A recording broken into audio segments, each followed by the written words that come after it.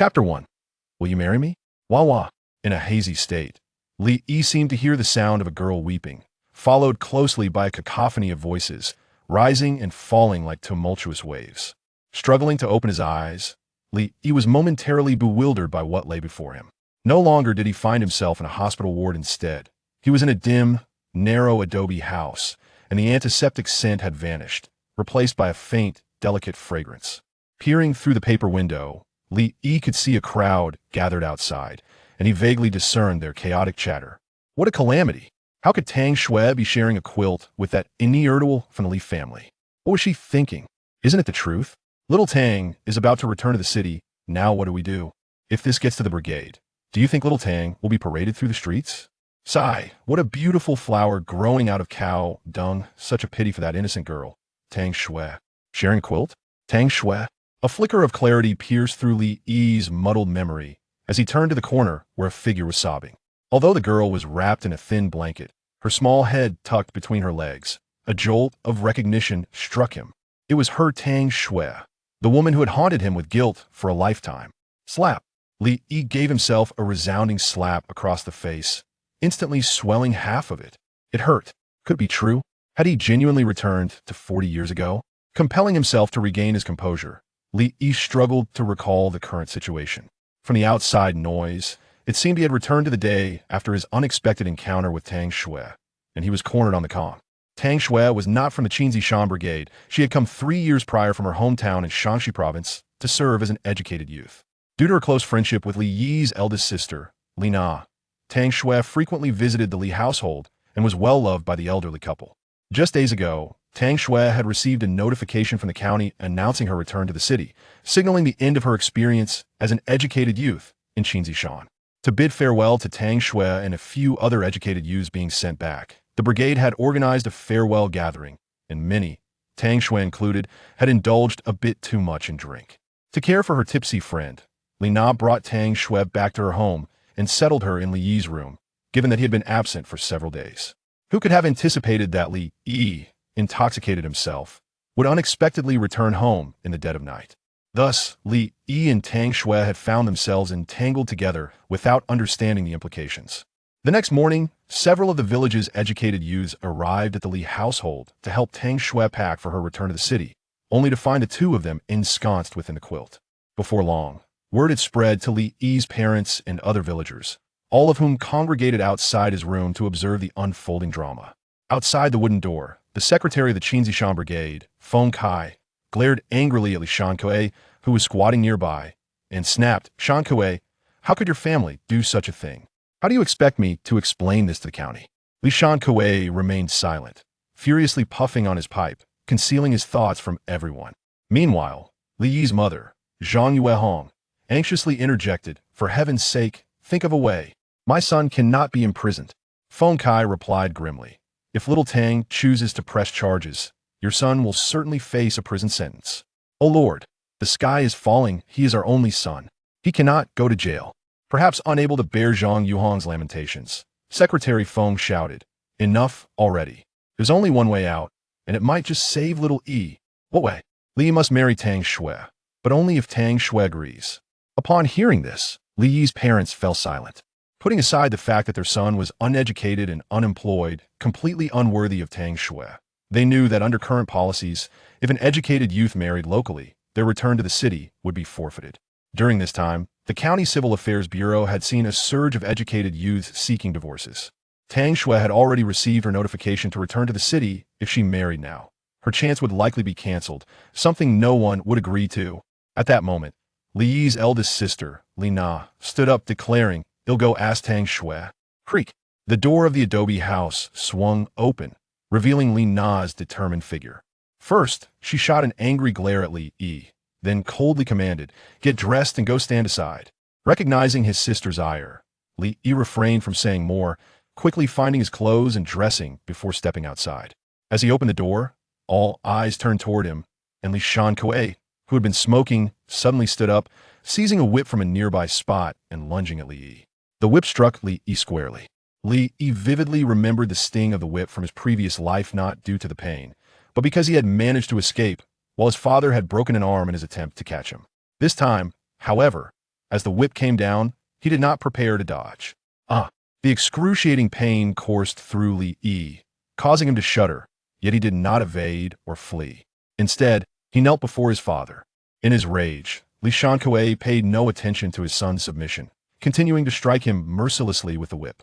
Before long, Li Yi's clothing bore several gashes, and his back was etched with 7 or 8 bloody lines. At this point, Zhang Yuehong snapped back to reality and rushed forward to block Li Shankue, crying out, "You old fool! Do you want to kill my son? Who? Get away from me! It's your fault he turned out this way, indulged in eating, drinking, and gambling, now committing such a heinous act. Do you really want him paraded before a firing squad?" Li Shankue bellowed. Amidst the uproar, Li Na emerged from the house and shouted, "Everyone, be quiet." The group fell instantly silent, all eyes fixed on Li Na. Ignoring the others, she turned to Li Yi and said, "Go inside, Tang Xue has something to say to you." Li Yi, rising from the dirt-strewn ground and suppressing the pain in his back, turned and walked into the adobe house. Once inside, he saw that Tang Xue had dressed but still bore an expression of profound sorrow, a sight that stirred his heart. "I'm sorry." Tang Xue did not respond to Li Yi's apology. Instead, her voice cracked as she uttered, "Will you marry me?" Hearing this once more stirred a tempest of emotions within Li Yi, leaving him momentarily stunned. Chapter 2 I Do. In her previous life, Tang Xue had posed the same question to him. Back then, however, his response was one of refusal. As Li Yi had been infatuated with the village beauty, Wang Xuemai, from the neighboring village. Despite Tang Xue's superior qualities in every aspect, her beauty, figure, and intellect, Li Yi remained blind to her merits, fixated solely on Wang Xuemai's allure. His heartless rejection deeply wounded Tang Xue, leading her to leave Qianzishan village, burdened with sorrow and indignation, and return to her family in the neighboring province. Unexpectedly, 3 months later, the tragic news broke.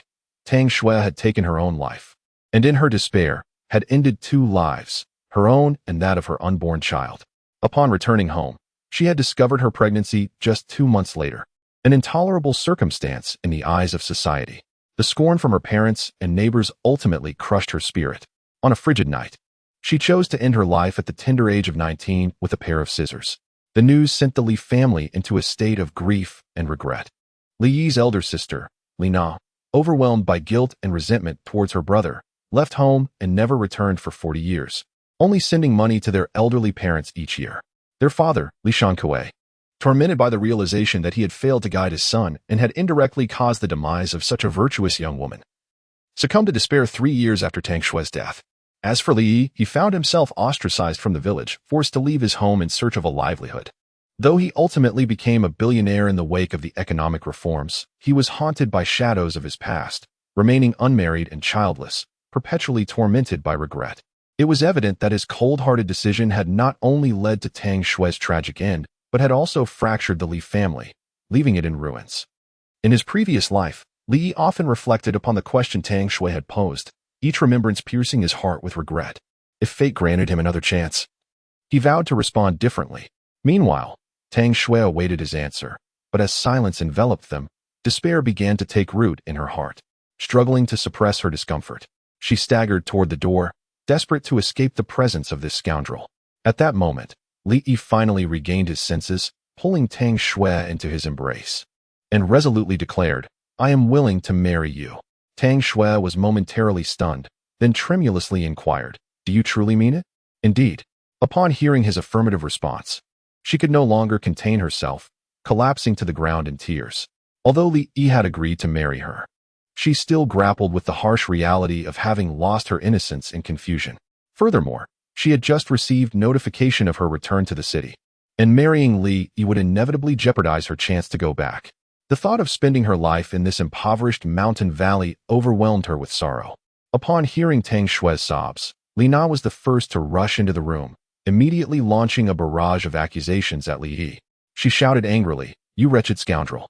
How could you have made Xiao Xue cry again? Are you still contemplating that girl from the Wang family and unwilling to marry Xiao Xue? Let me make this clear. If you do not marry Xiao Xue today, then you may as well forget about having me as your sister." Upon hearing her words, the onlookers from the village and the young intellectuals outside were also incensed, voicing their indignation towards Li Yi. This fellow is truly ungrateful. Xiao Xue's willingness to marry is a blessing for the Li family, Yet he still hesitates.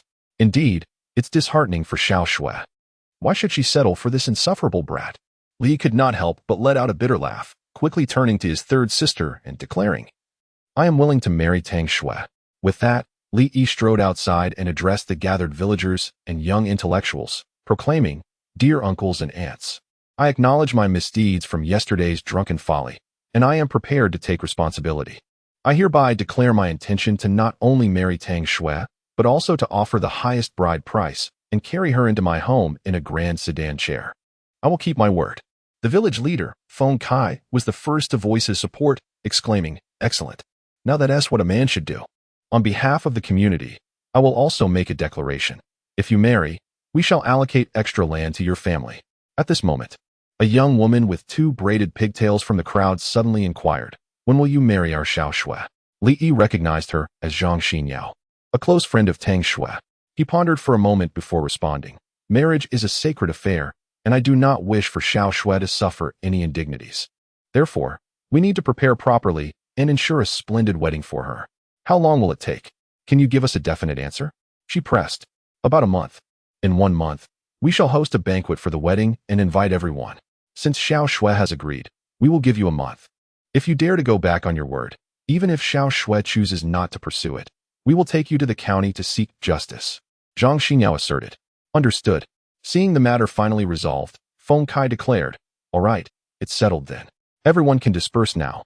As the crowd saw that the excitement had diminished, they began to leave. Though the onlookers had departed, the atmosphere within the Li household remained tense. This incident not only tarnished Tang Xue's reputation, but also brought shame to the Li family. With many children and scarce resources, the prospect of hosting a wedding loomed dauntingly, leaving them to ponder how they would gather sufficient funds. Once the crowd had dispersed, Li Shankue summoned all the family members into the dimly lit, low-ceilinged room to discuss the wedding arrangements for Li Yi.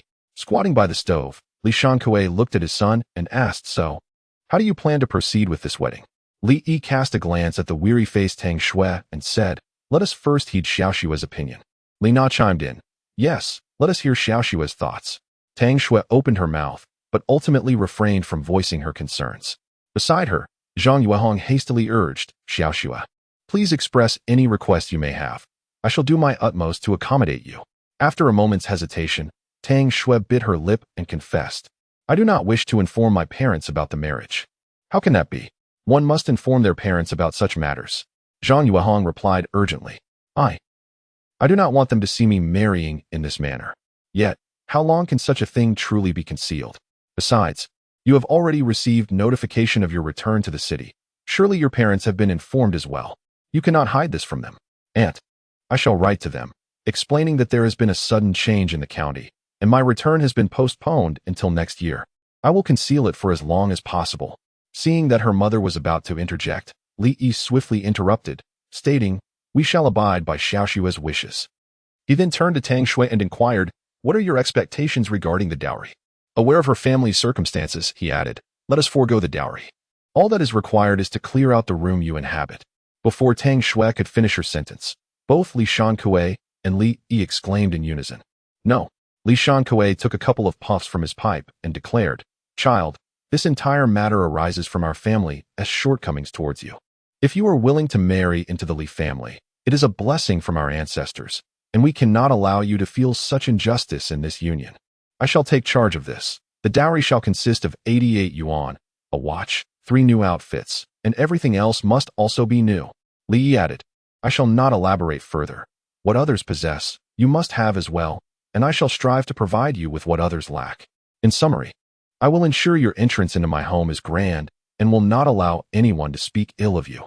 Hearing Li Yi's words, Tang Xue felt a flicker of emotion within her. The reason she sought to marry Li Yi was solely due to her lost virtue, apart from marrying him. She saw no other alternatives. Yet, she was acutely aware of Li Yi's true nature, uneducated, idle, indulging in vices, and engaging in dubious activities. Although he was not overtly malevolent, he was plagued by numerous faults. Even Li Na, his own sister, regarded him with disdain. Thus, she was taken aback by Li Yi's earnest declarations. Her heart a tumult of conflicting emotions. Chapter 3. Li Yi's wish list. After discussing their wedding plans, it was already past 10 in the morning. Li Shankue and his wife, preoccupied with the beans in their fields, left Li Na behind to care for Tang Xue and hurried off to work. Meanwhile, Tang Xue felt somewhat out of place at the Li household, yet she hesitated to return to the youth brigade, fearing judgment from others. In her predicament, Li Na decided to accompany her for a stroll on the back mountain to ease her mind. Before long, Li Yi found himself alone at home. Finally, with the opportunity to contemplate his next steps, he fetched a piece of paper and a half-used pencil and settled beneath the grand willow tree in the yard. Spreading the paper on the large grinding stone, he pondered for a moment, and then his gaze gradually turned resolute as he began to write fervently. 10 minutes later, gazing at the modest list before him, Li Yi revealed a satisfied smile. The contents of the list were quite simple. 1. Devote all efforts to preparing for the wedding, ensuring a grand welcome for Tang Xue, and winning her heartfelt acceptance. 2. Earn money to build a house, thereby improving the family's living conditions. 3. Assist Tang Xue in gaining admission to a prestigious university. 4. Save his elder sister's life, preventing a tragedy. 5. Take his father for a medical checkup. Gently setting down his pen, he tore the paper filled with his writing into shreds and let them soar into the air. Watching the fragments drift like snowflakes in the breeze, a faint smile graced Li Yi's face. Despite the current hardships and scarcity of resources, his heart felt a sense of joy, unlike in his previous life, where he possessed immeasurable wealth yet was left with nothing but money, dying alone without a single loved one by his side. This loneliness and desolation were far more terrifying than poverty. Given the chance to choose anew, he vowed to live this life joyfully, without regrets. As for the present, the most pressing matter was to earn money. The wedding plans were thus set, yet the issue of finances loomed large. In this era, weddings required a certain display, while a house and car were not necessary. Dowries could not be overlooked. Tang Xue's dowry was merely 88 yuan, which, though seemingly modest, represented the equivalent of 3 months' wages for a factory worker, who earned around 27 or 28 yuan a month. In rural areas, it was conceivable that one could not save such an amount in a year. Furthermore, families with means were expected to provide the bride with the 3 turns and 1 sound: a bicycle, a sewing machine, a watch, and a radio. From a modern perspective, these items may appear commonplace, yet in this era, they constituted the pinnacle of household possessions that ordinary people aspired to own. Simultaneously, the 3 turns and 1 sound not only represented the highest wealth attainable by the common folk at that time, but also served as a critical criterion for many women in choosing a partner. A family capable of presenting these items would find matchmakers eagerly knocking at their door. Tang Xue was, after all, a city dweller, and marrying Li Yi, a rural lad, was indeed a step down for her. In doing so, she relinquished her eligibility to return to the city and, rather inexplicably, lost her innocence, thus inviting the prying eyes of the gossiping villagers. To quell their incessant chatter, the most effective strategy was to host a grand wedding, allowing everyone to witness that Tang Xue's union with the Li family was not born of necessity, but rather a testament to her discerning taste. Her choice to marry into the Li family was not a forsaking of a comfortable urban life for rural hardship, but rather a pursuit of happiness. Consequently, although her father, Li Shankue, agreed to gift Tang Xue merely a wristwatch, Li Yi resolved to procure the complete set of 3 turns and 1 sound: a bicycle, a sewing machine, and a radio. Undoubtedly, items deemed as family wealth were of considerable value. For instance, a bicycle alone cost no less than 120 yuan and was available only through a ticket system, making it a challenge to acquire even with financial means. To gather all 3 essential items, a sum of at least 400 yuan was required, and for reputable brands, it could easily surge to 500 yuan. When adding the dowry and the expenses for the banquet, a conservative estimate suggested a need for 700 to 800 yuan. However, Li Yi was acutely aware of his family's financial predicament. If one were to describe it in a single word, it would be impoverished. Years of supporting numerous children through school left little savings, and while his elder sister's marriages had slightly improved the situation, Li Yi's reputation as a spendthrift ensured that scant savings remained. Therefore, relying on his family to orchestrate a lavish wedding was evidently impractical. He would need to take matters into his own hands. This was precisely why he scheduled the wedding for a month later. He aimed to gather the funds for the 3 turns and 1 sound, as well as Tang Xue's dowry within this time frame. Financial worries did not plague Li Yi. After all, he possessed the memories of a past life, making the prospect of earning money seem readily attainable. For instance, if his memory served him correctly, a general's tomb lay buried beneath the cliffs behind the village, filled with a wealth of gold, silver, and jewels. Should he discreetly unearth the tomb and sell a portion of the burial treasures, he could swiftly amass a fortune. However, Li Yi had no desire to resort to such measures. In this new life, he aspired to earn a living through honest labor, wishing that every penny spent on his family was clean and just. Yet, the question remained, how could he possibly earn 700 to 800 yuan within a month? This indeed required thoughtful consideration. As the clock struck past 11, with his parents toiling in the fields and his third sister accompanying Tang Xue, Li Yi resolved to take it upon himself to prepare lunch for the family. Upon returning home, he searched diligently and discovered that the large jar of rice held only half a jar of flour, with naught else in sight. There were no meats, nor even the most common of rural staples, eggs. Li Yi knew that his mother had likely traded their eggs at the supply cooperative for daily necessities. Faced with the meager ingredients at hand, Li Yi could not help but wear a rueful smile. A skilled cook cannot perform magic without ingredients. Though his culinary skills were commendable, they relied heavily on abundant ingredients and a variety of seasonings. Merely providing him with half a vat of flour could truly leave him at a loss. Aware of the scarcity of resources in this era, yet the extent of deprivation encountered genuinely took Li Yi by surprise. After all, it was already the 1980s, and the coastal regions had long since opened up. How could poverty still linger to such a degree? Why not simply steam a batch of buns or simmer a pot of porridge, as his mother would typically do? However, considering that Tang Xue would be dining at his house for the first time since their relationship was established, it would not do to settle for anything less than satisfactory. Moreover, with summer upon them, the thought of eating buns and sipping hot porridge at midday was quite unappetizing. Suddenly, Li recalled a delightful dish that could be made from flour, cold noodles. The sweltering summer heat often diminishes one's appetite, which is akin to torment for food enthusiasts. Across the nation, various strategies abound to combat this, with northerners presenting cold noodles as their solution.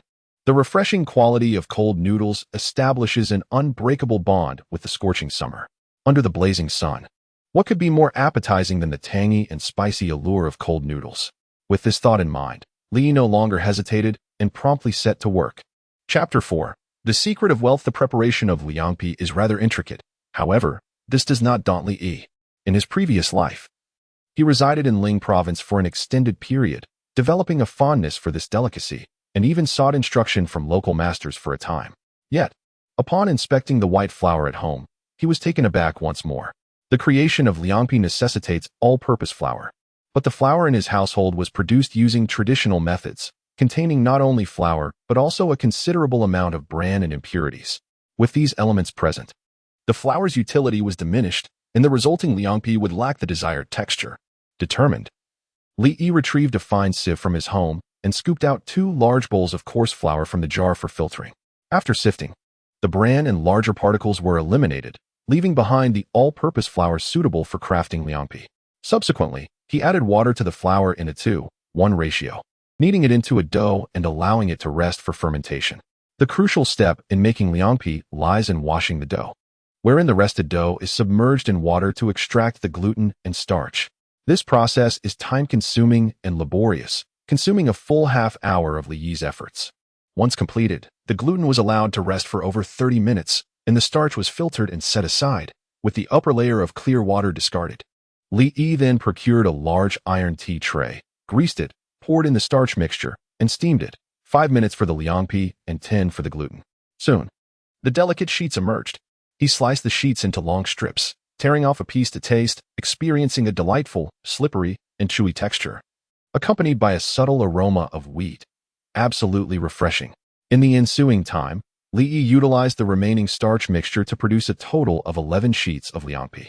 The flavor of liangpi relies not only on the quality of its preparation, but also on the excellence of the accompanying sauces. The liangpi itself possesses little taste. It is the texture that prevails, while the sensory pleasures of taste and sight depend on the condiments and side dishes. After searching the kitchen, Li Yi found only aged vinegar and salt, with nothing else in sight. Clearly, relying solely on these would not satisfy his aspirations. Fortunately, he noticed an abundance of dried chilies hanging on the wall. He promptly removed them, crushed them, and prepared a spicy chili oil. The significance of chili oil to liangpi is undeniable. A well-crafted chili oil is vibrant and aromatic, its rich fragrance inviting. A bowl of liangpi before him. Its visual appeal and ability to entice diners depend entirely on the chili oil. Beyond this, Li ventured into the garden, selecting a few seasonal vegetables, which he washed thoroughly to serve as accompaniments. Soon, a bowl of liangpi, replete with color, fragrance, and flavor, was completed. However, liangpi alone would not suffice. Reflecting on the renowned Ling province meal set, which includes not only liangpi, but also rujiamo and bingfeng soda, he realized that the soda was a luxury beyond his reach. And he lacked the meat for the rujiamo. Yet, he could certainly make the bread. In his hometown, the bread from Ling province is known as bing. Thus, Li Yi set about kneading the dough once more to prepare the flatbreads. Compared to crafting liangpi, making these flatbreads was far simpler, and before long, he had produced a dozen or so palm-sized white flatbreads. As Li Yi removed the final white pancake from the pan, a sudden bark from the large yellow dog in the yard caught his attention. Raising his head, he discovered that Tang Xue and Tang Xue had returned. It was said that Li Na had taken Tang Xue for a stroll in the mountains, offering her younger friend, 2 years her junior, words of comfort and guidance, while repeatedly apologizing for her inept brother. Eventually, Tang Xue's sadness began to dissipate. As the sun reached its zenith, Li Na estimated that their parents would soon return from the fields, prompting her to lead Tang Xue home to prepare lunch. However, upon stepping through the gate, an unusual aroma wafted towards them, enticing enough to make one swallow involuntarily. "Xiao Xue, do you smell that? It's delightful." Tang Xue instinctively nodded and remarked, "It seems to be the fragrant scent of fried pancakes, perhaps mixed with something else," Li Na hypothesized. "Could it be that my mother has come back early out of concern for her daughter-in-law to prepare something delicious for you?" At the mention of the term daughter-in-law, a flicker of anguish crossed Tang Xue's eyes. At the tender age of 18 or 19, she had often dreamed of donning a fiery red wedding gown and marrying her ideal partner. Yet, she could never have imagined that her destined companion would be someone like Li Yi. The thought brought tears to her eyes, which she valiantly stifled, refusing to let them fall. Li Na, noticing Tang Xue's distress, silently cursed her brother once more before quickly changing the subject. "Xiao Xue, let us not dwell on it. Let us go inside and see what delicious food my mother has prepared for us." However, upon entering the house, they were astonished to find that their mother was absent. Instead, Li Yi was busy at the stove. The sight of several bowls of peculiar noodles and a plate of slightly yellowed white pancakes left them wide-eyed. They were all too aware of what kind of person Li Yi was. Although the Li family was modest, Li Yi was the cherished son of the late Li Shan-Kuei and his wife, doted upon in their later years. Furthermore, with 3 elder sisters, he had never truly experienced hardship, even during the collective labor years when he was exempt from working in the fields, and household chores were never his concern. Throughout his life, he had never even washed a pair of socks. Cooking had always been the responsibility of his eldest sister Li Mei, then passed to his second sister Li Lan upon her marriage, and now to his third sister Li Na. Li Yi's only obligation was to return home in time for meals. "Xiao Yi, did you make all of this?" Li Na asked in astonishment. Li Yi chuckled. "Hee, give my culinary skills a try." Li Na took Tang Xue's hand and approached the table for a closer look, then remarked, "Xiao Yi, what is this? It looks quite appealing and smells wonderful, but I wonder if it tastes as good as it looks." Before Li Yi could respond, Tang Xue quietly interjected, "This seems to be the cold noodles from our hometown." Li promptly exclaimed, "It's cold noodles." Just then, the sound of bells echoed through the courtyard, and soon, Li Shankuai and his wife drove in with a mule cart. Li Shankuai expertly unloaded the cart, quenched the animals' thirst, and fed them hay, while Zhang Yuehong neatly placed the hoe aside, entered the house to wash her hands, and prepared to assist with the cooking. Upon seeing the cold noodles and white flatbreads on the table, she immediately addressed Li Na, saying, "Na, why haven't you taken out that piece of cured pork to fry for Xiao Xue to replenish her strength?" Li Na hurriedly responded, "Mom, I didn't tea cook today." "Oh, my child, Xiao Xue has tea married into our family yet. How could you let her do the cooking?" Before her mother could finish, Li Na quickly clarified, "It's not Xiao Xue who cooked. To be honest, it was all prepared by your son, little Li. How is that possible?"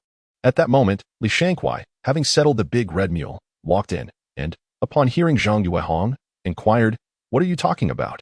"Your son. Nana says the food on the table was made by little Li." Li Shankuai glanced at the dishes and was momentarily taken aback, then frowned and said, "Did you buy this from outside? Don't waste money like that in the future." Li Yi chuckled, "Oh dear father, first, take a look at what this food is before you speak." He then continued, "This is called cold noodles, a specialty of Ling province.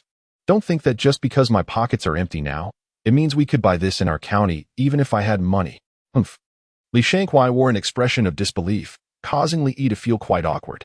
Knowing his son's capabilities, he doubted he could even cook a piece of meat properly, let alone create such exquisite dishes, unless the sun were to rise in the west. Zhang Yuehong, fearing the two might start arguing, quickly intervened. All right, enough of that. Let us taste the food and see if it's good. With her encouragement, the 5 family members gathered around the table, each taking a large enamel bowl to begin eating. The fiery chili awakened their taste buds, while the cool and smooth cold noodles dispelled the summer heat. It was the first time tasting cold noodles for both Li Shankwai and his wife, as well as Li Na, and they nearly swallowed their tongues from the deliciousness. Even Tang Xue, who hailed from Ling Province, found Li Yi's cold noodles to be more authentic than those made by many seasoned chefs, finishing an entire bowl. Are you really the one who made this? Li Shankwai asked, his face marked with doubt. Yes, I made it. How does it taste? Well, it's not bad. Observing her father's conflicted expression, Li Na tilted her head and remarked, What do you mean by not bad? This cold noodle is simply exquisite. With my brother's culinary skills, he could even make a living by setting up a stall in the county. Upon hearing this, an idea flickered in Li Yi's mind, as if he had discovered the key to unlocking the door to wealth. Chapter 5. All set after finishing lunch, during a brief respite. Li Shankwei took a puff from his pipe and inquired, Xiao Yi, I must ask, what are your plans for the future? What plans? Li Yi replied, You are soon to establish your own family. You cannot simply linger at home idly. You must find some endeavor to engage in. Before Li Yi could respond, Li Na interjected disdainfully, What can he do? His delicate skin won't allow him to toil in the fields, and he has no connections to find work in a factory. Tang Xue instinctively glanced at Li Yi, noting that he indeed possessed the delicate and fair skin that Li Na had described, his complexion rosy and refined. Coupled with his square face and broad brows, he was rather handsome. Had his clothing not been somewhat tattered, he would not have paled in comparison to the young men in the city. Yet, the more she observed, the heavier her heart became. What good was good looks when they could not be transformed into sustenance? This was the countryside. Every child was expected to be a robust laborer. Who among them was not worn down by agricultural toil, their skin weathered by sun and wind? Who had hands devoid of calluses? In the entire Jiangxi Mountain Brigade, it was unlikely to find anyone with skin as tender as Li Yi's. The thought of spending her life with someone so inept at manual labor brought tears to Tang Xue's eyes. If not for certain peculiar reasons compelling her to remain in the village, she would have longed to escape. Dad, what do you think about me selling cold noodles in the county? Li Yi suddenly proposed. As soon as the words left his mouth, Li Shankwei's expression shifted dramatically. His voice rising, Have you lost your mind? That is outright speculation. If caught, you could end up in prison. At the mention of prison, Zhang Yuehong grew anxious, hastily interjecting, Son, you must not act recklessly. If all else fails, we can always farm at home. Your father and I will support you. We will not let you and Xiao Xue go hungry. Li Yi countered, What does merely setting up a small stall to sell cold noodles have to do with speculation? He continued, Father, I recently read in the newspaper that due to a large influx of educated youth returning to the cities and facing unemployment, the government has permitted them to set up stalls on the streets to make a living. Furthermore, it stated that cases of speculation are primarily handled by the industrial and commercial administrative departments. Only severe cases warrant police investigation. Even if our cold noodle stall were deemed speculative, the worst that could happen is the confiscation of our illegal earnings. We certainly would not face imprisonment. Li Shankwei hesitated but remained resolute. That is still unacceptable. Look at the city. Who dares to do such a thing? If caught, you would become a prime example. Father, Li replied, As my third sister said, I cannot endure the hardships of farm work, and I have no prospects in factories. You and mother can support me for a time, but can you sustain me for a lifetime? He went on, Cold noodles are undoubtedly a novelty in Qishan County. They are delicious, inexpensive, and low in cost. Even if, hypothetically, the city forbids street stalls, the losses would not be significant. Therefore, I wish to give it a try. Upon hearing Li Yi's words, Li Shankwei's expression softened, and after a prolonged silence, he finally spoke. Is it truly not a scheme for profit? Absolutely not. Li Yi affirmed. Well then, give it a try. If they truly prohibit you from selling, then refrain from selling. Li Shankwei responded. All right, I shall heed your advice. At this moment, Li Na, standing nearby, furrowed her brows and remarked, Are you genuinely planning to sell this thing? Can it even be profitable? I cannot ascertain whether it will yield profit, but I am certain it will not result in a loss. Although Li Yi spoke with bravado, he was acutely aware that at this juncture, merely setting up a stall would guarantee earnings. The rationale was straightforward. On one hand, due to prevailing policies, no one dared to openly operate street stalls, resulting in a lack of competition. On the other hand, as the economy flourished, the citizens' incomes had markedly increased. With disposable income, consumption naturally surged, indicating a burgeoning market. If there was a market devoid of competitors, it would be utterly unjust if one could not earn a profit. However, Li Yi could not openly express this sentiment to his family. Otherwise, they might dismiss him as boasting. He preferred to wait until he had made money and let tangible results speak for themselves. As long as you won't incur losses, do you require assistance? Li Na inquired once more. Although she did not believe her ineffectual brother could truly earn a living selling cold noodles. It was Li Yi's first earnest attempt at establishing a livelihood, and she wished to support him, just in case it actually succeeded. Li Yi immediately shook his head and replied, "No need. I can manage this." "Very well." At that moment, Tang Xue, who had been silent, suddenly interjected, "Uncle, aunt, I wish to return to the youth station." Li Shan-Kue opened his mouth as if to say something, but ultimately could only muster a non-committal hum. He harbored concerns that the child would face hardships upon her return. Although only half a day had passed since the incident, the entire brigade was abuzz with gossip. When Li Shan-Kue and the others returned from the fields, they had already overheard much idle chatter. If it were possible, he genuinely wished for Tang Xue to remain at their home. However, such a notion was fraught with complications. Residing in the male's household before marriage would make it difficult for her to hold her head high in the village thereafter. Li clearly contemplated these matters as well. So he did not attempt to dissuade her, but instead turned to his sister Li Na and said, "Sister, accompany Xiao Xue back this afternoon. You need not toil in the fields for the next few days. If anyone dares to gossip, do not hesitate to confront them." Li Na, also concerned about Tang Xue's well-being, nodded in agreement. Understood. Upon hearing this, Tang Xue felt a flicker of emotion. Despite his flaws, this fellow was not entirely without merit. At the very least, he exhibited a sense of responsibility, could cook, and showed genuine concern for her. If he could establish a stable livelihood, perhaps life could be manageable. For a moment, she found herself lost in thought. After finishing their meal, Li Shan-Kue and his wife rested for less than half an hour before braving the scorching sun to work in the fields, leaving the mule cart behind for Li Yi's use. At 2:30 in the afternoon, Li Yi hurriedly drove the mule cart, returning Tang Xue and Li Na to the designated youth point in the village courtyard. Subsequently, he set off towards the back mountain with the mule cart. As he was preparing to set up a stall to sell cold noodles, he realized that certain supplies were necessary, while the ingredients were readily available at home. What he lacked were bowls and chopsticks. In the present time, cold noodles are typically packaged in plastic bags, but there was no means for him to procure such items. Initially, Li Yi intended to use bowls. However, upon inspecting the few large bowls at home, all marred with chips, he could only shake his head in resignation. He considered purchasing a few bowls, but with his pockets emptier than his face and the price of new bowls being rather steep, coupled with the quantity he required, this thought quickly dissipated. After considerable contemplation, Li Yi conceived the idea of using bamboo tubes as substitutes for bowls. Bamboo tubes are indeed splendid containers, and they are abundant in his surroundings. With a bit of meticulous polishing, they could serve perfectly as bowls.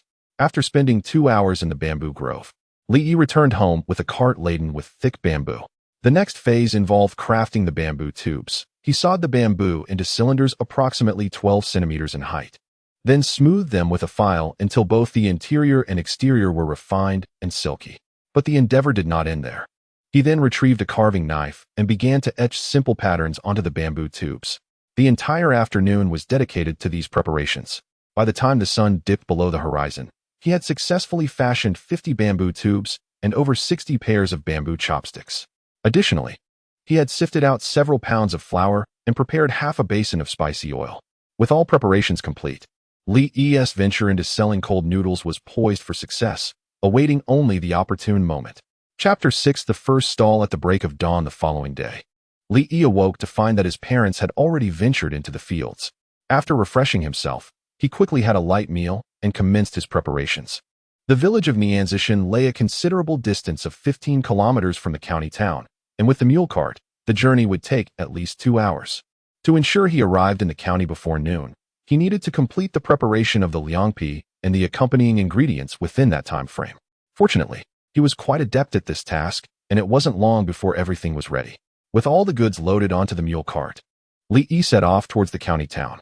As he traversed the rural dirt roads, surrounded by lush green crops, and inhaling the purest air of nature, his spirits soared. Despite his current impoverished state, with not even a single coin in his pocket, his inner world brimmed with richness. Reflecting on his past life, he had once built a commercial empire, amassing wealth in the hundreds of millions. Yet, during the quiet hours of the night, the pangs of guilt over Tang Xue and the child who had not yet been born gnawed at his heart. Despite possessing the world and being adored by many, he could not escape the solitude that plagued him, struggling throughout his life with guilt and loneliness. But now, Tang Xue was alive, and if all went well, she was already carrying his child. There was still a chance for redemption. By 11 o'clock in the morning, the mule cart arrived at the county town.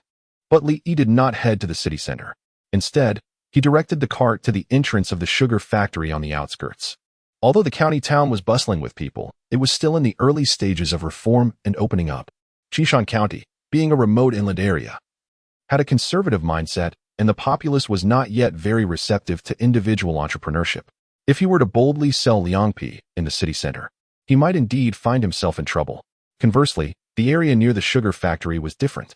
Despite being on the outskirts, the factory employed around 700 or 800 workers, all of whom were formal employees earning 30 to 40 yuan a month, giving them substantial purchasing power. More importantly, Li Yi was aware that there was no canteen at the factory. The workers had to return home for meals or bring their lunches to work. With a safe environment and a viable market, this was undoubtedly a prime location for setting up a stall. Finding a suitable spot, Li Yi arranged the prepared liangpi and various condiments on the cart, then waited patiently for customers to arrive. At 10 minutes to 11, the crisp ringing of a bell signaled the end of the workday for the workers. Li Yi immediately perked up. His commercial empire was about to embark from the back of this humble mule cart. A few minutes later, workers began to emerge from the gates of the sugar factory. Seizing the opportunity, Li called out enthusiastically, "Authentic Ling Province liangpi, only 20 cents a serving, first come, first served. Don't miss out on this delicious and refreshing treat." The novelty of his call quickly attracted a crowd, and as they beheld the liangpi and array of ingredients laid out on the cart, they could not help but swallow in anticipation. At last, someone could no longer restrain themselves. A middle-aged man addressed Li Yi, saying, "Young man, what delicacy is this? I have never seen it before. Brother, this exquisite dish is called liangpi, the most renowned and classic summer refreshment in Ling Province.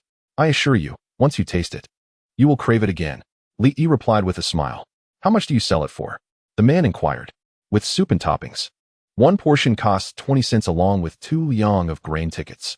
20 cents plus 2 liang of grain tickets? Isn't that rather expensive? The man questioned. "Brother, preparing a serving of liangpi requires a pound of white flour, which costs 16 cents per pound at the supply and marketing cooperative. Considering the various seasonings, is 2 dimes truly exorbitant?" Li Yi explained. "By that reasoning, it's not so costly. I'll have a portion to try." "Certainly. Please hold on a moment." Li Yi skillfully lifted a large liangpi from the tea tray, sliced it into strips on the counter, mixed in an array of seasonings, and topped it with a small spoonful of chili oil. He placed it in a bamboo tube and handed it to the middle-aged man, along with a pair of bamboo chopsticks. The man deftly produced 2 10-cent tickets and a 2 liang grain ticket, then squatted beside the mule cart to indulge in his meal. After just 2 bites, the man could not help but exclaim, "Young man, you truly have a talent. This flavor is absolutely marvelous. Thank you for the compliment, brother. In summer, I wouldn't trade liangpi for even a pig's trotter." Li replied with a grin. "Is it really that delicious? Please give me a portion as well." "A portion for me too." Under the influence of the middle-aged man's enthusiasm, within 10 minutes, all 62 servings of liangpi that Li Yi had brought were sold out. The demand was astonishingly overwhelming. After agreeing to return the next noon to sell more liangpi, Li Yi managed to break free from the enthusiastic crowd of workers. On the mule cart, as Li Yi counted the tickets in his hand, he separated the grain tickets. After tallying his spoils, a satisfied smile graced his lips. 12 yuan and 40 cents, plus 12 jin and 4 liang of flour tickets. This profit is simply extraordinary. It is noteworthy that 1 pound of white flour costs 16 cents, yielding 5 servings of liangpi, which he sells for 20 cents each, with the additional ingredients and chili sourced from his own garden at no cost. Thus, he transforms a cost of 16 cents into a sale of 1 yuan, yielding a staggering profit of 625. Furthermore, this venture incurs no rent or utility expenses, nor does it require hiring staff. It is akin to filling a sack with money. Given the remarkable popularity of liangpi today, it was evident that a mere few dozen servings would not suffice for the workers' demands, prompting Li Yi to decide to prepare a larger quantity the following day. However, his household supply of cooking essentials had been nearly depleted, leading Li Yi to resolve to make a trip to the supply and marketing cooperative to procure a fresh stock of ingredients. The cooperative was situated in the main urban area of the county, approximately 5 or 6 li from the sugar factory. As he journeyed, observing the lowly houses flanking the streets and the muddy, chaotic thoroughfares, Li Yi found it difficult to associate this place with the future prosperous county, characterized by towering buildings, wide roads, and immaculate cleanliness. Reflecting upon the nascent stage of reform and opening up, it is evident that the stringent constraints of the planned economy continue to wield significant influence. Most notably, the pillar industry of Qishan County, coal, remains buried beneath the earth, rendering economic development a formidable challenge. Upon arriving at the supply and marketing cooperative, I was struck by the throngs of people. The entrance was teeming with mule carts and bicycles. After managing to squeeze my way inside, Li Yi approached a sales clerk to inquire about the prices of oil, salt, soy sauce, and vinegar. In terms of cost, this era is genuinely affordable. However, the necessity of ration tickets for all purchases complicates matters considerably. Despite having cash in hand, many items remain out of reach.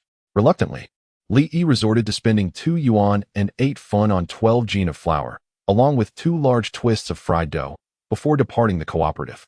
Chapter 7. Tang Xue was bullied when Li Yi returned to Nianzi Mountain Village. It was already past 3 in the afternoon. He did not head home directly, but instead took a mule cart to the village committee's youth station. Due to the mass repatriation of educated youth, many with connections had already left, leaving the once vibrant youth station rather desolate. In his previous life, Li Yi had accompanied his third sister to deliver items to Tang Xue here, so he vaguely remembered that she resided in a room on the west side of the courtyard. After tying the mule's reins to a large poplar tree that one could embrace with both arms, Li Yi approached Tang Xue's dormitory with a braided snack in hand.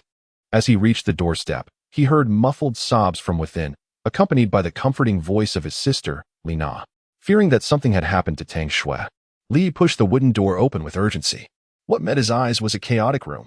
The table had been overturned, its contents scattered across the floor, and he even spotted a thermos on the ground, shattered glass littering the area, indicating that its inner lining had broken.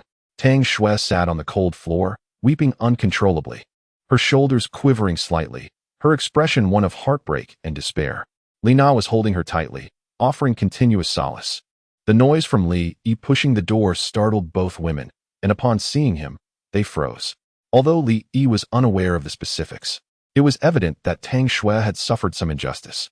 He promptly strode over and, amidst their astonished gazes, lifted Tang Xue from the frigid floor and placed her gently onto a nearby wooden bed. Turning to his sister, he inquired, "Sister, what has transpired?" Li Na was about to respond when she noticed Tang Xue desperately shaking her head in protest. Instantly realizing her lapse in judgment, she understood that revealing the circumstances to him would only incite further chaos, making the situation even more troublesome. With this thought, she sought to fabricate an excuse to deflect his inquiry. However, Li Yi was no ordinary individual. He was destined to become a billionaire tycoon decades later, and he could easily discern the subtle intentions of the two women. Thus, before Li Na could utter a word, he asserted, "Sister, regardless of what has happened, we shall face it together. Evasion is futile. The village is small. Secrets cannot be kept hidden. If you choose not to speak, I can inquire elsewhere and uncover the truth. Do not attempt to deceive me." Li Na opened her mouth, finally casting a sharp glance at Li Yi, retorting, "Isn't this trouble caused by you, you little rascal? How dare you question us?" Li Yi realized that this incident was likely related to what had transpired the previous day, and feeling somewhat embarrassed, he responded, "Sister, let us address the matter at hand without resorting to personal attacks." "Humph. Su Hong is the one who caused this mess." "Su Hong? Who is that?" Li Yi asked, frowning. Li Na, clearly taken aback that Li Yi was unfamiliar with Su Hong, replied, "Su Hong, like Xiao Xue, is an educated youth from Ling Province and is, in fact, a fellow townsman of Xiao Xue." In an instant, a figure with a sharp nose and a gaunt appearance came to Li Yi's mind.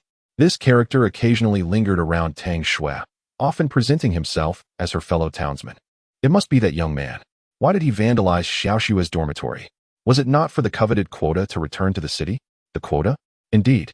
Did not Xiaoxue already secure a place to return? However, with this incident transpiring, if she were to marry you, it would no longer comply with the return requirements, and that quota would have to be relinquished. Li Na continued. Su Hong is aware of this matter, which is why he sought Xiaoxue today, hoping she would transfer that quota to him. But Xiaoxue is conflicted about it and has yet to decide if she will give up her chance to return, so naturally, she cannot agree to him. Unexpectedly, that fellow turned hostile, not only hurling insults, but also overturning the table. Upon hearing this, Li Yi's brow furrowed, and he inquired once more. The quota belongs to Xiaoxue. How she chooses to manage it is her prerogative. Granting it is a favor, while withholding it is her rightful choice. On what grounds does he have to flip the table? Li Na glanced at Tang Xue and then at Li Yi before responding. He had pursued Xiaoxue before, but was rejected. And you have spread rumors about Xiaoxue's private affairs throughout the entire brigade. Perhaps that scoundrel felt unbalanced upon learning this, which is why he erupted with such foul words. What exactly did he say? Li Yi pressed, sensing that Sanjia was reluctant to speak. At this moment, Tang Xue suddenly lifted her head and, in a hoarse voice, shouted, "Did you not wish to know what he said? Very well, I shall tell you. He claimed I am promiscuous and that a young lady should not sneak into another's bed, labeling me a fallen woman who ought to be paraded through the streets." Upon hearing this, Li Yi was instantly incensed. He disregarded the rest of her words, tossed the snack in his hand onto Tang Xue's bed, and turned on his heel, striding towards the dormitory of the male-educated youth. Seeing this, Li Na realized the gravity of the situation. Her brother was a hothead. Once his temper flared, no one could restrain him. If she did not stop him today, it would surely lead to bloodshed. With that thought, she hurried outside and called out urgently, "Xiao Yi, stop right there." Without looking back, Li Yi replied, "Sister, return to watch over Xiaoxue. I am going to find that scoundrel. Does he truly believe that the men of the Li family have perished? Xiao Yi, do not act impulsively. There is no need for this." "What do you mean there is no need? That bastard has bullied my wife. If I do not stand up for her now, I would be a coward," he said, shaking off Li Na's attempts to restrain him and continuing towards the dormitory of the male-educated youth. Inside, Tang Xue listened to Li Yi repeatedly refer to her as wife, and her previously despondent heart began to stir with emotion. Although Li Yi was not an ideal match, it was evident that he genuinely cared for her. Moreover, in the wake of that incident, he had promptly resolved to marry her, displaying a sense of responsibility. Were it not for the rather unsatisfactory circumstances of his family and the exceedingly tarnished reputation he bore, marrying him might not have been entirely out of the question. Yet, such thoughts flitted through her mind only momentarily. Everyone in the entire Qianzishan brigade was well aware of who Li Yi truly was. Indolent and slothful would be one thing, but he had a penchant for petty thievery. Today it was a chicken, tomorrow a few eggs. Should anything go missing in the village, he would undoubtedly be the prime suspect. Furthermore, he was the ringleader among the village's wayward youths, commanding the respect of the 15- and 16-year-old delinquents. This unruly gang had once gone so far as to kill a sheep from the brigade for a roast, and it was none other than Li Shankuei who had to pay for the incident to settle the matter. Could one truly contemplate marrying such a person? With this thought, tears once again brimmed in Tang Xue's eyes. Chapter 8. A violent confrontation with Su Hong within the dormitory of the male-educated youth. Su Hong found himself in the company of several close compatriots, indulging in spirits. With the government now arranging for the return of educated youths to the city, the production tasks assigned to them had dwindled, rendering their lives considerably more relaxed. However, Su Hong's heart was heavy with discontent. The girl he had long admired was set to marry a notorious wastrel from the village, and their indiscretions had been witnessed by others. The fact that this unscrupulous woman refused to relinquish her quota for returning to the city only exacerbated Su Hong's turmoil. Thus, after a tumultuous encounter with Tang Xue, he procured 2 bottles of liquor, seeking solace in the company of his friends. As they were lost in revelry, a sudden, thunderous crash interrupted their revelry, and the wooden door was forcefully kicked open. A tall figure emerged in the doorway. "Who is Su Hong? Step forward." Upon recognizing Li Yi, the atmosphere in the dormitory shifted. The educated youths instinctively shuddered. Though Li did not know them, they were all too familiar with him. In the entire Qianzi Mountain Brigade, The most formidable figure to avoid was neither the village secretary, Feng Kai, nor the village chief, Qin Tinjing, but this audacious individual. His reputation stemmed not from exceptional prowess, but rather from his reckless audacity, often crossing lines that others dared not approach. Even the village leaders found him a source of exasperation. Su Hong, upon seeing Li Yi, instinctively recoiled. But the thought of the girl he longed for being ensnared by this scoundrel ignited a fierce rage within him. With a swift kick, he sent the chair beneath him tumbling and bellowed at Li Yi, "I am he." At that moment, Li Yi was brimming with pent-up anger. The insolence in Su Hong's tone only served to fuel his wrath. Without further ado, Li surged forward and delivered a powerful kick to the small dining table. The table, propelled by Li Yi's force, careened towards Su Hong.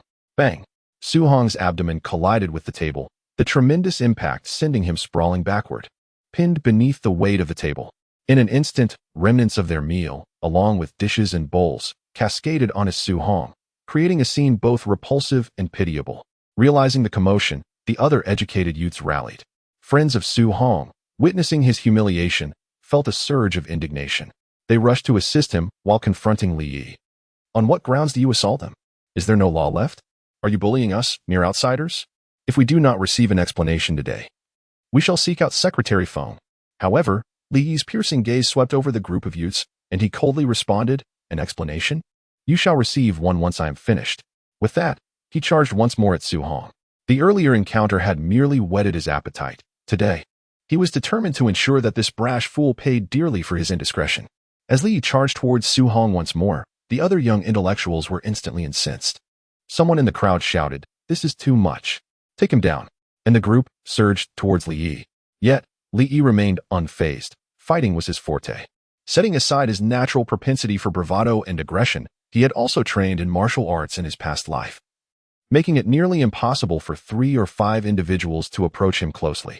In a swift motion, Li Yi landed a punch squarely on one young intellectual's face, causing immediate disorientation, a nosebleed, and a staggering retreat. He then seized another's incoming fist and executed a powerful throw, slamming the individual onto the ground. Following this, he performed a sweeping kick, evading another's sidekick while sending them crashing to the floor, delivering a kick to their abdomen just as they were about to fall. In an instant, the individual was propelled backward, colliding with a wooden bed and rendered incapable of further resistance. Within a minute, 4 young intellectuals in the room, aside from Su Hong, had succumbed to defeat.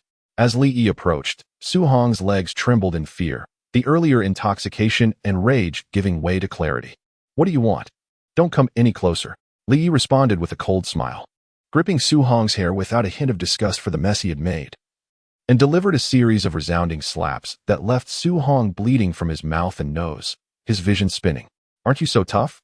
Let me hear you howl. Bullying women, you truly disgrace real men. Try to move again if you dare. Do you think I am just a docile lamb?" The commotion drew the attention of others from neighboring dormitories, quickly filling the doorway with onlookers.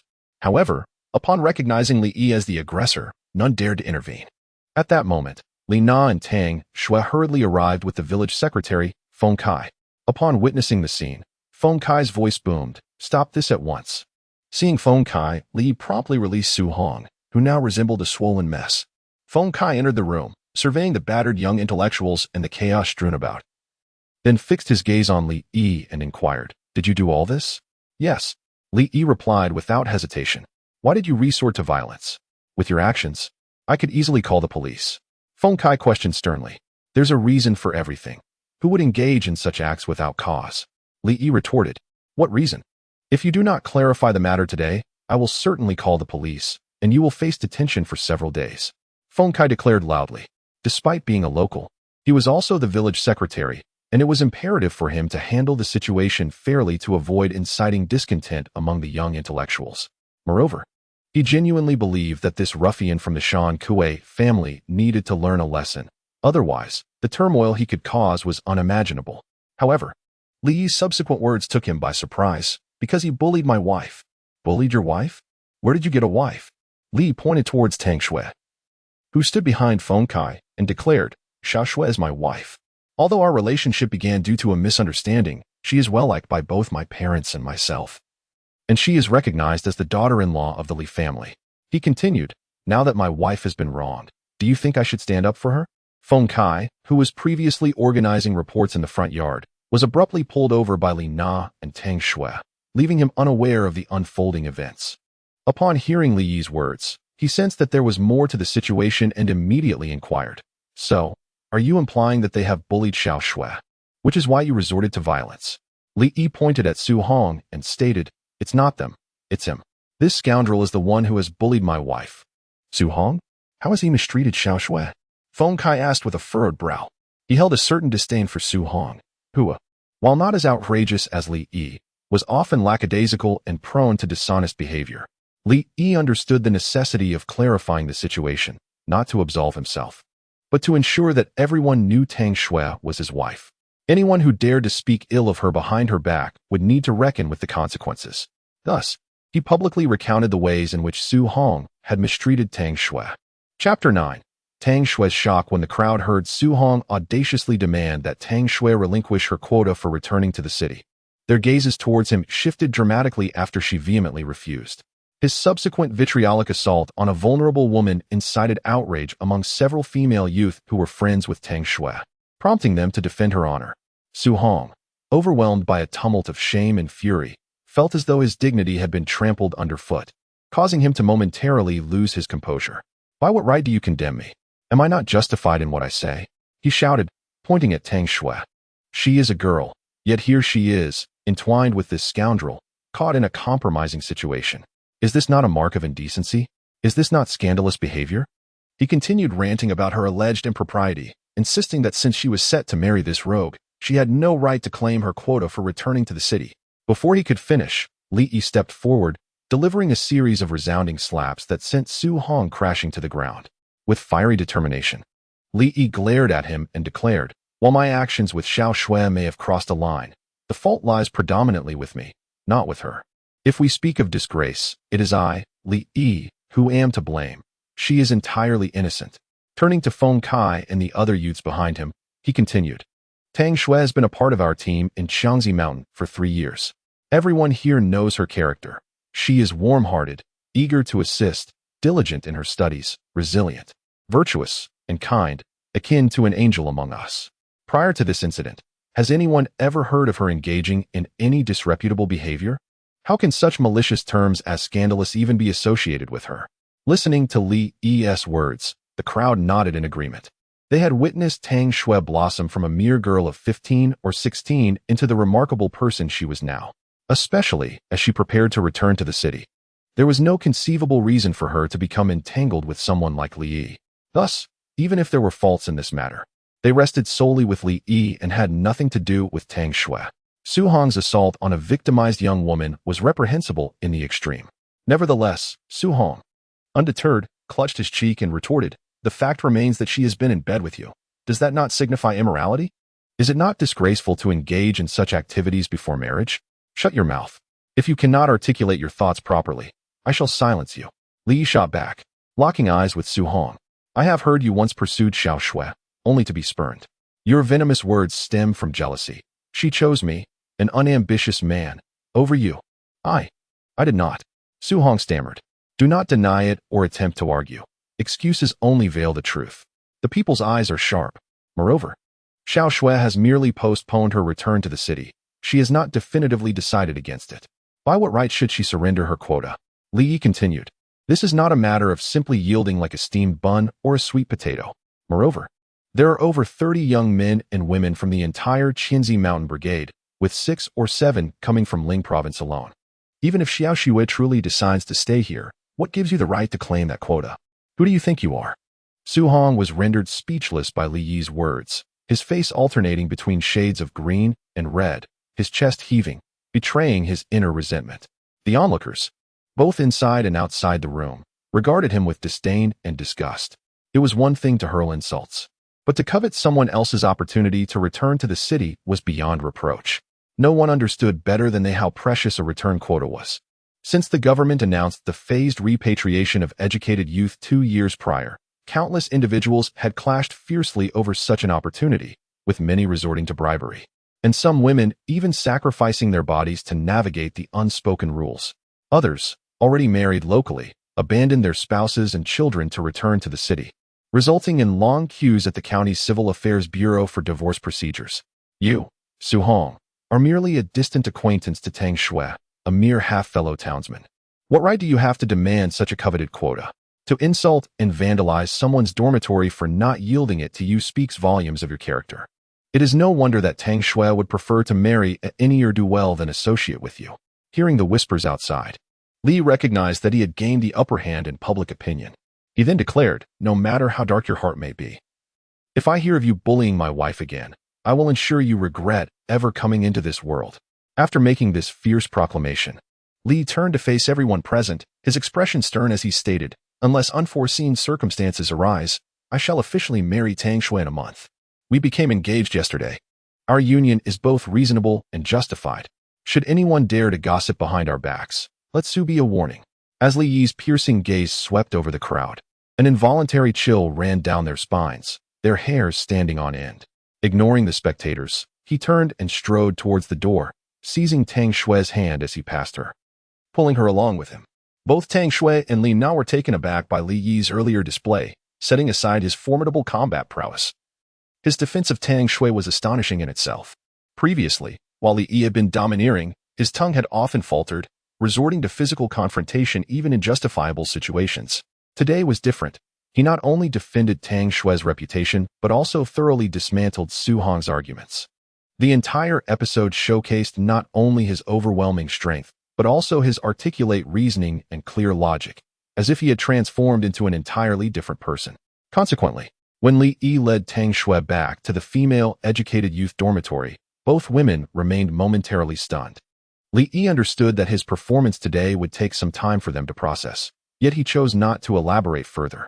Upon returning to the dormitory, Li Yi personally tidied up the shattered jars and pots within the room. He then advised his sister to stay at the youth point for the next few days before hastily driving the mule cart back home. Upon his arrival, which was just past 5 o'clock, the sky was still bright, and his parents had yet to return. Li first brought the flour from the cart into the house, concealing the money securely. Afterward, he fed the mule some fresh grass before swiftly departing from home. Chapter 10. Mushroom picking on the hillside near the reservoir. Li Yi approached and, from a distance, spotted 5 or 6 young boys tinkering by the water's edge. Upon noticing him, 2 of the boys, clad only in shorts, rushed over. "Brother Yi, what brings you here?" they exclaimed. With a smile, Li Yi replied, "Gather everyone. I have matters to discuss." In no time, all those by the bank were summoned before him. As he gazed upon these childhood companions, a wave of mixed emotions washed over him. Dongzi, Shirtu, Xiangzi, Gongzi, Datu, and Xiaoguo. Most of these friends had led rather ordinary lives in their previous existence. Even the most prosperous among them merely managed a grain and oil shop in the county, and none amassed a fortune exceeding $1 million. Yet, despite their modest circumstances, they displayed unwavering loyalty. During the years when Li Yi struggled to find his footing outside the village, these friends frequently lent a helping hand, especially after his father passed away, leaving his mother alone to navigate the most trying times. Although Li Yi had repaid them in various ways after his rise to success, he felt that such material gestures paled in comparison to the bond of brotherhood they shared. In this lifetime, he was determined not only to alter Tang Xue's fate, but also to help his brothers soar to greater heights. "Brother Yi, weren't we supposed to meet here in the afternoon to catch fish? Why did you come so late?" one inquired. "Brother Yi, I heard you and Sister Xiaoxue. Is it true?" another interjected. "Are you planning to marry Sister Xiaoxue? I thought you had your sights set on Wang Erniu's sister." Li Yi chuckled. "Hold on. You're bombarding me with questions. How can I possibly answer them all at once?" After a moment of hesitation, Dongzi ventured, Brother Yi, did you really? With Sister Xiaoxue?" Li Yi did not shy away from the truth and nodded affirmatively. "Brother Yi, that's rather unscrupulous," Dongzi remarked. Li Yi felt no anger. He understood the gratitude Tang Xue had earned from Dongzi's family. Last year, Dongzi's 10-year-old sister had been swept away by a sudden flood while playing by the river. It was Tang Xue who, without regard for her own safety, jumped into the water and rescued the child. Since that day, Dongzi's family had revered her as a living bodhisattva. His words stemmed from affection for Tang Xue, and he acknowledged his own responsibility in this matter. "I will take responsibility, but I need your support," Li Yi declared. Without hesitation, Dongzi replied, "Brother Yi, what do you need us to do?" Li Yi continued, "I plan to marry Tang Xue, and I want to host a grand wedding. This requires substantial funds. Dongzi pondered for a moment before responding. How much is substantial? Considering the bride price and other expenses, it would be at least 1,000 yuan. When Li Yi spoke these words, he had calculated the expenses for building a house and marrying a wife. If it were merely about marrying Tang Xue, naturally, such a large sum would not be necessary. 1,000 yuan? Everyone was astonished by Li Yi's statement. 1,000 yuan is not a trivial amount. Many families toil for an entire year and can scarcely save more than 100 yuan. This sum could represent the total income of numerous families over a decade. Brother Yi, I only have 20 cents. Brother Yi, I have 40 cents. Brother Yi, I will speak to my father and see if he can spare some money for you and Sister Xue's wedding. Li Yi shook his head and said, No need. I have already found a way to earn money, but I will require your assistance. Moreover, I will not ask you to help without compensation. Does Brother Yi need to offer rewards for us to work for him? Just tell us what we can do. The speaker was Xiangzi, the grandson of Secretary Feng, 17 years old and the eldest among the group of young brothers, aside from Li Yi. You all should know where the mushrooms grow on the back mountain, right? Of course, there are plenty of them back there. Li Yi's eyes brightened as he immediately declared, What I need you to do is collect mushrooms. Collect mushrooms? Yes. We need both pine mushrooms and trumpet mushrooms. Li Yi added, Brother Yi, what do you need those for? It's not a famine year, Xiangzi frowned. That's something you need not concern yourselves with. I will explain later. Brother Yi, when do you need them? The sooner, the better. Xiangzi instantly suggested. Then let's not waste time fishing. We should head to the forest to collect mushrooms now. We should be able to gather quite a bit before dark. I think that's feasible. We have about 2 hours until nightfall, and gathering dozens of pounds should be no problem. Brother Yi, why don't you go back and fetch a snakeskin bag or a large basket while we start mushroom picking? Li Yi nodded. All right, you all go ahead. I will return with the basket.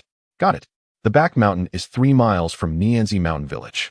By the time Li Yi returned to the back mountain, it was already past 7 in the evening, and the sun had begun to set. Upon entering the forest, he found Dongzi and Xiangzi had already gathered a considerable amount of mushrooms, piling them in several heaps. As Li Yi carefully placed the mushrooms into the baskets, it wasn't long before the 2 large baskets he brought were completely filled.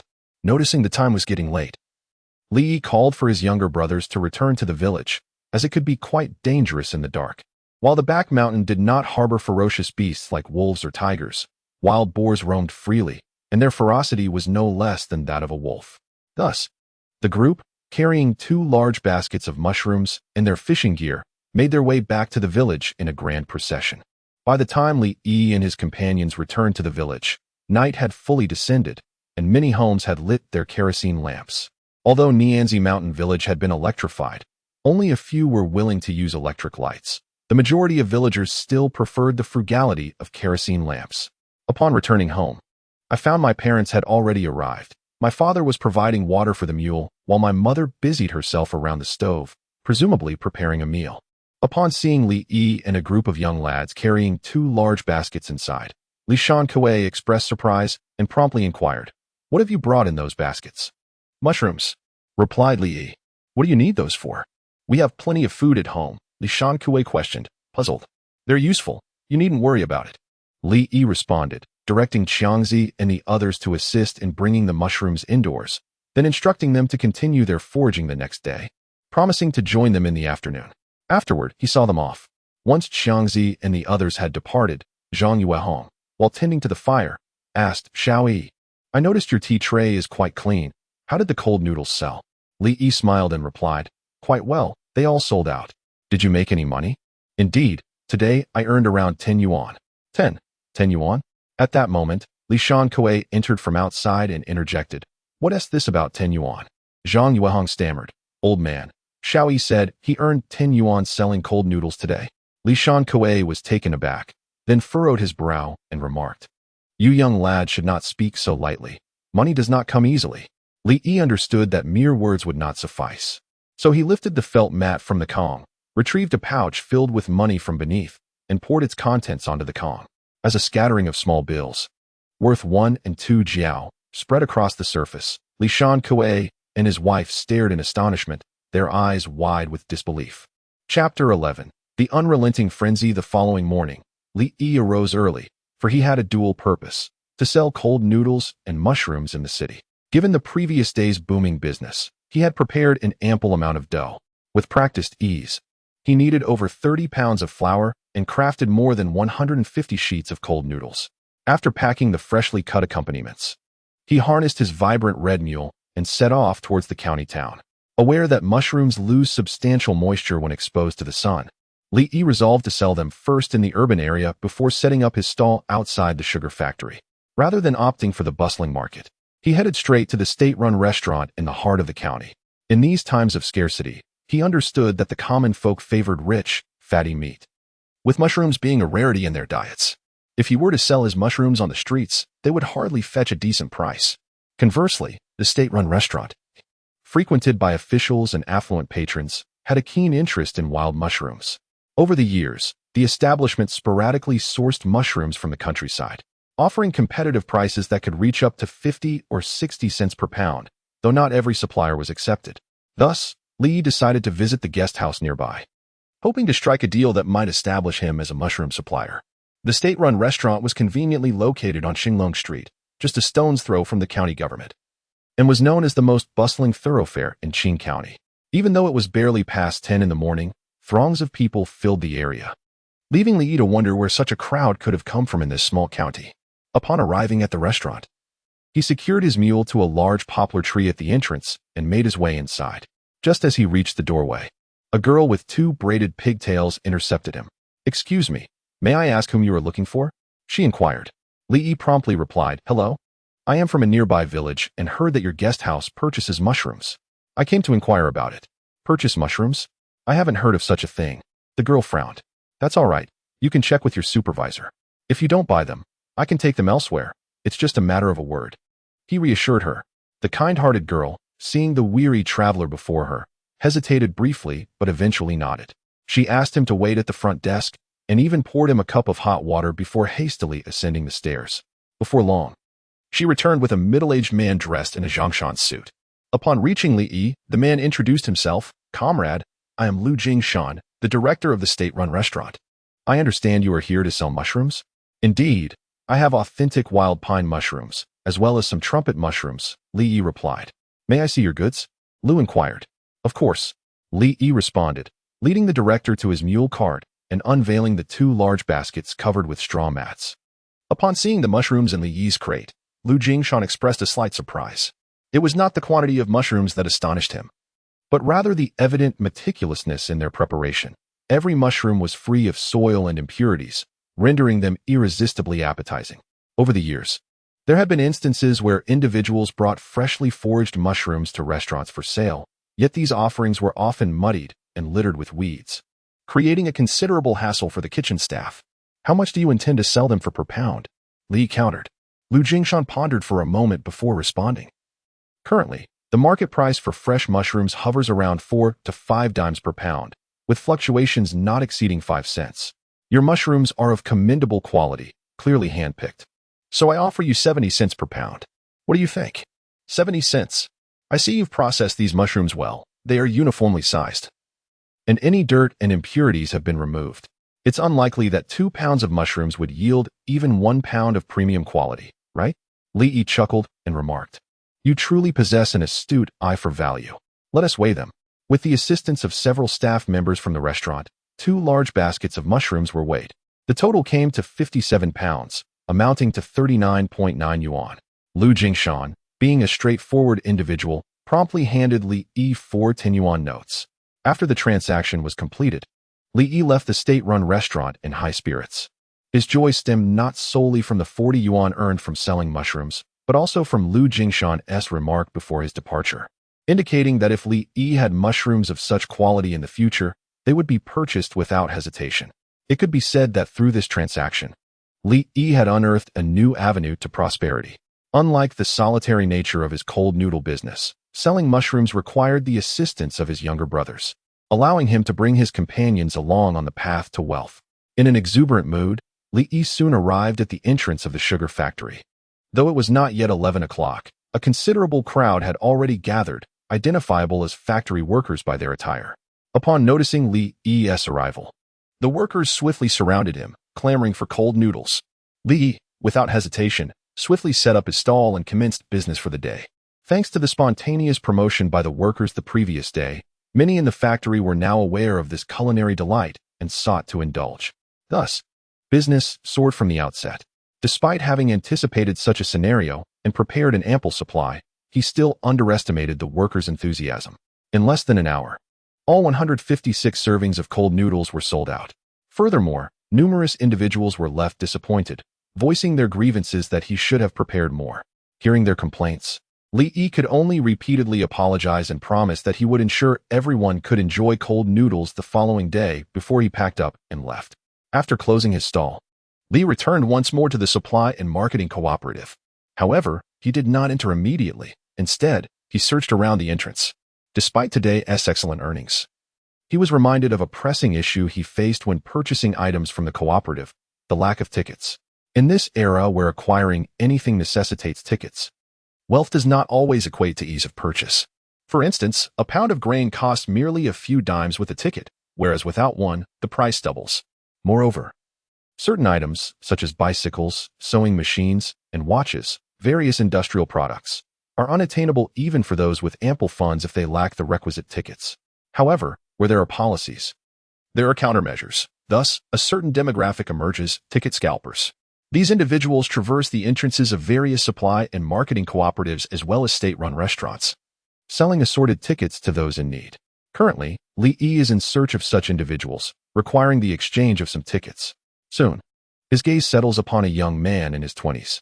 Leaning against a utility pole, the youth has a blade of grass clutched between his teeth, his eyes scanning the passers-by with an air suggestive of a petty thief. After securing his cart, Li Yi strides purposefully towards the young man, eschewing any preamble and directly inquiring, "Hello, comrade, do you have tickets?" The young man's eyes brighten immediately, and he eagerly responds, "Yes. Do you need grain tickets, fabric tickets, or perhaps industrial vouchers? Can you procure bicycle tickets?" Li Yi asks, "Yes, but it will take a few days." "What is the cost per ticket?" 10 yuan each." "Very well, I shall take one. Additionally, I need 50 pounds of flour tickets, oil tickets for 20 servings, and 5 pounds each of sugar, vinegar, soy sauce, and salt tickets." Upon hearing Li Yi's request, the ticket seller is momentarily flabbergasted. He has never encountered such a substantial client in his modest enterprise, and crucially, he does not possess that many tickets. "Brother, I do not have that many tickets," the young man admits candidly. Li Yi furrows his brow and inquires, "Tell me, what tickets do you have?" "I have 40 pounds of flour tickets, 20 pounds of rice tickets, 20 meat tickets, over 10 rolls of fabric tickets, and some tickets for oil, sugar, vinegar, soy sauce, and salt, though the quantities are limited. Do not include the meat and fabric tickets.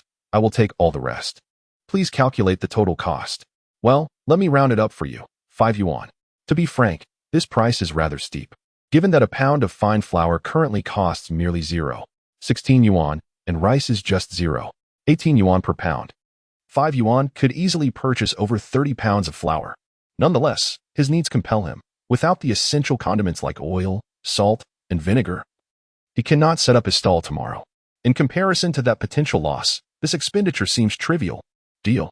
With a swift exchange of money for tickets, Li Yi reminds the young man that he will return the following day and requests that if he manages to acquire more tickets, they should be delivered to him. Subsequently, Li Yi, armed with a substantial amount of grain tickets and cash, steps into the supply and marketing cooperative. Chapter 12. Tang Xue's Prince, charming upon returning to the village. It was already past 4 in the afternoon. After unloading the supplies he had procured into the house, Li Yi, laden with packages, made his way to the youth station. Although he and Tang Xue were not yet married, Li Yi was resolute in his belief that she was destined to be his wife. Moreover, knowing the arduous life at the youth station, he felt compelled to bring her some nutritional supplements.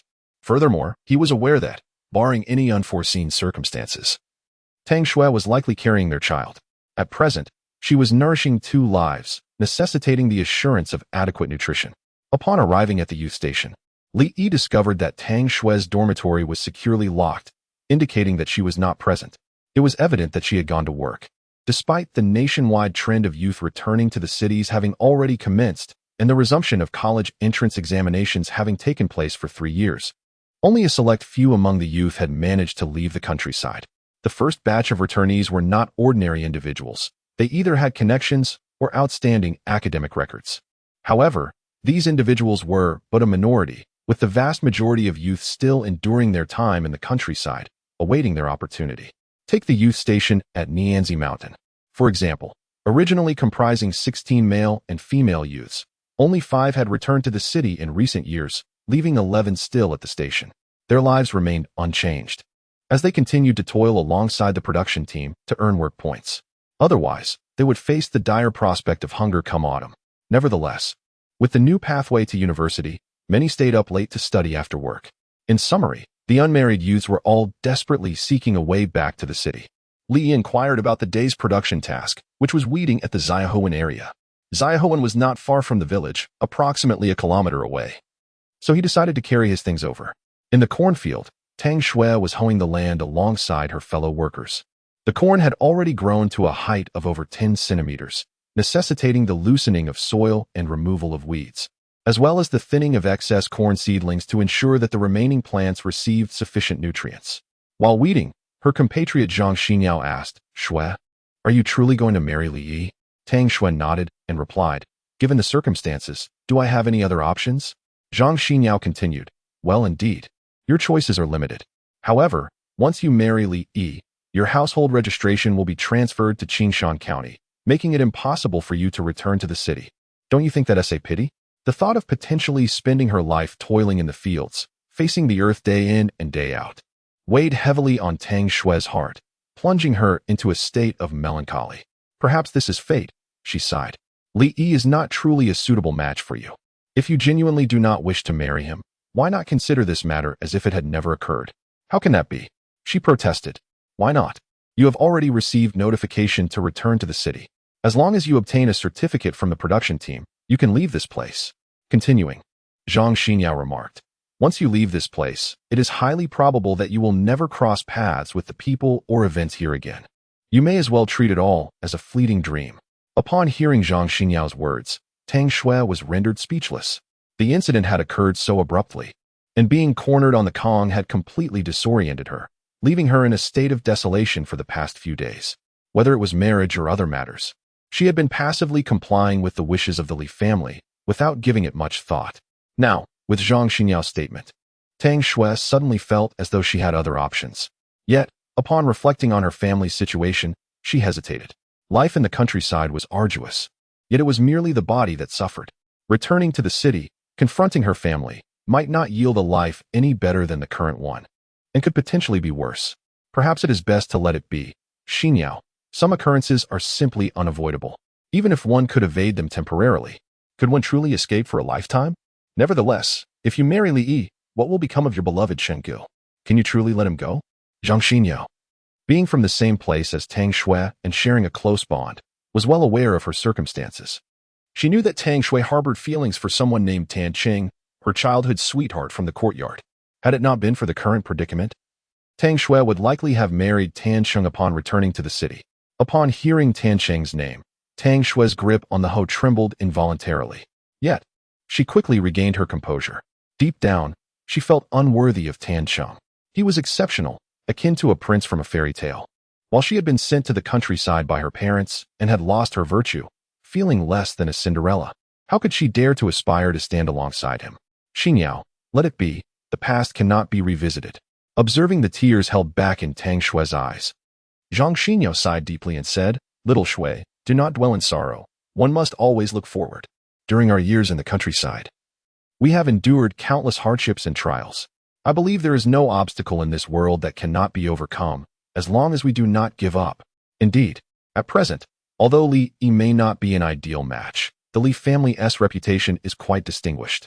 If you truly intend to marry Li Yi, with such supportive in-laws and your harmonious relationship with Li Na, life should not be too difficult."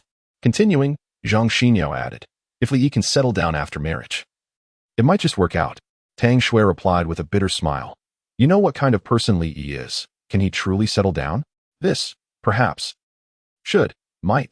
Everyone knows what Li Yi is like. Lazy, unambitious, a complete slacker. It would be a miracle if he did not worsen. Let alone expect him to change. Such dreams are futile." Thus, even though Zhang Xinyao wished to comfort Tang Xue, she found herself unable to utter anything insincere. Just as she grappled with her thoughts, a tall figure approached them. Upon recognizing the newcomer, Zhang Xinyao nervously exclaimed, "Xue, Is that not Li Yi? Tang Xue looked up and indeed confirmed it was Li Yi, her heart suddenly racing. For reasons unknown, she was reminded of his resonant words spoken in front of so many just yesterday. I shall go take a look. Zhang Xinyo smiled and encouraged, hurry along. I shall take care of your duties. Tang Xue, blushing, expressed her gratitude and quickly made her way towards Li Yi. Chapter 13. Waiting for my proposal. Observing Tang Xue, who was covered in dirt, Li Yi couldn't help but reprimand her. Your health has yet to fully recover. How can you return to work so soon? I feel perfectly fine. Everyone else has gone out to work, and I would rather not stay in the dormitory alone, subjected to their gossip. Tang Xue replied, let them talk. In a month, we shall be wed, and you will no longer reside here. Let them say what they will. Are you truly going to marry me?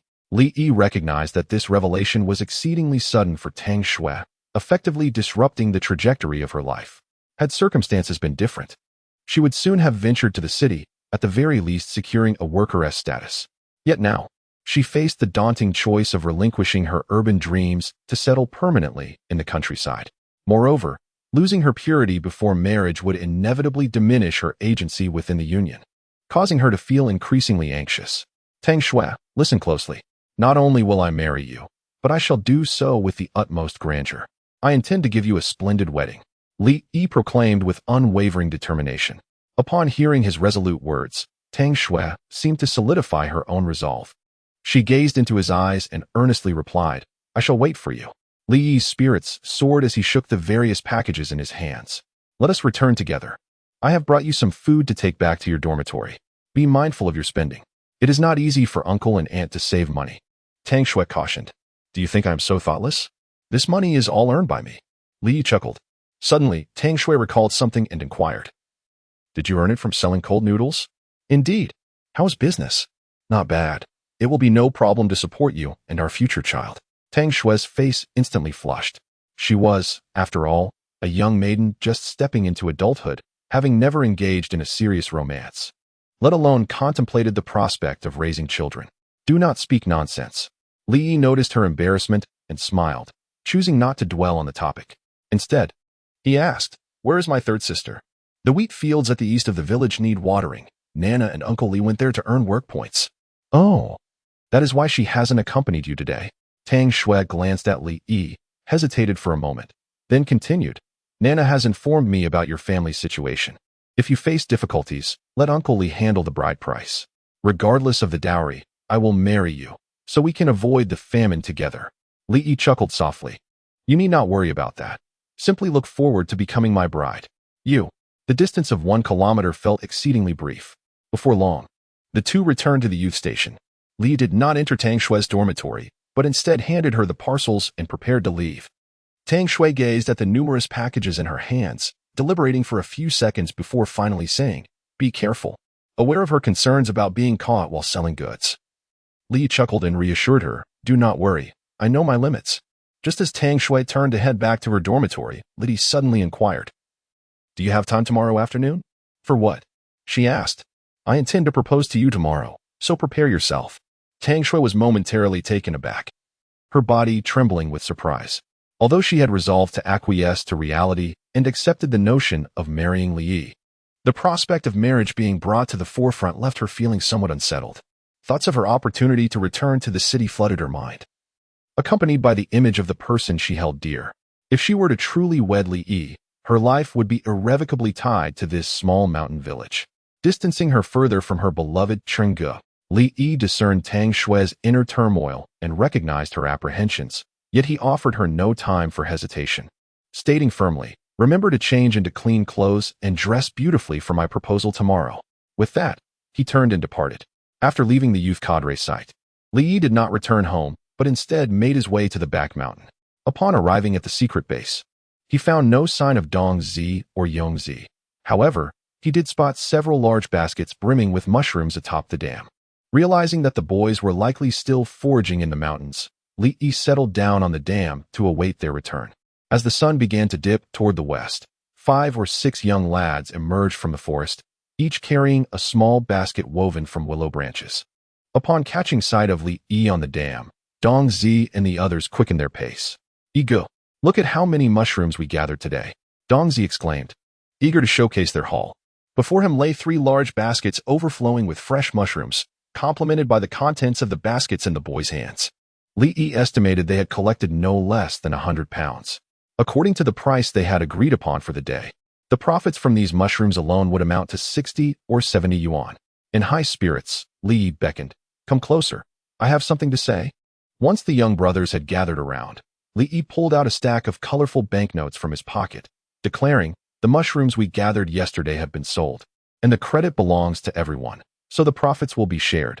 He then extracted 2 1 yuan notes adorned with a red tractor and handed them to Tang Xue. "Ego, is this for me?" He stammered in disbelief. "Indeed, 2 yuan for each of you," Li affirmed.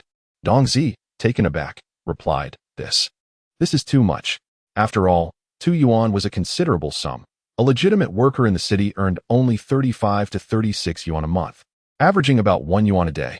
They had only worked for a short while yesterday, and now they were being offered 2 yuan, which was almost too overwhelming to accept. "Take it. You have earned it," Li Yi insisted. Tang Xue swallowed hard, instinctively gulping down his surprise. For these boys, who seldom encountered such pocket money, the allure of 2 yuan was undeniably immense.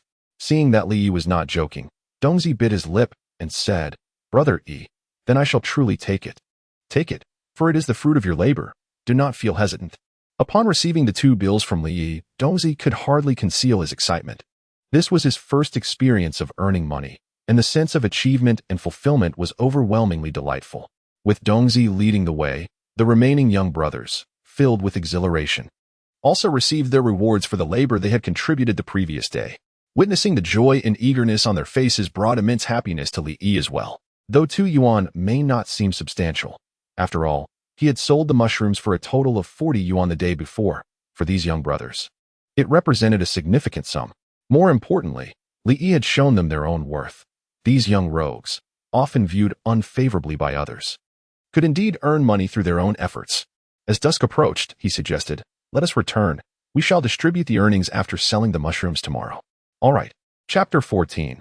Li Na's misunderstanding. Upon returning to the village, the sun had already dipped below the horizon. As Li Yi and Tang Xue, along with a few others, arrived at the Li household bearing several baskets of mushrooms, they found Tang Xue and his wife, as well as Li Na, staring in astonishment at the considerable amount of provisions Li Yi had brought back. They had just returned from work themselves and were taken aback by the sight of the floor strewn with rice, flour, and oils.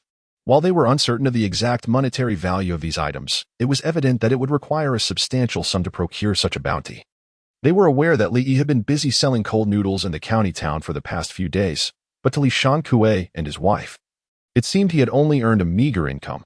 They could not fathom how he had acquired so many goods. Upon hearing commotion from the courtyard, Tang Xue hurried outside to investigate and found his son returning with a group of young boys.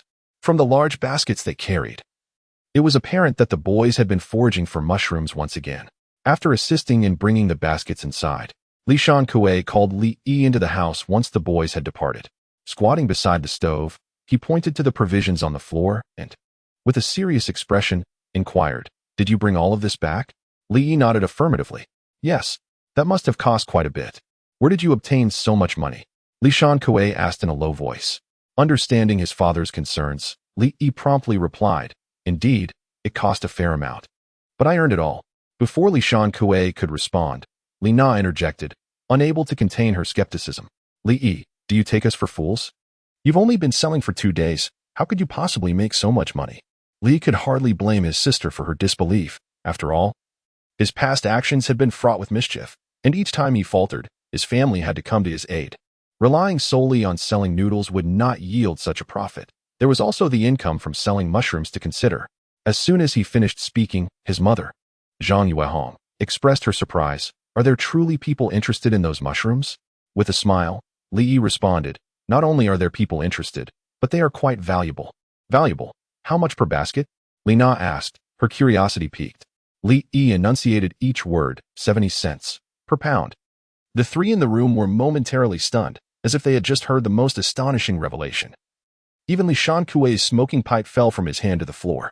Li Na was the first to regain her composure, exclaiming in disbelief, "Is it really 70 cents per pound?" "Of course it is," Li Yi affirmed. "Tell me, sister, how much did you sell that basket for yesterday?" Feeling a surge of excitement, Li Na inquired eagerly. That basket was rather light, weighing less than 60 pounds, and I sold it for 40 yuan. 40 yuan? Li Na instinctively covered her mouth in shock, while Li Shan-Kue and his wife wore expressions of utter astonishment. The room fell silent, save for the sound of their heavy breaths. It was no wonder they were so taken aback. Although life had improved somewhat over the past few years, the annual income they received was still painfully scant. With 3 family members working for wages, after accounting for their rations, they could only expect to earn a maximum of 100 yuan a year. Li Yi's income from selling mushrooms alone amounted to 40 yuan a day, completely overturning their previous understanding. How much did you earn from selling cold noodles? Li Na inquired once more. Over 30 yuan. As soon as he finished speaking, Li Na, visibly excited, asked, So, you earn more than 70 yuan in total today? Li Yi nodded and replied, To be precise, I earned 71 yuan and 2 jiao. However, after purchasing goods and giving 2 yuan each to Dongzi and Shi, I am left with 33 yuan and 4 jiao. As he spoke, Li took out the pouch containing the change and poured all the money onto the Kong. Upon witnessing the colorful notes intertwined with various receipts and scattered coins before them, Li Shan-Kue and the others felt a bit overwhelmed. After the initial shock, Li Na suddenly fixed her gaze on Li Yi and declared, I will accompany you tomorrow. All right. Originally, Li Yi had not intended to take her along. Given the current ambiguity surrounding policies on individual economies, the risks of street vending were considerable. Although he kept a relatively low profile while selling at the entrance of the sugar factory, there was always the possibility of being reported, which made bringing her along a risky endeavor. Yet, he understood that if he did not personally show her how he earned money, his family would remain uneasy. Should I prepare some items for tomorrow's stall? Li shook his head and said, It's not too late to prepare tomorrow, since everyone is here. I have something I wish to discuss. What is it? Zhang Yuehong asked her youngest son. I plan to propose to Xiaoxue tomorrow. As Li Shan-Kue filled his pipe with tobacco leaves, he remarked, that S only proper, one must not neglect the formalities. Zhang Yuehong added, for a proposal. You'll need to prepare a betrothal gift and other items. We must make a list. Li Yi promptly responded. I don't have enough for the betrothal gift right now. I will use the money from home for now. I can buy the necessary items from the county when I return tomorrow. That works. Subsequently, Li Shan-Kue turned to his wife and said, Dear, could you please visit Zhang Pozi's house and ask her to be the matchmaker tomorrow? Certainly. After discussing the important matters, Li Yi asked his parents and his elder sister to assist with the mushrooms while he prepared dinner. In rural areas, dinner is typically a simple affair, usually consisting of porridge and a few potatoes or reheating some steamed buns from lunch. However, Li Yi understood that during the summer, working the fields was particularly strenuous, and if nutrition fell short, one's health could easily deteriorate. In his previous life, his father had passed away before reaching 50, a tragedy exacerbated by the guilt stemming from Tang Xue's death, as well as years of malnutrition. Therefore, whenever he had the opportunity, he took charge of the family's meals.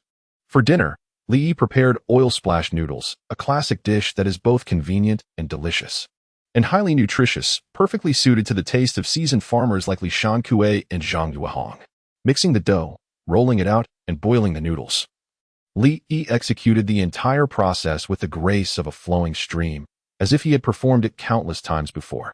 After cooking the handmade noodles in boiling water, Li ladled them into a bowl. He then scattered chopped green onions, pepper powder, salt, and a generous layer of chili flakes atop the noodles, drizzling scalding hot vegetable oil over the mixture. The moment the oil cascaded onto the seasonings, it bubbled vigorously, infusing the pepper and chili flakes, transforming the dish into a vibrant red spectacle that released an enticing aroma.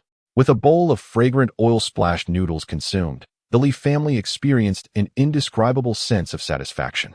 Amidst the clearing of bowls and chopsticks, Li Na suddenly inquired softly, These oil-splashed noodles aren't a local dish, are they? Indeed, they are a specialty of Ling Province. Li Yi replied candidly. Ah, Ling Province again.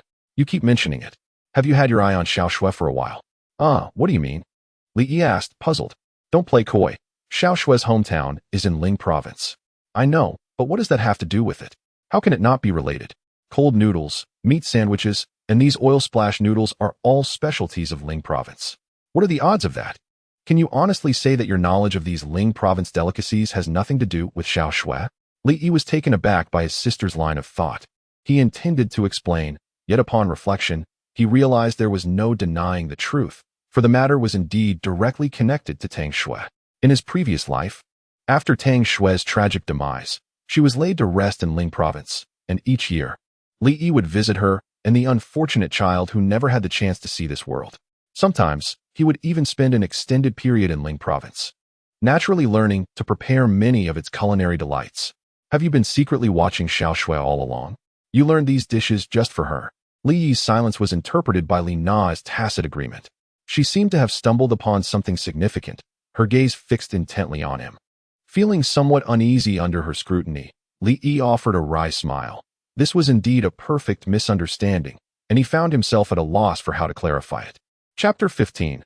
Saving lives after a night devoid of conversation, Li Yi was roused early the next morning by his third sister, Li Na. Aware of her urgency, he refrained from uttering a word and hastily consumed a morsel before commencing his preparations. Yesterday, he had produced over 150 servings, yet it proved insufficient for the demand. Thus, Li Yi resolved to make an additional quantity today. Fortunately, the process of crafting cold noodles was not particularly arduous, albeit time-consuming. After more than 3 hours of diligent work, he completed the preparation of over 40 pounds of dough, yielding more than 200 sheets of noodles. Once the side dishes were chopped and everything was loaded onto the mule cart, the siblings set off towards the county town. Following the same routine as the previous day, they first visited the state-run restaurant to sell mushrooms. Today, once again, Li Yi was personally attended to by Lu Jingshan. After peeling, the 3 large baskets of mushrooms weighed a total of 137 pounds, amounting to 95.9 yuan. Lu Jingshan, as generous as before, handed Li Yi 96 yuan. The entire transaction took no more than 15 minutes, during which Li Na was unable to assist and merely observed as Li Yi pocketed the money. To be candid, Li Na was genuinely taken aback. Although she had previously heard Li Yi mention that mushrooms could be sold for 7 jiao per pound, witnessing it firsthand was an entirely different experience. The visual impact of that thick wad of cash was beyond the power of words to convey. Even as the mule cart rolled far away, she remained in a daze. "Hey, snap out of it." Li Yi's voice broke through her reverie. Li Na shot him a glare and retorted, "What do you mean, hey? Call me sister. Show some manners. What's wrong? Are you shocked?" "Not exactly. Just a bit startled. You earn nearly 100 yuan in such a short time. It's astonishing," she replied, her expression reflecting her lingering astonishment. "Huh, 100 yuan is nothing. In a few years, earning 10,000 yuan a day won't be remarkable at all," Li Yi remarked nonchalantly. 10,000 yuan? Goodness. How could that even be possible? "Sister, times are changing. The government has embraced the existence of private enterprises, and the market's vitality will soon erupt, inevitably leading to the wealth of some individuals." Noticing his sister's confusion, Li Yi decided to forego further theoretical discussions and reassured her, "Sister, just know that our family will soon thrive." "Indeed, but I must warn you in advance. Don't get cocky just because you've made some money. You've really caused trouble for Xiao Xue. Treat her well." Li Na expressed her concern regarding Tang Xue, still feeling guilty about how her brother had treated her. "Sister, you needn't worry. I will treat her well, I promise," Li Yi assured her. "Humph, your promises hold no weight with me. Save them for Xiao Xue. Are you even my sister?" Li Yi lamented in exasperation. "Ha, what do you think?" Amid their banter, the siblings arrived at the entrance of the candy factory, where, as on the previous day, a throng of workers eagerly awaited the opportunity to purchase cold noodles. Upon sighting Li Yi's iconic crimson mule cart, a crowd swiftly gathered around. Li Yi promptly unloaded the cart and set up his stall, beginning to slice the noodles and prepare the sauce, while Li Na assisted by collecting money and grain tickets.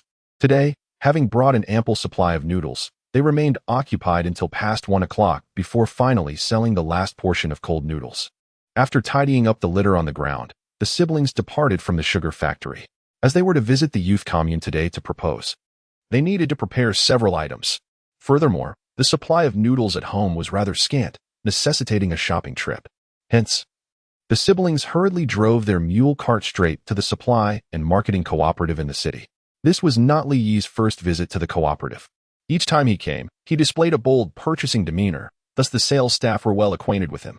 Upon his entrance, a young female clerk immediately approached him.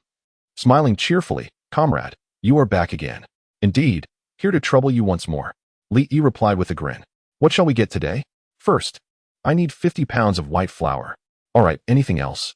"Yes, Please also get me 2 yards of cotton fabric, 2 yards of patterned fabric, 2 floral enamel basins, 2 thermos bottles, 2 towels, 2 bars of soap, 2 tubes of toothpaste, 2 bottles of snowflake cream, 2 pounds of brown sugar, and 2 packets of white rabbit candy. Upon hearing Li Yi's request, the clerk, somewhat astonished, queried, "Comrade, are you preparing for a wedding with all these items?" "Pretty much. I'm going to propose today. Congratulations. Your partner is indeed fortunate to receive such an array of gifts for a proposal," the young clerk remarked with evident envy. "Haha. My wife is a well-educated and beautiful young woman from the city. She deserves nothing but the best." Li Yi responded with a smile. "No wonder you are so generous. Wishing you both a long and happy life together, and may you have children soon." Thank you. When I get married, I shall treat you all to sweets," Li Yi joyfully declared. "You better do it soon, haha." Having effortlessly procured the materials needed for tomorrow's stall and the items for the proposal, Li Yi and Li Na began their journey back to the village. However, as they approached within 5 kilometers of Qinzi Mountain Village, they suddenly spotted a person lying on the dirt road ahead, beside an overturned bicycle. Without hesitation, Li Yi stopped the mule cart and approached to investigate. The individual on the ground was an elderly man with graying hair, appearing to be in his 50s. At that moment, his eyes were tightly shut, and his face bore no trace of color. He can't be dead, can he?" Li Na's voice trembled. Li Yi placed his hand on the elder's carotid artery to check for a pulse, leaned down to listen to his chest, and then remarked, "He is still alive. But his breathing is faint. The situation seems precarious. What should we do?" Li Yi first examined the elder's body. Aside from some abrasions on his arm, he did not find any other apparent injuries, indicating that the man had not fainted due to an injury, but likely due to an illness. However, Li Yi was not a trained physician and could not ascertain the nature of the elder's ailment. "Sister, please bring that tablecloth from the car and shield his head with it, lest he becomes dehydrated under the sun." "All right." As Li Na approached with the tablecloth, she noticed Li Yi rummaging through the old man's pockets. "Xiaoyi, what are you doing? Even though he is unconscious, we must not engage in unscrupulous behavior." Li Yi shot her an exasperated glance and replied, "What are you suggesting? Am I that kind of person?" Li Na regarded him seriously and said, "You are." Upon hearing this, Li Yi was rendered speechless. However, reflecting on his previous actions, it was not entirely unreasonable for his sister to have doubts about him. He then clarified, "Clearly, he is unwell. If it were a common ailment of the elderly, he would have brought his medication with him. Let me check if he has any on him." Just then, Li Yi discovered several hard objects in the old man's outer pocket and hastily pulled them out. To his disappointment, they were not medicines, but merely a few pieces of candy. Apart from these confections, the old man had only a small amount of cash, some ration coupons, and an identification card. The card revealed that the elderly gentleman's name was Wang Guiguang, the deputy director of the county glass bottle factory. Seeing that Li Yi had found no medicine, Li Na, feeling anxious, said, "Xiaoyi, what shall we do without any medication? If he dies here, will we be held responsible?" Li Yi furrowed his brow in silence, his gaze fixated on the pieces of candy, while he carefully observed the old man's complexion. "Sister, please fetch a clean bamboo tube from the car and prepare a solution of brown sugar water." Although Li Na was unsure of Li Yi's intentions, she complied with his request. Once the brown sugar water was ready, Li Yi positioned the old man on his lap and gently fed him the sweet liquid using a small wooden spoon meant for seasoning. Since the old man was already unconscious, Li Yi was concerned about choking him, so he administered the liquid slowly and cautiously. After more than 10 minutes, he managed to feed the entire half tube of brown sugar water. Subsequently, he listened closely to the old man's heartbeat and noticed that it had significantly slowed down compared to before, and the cold sweat on his forehead had diminished considerably. Realizing the brown sugar water was having a positive effect, he then stated, "Sister, the old gentleman's condition has stabilized for the time being, but to be safe, we should take him to the hospital." "Yes, let us hurry. We can't delay your proposal." Indeed. Chapter 16. The flustered Tang Xue. The county health clinic is situated along the main street. By the time they arrived at the clinic, it was already past 5 in the afternoon. At that moment, old man Wang had regained consciousness, yet his condition remained frail to the point where he could not utter a word. Li carried him inside and proceeded to complete the necessary hospitalization procedures. To expedite treatment, Li shared his hypothesis with the on-duty doctor, suggesting that the old man was suffering from hypoglycemia compounded by heat stroke. Naturally, this was merely his personal opinion, Whether the doctor chose to accept it and how to proceed with treatment was beyond his concern. Fortunately, the old man had some money and a work ID, so Li did not need to cover the medical expenses. After entrusting the old man's bicycle to the hospital for safekeeping, Li hurriedly departed with his sister, Li Na. Despite having saved a life, the siblings felt a sense of urgency. By the time they exited the hospital, it was nearly 6 o'clock. Given the speed of the mule cart, they would not return to the village until at least 9, which was clearly too late. The thought of having promised Tang Xue to propose, only to be delayed for such an extended period, filled Li with concern that she might overthink the situation. Nevertheless, with circumstances being what they were, he could only urge the mule to hasten its pace. Along the way, Li Na occasionally cast glances at Li, remaining silent, which made him feel somewhat uneasy. Sister, what's wrong? If you have something to say, just say it. Since when did you become a doctor? Li Na blurted out her curiosity. I'm no doctor. Why do you ask that? If you aren't tea, how did a bowl of sweetened water manage to revive that old man? Li replied promptly. I noticed the old man's pale complexion, his fatigue, the cold sweat on his skin, and his rapid heartbeat. It certainly resembled a case of hypoglycemia. Additionally, finding sugar cubes in his pocket further solidified my suspicion, which is why I asked you to prepare the sweetened water to replenish his fluids and sugar levels. Oh, I see. How did you know so much? I read a lot. There's a wealth of knowledge in books. Humph, as if you're such an avid reader. Li chuckled, but chose not to respond. In Li Na's memory, he was indeed a disinterested student. However, Li was well aware of his own capabilities. In his previous life, after awakening to a newfound understanding, his greatest passion became reading. After decades of diligent study, he had become well-versed in a myriad of subjects, from astronomy and geography to classical Chinese literature. Although he had never formally tested his knowledge or received any educational credentials, his erudition and eloquence were recognized by the elite in the business world. Nonetheless, he could not reveal this to his sister, as it would be difficult to explain. Moreover, given their pressing schedule, he preferred to keep the conversation brief. Thus, amidst their casual banter, the two made their swift journey back to the village in the mule cart. Meanwhile, back at the Li residence, a different scene unfolded. The modest home was crowded with people. In addition to Li Shanque and his wife, several elder members of the Li clan from the village were present, along with the youths who had brought mushrooms for Li. At that moment, everyone, much like Li Shanque and his wife, was as restless as ants on a hot pan, unable to sit still. According to the plan, Li was supposed to arrive home by 4 o'clock, and then wait until 6:30 for Tang Xue to finish work before proposing. To facilitate this, Li Shanque not only engaged the village elders, but also summoned the most eloquent matchmaker in the village, Granny Zhang, to assist in the arrangements. However, as they waited and waited, it was nearly 9 o'clock in the evening, and there was still no sign of Li and Li Na. Shanque, do you think something has happened to Na and Yi? Perhaps you should head to the county and look for them. Elderly Jing Feng said with concern. Zhang Yuhong, equally anxious, urged, you should go into the city, dear. All right. You go to the youth point and inform Xue. I will set off right away. Before he could finish, a sound of bells echoed from outside. Everyone turned to see the courtyard gate pushed open, and a bright red mule cart entered steadily. Li Shanque hurried out, and, upon seeing his son and daughter safe and sound, let out a sigh of relief. Yet, recalling the night of worry, he furiously inquired, why are you so late? Don't you know today is important? Just as Li Na was about to explain, Li quickly interjected, Sister, let me handle this with Mom and Dad. You hurry to the youth point and explain the situation to Tang Xue. We will prepare and come over. All right. After Li Na left, Li turned to Li Shanque and the others, saying, Dad, we encountered an elderly man who had collapsed by the roadside on our way back. His condition was quite critical. So third sister and I took him to the city clinic. The round trip took several hours, which caused you to worry. Upon hearing that his son had delayed their arrival to save a life, Li Shanque's anger subsided. Is the man all right? Yes. When we left, he had regained consciousness. So I believe he will be fine, Li replied. That's good to hear. At that moment, the village's most senior elder, Li Yi, leaning on his cane, remarked, Shanque, saving a life is worth more than building a 7-story pagoda.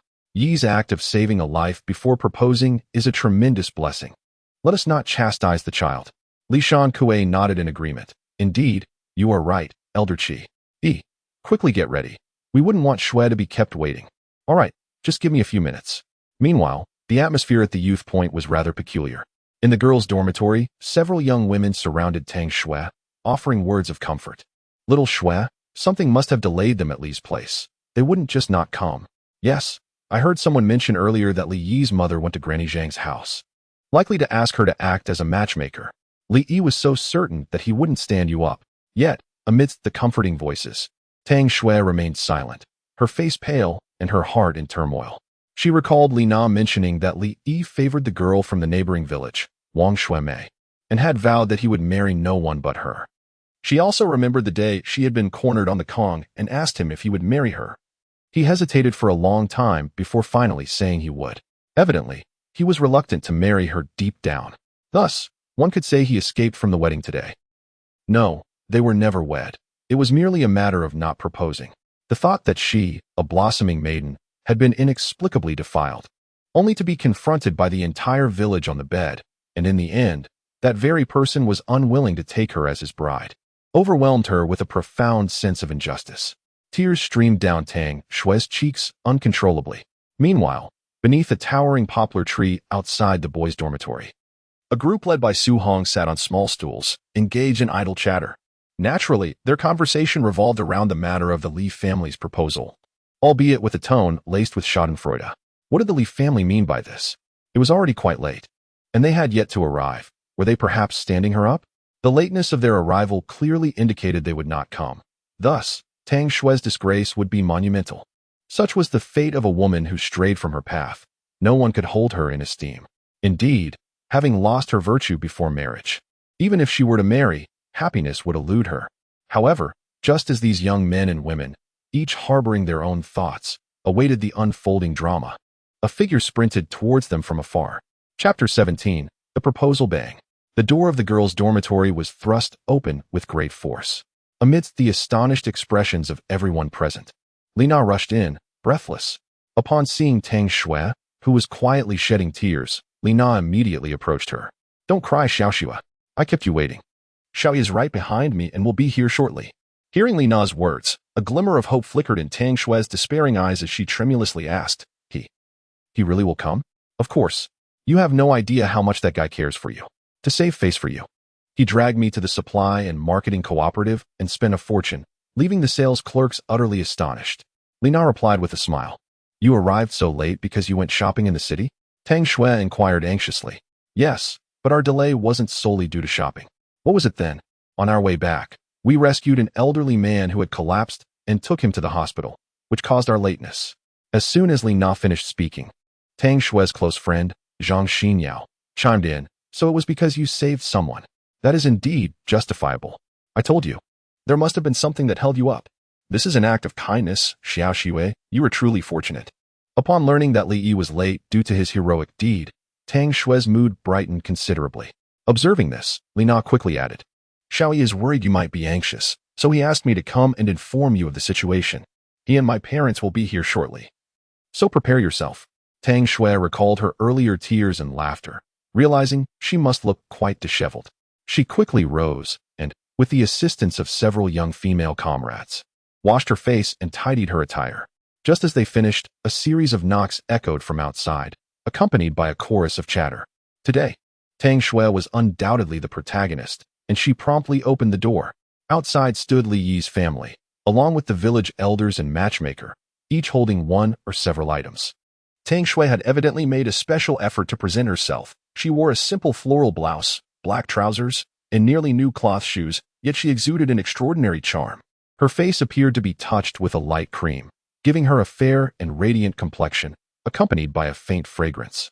However, it was her pair of expressive eyes, imbued with a hint of melancholy, that captivated Li Yi the most, as if they could ensnare one's very soul with a single glance.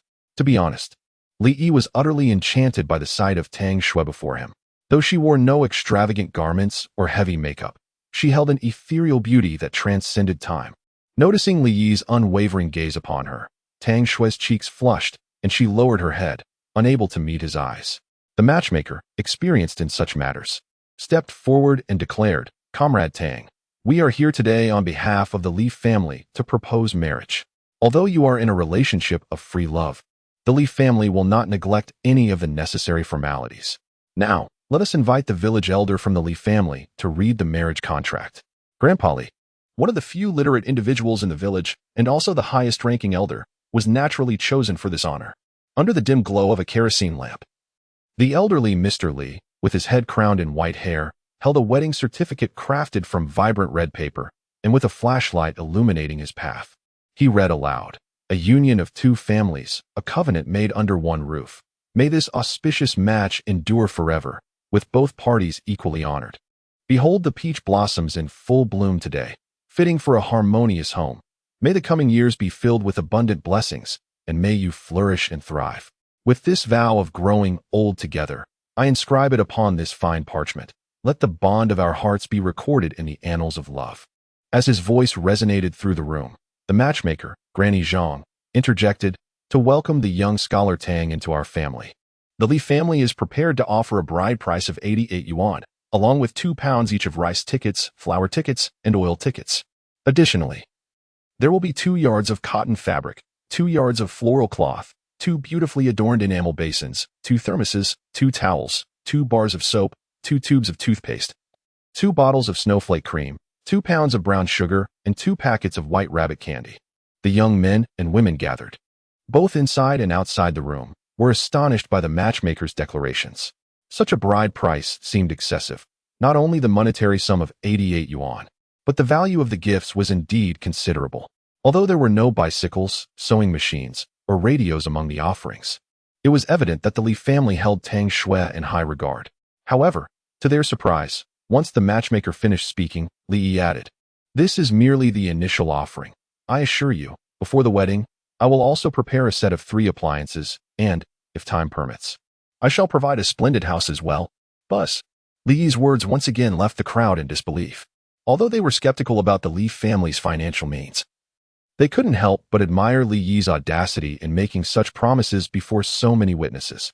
Tang Xue was taken aback by Li Yi's declarations and promptly responded, "There is no need for that. If you wish to buy those items, it can wait until after our marriage." Truthfully, she worried that Li Yi might overexert himself to procure those gifts at the expense of his elderly parents.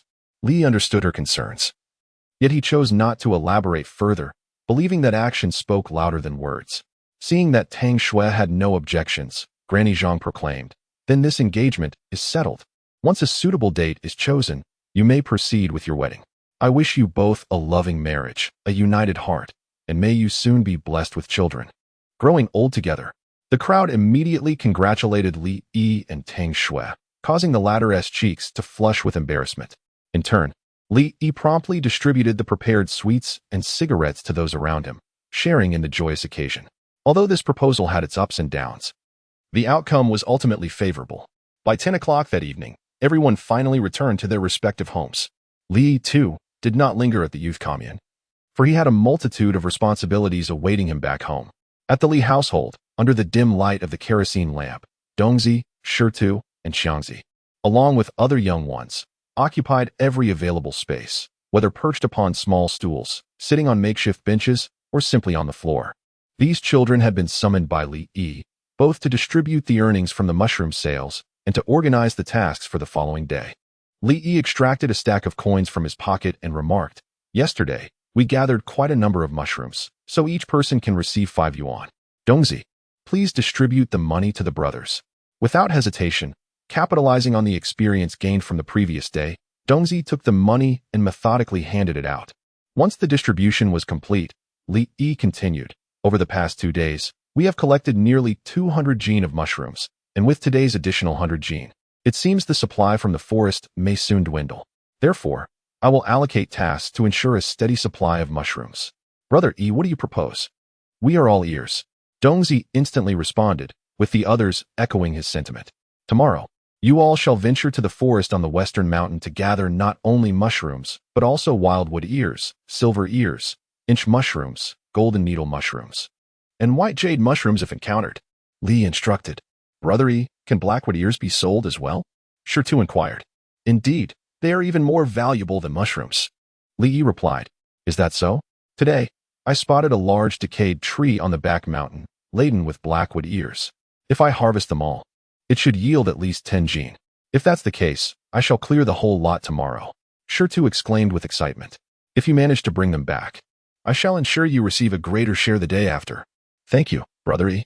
Li added, moreover. If there are any children in the village who wish to accompany you in mushroom gathering, do bring them along. But remember, we must ensure their safety by not taking those too young. Understood, Brother E. Now, let us first sort out the impurities from the mushrooms in the baskets before heading back. I will be leaving early tomorrow, so I won't have time to deal with it. Li Yi instructed. All right. Chapter 18. A blood curse at the break of dawn the following day. Li Yi arose and busied himself. Unlike the previous days when all tasks fell upon him alone, upon discovering that selling cold noodles could indeed be profitable, Li Shankuei had enlisted Li Na to assist Li Yi at home. Naturally, Li Yi welcomed this development with open arms. To speak candidly, he held little regard for the meager earnings of 3 Fin per work point from the production team. After all, a girl like Sanjia, toiling tirelessly throughout the day, would scarcely earn 7 or 8 work points, amounting to a mere 20 cents. Yes, you read that correctly, just 20 cents. And this was during a good harvest year. In a year of famine, one could end the day without even that paltry sum. This stark reality is why the educated youth yearned to return to the city, while young women in the countryside preferred to marry a less fortunate man from urban areas. With Li Na as assistance, Li Yi had everything prepared by 9 o'clock. He then harnessed the mule cart and set off for the county town once more. However, this time, he did not bring Li Na along, not out of desire, but necessity. Although it was already 1980, the authorities had yet to establish a clear stance on private enterprise and commerce. For instance, the infamous silly sunflower seeds vendor had been arrested and released multiple times merely for selling seeds. Thus, street vending still bore its risks. A single misstep could lead to accusations of speculation and profiteering. Li Yi himself was unafraid and had his own strategies. Yet he did not wish to expose Li Na to such dangers. Seeing her younger brother adamant about not allowing her to accompany him, Li Na felt a pang of frustration, but there was little she could do. She understood his temperament. He was indeed a spoiled young master, and once he made a decision, no one could alter it. Reluctantly, Li Na made her way to the educated youth station to help keep an eye on her sister-in-law. She was acutely aware that whether at the youth station or among the unmarried young men in the village, many eyes were fixated on Tang Xue. Some individuals, embittered by their own circumstances, would relish gossiping about her following the earlier incident. Thus, she felt it imperative to protect her, ensuring no one would undermine her or bully her. In the county town, at the state-run restaurant, as Li Yi approached, he spotted Lu Jingshan waiting at the entrance, scanning the surroundings as if anticipating someone. Upon catching sight of Li Yi's familiar red mule cart, Lu Jingshan hurried over with enthusiasm. Ha ha ha! My brother Li Yi, you have finally arrived, he exclaimed. Li Yi, somewhat taken aback, responded. Lu Gu, you weren't waiting for me here, were you? Not at all. I've been waiting for you for over an hour. Lu Jingshan chuckled. Whatever you need, Lu Gu, just command me. There was no need for the esteemed manager of this state-run restaurant to wait for me. Li Yi replied, feeling a bit overwhelmed. To be honest, my brother Li Yi, a high-ranking official from the city has been inspecting Qingshan County these past few days, dining at our state-run restaurant. After enjoying the mushrooms you supplied, he expressed great satisfaction and hopes that our restaurant can regularly provide a batch of mushrooms to the city's state-run establishments. Lu Jingshan informed him. Li Yi understood that Lu Jingshan had come to request goods from him. After all, he had only supplied him with a mere 200 jin of mushrooms over the past few days. The state-run restaurant in the county might not even have enough for its own needs, let alone provide any surplus to the city. Are you hoping I could send over a bit more mushrooms? Li Yi asked with a smile. That is indeed the case. I wonder if Brother Li Yi could. Before Lu Jingshan could finish his sentence, Li Yi interjected. Brother Lu, you know that mushrooms are wild fungi, and their yield is unpredictable. I cannot guarantee a steady supply. Upon hearing this, a flicker of disappointment passed through Lu Jingshan's eyes, yet he nodded in understanding. However, Li Yi then shifted his tone and continued, Brother Lu, while I cannot ensure a consistent supply of wild mushrooms, we could prioritize supplying the city with them. And we can use alternative products for our own needs. Would that be acceptable? Pray tell, how do you mean? Lu Jingshan inquired eagerly. Brother Lu, besides wild pine mushrooms and trumpet mushrooms in the mountains, we also have inch mushrooms, tea tree mushrooms, white jade mushrooms, lion's mane mushrooms, and so forth. Additionally, there are wild black fungus and white fungus among other mountain delicacies. These are all rare and delectable. Li Yi continued. I can have the villagers gather more of these mountain goods. In the future, you can prioritize sending pine mushrooms and trumpet mushrooms to the city, while we will use the other varieties in our county. It shouldn't have a significant impact. After contemplating for a moment, Lu Jingshan replied, "This indeed seems like a solution. But I still harbor some concerns. Brother Lu, there's no need for worry. I will develop several new dishes for you, ensuring that the performance of your state-run restaurant remains exceptional." Li Yi asserted confidently. "Very well, let us proceed with your plan. And do send some of the other mountain goods in the future." "Absolutely."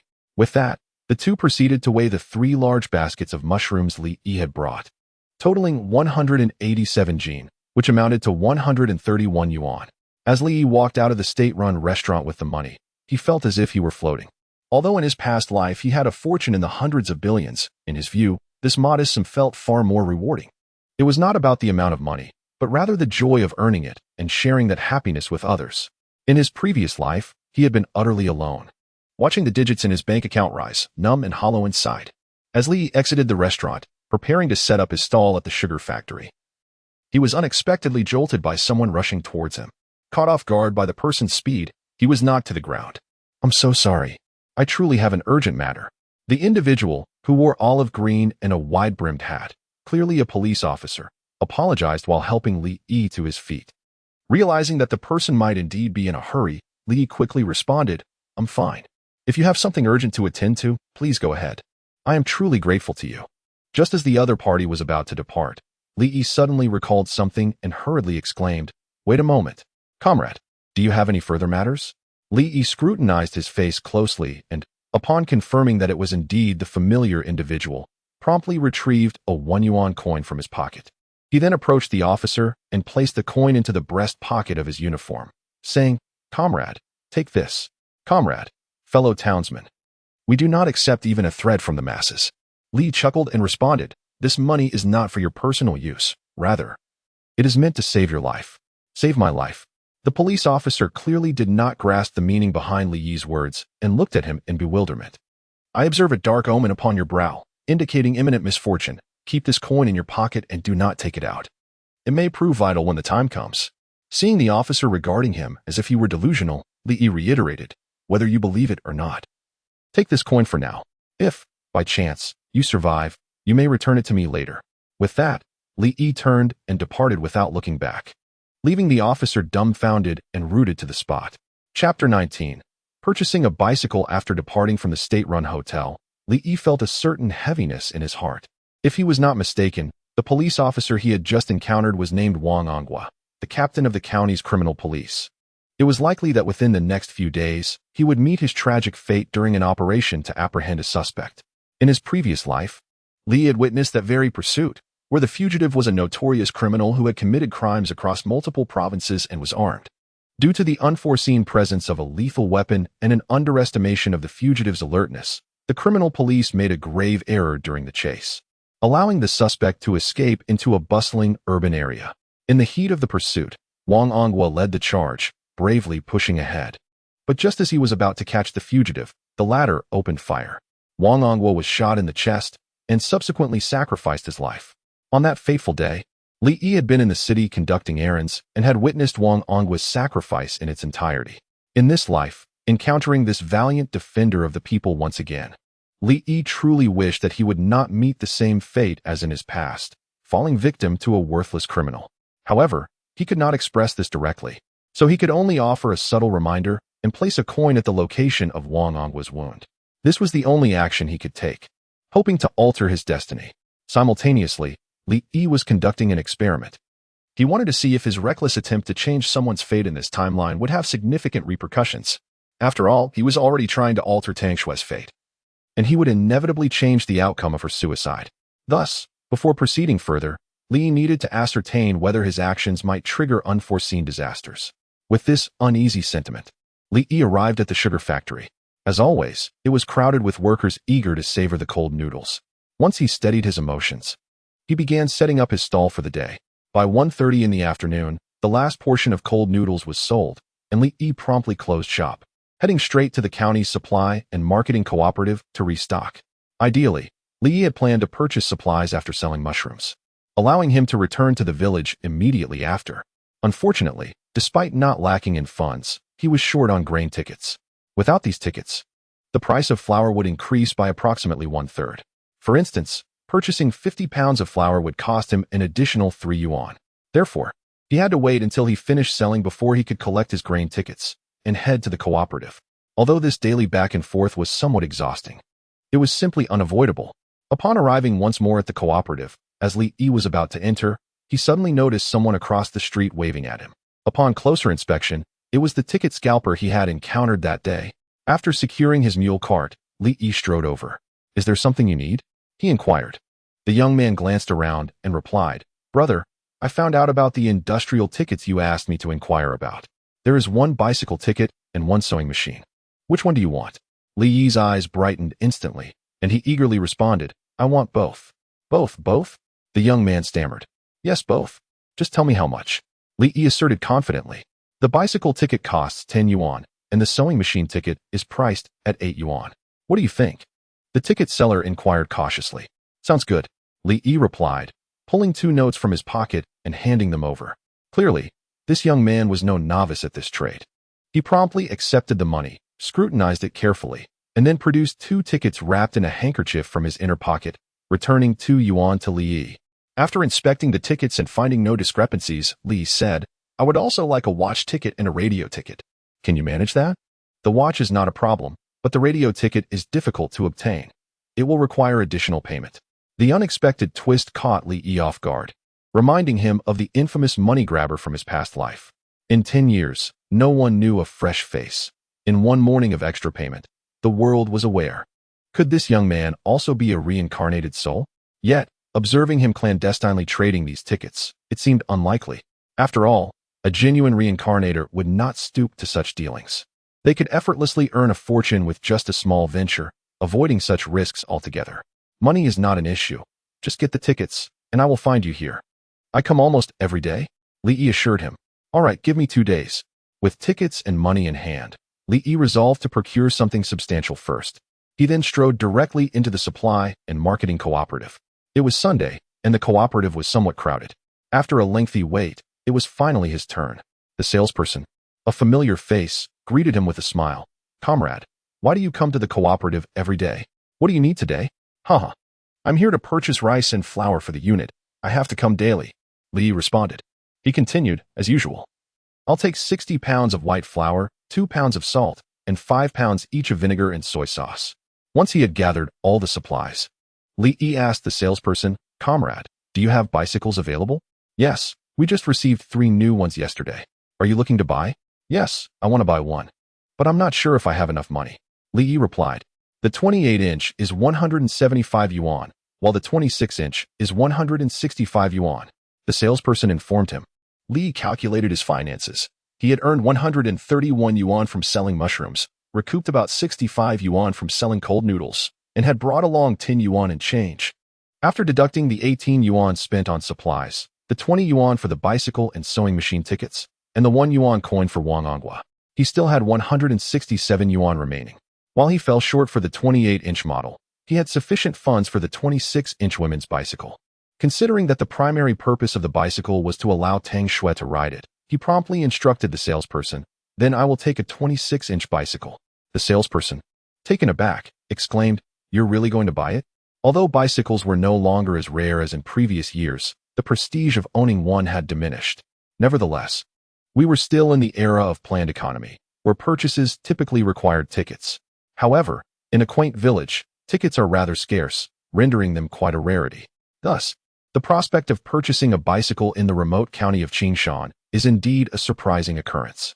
More importantly, Li Yi seemed to have made his decision without any contemplation, treating it with the nonchalance of buying a head of cabbage. Little did the sales clerk know that the individual standing before her was a financial magnate who had returned from several decades into the future, having facilitated transactions worth billions on countless occasions. Would he hesitate over a mere bicycle priced at a little over 100 yuan? The funds were perfectly sufficient. He simply declared, "I'll take it." "Very well then, please make your payment, and I shall guide you in selecting your bicycle," the sales clerk responded. All right. Chapter 20. Urgent orders at the county police station as Li Yi eagerly pedaled home on his brand new bicycle. An important emergency meeting was unfolding within the county police station. The atmosphere in the conference room was tense, with every face reflecting a serious demeanor. At the head of the table, the director spoke gravely. "Comrades, we have just received an urgent directive from higher authorities. It has been confirmed that the notorious criminal Zhou Baoshan, who has been on the run across multiple provinces, has entered our jurisdiction. He is likely attempting to escape abroad through our county, Qingshan, which is his essential route. Therefore, we are ordered to mobilize our elite forces immediately to form a special task force to conduct covert operations and apprehend the suspect as swiftly as possible. Do you all have confidence in this mission?" A resounding chorus of yes, yes, yes, echoed throughout the room. "Excellent. You truly are my troops. Our morale must not falter." The director continued. "According to our deliberations, we will establish a special task force under the leadership of Captain Wang Ongua. A thorough and discreet investigation will be conducted across the county to ensure the suspect does not escape from Qingshan." "Yes," Captain Ongwa responded, fully aware of the weight of the responsibility placed upon him. "Rest assured, as long as the criminal dares to show himself in Qingshan, I will ensure his capture." "Good. Now let us discuss the specifics of our operations." Unbeknownst to Li Yi, who was blissfully unaware of the events transpiring at the police station, he was merrily making his way back to the village. Upon returning, he unloaded various supplies from his bicycle into the house, soaking his dirty bamboo tubes and chopsticks in a basin of water, intending to clean them for use the next day. After providing water and hay for his mule, he locked the door and rode towards the brigade office. Upon arriving at the office, he noticed the village secretary, Feng Kai, sitting under the eaves, smoking a cigarette. "Uncle Feng, may I ask you about something?" Li Yi inquired. Feng Kai glanced at him before responding. "Let us discuss that in a moment. First, you need to honestly explain where you got that bicycle." Li Yi understood the elder's concerns and promptly replied, "Of course, I bought it. Do you think I stole it?" "You bought it. Speak properly. That bicycle isn't cheap." Feng Kai pressed, his tone serious. "It wasn't cheap. It cost 165 yuan, Li Yi asserted, gesturing to the fresh paint on the bicycle. "Uncle Feng, I just purchased it from the county this afternoon. Look at the paint. It's brand new. And I have the receipt right here." As he handed over the purchase receipt, Feng Kai, who had received some education, took it and began to read. After confirming it was indeed a legitimate purchase, he looked up in surprise. "So it really is yours. Does your family have that much money?" "Huh. My family doesn't have that much, but I can earn it." "You earn it? Just make sure you don't resort to illegal activities for money. In this village, my old bones can still keep you in check, but once you're out of the village, I truly cannot protect you." Li Yi smiled and said, "I understand this matter. To be honest, the money I earned is from selling mushrooms." "Mushrooms? Is there still a market for that in the city?" "Indeed.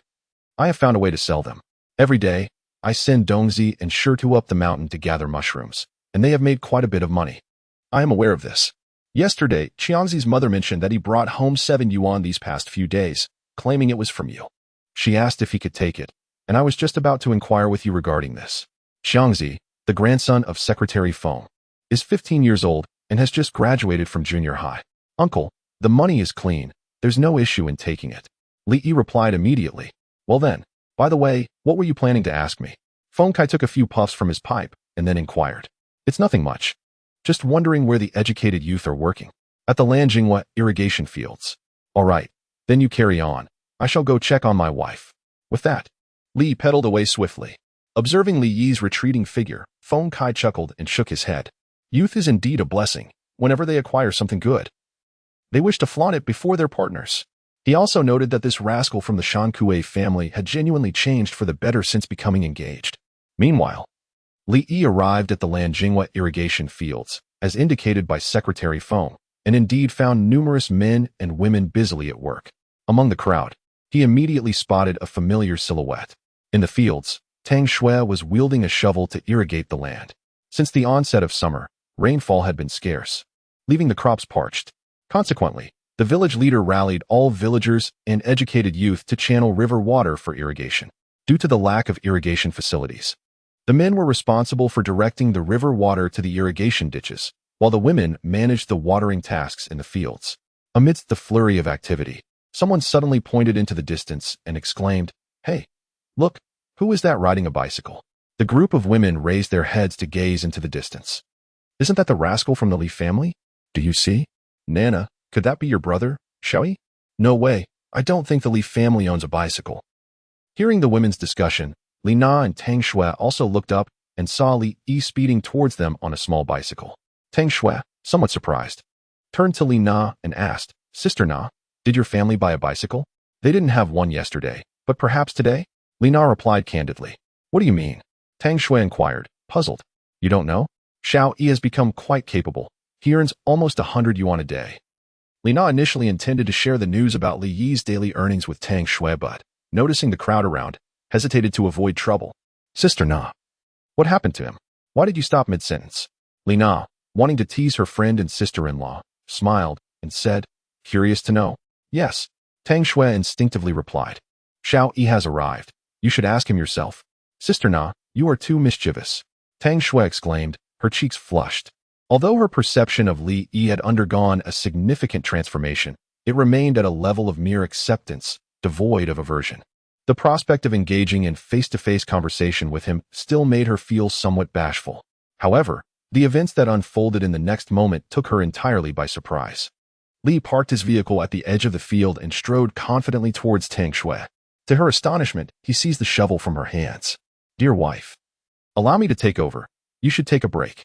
The term dear wife instantly turned Tang Xue's fair complexion a deep crimson.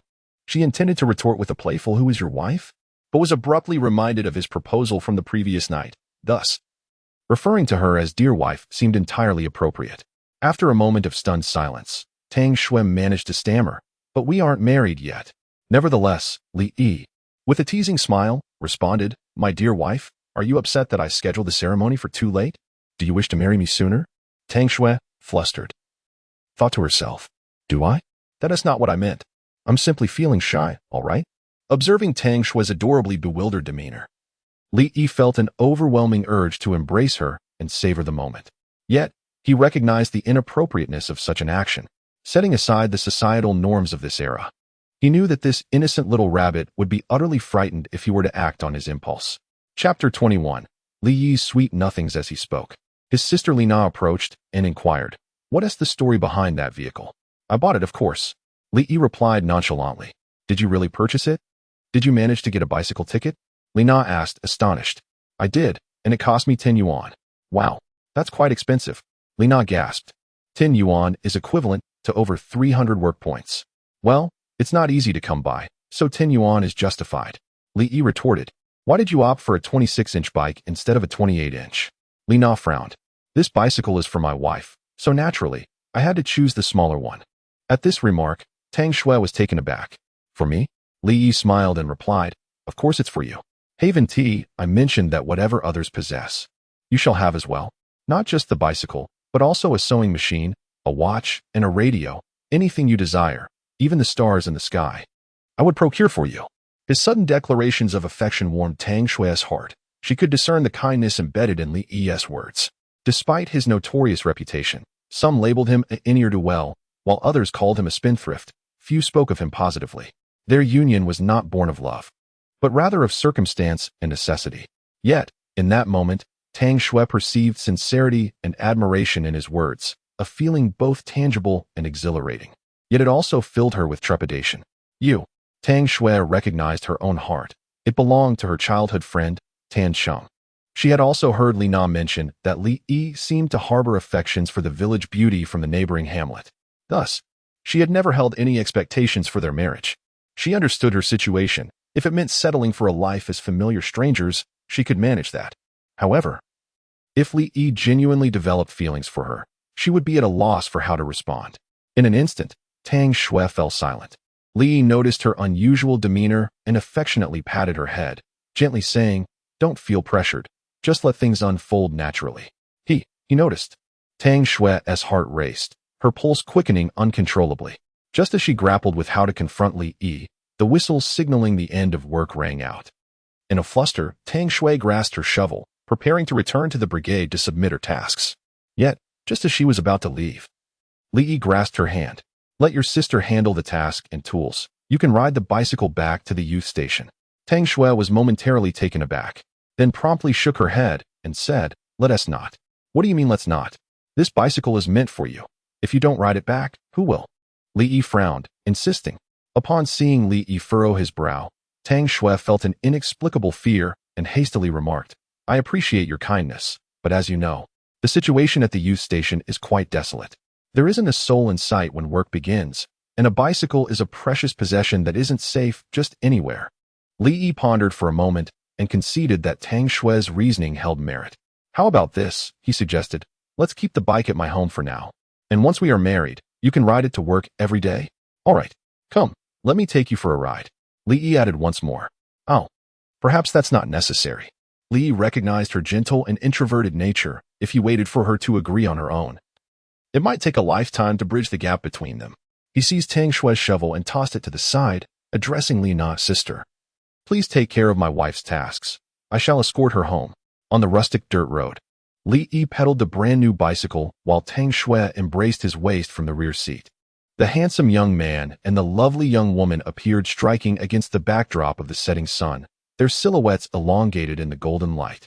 The bicycle surpassed one laborer after another, each onlooker displaying a look of astonishment. Under the scrutiny of the villagers, Tang Xue, who was already quite bashful, blushed deeply and dared not lift her gaze. The journey was brief, and soon they returned to the youth station. After ensuring Tang Xue was safely inside, Li Yi did not linger but instead reminded her to take care of her health before he rode off towards the back mountain. Upon reaching the reservoir, Li Yi found that the younger boys had already gathered. The dam, once a playground, was now filled with bamboo baskets and wooden barrels brimming with various mountain goods. However, Li Yi noticed a peculiar situation. There seemed to be more children than usual, exceeding a dozen. Observing the group of preteens before him, he couldn't help but furrow his brow and inquire, "Dongzi, what is going on with these kids?" Dongzi responded quickly, "Brother Yi, Hall and Ningzi are on break and have nothing to do. They saw us going up the mountain to gather mushrooms every day and wanted to join us to earn some pocket money. I figured they often play in the mountains and can distinguish between edible and non-edible mushrooms, so I brought them along." After hearing Dongzi's explanation, Li Yi's serious expression softened slightly. After a moment of contemplation, he declared, "It's fine for them to gather mushrooms, and I will pay them accordingly. But they can only work during the holidays. Once school starts, they must attend classes, understood?" The children's faces instantly brightened with joy, and they eagerly affirmed their understanding. For Li Yi, having a few extra hands was beneficial. After all, mountain goods were in high demand in the city, and he had no fear of not being able to sell them. If they couldn't sell immediately, they could dry them for winter, which would yield even greater value. However, Li Yi was acutely aware of the villagers' short-sightedness. Many were those who became blinded by the allure of money. Li Yi harbored concerns that the parents of these children, upon witnessing their potential to earn money, might, in pursuit of immediate, trivial gains, deprive them of their right to pursue education and self-improvement. Should this occur, it would spell a grave disaster for these youngsters. Today's harvest was rather eclectic, comprising an array of edible fungi, including various mushrooms, as well as wood ear and silver ear mushrooms. Thus, Li Yi took it upon himself to instruct the children on how to process these goods. The reason these mountain products garnered the attention of state-run hotels was not solely due to their inherent quality, but rather because of Li Yi's meticulous secondary processing. Although it merely involved the straightforward task of cleaning away dirt and impurities and discarding the smaller specimens, the transformation was remarkable. Once these initially sorted and thoroughly clean mountain goods were artfully arranged in baskets, their aesthetic appeal surged manifold. Anyone who beheld them would readily perceive that the quality of Li Yi's offerings far surpassed that of others. After organizing the mountain produce, Li Yi instructed Dongzi to carry everything back home. He then distributed the wages for the previous day's mushroom picking, giving each child 5 yuan. Watching them leave, jubilant and clutching their earnings, a faint smile crept upon Li Yi's lips. Chapter 22. The idea of building a house early the next morning. Li Yi rose with the dawn.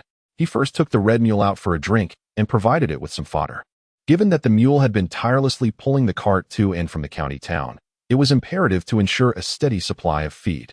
Only after attending to the mule did Li Yi commence preparations for his day's market venture. The temperature had escalated in recent days, soaring to a scorching 40 degrees at noon. Consequently, the demand for cold noodles had surged, with workers clamoring for 200 to 300 servings daily, proving insufficient to meet their appetites. After much contemplation, Li Yi resolved to prepare some white flatbreads to accompany the cold noodles, convinced that this pairing would yield splendid results. A man of decisive action, he immediately set to work. Upon completing the cold noodles, he then cooked over 100 white flatbreads, eager to test their appeal. By 10 in the morning, the mule cart arrived once more at the state-run restaurant. The sight of over a dozen varieties of processed mountain goods brought an instant smile to Lu Jingshan's face. After confirming the prices of various mushrooms, the two began weighing and settling accounts. When Li Yi exited the restaurant, he found himself richer by 151 yuan. After deducting the labor fees for his younger associates, he had still managed to earn nearly 100 yuan from selling mountain goods alone, coupled with an additional 30 to 40 yuan from the cold noodles. It seemed he could amass 1,000 yuan within a week. The prospect of building a house was now firmly on the agenda, as constructing a new home before his wedding would undoubtedly bring joy. With a buoyant spirit, Li Yi urged the mule towards the sugar factory. In stark contrast to Li Yi's cheerful demeanor, Wang Onghua at the county bureau was not enjoying a similar sense of happiness. In the meeting room, a haze of smoke lingered, and the expressions on everyone's faces were grave. What is the situation? Any leads on Zhou Baoshan? Wang asked, his voice hoarse. Li Yongping, the deputy captain, responded promptly. We have no leads on Zhou Baoshan, but we did apprehend several petty thieves and opportunists. As he spoke, a hint of weariness crossed Li's fatigued features. Following their meeting yesterday, the criminal investigation team had begun scrutinizing vehicles and individuals heading towards the border, deploying numerous personnel to conduct inquiries in the county and surrounding townships. After a day and night of relentless effort, they had indeed captured a number of petty criminals and opportunists, yet the elusive bandit remained at large. Let us hand them over to the public security team. Our mission is to capture Zhou Baoshan, Wang Onghua stated, his tone heavy with frustration. They have already been transferred. Just then, a middle-aged officer rushed in, exclaiming, Captain Wang, we just received an urgent call from the municipal bureau confirming that Zhou Baoshan has entered our county. The bureau demands that we locate him and bring him to justice. Wang Onghua immediately rose, his voice solemn. Can we ascertain the time frame? It was reported that a few days prior, the municipal bureau had received a tip-off about a suspicious individual appearing near Huangdawaliang. Wang Onghua possessed an intimate understanding of the local terrain. Without a moment's hesitation, he remarked, Huangdawaliang is situated in the southeastern part of Qingshan County, approximately 50 kilometers from the county seat. Zhou Baoshan, a wanted criminal, would naturally refrain from taking a vehicle. He can only travel on foot. Given his stamina, he should still be within our county. As soon as he finished speaking, Deputy Captain Li's voice resonated with gravity. Our Qingshan County encompasses 18 townships and communes, along with several significant mountains such as Dakingshan, Suma Mountain, and Aguishan. Locating an individual amidst these vast expanses is akin to searching for a needle in a haystack. However, Wang Onghua retorted with unwavering conviction. The suspect is undoubtedly in the county seat. How can you be so certain he is in the county? What evidence do you have? Deputy Captain Li inquired. His brow furrowed. Wang presented two compelling reasons. Firstly, the suspect's intent is to escape abroad, and the route from Yinshan County leads through the northern Gobi Desert, an arid wasteland devoid of life. He must be adequately prepared. Entering the Gobi unarmed would likely result in his demise at the jaws of a wild wolf before he even reaches the border. He continued, secondly, the supplies necessary for his escape, particularly food and self-defense tools, are scarce. At present, few places can provide these, especially food. Almost immediately, a voice of dissent emerged. Captain Wang, food should be relatively easy to acquire, as the fields are currently abundant with crops and vegetables. Wang Onghua countered. This season is precisely the transitional period when the villagers have little surplus grain. It is highly improbable that Zhou Baoshan could procure sufficient food from them. While fruits and vegetables may be readily available, they cannot be stored for long and are insufficient for sustenance over a journey. Therefore, I firmly conclude that he will indeed come to the county seat to stock up on supplies before attempting to cross the border. Upon hearing Wang Onghua's analysis, Deputy Captain Li and several other officers instinctively nodded in agreement. Being seasoned veterans, they understood that for a long journey, it was prudent to carry non-perishable, high-calorie foods, which fruits and vegetables clearly were not. Captain Wang, what shall we do now? Wang Onghua pondered briefly before responding. From this moment onward, we must intensify our inspections on the roads leading to the northern townships while focusing our attention on the supply and marketing cooperatives. Additionally, we need to assign personnel to monitor the black market and report any suspicious individuals immediately. Why monitor the supply cooperatives and the black market? The suspect is being pursued for robbery and murder, having allegedly stolen over 20,000 yuan from the local credit union, which implies he is not short on funds. Wang Ongwa reiterated, possessing money yet in need of supplies, the most prudent course of action would be to purchase from the supply cooperatives. However, I surmise he may lack sufficient vouchers, necessitating an exchange in the black market. As long as we keep a close watch on these two locations, we are bound to apprehend that scoundrel. Deputy Captain Li nodded. Your analysis is indeed sound, Captain. Let us proceed as you suggest. I will take a team to monitor the black market, while Old Yang will head to the supply cooperative. Wang Ongwa added, ensure that all officers are armed. The suspect is a remorseless killer, and we must exercise utmost caution. Understood. As he was speaking, a young man suddenly knocked on the door and said, Captain Wang. Your phone. Whose phone? It's from the county government. Chairman Wang called to inform you that your father is being discharged from the hospital today. He inquired if you could pick him up. Wang Ongwa then recalled that his father had fallen gravely ill on his way to the countryside 2 days prior and had been kindly taken to the hospital. Today marked his discharge. However, given the current circumstances, it was evident that he could not go to the hospital to fetch him. Please convey to my brother that I have a significant case to attend to and am unable to leave.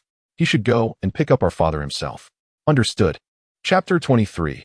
A great misunderstanding in the county hospital's inpatient department. Wang Guoguang looked at his eldest son, who was busy packing up, with evident disdain. While several directors and department heads stood behind him, he muttered, What are you doing here? Are you trying to intimidate these ordinary folks?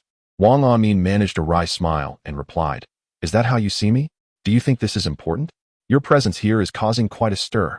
Understanding his father's meaning, Wang Amin, unperturbed, turned to the hospital director and said, Director Zhu, I am not here to inspect. I am merely a son here to pick up my father. You may all disperse. Director Zhu immediately sighed in relief and intended to send everyone back to their duties while he remained to attend to them. However, at that moment, the elder Wang interjected. Wait a moment. Director Zhu promptly responded, Old sir, please feel free to express any requests. Does anyone know the name of the young man who brought me here that day? I vaguely heard him mention his name to Dr. Liu. At this, the elder's attending physician stepped forward and said, Old sir, that young man is named Li Yi. He is from the Hongqi commune. Hongqi commune's Li Yi. Wang Guoguang then addressed his eldest son. Oldest, remember this. He is your father's savior, so make sure to express our gratitude. Wang Amin immediately replied, Understood. In a few days, I will personally visit this young man's home. That's the spirit. Hurry up and pack. We are heading home. All right, soon. The Wang father and son gathered their belongings and left the hospital. After escorting his father home, Wang Anmin returned to his workplace. Knowing that his father was a man who believed in repaying kindness, and recalling that without that young man, his father would likely have met his end on the way, he felt a profound sense of obligation. As a son, he must express his gratitude, otherwise he would be remiss in his duties. With this thought, he tasked his secretary to promptly investigate the situation of Li Yi from the Hongqi commune. Due to the nature of his identity, he intended to keep his inquiry discreet and did not disclose the true reason to his secretary. Little did he expect that this concealment would lead to a major misunderstanding. The secretary, unaware of the underlying reason for the inquiry into a common member, assumed that the individual had incurred the wrath of the county council chairman, thus adopting a more serious tone when contacting the commune. This gravity, although unintended, sparked widespread panic within the Hongqi commune. Several key officials within the commune, not daring to slacken their vigilance, swiftly convened all village leaders and production team heads to hold a meeting, determined to ascertain the identity of the Li Yi who had supposedly offended Chairman Wang and the nature of his transgression. Meanwhile, Li Yi, who was setting up a stall at the sugar factory gate, remained blissfully unaware that, amidst a series of misunderstandings, he had unwittingly transformed from a mere street vendor into a criminal in the eyes of many. Truly, disaster can strike when one is merely trying to make a living. At the entrance of the sugar factory, today, business was unexpectedly thriving. Upon learning that Li Yi had prepared white pancakes for just 5 cents each, the workers' enthusiasm was reignited. A serving of cold noodles paired with a white pancake cost merely 25 cents, a delightful treat indeed. In less than half an hour, all 110 white pancakes were sold out. When the subsequent workers discovered there were no pancakes left, they could not contain their grievances. Li Yi could only promise to make more pancakes the next day, ensuring everyone could enjoy cold noodles with pancakes. By 1:30 in the afternoon, He had sold the last serving of cold noodles and subsequently headed to the supply and marketing cooperative for restocking. However, upon arriving, he sensed a peculiar atmosphere enveloping the place. A closer inspection revealed the presence of several unfamiliar faces both inside and outside the cooperative. Initially, he thought they might be ticket scalpers, but they bore an impressive demeanor, their faces radiating vitality, unlike the pallor typical of regular scalpers. More importantly, he did not see Lu San, who had previously sold him tickets for bicycles and sewing machines, near the telephone pole. It was evident that these strangers were not ticket scalpers. Observing the wary and scrutinizing gazes directed towards passers-by, he could easily infer their identities. Nevertheless, Li paid them no mind. After all, he was merely an ordinary citizen and could hardly be their target. After securely tying his mule cart, he strode confidently into the cooperative. Following his customary large-scale procurement, Li drove his cart back to the village. However, upon returning home, he sensed something was amiss. Both his parents were in the yard, along with the old party secretary Feng Kai and the team leader Zhang Tongfu. The gathering of so many individuals at his home, seemingly awaiting his arrival, struck Li as unusual. Hearing the creaking sound of the mule cart, the individuals in the yard instinctively rose to their feet. Upon recognizing Li's return, his father Li Shankue approached to take the cart, stating, "Let me handle this. Uncle Feng and Uncle Zhang have matters to discuss with you." Li promptly walked over and inquired, "Uncle Feng, Uncle Zhang, what brings you here?" With a grave expression, Feng Kai replied, "Boy, tell me honestly, what trouble have you gotten yourself into?" Li was taken aback. He had no knowledge of any wrongdoing on his part. "Uncle, what are you talking about? What is going on?" Feng Kai continued earnestly, "If you have indeed committed an offense, I will take you to turn yourself in. Hoping for leniency, you must conceal anything. The consequences could be dire if discovered." Zhang Tongfu chimed in, "Indeed, boy, one must not oppose the government." Li hastily responded, "Uncles, I assure you, I have not committed any offense." Before he could finish, Feng Kai furrowed his brow and interjected, "You rascal. If you truly haven't done anything wrong, why would the cadres from the commune be specifically investigating your situation? And why would they require us to bring you to the commune?" Li was equally bewildered and promptly inquired, "Uncle Feng, are you implying that the commune intends to investigate me and that you will accompany me there?" "Indeed," replied Feng Kai, as he took a drag from his cigarette. "This afternoon, the commune convened a meeting specifically for you. If you were not in trouble, would the leaders have taken such significant measures?" Li pondered for a moment, wondering if someone had reported him for setting up a stall outside the sugar factory. However, that seemed unlikely. If it were a report, the authorities would have come directly to apprehend him rather than involving the commune. Aside from that incident, he could not recall any other transgressions. "Uncles, please do not fret. It is highly probable that the commune is not seeking me due to any wrongdoing," Li asserted confidently. "What do you mean?" asked Uncle Feng. "Consider this. If I had indeed committed a serious offense, the police would have already arrived to arrest me, leaving no room for you to lecture me here." Upon hearing this, Feng Kai and Zhang Tongfu nodded in agreement, acknowledging the validity of his reasoning. In these times, even the slightest rumors could lead to arrests. If there were genuine evidence of Li's misconduct, it would certainly have been handled with more severity. "Then why is the commune investigating you?" Zhang Tongfu queried, puzzled. "I am not entirely certain. They are the ones seeking me out. Perhaps I shall visit the commune tomorrow," Li suggested. "Yes, then everything will be clarified," Zhang Tongfu replied. Feng Kai nodded and said, "All right, I will accompany you tomorrow." Agreed. Chapter 24. To the commune. The night passed without a word. The following day, Li rose early as usual and began his preparations before setting up his stall. Although he still needed to visit the commune, he could not afford to delay his trip to the county town. Earning money was of little concern. The state-run restaurant was awaiting the mountain goods he had promised, and he could not be untrustworthy. Fortunately, his third sister had previously delivered goods and set up a stall, so a brief explanation should suffice to cover him for the day. When Lina learned that her younger brother had asked her to deliver goods and set up the stall in his stead, she did not feel anxious or fearful. Instead, she was quite exhilarated. Unlike her elder sisters, who adhered strictly to the rules, Lina had always possessed her own opinions. Ever since she witnessed her brother earn in one day what others made in 3 to 4 months, she had been eager to try her hand at it. However, as a young woman, her parents, Li Shankue and his wife, were reluctant to let her venture out alone, forcing her aspirations to remain buried within her heart. Thus, When Li Yi invited her to take on this responsibility, she was more than willing to oblige. Nevertheless, Li Shanque was concerned about Li Nam managing on her own. After much deliberation, he ultimately decided to request a day off from the team to accompany her to the county town. At 9 in the morning, after seeing her father and third sister off on their bright red mule, Li rode his bicycle towards the brigade office. He was to meet Feng Kai and Zhang Tongfu there before heading to the commune together. At the Hongqi commune, several directors and deputy directors had arrived early. By the time Li Yi and his companions arrived, these officials had already adopted an air of interrogation.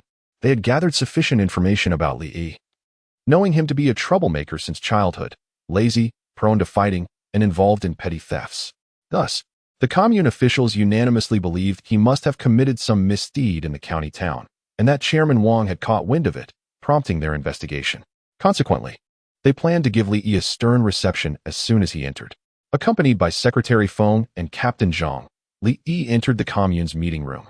In contrast to the nervousness exhibited by the two elders, Li Yi remained utterly unconcerned. Upon entering, he displayed no fear, his gaze sweeping across the officials with an air of defiance, which irked them greatly. With a loud bang, a middle-aged man clad in a Zhongshan suit slammed the table and demanded, "You are Li Yi?" "I am Li Yi.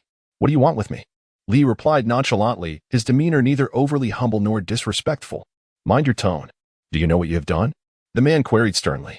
Li Yi simply shook his head, stating, "I do not know." Before the man could respond, Li Yi stepped forward and continued, "Uncle Feng and Uncle Zhang have already informed me of the situation. I assure you, I have committed no wrongdoing. If you believe I have, then present your evidence. Otherwise, spare me these baseless accusations." The commune officials, accustomed to wielding authority in their small domain, had never before been spoken to in such a manner. They bristled with indignation, resembling frogs in a pond. "What is this attitude of yours?" the middle-aged man at the head of the table interjected, seeing the displeasure etched on Director Huang's face. Both Feng Kai and Zhang Tongfu felt a tremor of anxiety. "My attitude is unblemished. The issue lies with you," Li remarked with a measured calmness. "Oh, what issues do we possess?" Director Huang inquired with keen interest. Li Yi, undeterred, responded promptly, "The problems are significant. First and foremost, as grassroots officials who bridge the gap between the upper echelons and the populace, your demeanor towards superiors and the common folk is flawed. When the county inquires about my situation, a straightforward response is all that is required. There is no need to escalate matters when you are unclear about the circumstances. It only serves to trivialize your authority and inflate minor issues. As a mere citizen, you ought to ascertain the basic facts before resorting to intimidation and psychological pressure. Such double standards in treating superiors and ordinary citizens are unacceptable." Continuing, Li Yi asserted, "Secondly, your capabilities are questionable. When the county requests you to investigate my circumstances, it is imperative that you seek clarity rather than conjecturing wildly. Moreover, if I had indeed committed an unforgivable offense, the county would not merely send you to gather information. The criminal investigation team would have intervened long ago." The pointedness of Li Yi's words rendered the faces of all present, including Director Huang, rather grim. Yet, despite their discomfort, they could not deny the validity of his statements. What a sharp-tongued youth.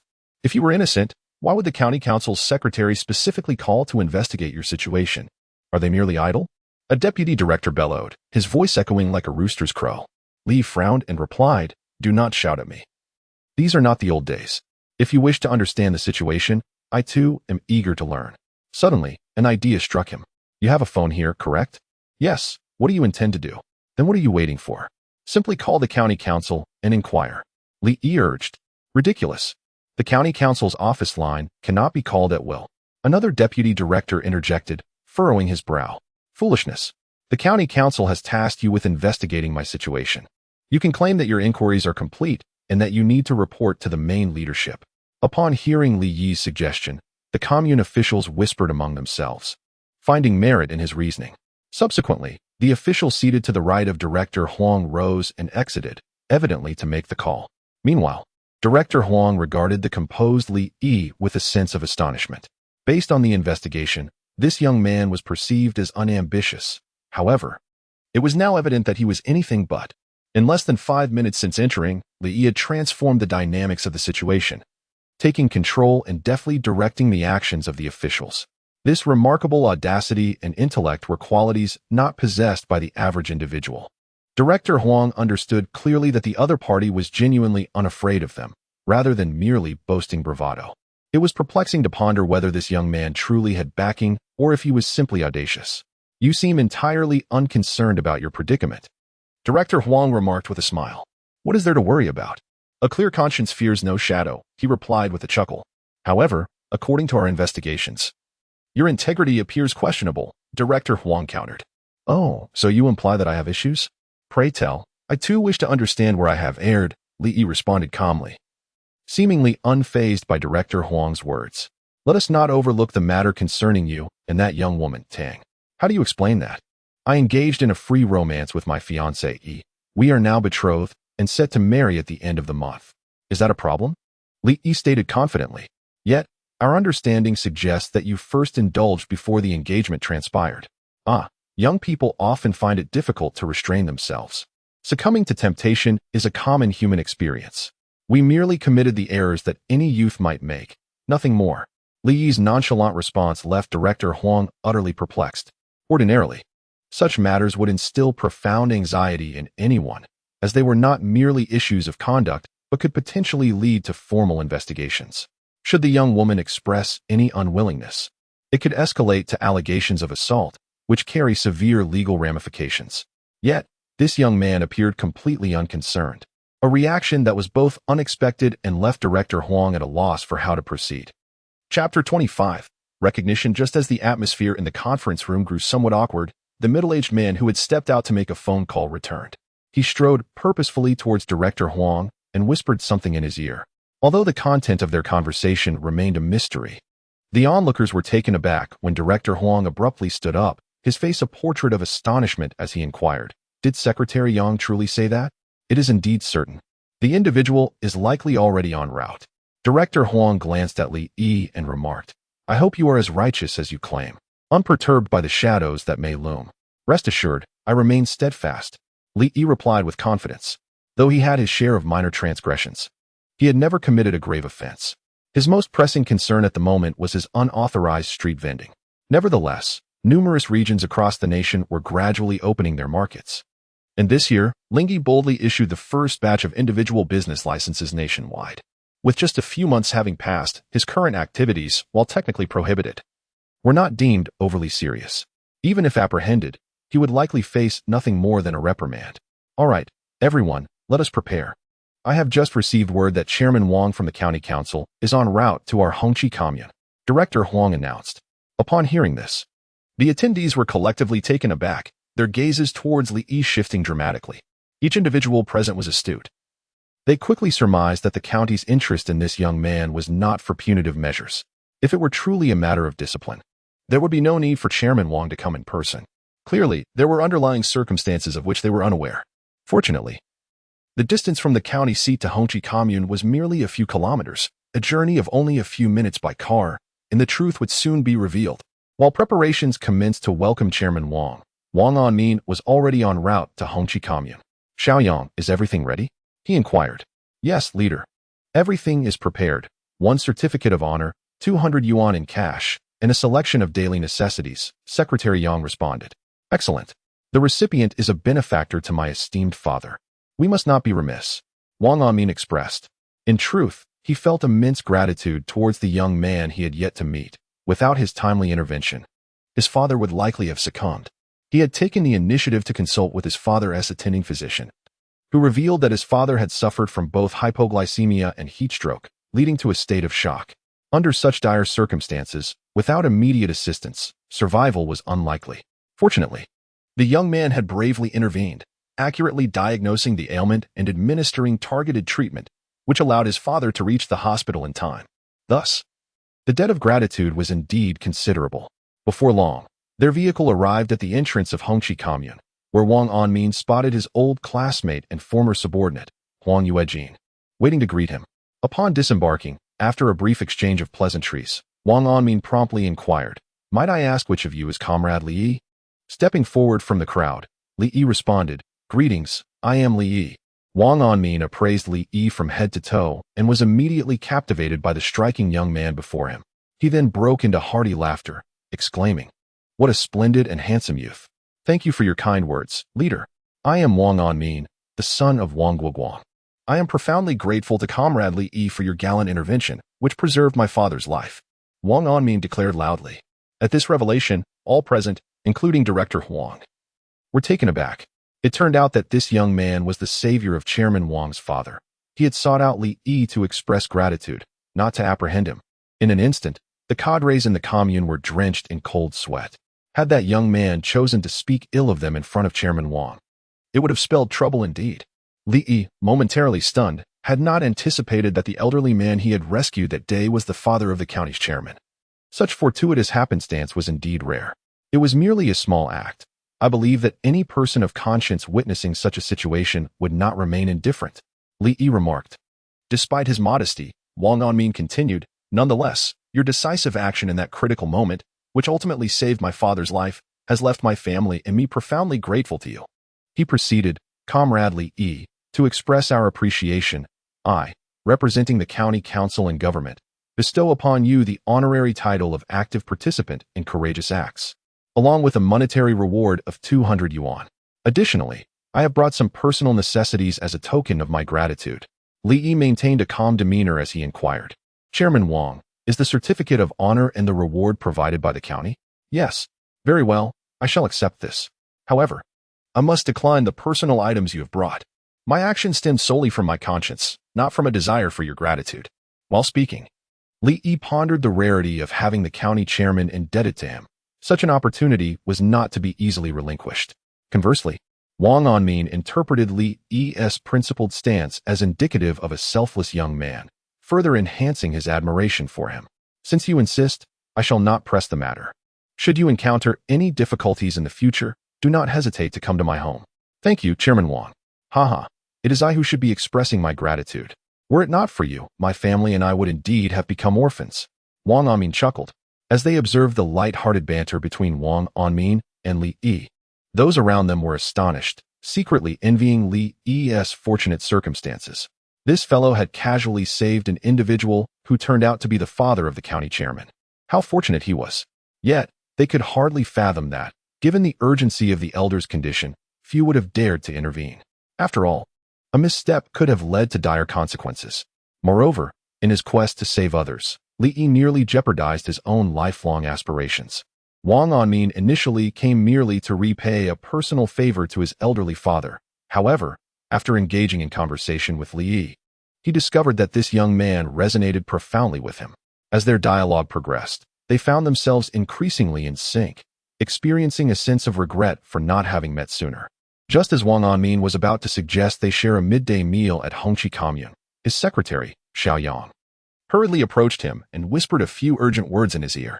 Consequently, Wang Anmin's expression shifted dramatically, and after exchanging a few hurried remarks with Li Yi, he hastily departed from Hongqi Commune. Chapter 26. The thrilling capture in a small jeep.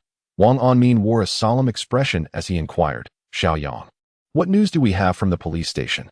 "Leader, according to Director Lu's report, their personnel have identified a suspicious target during their investigation, and after further comparison, it has been confirmed that it is the suspect Zhou Baoshan," replied Secretary Yang. "What is the county bureau's plan for handling this?" Wang Anmin pressed further. "Director Lu has already ordered the criminal investigation team to commence the operation and prepare for immediate capture," Secretary Yang continued. "Considering the possibility of the suspect attempting to flee, Director Lu has also instructed the militia from several nearby communes and the special police forces to establish a perimeter, forming a second line of defense to ensure the operation's success.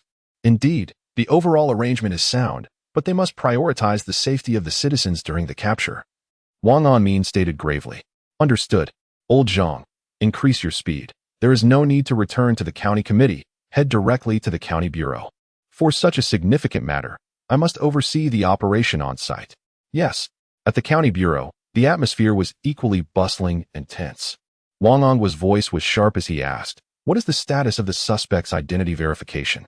"Report, Captain. It has been confirmed 100% that it is Zhou Baoshan." His subordinate responded promptly. "Good. Have the arresting personnel arrived?" "All personnel are in position." "Excellent. Also have the special police dispatch a skilled team to be on standby, just in case." "Yes. Is there any news from the county committee?" Wang Ongwa inquired once more. Report, Captain. Chairman Wang went out to the countryside this morning and is currently on his way back. Wang Ongwa pondered for a moment before stating, We cannot wait any longer. Let us proceed to the scene to direct operations. Have Deputy Director Huang and the others remain here. With that, Wang Ongwa immediately set off for the scene with several subordinates. The location where the suspect was spotted was in a black market in the northwest corner of the county town, a chaotic area frequented by the local populace and opportunists from surrounding towns. Zhou Baoshan needed to procure supplies for his escape. Yet he dared not approach the supply and marketing cooperative, thus he resorted to the black market. The county bureau had anticipated this, and as soon as Zhou Baoshan appeared, he was promptly monitored. However, as a notorious criminal who had evaded capture across 7 provinces while being implicated in numerous murders, Zhou Baoshan possessed strong counter-surveillance skills and soon sensed something amiss. Realizing that his whereabouts might have been compromised and that he was likely being watched by the police, he immediately resolved to flee. Scanning his surroundings, he noticed that several individuals were behaving suspiciously, seemingly encroaching upon him. In a moment of quick thinking, Zhou Baoshan shouted, The police are coming! The police are coming! Everyone run! In that era, the police wielded considerable authority, far removed from the image of community workers in later times. Those engaged in petty trades feared the police above all, for being apprehended could lead to severe consequences, including confiscation of goods or even arrest for engaging in illicit activities. Thus, upon hearing the alarm of the police's arrival, the crowd of over 100 people in the black market erupted into chaos, scattering in every direction. Zhou Baoshan, amidst the tumult of the crowd, swiftly made his escape. The police officers, poised for apprehension, stood astounded by the unexpected turn of events. They had not anticipated Zhou Baoshan's cunning. Upon sensing danger, he immediately incited chaos and seized the opportunity to flee. When Wang Ongwa and his colleagues arrived at the scene, they were met with utter disarray, inciting their ire. The suspect had just slipped away amidst the pandemonium, undoubtedly seeking refuge in a densely populated area to elude their vigilance. Pursue towards the main street, Wang Ongwa commanded. Activate Plan B immediately. Secure the entire city. We cannot allow the suspect to escape from under our noses. Understood. Shortly after the command was issued, the team leader responsible for frontline apprehension reported that a suspect had been spotted near the supply and marketing cooperative. Without hesitation, Wang Ongwa led his team towards that vicinity. This operation was critical. He had pledged a military order to the municipal bureau, and failure would not only tarnish his reputation but also bring misfortune upon the entire county bureau. Upon their arrival, they observed a middle-aged man of average stature with triangular eyes darting through the crowd like a slippery catfish, pursued by a dozen officers at a distance. Assessing the surroundings, Wang Ongwa decisively ordered, Surround him. We cannot let him escape. He then charged forward. Zhou Baoshan, taken aback by the relentless pursuit of the officers, realized that he had barely escaped the black market only to be discovered once more. Fortuitously, he was seasoned in evading the police. He understood that during such moments, he could not afford to take back alleys or less populated routes. Fewer people meant a larger target, making it harder to slip away unnoticed. Furthermore, unfamiliar terrain could easily lead him into a dead end, leaving him truly without recourse. Thus, he fled towards the bustling supply and marketing cooperative. Just as he believed he could leverage the throngs of people to elude capture, he suddenly spotted several uniformed policemen converging upon him. Sensing imminent danger, Zhou Baoshan instinctively drew the concealed firearm from his person and fired a shot into the air. The abrupt gunfire shattered the tranquility of the small county town, sending shockwaves of panic through the crowd, which scattered in all directions, creating a scene of chaos even more uncontrollable than the earlier turmoil at the black market. Wang Ongwa and his team were taken aback. They had not anticipated that Zhou Baoshan possessed a firearm. Despite his numerous heinous acts over the past months, he had never employed a gun. The prevailing assumption, even within the municipal bureau, was that he wielded no more than a butcher's knife. However, the reality was starkly different. Not only did he possess a firearm, but he also dared to discharge it in public. We must intercept him. This is the county town. We cannot allow him to fire his weapon, Wang Ongwa declared, resolutely charging towards Zhou Baoshan. Zhou Baoshan, concealed by the chaos of the crowd, felt an exhilarating surge of hope as the likelihood of his escape dramatically increased. With a buoyant spirit, he darted towards a nearby alley. He understood well that the police were focused on the main thoroughfare, rendering his entrance into the narrow passage less noticeable. Moreover, alleys adjacent to the main street rarely had dead ends, significantly enhancing his chances of evasion. However, just as he was about to slip into the alley, a figure clad in olive green pursued him from the side, closing the distance to a mere 4 or 5 meters. Zhou Bashan, don't move. The command rang out. And instead of fear, Zhou Bashan's face contorted into a cruel smile. He swiftly pivoted his body and pulled the trigger with a fierce determination. Bang! The gunshot echoed. At such a close range, missing was simply not an option. Wang Onghua saw the bullet hurtling towards his heart, yet he found himself paralyzed, unable to react. His mind blank. However, the anticipated pain never came. Without pondering the reason, Wang Onghua, seeing Zhou Baoshan mere inches away, with that same savage, bloodthirsty expression, lunged forward and tackled him to the ground. Following this, he executed a deft maneuver, twisting the criminal's right arm behind his back and forcefully striking his gun-wielding hand against his knee. Crack! The weapon clattered to the ground. Zhou Baoshan, fierce as ever, struggled to retrieve his gun, but Wang Onghua was resolute in denying him that chance. With a swift kick, he sent the firearm flying far away, then, with all his strength, pressed Zhou Baoshan firmly to the ground. At that moment, nearby police officers arrived to provide reinforcement, swiftly subduing the notorious murderer. It was only then, panting heavily, that Wang Onghua had the opportunity to examine his own body. Upon discovering the unmistakable bullet hole in his chest, he reached inside to investigate. He soon retrieved a deformed bullet from his shirt pocket, which was astonishingly threaded through a 1 yuan coin. Chapter 27. We have connections. Li Yi was oblivious to the events unfolding in the county town. At that moment, he was pedaling his bicycle towards it. After Chairman Wang departed, the individuals in the commune attempted to ingratiate themselves with him, but Li Yi was preoccupied with thoughts of his third sister, Li Na, and had no time to engage with them. Thus, he concocted a casual excuse and left the Hongqi commune. Li Yi was well aware that their interest in him was merely a means to connect with Wang Onmin, and not a genuine regard for his person. He intended to utilize the Wang family connection with caution, for the currency of human relationships diminishes with overuse and should not be squandered frivolously. Naturally, Li had no desire to entertain those individuals. It had been many years since Li Yi had last ridden a bicycle, yet to his surprise, he found it quite effortless and intuitive. The journey from the Hongqi commune to the county town, spanning over 10 kilometers, took him less than half an hour, a remarkable speed indeed. In truth, Li Yi had noticed that since his rebirth, his body seemed to have undergone a subtle transformation.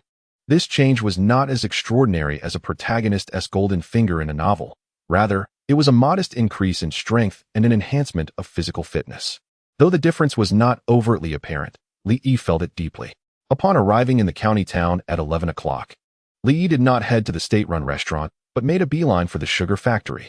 When he reached the entrance of the factory, he found his father, Li Shankue, and his sister, Li Na, already setting up their stall. Upon seeing Li Yi approach, Li Na exclaimed joyfully, "Have you resolved the matter on your end?" "Yes. It's been taken care of," he replied. "What exactly happened? Did those people from the commune have nothing better to do than investigate you?" Li Na inquired, her concern palpable during the journey, fearing that something might have truly befallen her brother. The sight of her brother standing before her, whole and unharmed, alleviated her worries and transformed them into indignation towards the commune. "It's nothing much, really. They just awarded me a certificate and gave me 200 yuan. What does that mean? Why did they give you a certificate and money?" Li Shankue asked with confusion. "Do you remember the old man I saved on the day of my engagement?" Li Yi prompted. "How could I forget? You almost jeopardized the proposal over that." Li Shankue replied. Li then clarified, "The old man's son is a leader in the county town. Upon learning that we saved his father, he wished to express his gratitude. Unfortunately, there was a misunderstanding due to a miscommunication from the secretary, leading the commune to misconstrue the situation. In summary, it was all one grand misunderstanding." Before Li Shankue could respond, Li Na interjected, "So that is how it is. I knew it. Although you may not be exemplary, you wouldn't dare to break the law."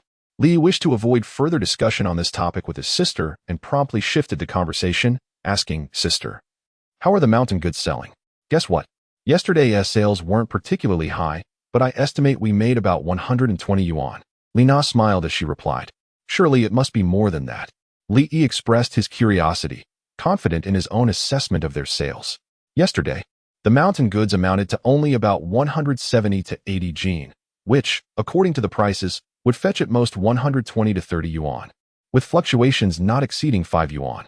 This was a skill honed through years of traversing the streets, nearly infallible. I won't tease you any longer. We sold a total of 153 yuan. But wait, why so much? Li inquired, astonished. Li Na immediately responded.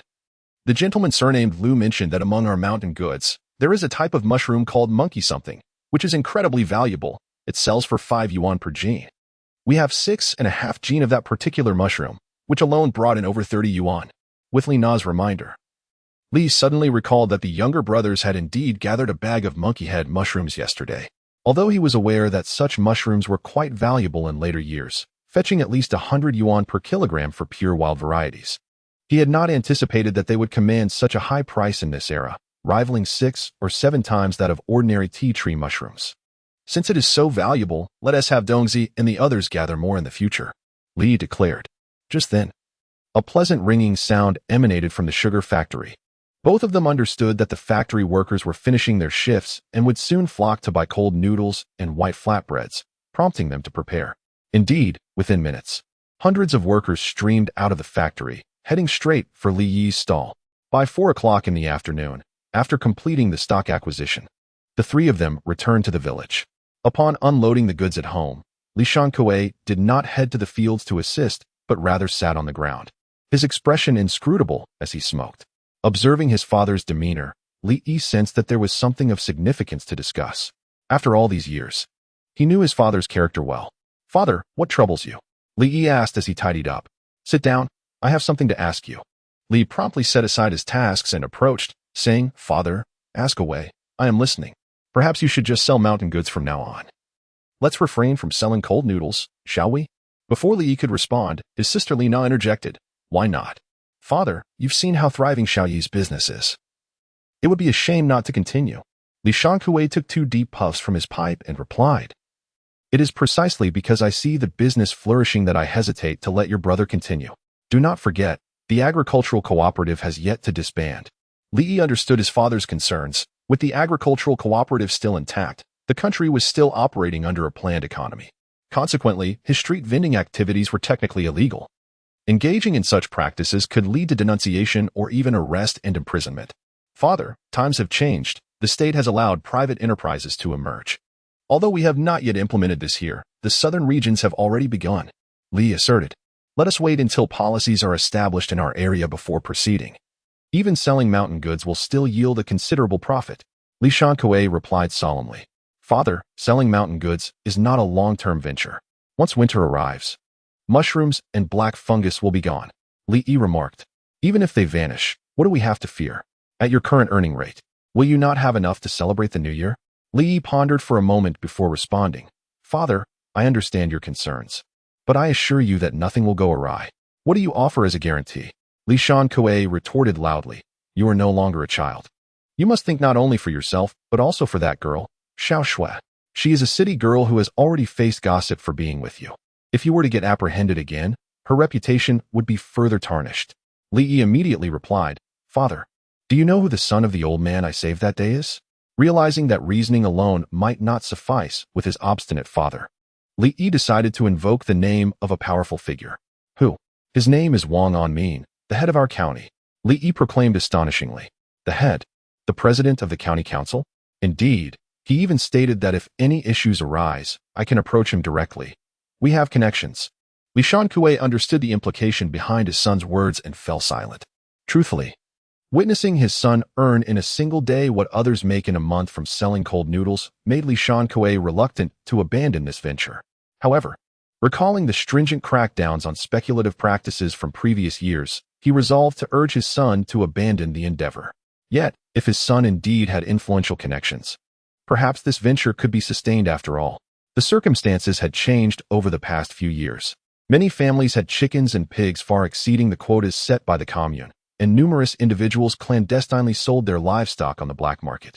Both the commune and the production team turned a blind eye to such matters, evidently granting their tacit approval. With these thoughts in mind, Li Shankuei found himself wavering. Chapter 28.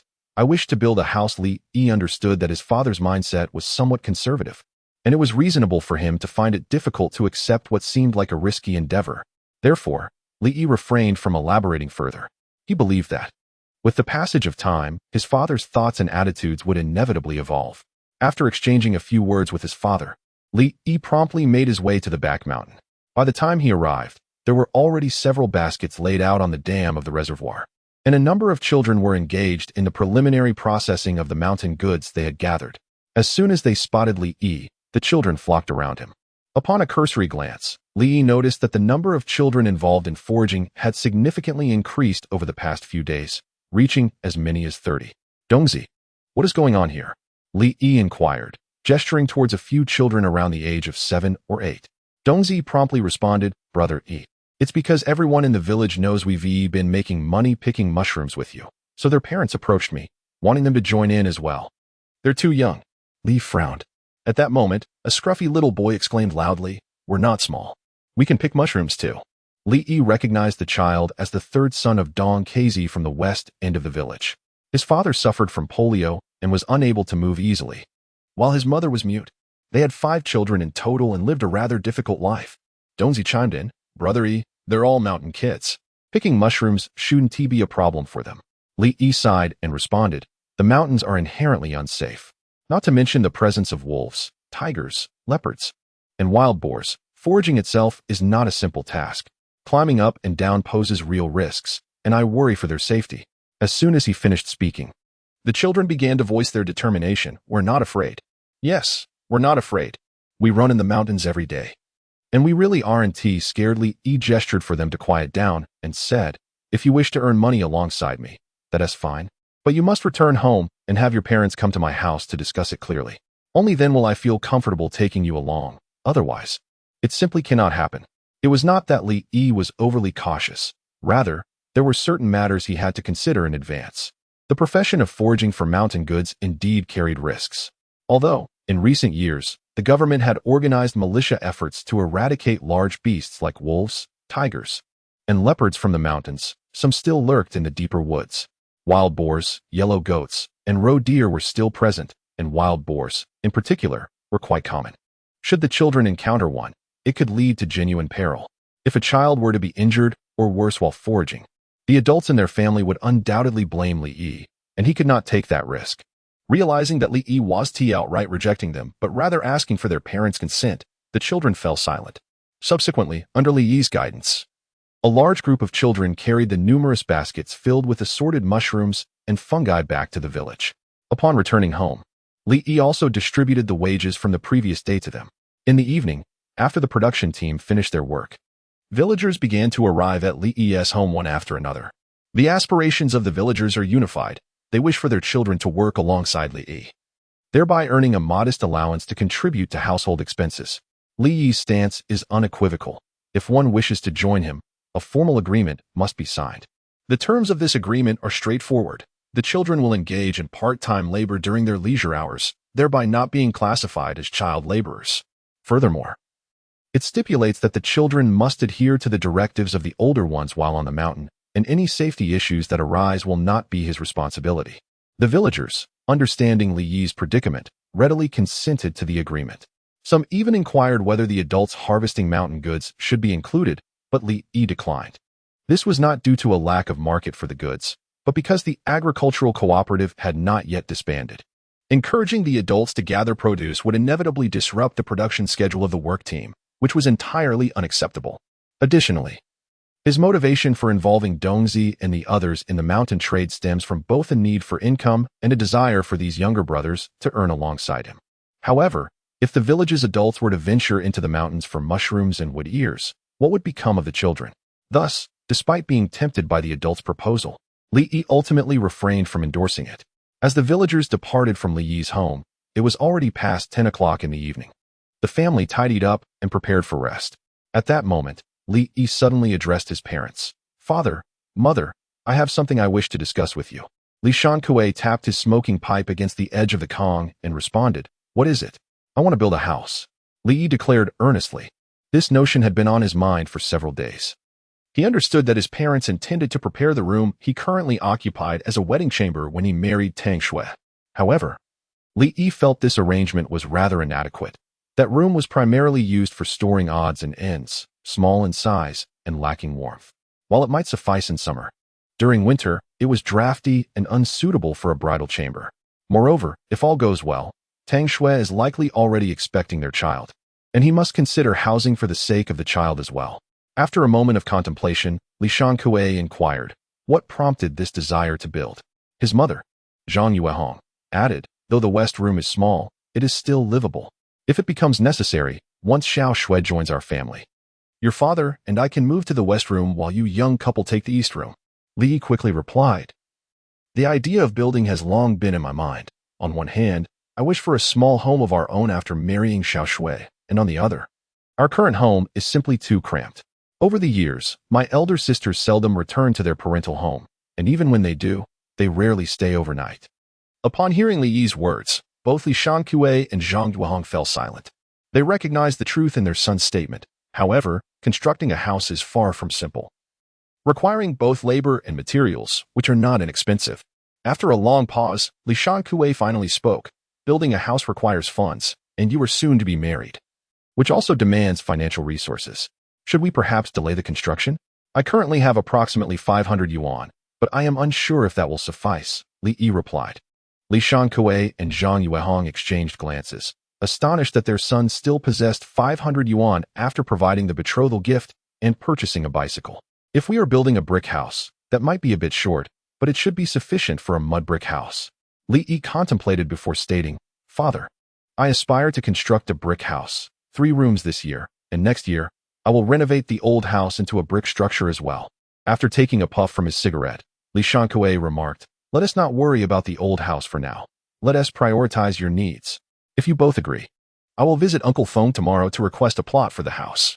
Yes, remember to bring 2 bottles of wine for old Feng when you go, Li Shanque advised. Since his son had money in hand, he naturally would not impede the plan. Moreover, he was concerned that Li Yi might fall back into his previous irresponsible habits of frivolously spending money. It was far better to invest in constructing a home now. Very well. Chapter 29. A prophecy revisited in the county town. At the state-run hotel, Li Yi approached with his mule cart and, from a distance, noticed Lu Jingshan engaged in conversation with a man clad in olive green uniform outside the entrance, their purpose unclear. Paying little heed to this, Li Yi called for his mule as he arrived at the hotel. The robust red mule halted promptly at the sound of his voice. Just as Li Yi was about to tether the mule to the nearby poplar tree, he suddenly heard Lu Jingshan exclaim, Brother Li Yi, you've arrived. Captain Wang is looking for you. Li looked up and was surprised to find it was Wang Anghua, the man he had met briefly on a previous occasion. Wang Anghua strode towards Li Yi, grasping his hand with fervor and exclaiming, I've been awaiting your arrival. Witnessing Wang Anghua's excitement and warmth, Li Yi surmised that the 1 yuan coin he had given had indeed played a pivotal role. It is truly wonderful to see you alive, Li Yi expressed sincerely. Wang Anghua, hearing these words, felt a shudder of astonishment within him. Following the conclusion of the arrest the previous day, when he produced the 1 yuan coin that had been pierced by a bullet, everyone present, including himself, was drenched in cold sweat, while others marveled at his apparent good fortune. Wang Anghua understood that it was not mere luck, but rather that someone had saved his life. In truth, after their encounter, Wang Anghua had not taken Li Yi's words to heart. As a staunch atheist, he had no belief in supernatural phenomena or fortune-telling. He had retained the coin simply out of forgetfulness. Little did he anticipate that it would ultimately save his life. Brother Li Yi, do you genuinely possess the ability to foresee the future? Wang Anghua inquired solemnly. That evening, upon returning home, he had meticulously recalled the circumstances surrounding the coin's exchange, including every word spoken. He was certain he did not know the young man, and the notorious bandit Zhou Baoshan's sudden appearance in Qingshan County was not public knowledge, negating any possibility of Li Yi having prior knowledge of the situation to set a trap for him. Moreover, Wang Anghua's decision to personally lead the operation had been spontaneous, without any pre-planned strategy. Thus, he concluded that Li Yi had indeed foreseen the danger he would encounter and had taken preemptive measures to protect him. Had it not been for that 1 yuan coin, Wang Anghua believed he would have met his demise. With this realization, Wang Anghua was filled with profound gratitude towards Li Yi, wishing to express his thanks in person. Simultaneously, he felt a burgeoning curiosity about Li Yi and yearned to inquire how he had predicted the peril he faced and employed such an extraordinary method to avert disaster. Recalling that their first meeting had taken place at the state-run hotel, where Li Yi seemed to be delivering something, Wang Angua resolved to visit the hotel early that morning and sought Lu Jingshan for information about Li Yi. As the person in charge of the hotel, Lu Jingshan, of course, recognized Captain Wang Angua and was more than willing to assist with his inquiries. Hence, this led to Wang Angua waiting for Li Yi's arrival at the hotel. Deep down, you already possess the answer, do you not? Li Yi remarked with a hint of nonchalance. Wang Angua laughed heartily, saying, Brother Li Yi, you truly are an extraordinary person. I can never forget the life-saving grace you bestowed upon me. May I invite you to a meal? Li Yi chuckled and replied, There's no rush for a meal. Let me first deliver the goods. Lu Jingshan, standing nearby, quickly interjected, Brother Li Yi and Captain Wang, please step inside for a while. I shall handle the weighing. With that, Lu Jingshan promptly summoned the staff to unload the cargo, with someone else taking charge. Li Yi was glad to relax, offering his thanks before entering the state-run restaurant alongside Wang Angua. Upon entering, Wang Angua was about to signal the staff to order, but Li Yi halted him. It was not yet 10 o'clock, and there was still ample time before noon. He simply could not eat. Li Yi then looked at Wang Angua and said, I understand you have many questions, but our line of work has its own rules, and I cannot divulge too much. Wang Angua had heard of some mysterious sects with strict regulations, where members seldom dared to breach protocol. So he nodded in agreement and said, Then I shall refrain from asking. Wang Angua then pondered for a moment and added, I suppose Brother Li Yi is still unaware of my identity. Allow me to introduce myself. However, before he could finish, Li Yi interjected, Your name is Wang Angua. You are 28 years old. You served in the military in your youth, sustained a life-threatening injury, and you are now the head of the county's criminal police. I did not investigate you, nor do I possess that capability. These are merely my deductions. Of course, you are free to disbelieve me.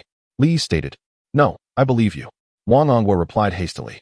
Many in the county were aware of his position as the head of the criminal police, and his military background was not a secret. Yet, the fact that he had sustained a life-threatening injury was something even his parents and wife were unaware of.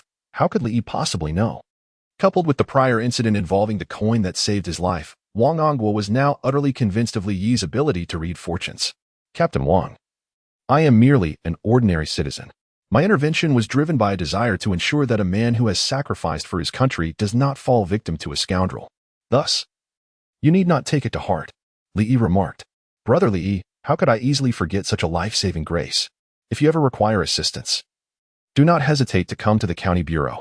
I, Wang Angua, will surely repay you with utmost dedication. Seeing the earnest expression on Wang Angua's face, Li Yi could not help but nod in acknowledgement. It was commendable to see a man who valued gratitude, making his act of saving him worthwhile. Suddenly, Li Yi recalled a troubling incident that occurred shortly after Wang Angua's supposed demise. A wave of anxiety swept through Qinshan County as several children went missing in a brief span of time. Despite the county organizing extensive police efforts to investigate, the case remained unsolved. Li Yi remembered that many officials faced accountability for this incident, with the director, deputy director, and head of the criminal police all being dismissed. Now that Wang Angua was alive and still in his position, he was likely to face scrutiny should the matter arise. Contemplating this, Li hesitated, pondering whether he should offer a word of caution. As Wang Angua observed Li furrowing his brows in contemplation, he could not help but inquire, Brother Li Yi, what troubles you? Is there something weighing on your mind? I am untroubled, yet you are. What do you mean? I am perfectly fine, Wang Angua replied, his confusion evident. That may soon change. Li remarked, gazing intently at him. If my predictions hold true, a significant event will soon transpire in the county. Should it be mishandled, your future may face considerable repercussions. What significant event could be so severe? Wang Angua asked hastily. The secrets of fate are not to be divulged. After reveling in his cryptic demeanor, Li Yi continued, For now, be patient. Should you find yourselves unable to resolve the situation, do not hesitate to seek my assistance.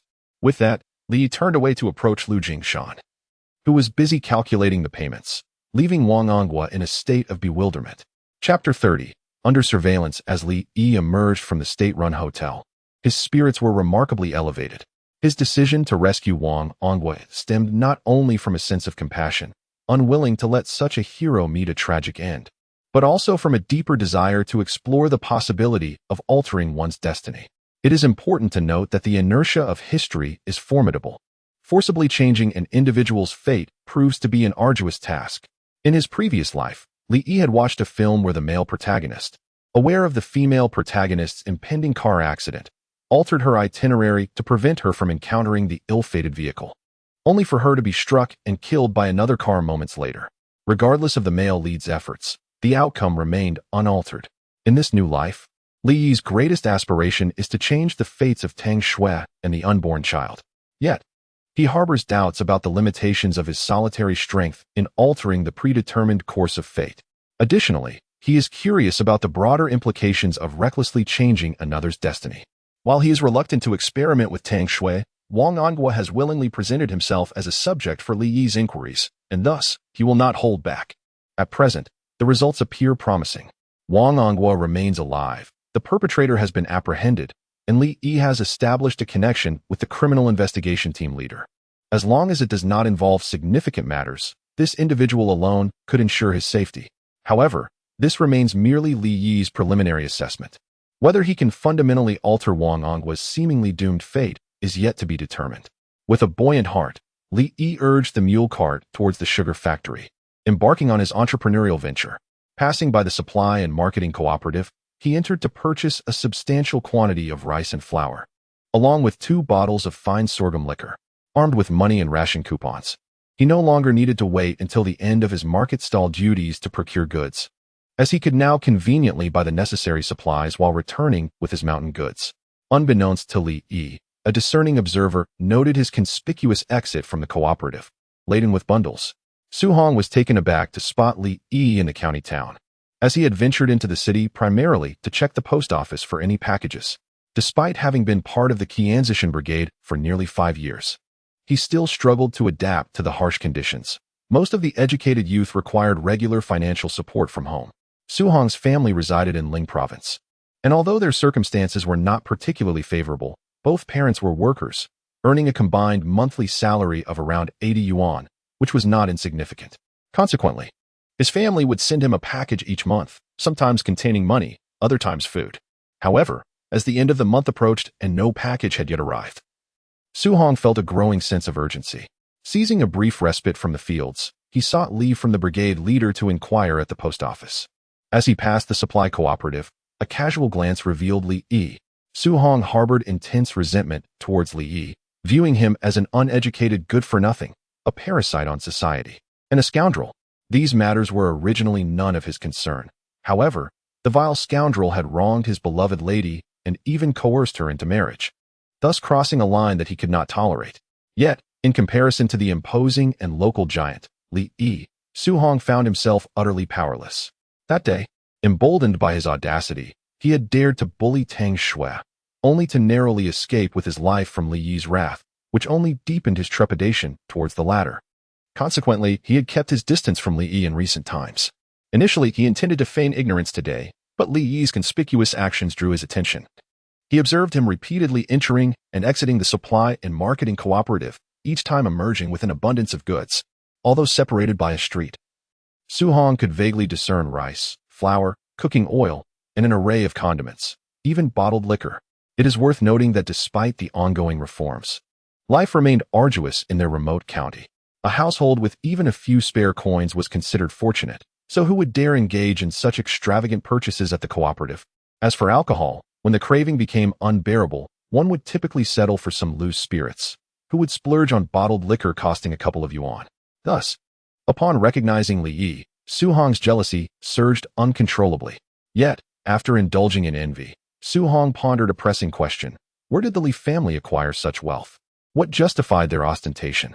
In recent days, the villagers had been abuzz with rumors of Li Yi's newfound fortune, as the Li family had lavished gifts upon Tang Xue and purchased bicycles, all of which required considerable funds, given the humble nature of Li Shanque and his wife.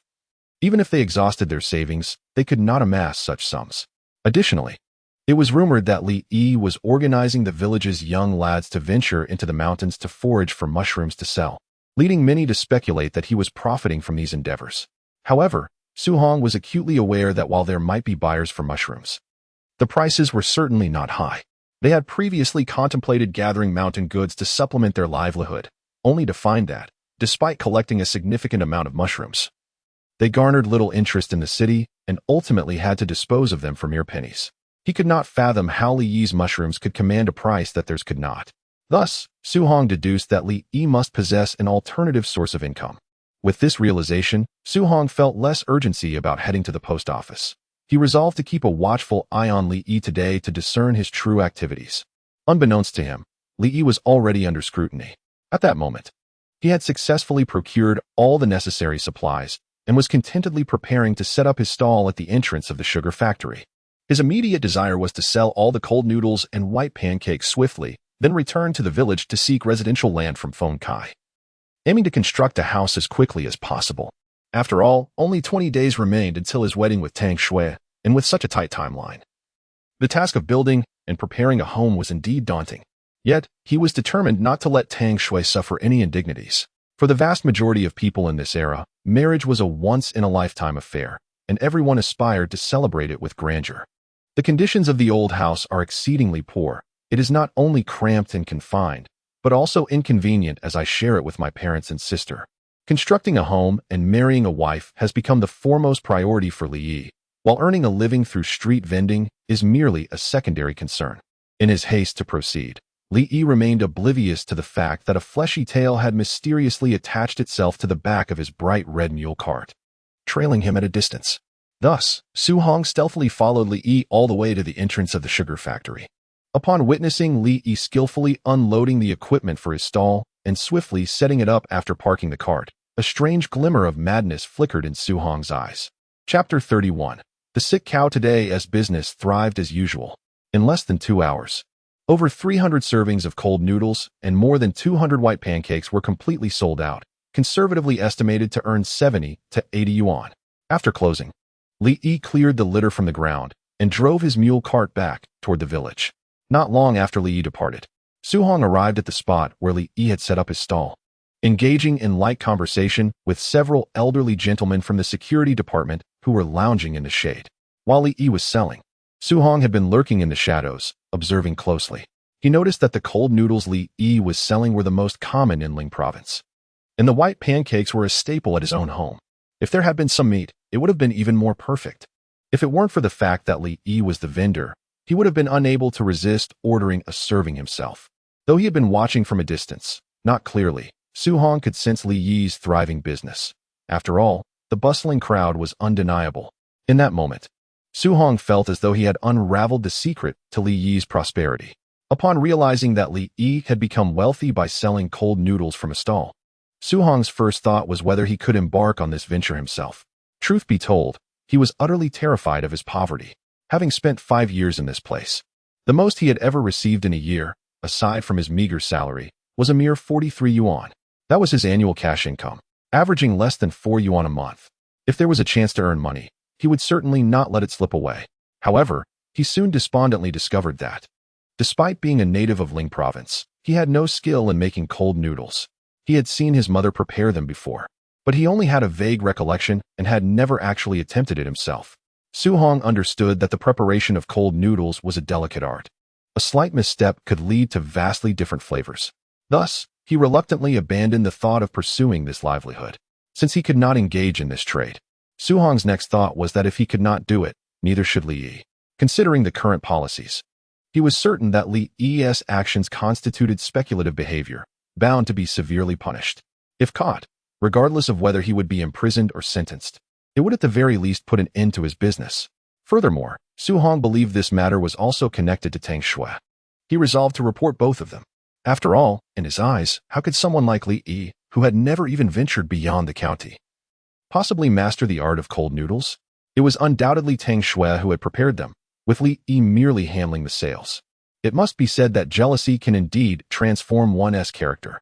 Nevertheless, while Su Hong's character left much to be desired, he was meticulous in his endeavors.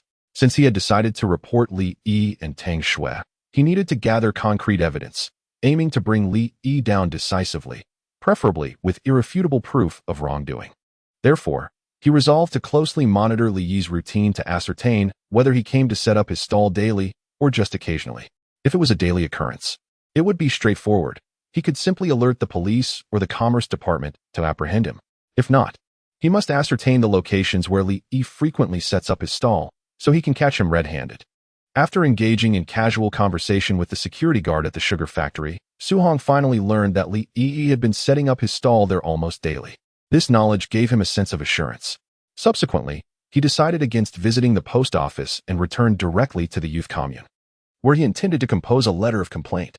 Unbeknownst to him, Li Yi was immersed in the joy of his impending construction project. Upon returning to the village with his mule cart, he unloaded the supplies into his home, fed the vibrant red mule some fodder, and then rode his bicycle straight to the brigade office. Upon entering the office with a bottle of wine in hand, he was informed that Secretary Feng was out in the fields. After clarifying that he was at the small river bend, Li Yi pedaled over there. Upon arrival, he noticed a large crowd gathered, their expressions shrouded in concern. As he approached, he discovered a cow lying on the ground, occasionally convulsing, seemingly gravely ill. Feng Kai and several production team leaders were present, encircling the cow with solemn faces. "Old Feng, what should we do? You need to decide," spoke brigade leader Zhang Tongfu in a grave tone. Feng Kai appeared indecisive, taking a few deep puffs of his dry tobacco before stating, "This cow seems beyond saving. If it comes to that, we might as well put it down." Upon hearing this, Li began to comprehend the gravity of the situation. They were deliberating whether to euthanize the sick cow. This was a customary practice in the village. When livestock fell gravely ill, the community had to consider the necessity of slaughter. Regardless of the edibility of the ailing animal, many were enduring hunger in those times. More critically, if they acted while the animal was still alive, they could bleed it out, and the meat could still be sold. If they delayed until after its demise, the blood would escape, and the meat would spoil. Zhang Tongfu expressed his regret, stating, "Our team has only 11 cows, and this one is pregnant. It would be a tremendous waste to slaughter it." "Indeed. But if we don't, the loss upon its death would be far greater," another voice chimed in. "Alas, there is no alternative in such a predicament. How could this perfectly healthy cow suddenly fall ill?" As the members exchanged their opinions, Li Yi quietly approached the ailing cow to assess its condition closely. He observed its frail body, its restlessness, and the intermittent convulsions. Recalling the thunderstorm from the previous night, a thought began to form in his mind. "Uncle Feng, Uncle Zhang, there is no need to slaughter this cow just yet," Li Yi suddenly proclaimed. Upon hearing Li Yi's voice, Feng Kai furrowed his brow and inquired, "What do you mean by that, boy?" Li Yi replied earnestly, "Though this cow's illness appears severe, it is not fatal. With some treatment, it can recover." In his previous life, Li Yi had raised cattle for a period. While he was not a professional veterinarian, he could certainly identify common ailments. The ailment afflicting this bovine is known as cold pain, which essentially arises when the cow, having perspired, is subjected to the chilling effects of rain, consequently triggering spasmodic abdominal pain. The manifestations of this condition are as evident as the current state of this cow.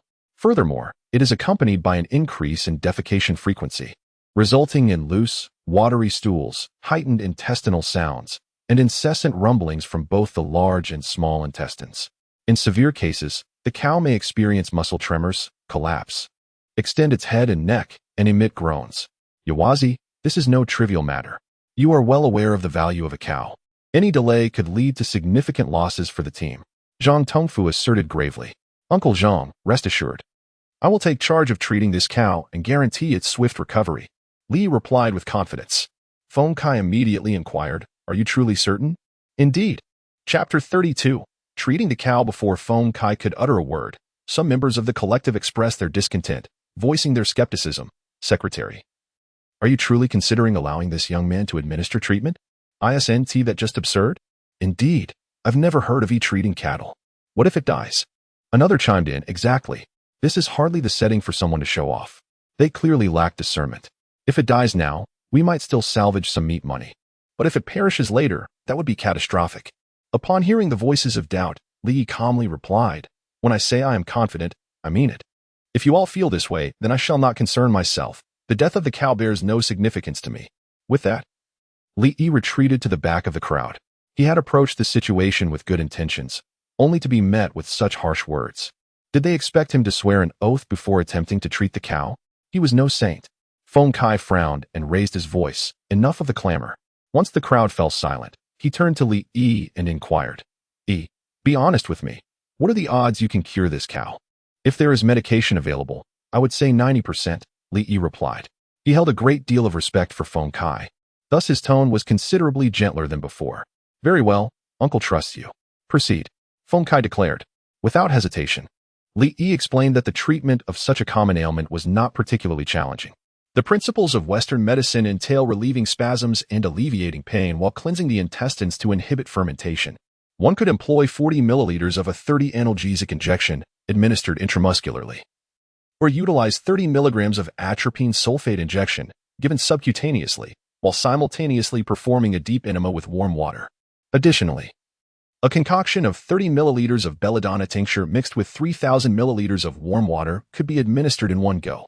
Traditional Chinese medicine also proved effective, requiring only 90 grams of Sichuan pepper, 30 grams of fennel, 30 grams of green tangerine peel, 30 grams of costus root, 20 grams of prickly ash, 60 grams of artemisia, 60 grams of white peony, 30 grams of rhubarb, and 15 grams of licorice. The method was straightforward. Decoct the herbs and strain the residue, allowing it to cool before administering in one dose. The production team lacked Western medical professionals, but had a barefoot doctor with a reasonably complete assortment of traditional herbs. Consequently, Li Yi personally ventured to Dr. Liang's residence, spending 50 cents to procure all the necessary medicine.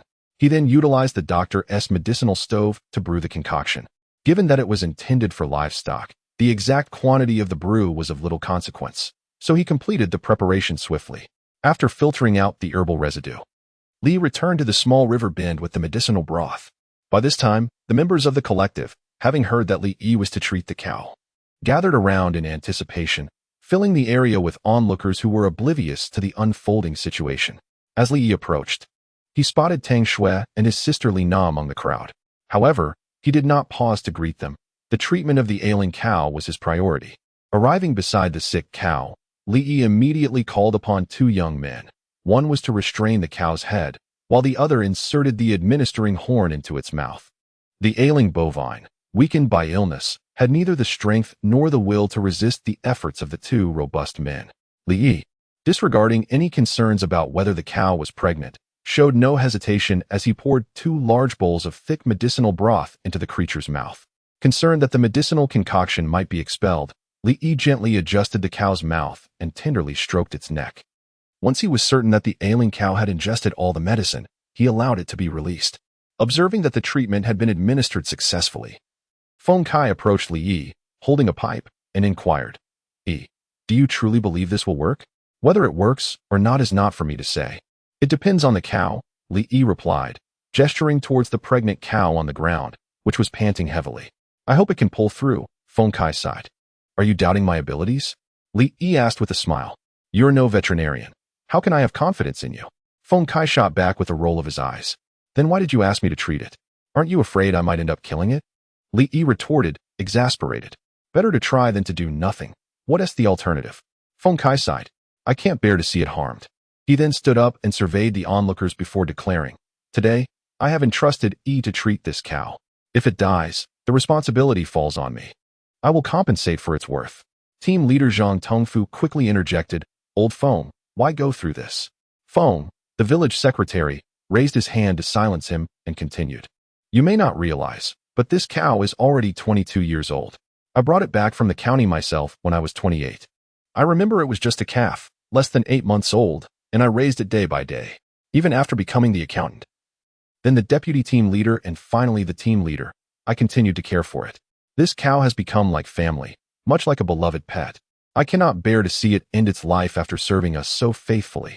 As he spoke, the tremor in Feng's voice became evident, stirring a profound silence among the crowd. Several young women, moved by his words, discreetly wiped away tears, as if they were witnessing a tragic play. Unable to endure the somber atmosphere, Li stepped forward and patted the old secretary on the shoulder, saying, "Uncle Feng, it's not as dire as it seems. It's not a matter of life and death." At this, the crowd erupted in laughter. "You rascal," Feng chuckled. "Rest assured, this cow is merely suffering from exposure to the rain. Its age and the presence of a calf make it more vulnerable. Just look at its condition now. It is already improving." The onlookers turned their attention to the ailing cow, noticing that it had quieted significantly and was no longer thrashing about as before. "Indeed, it seems to be getting better," one exclaimed. "It's not rolling around or gasping for breath anymore. He really does have a knack for this." Who would have thought that he, who usually seemed so unserious, could actually handle a crisis? Another remarked. Amidst the chatter, Tang Xue, standing nearby, looked at Li Na in surprise and asked, He can treat cows? Li Na, equally bewildered, shook her head and remarked, I've never heard of such a thing before. As for that, don't ask me. My brother is quite the wild card. Take that cold noodle dish for example. I have no idea where you learned it, but his skill is remarkable. You wouldn't believe how popular his little stall is. Tang Xue, while listening to Li Na, found her gaze drifting towards the enigmatic Li Yi, the centerpiece of the gathering. The more she observed him, the more she sensed an air of mystery enveloping this man. The villagers often claimed he was inept, yet her understanding of him painted a vastly different picture. He could prepare cold noodles, bake pancakes, and even profit from selling mountain goods. Now he even dabbles in veterinary work. Such a multifaceted individual could hardly be deemed uneducated. Some would label him as brash and unrefined, but Tang Xue discerned that, while he might indulge in playful banter, he possessed an intrinsic sense of integrity, setting aside his heroic deeds in rescuing others. The mere fact that they had been engaged for such an extended period without him making any improper demands upon her clearly contradicted that notion.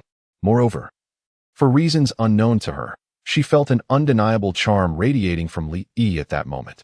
Though he remained the same person, his attire unchanged. He exuded a different aura altogether, a captivating allure. Lost in thought, she found herself utterly entranced. Chapter 33. The Blackstone land at the east end of the village. After waiting for over half an hour, the sickly cow that had been rolling on the ground, seemingly on the brink of death, surprisingly managed to stand up. This remarkable recovery left everyone in awe of Li Yi. He approached to examine the animal and then addressed Feng Kai, saying, Uncle Feng, the cow is fine now, but we must ensure it stays warm for the next few days. Very well, I will arrange for it to be kept in a sheltered pen at night. Away from the rain, Feng Kai replied. Additionally, when feeding, please do not give only fresh grass. Li Yi added, Why is that? Besides, what else can we feed it at this time of year? Li Yi promptly explained, Summer grass is tender and high in moisture. If the cow consumes too much, it may suffer from diarrhea or other ailments. Since this cow has just recovered from a chill, overfeeding it with fresh grass would only exacerbate its condition. It would be best to mix in some higher quality dried grass or perhaps some soybean cake and wheat bran. Realistically, cornmeal or whole corn would be ideal, he thought, but refrained from mentioning it, knowing that many families were struggling to afford enough grain to feed their livestock. He chose silence to avoid being perceived as bothersome. You truly possess a wealth of knowledge, E. I will ensure the cowherd is informed. Feng Kai then called out to the other villagers. All right, that's enough. Everyone can disperse now. Isn't it time for you all to head home? Having satisfied their curiosity, the crowd gradually dispersed, leaving only a handful of people behind. Noticing that Li Yi had not yet departed, Feng Kai inquired, Your sister and your wife have already left. Why are you still here? With a smile, Li Yi replied, I have an important matter to discuss with you, Uncle Feng. I cannot leave until it is resolved. I thought you had no business here, but it seems you are here for a purpose. Speak, what is it? I would like to request a plot of land. What? A plot of land? What do you intend to do? I, as a mere village secretary, lack the authority for such matters. Without waiting for Li Yi to finish, Feng Kai grew agitated. The land in the village was limited. Even a small piece of reserved land could incite fierce competition, and he was unwilling to set such a precedent. You misunderstand me. I wish to build a house. After all, I am about to get married, and I cannot live without a place to stay. Li Yi clarified. A house? You mean a homestead? Indeed, a homestead. Feng Kai let out a sigh of relief. The allocation of homestead land fell under village jurisdiction, and he could grant it without fear of criticism. The village is small, and I can grant you what you desire. But we must agree on a maximum of 3 mu of land. Li calculated that 1 mu is approximately 666 square meters. So 3 mu would be nearly 200 square meters. 3 brick houses would occupy about 90 square meters, leaving a modest yard of over 100 square meters. However, recalling that his family's old house had a vegetable garden of nearly 200 square meters, he found this allocation somewhat insufficient. Uncle Feng, 3 mu will hardly leave me with enough space after building the house. I would like to plant some fruit trees and vegetables in the yard as well. Could you possibly grant me a bit more? As he spoke, Li Yi handed over 2 bottles of wine he had brought along. He was unperturbed by the whispers of bribery. In this day and age, securing a village secretary or a team leader's services was simply the norm. Feng Kai cast him a sidelong glance and remarked, "The piece of black stone land on the eastern edge of the village has yielded nothing for years. Recently, I spoke with your uncle Zhang about it, and we decided to cease cultivation there. If you don't mind, you can take a portion for yourself." The black stone land on the eastern edge of the village? Li Yi's mind immediately recalled it. This plot, located at the furthest east of the village, lay over a bed of gray-brown stones just half a meter below the surface, with occasional black stones as well. Due to the abundance of stones and the difficulty in retaining rainwater, nothing could be harvested there, and over the years, the production team had gradually abandoned it. However, Li Yi knew it was a veritable treasure. The villagers were unaware that beneath that rocky terrain lay a wealth of, or, specifically, a relatively precious molybdenum deposit. Years later, a geological survey team discovered high-grade molybdenum there, leading the government to establish a molybdenum mining base in that very location. At that time, the land was purchased by an outsider who established a pig farm, and during the relocation compensation, he received a staggering 500,000 yuan. In the 1980s, 500,000 yuan was an astronomical sum, equivalent to tens of millions, if not over 100 million, in today's currency. Now, this fortune lay before Li Yi. Could he possibly let it slip away? Noticing Li Yi's contemplative silence, Feng Kai sighed and said, "Everyone has their eyes on prime land in the village. 3 mu is already the limit. If you truly disdain the eastern plot." Before Feng Kai could finish, an enlightened Li Yi quickly interjected, "I do not disdain it. I do not disdain it. Let us settle on that piece of land." Now it was Feng Kai's turn to be silent. Although the land was vast, it was genuinely barren. You must think this through. There is only one chance to apply for a homestead in the village. If you select the Blackstone land, there will be no turning back. No regrets. No regrets. Whoever regrets is a fool. Li Yi hastily replied. After all, that land held the promise of future value in the billions. Who would regret a gift of such potential? Let me clarify the situation of that land for you. While it is extensive, it is essentially barren and yields nothing of worth. Are you certain you want that land? Feng Kai reiterated. Yes, I want that land, but you must grant me a larger portion. How much do you desire? 5 mu. Get lost. No household can have so much land for a homestead. At most, I can give you 1 mu. Uncle Feng, 1 mu is hardly sufficient. Especially since every household has a self-cultivation plot. My family should have one as well. Li continued, moreover, with such low productivity on that piece of land. I'll need a bit more. Feng Kai pondered for a moment and found Li Yi's reasoning sound. He then declared, that land is approximately a dozen mu. I will give you 3 mu for your homestead, half a mu for the plot, and the remaining 2.5 mu for self-cultivation. Though 3 mu still felt somewhat inadequate, Li Yi was grateful and promptly replied, all right, thank you, Uncle Feng. With that, he prepared to leave. Wait, Uncle Feng, do you have something else? Li Yi asked eagerly. Bring back the wine. Considering your perspective, it is indeed illogical to reclaim what has been given away. Moreover, this was entrusted to me by my father. If I were to take it back, he might very well break my legs, Li Yi remarked with a smile. Humph. If he were to learn that I have given you the black stone, I fear he would come to my home and do just that. With that, Feng Kai, clutching his pipe, strode away from the scene without a backward glance towards the village. Observing the old man's expression, a mix of resignation and resolve, Li couldn't help but feel a sense of tragic melancholy. However, contemplating his father's fiery temperament, he realized he must return home and explain the situation thoroughly. Otherwise, it was indeed possible that his father would seek out trouble with the old man. With this thought in mind, Li promptly mounted his bicycle and sped towards the village. Chapter 34. Persuading Father when Li Shankwai returned home. Li had just seen off Tang Xue and the others. Noticing 2 bottles of fine sorghum liquor on the cabinet, Li Shankwai furrowed his brow and inquired, Did you not visit Uncle Feng today? I did, and he approved the land. Li responded. Then you didn't deliver the liquor? I did. But he refused it and said, What else did he say? Uncle Feng further remarked that he feared you might break his legs. You rascal. You jest too much. Why should I trouble him just for 2 bottles of liquor? Li Shankwai shot a glare at his son. The liquor is trivial. The main point is that Uncle Feng granted me the land at the east end of the village. Is there still homestead land at the east end of the village? How come I had no knowledge of it? Li Shankwai asked, perplexed. There is. It is that barren piece of land with black stones. Upon hearing Li Yi's words, Li Shangqai halted his motion of smoking and said with a grave tone, "Are you referring to that land where nothing can be grown?" "Yes, that very piece." "How can we accept that? If we take it, we can't grow anything in the front or back of the house. This is unacceptable. I will confront him." This is sheer bullying. Seeing his father's furious temperament about to erupt, Li Yi quickly stepped forward to intervene, saying, Father, please calm down. This matter is not Uncle Feng's fault. He is the village secretary. If not him, then who should I blame? Blame me. It was my strong insistence that Uncle Feng grant me that piece of land. Li Yi confessed candidly. You insistently. Li Shangqai pointed at Li Yi, incredulous. Yes. I insisted that Uncle Feng grant me that piece of land. It was imperative. You prodigal son, what do you need that desolate land for? Noticing his father's temper escalating again, Li Yi hastily said, Father, my dear father, can you listen to me for a moment? I have my reasons for doing this. What reasons? I see you are blinded by foolishness.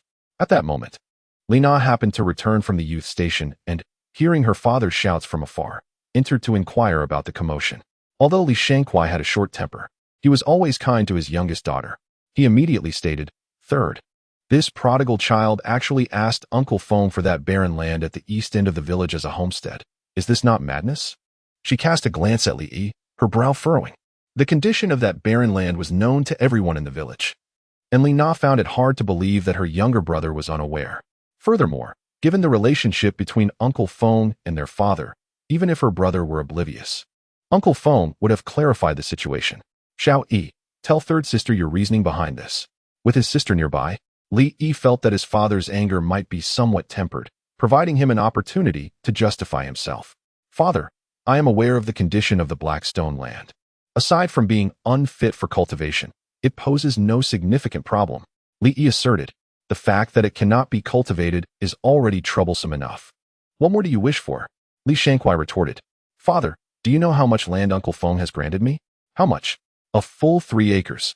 Li Shangqai cast a dissatisfied glance at him and remarked, It is indeed large, but it cannot even yield a single potato.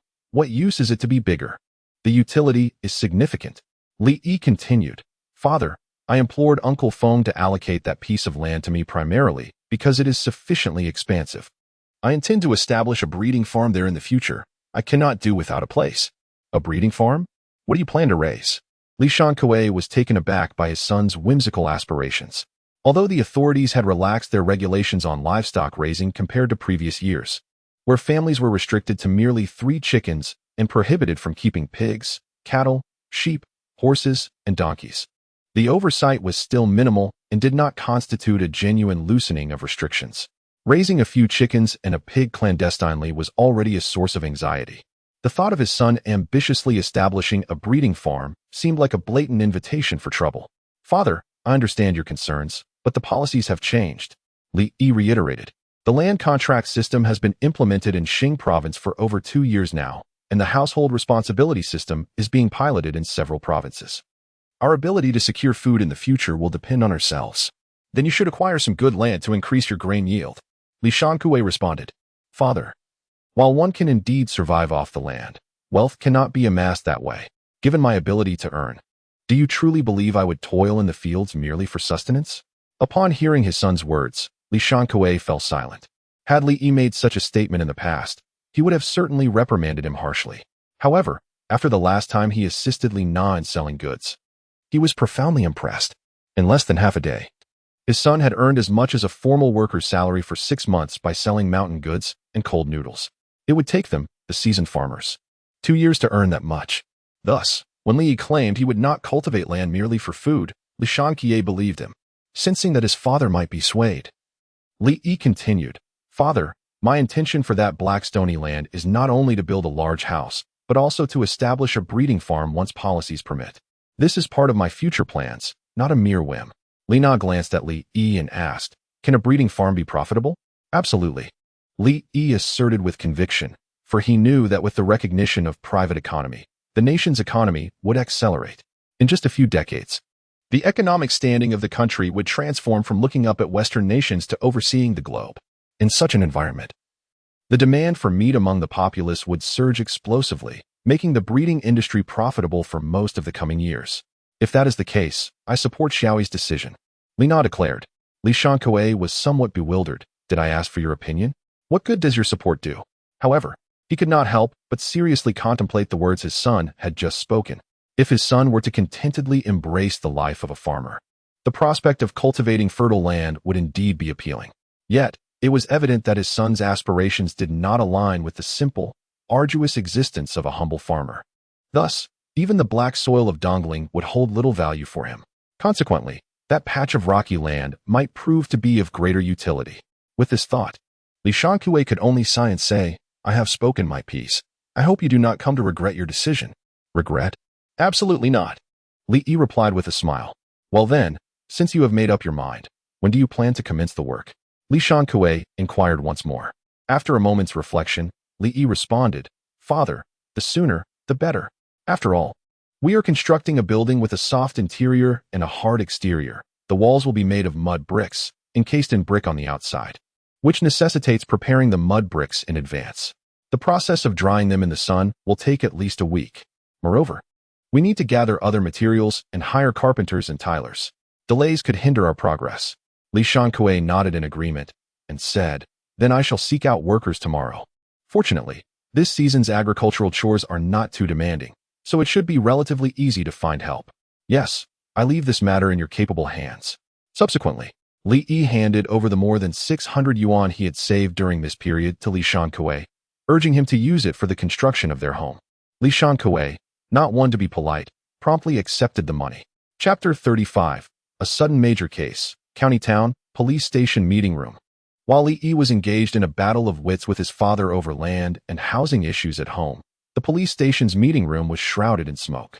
Wang Onghua, with a somber expression, sat at the head of the table, listening to the case briefing. Once Deputy Li completed the report on the basic situation of the cases, Wang Onghua spoke in a grave tone. This is the current state of affairs. In a mere 5 days, there have been 9 reported cases of missing children in the county town and surrounding rural communes. As the situation has escalated, it has instigated widespread panic among the local populace.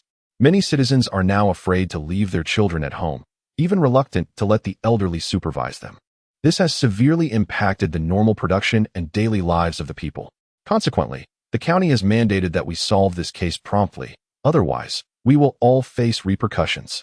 Deputy Li added, Comrades, this matter has not only attracted the county's attention, but has also drawn significant concern from the city. If we fail to provide the public with an explanation, the consequences could be dire. At this moment, an older police officer stood up and stated, Captain, our investigation reveals that the 9 reports we have received have all surfaced in the last few days. The rapid abduction of so many children clearly indicates that this is not the work of a single individual. We suspect it involves a gang. Moreover, in our recent efforts to apprehend Zhou Baoshan, we have been conducting stringent checks on passers-by, especially targeting outsiders. It is highly unlikely that human traffickers would risk leaving during this time, which leads us to deduce that the children are still within our county, unshipped elsewhere. Old Gung, a seasoned detective, provided a sensible analysis, prompting Wang Onghua to respond immediately. Captain, our first priority is to ascertain the number of perpetrators involved and their hiding locations, while also determining how many families across the county have reported missing children. Old Gung spoke solemnly.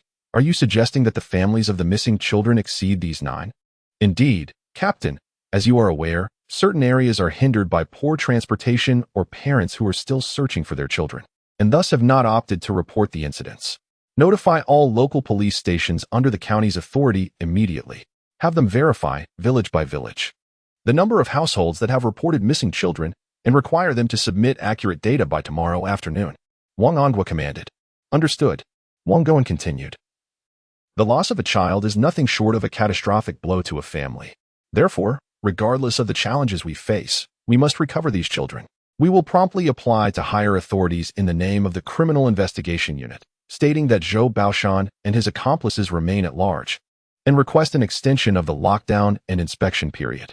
Additionally, deploy a capable force to conduct searches in the county town and nearby rural areas where individuals may be hiding, utilizing police dogs to ensure we capture these brazen traffickers and restore peace to the community.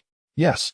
After the meeting adjourned, Wang Onghua glanced at his watch and noted that it was already past 1 in the morning, prompting a deep sigh. It appeared he would not be returning home tonight either. He had come to regard his workplace as his true home, while his actual residence resembled more of a hotel, a place he visited only sporadically. This situation had drawn considerable ire from his wife and daughter. Yet, what could he do? It was simply the nature of his work as a police officer. Being away from home was an all too common occurrence. At that moment, Deputy Captain Lee approached, carrying a bowl of noodles, and said, "I knew you hadn't had dinner, so I brought you some. I even had the kitchen prepare 2 eggs for you." Wang Ongwa graciously accepted the offer and began to eat heartily. However, upon noticing the diced mushrooms in the bowl, he was suddenly reminded of Li Yi and the peculiar remarks he had made earlier that day. "What a jinx!" Wang Ongwa exclaimed, catching Deputy Captain Lee off guard. "What do you mean by a jinx?" Lee asked, bewildered. Realizing he had misspoken, Wang Ongwa laughed and clarified, "Oh, it's nothing. Just an interesting fellow I met this morning who said something rather unusual, and it seems to have come true." Deputy Captain Lee, ever curious, pressed further. "What was so special about what he said?" "That man warned me that something unfortunate would soon occur in the county, something that could potentially impact my future. I never expected it to materialize within a single day," Wang Ongwa lamented. Perhaps it was merely a coincidence. Could he really possess such foresight? Deputy Captain Lee chuckled. "Don't dismiss it so easily. He might indeed have such abilities." Wang Ongwa replied, his conviction unwavering. "You truly believe that?" Deputy Captain Lee was taken aback. Knowing his partner's aversion to superstition, how could he suddenly embrace such notions? At that moment, Wang Ongwa reached into his pocket and retrieved a misshapen 1 yuan coin, upon which was lodged a similarly deformed bullet. Part of the bullet had pierced through the coin, appearing as if it were embedded within it. "This coin was given to me by that man," he stated. Before presenting it, he remarked that he could see darkness in my fate and warned of impending calamity. He claimed this coin could save my life. Wang Ongwa continued. "Moreover, he personally placed this coin into my coat pocket." Upon hearing this, Deputy Captain Lee was left speechless. After a considerable pause, he finally regained his composure. "Do you think that man might?" Wang Ongwa anticipated his thoughts and assured him, "No, he did not know me prior and is not part of the system. He has not sought me out afterward. I approached him myself." "Have you investigated his background?" "I haven't had the chance to look into it yet, but I trust my instincts. He harbors no ulterior motives towards me. How could I possibly be convinced? This is simply too incredible. Initially, my thoughts aligned with yours, but after experiencing life and death, I have come to believe." Suddenly, Wang Ongwa set down his chopsticks and remarked, "Oldly, do you know? The moment I witnessed Zhou Baoshan pull the trigger, despair engulfed my heart. That man is a battle-hardened thug, an exceptional marksman among his comrades. At such close range, hitting the target was virtually assured. Given the circumstances, he would show no mercy. So when the gun fired, I had already prepared myself for the ultimate sacrifice. Yet, none anticipated that the bullet would strike precisely the coin, in that very spot. A mere deviation of 1 centimeter to either side, and I would have perished." Vice Captain Lee fell silent. Although he remained skeptical that anyone could truly predict another's fate, he found himself unable to contest his brother's words. At that moment, Wang Ongwa spoke again. "I have a premonition that the case of the missing child will not unfold smoothly." "What do you mean?" "The individual informed me that it might impact my career, indicating that he foresees the case will not be easily resolved." "Do you doubt our brother's abilities? With so many seasoned detectives in our county bureau, can we truly be outmatched by a charlatan?" "It's not a matter of disbelief. It's just that you know how premonitions can be." Wang Ongwa then changed the subject, adding, "However, he did mention that if we find ourselves at a loss, we could seek his assistance." "Humph, I refuse to believe that we, with our multitude of personnel in the county bureau, would require his help to solve a case." Wang Ongwa pondered thoughtfully. "I too hope we won't need to resort to him. Otherwise." "Otherwise what?" "Otherwise, we would owe him a significant favor, and it would extend beyond just me. It would encompass our entire county bureau." Vice Captain Lee. Chapter 36. The Overburdened Project Team. It was yet another bustling morning. As his family was preparing to construct a house, Li could no longer remain a mere bystander. Thus, after kneading the dough, he seized the opportunity during the dough's rising period to visit the piece of land known as the Blackstone Plot. Upon his arrival, he discovered his father, along with Uncle Feng and others, measuring the land, clearly preparing for the upcoming construction. Seeing Li approach, the group cast him curious glances.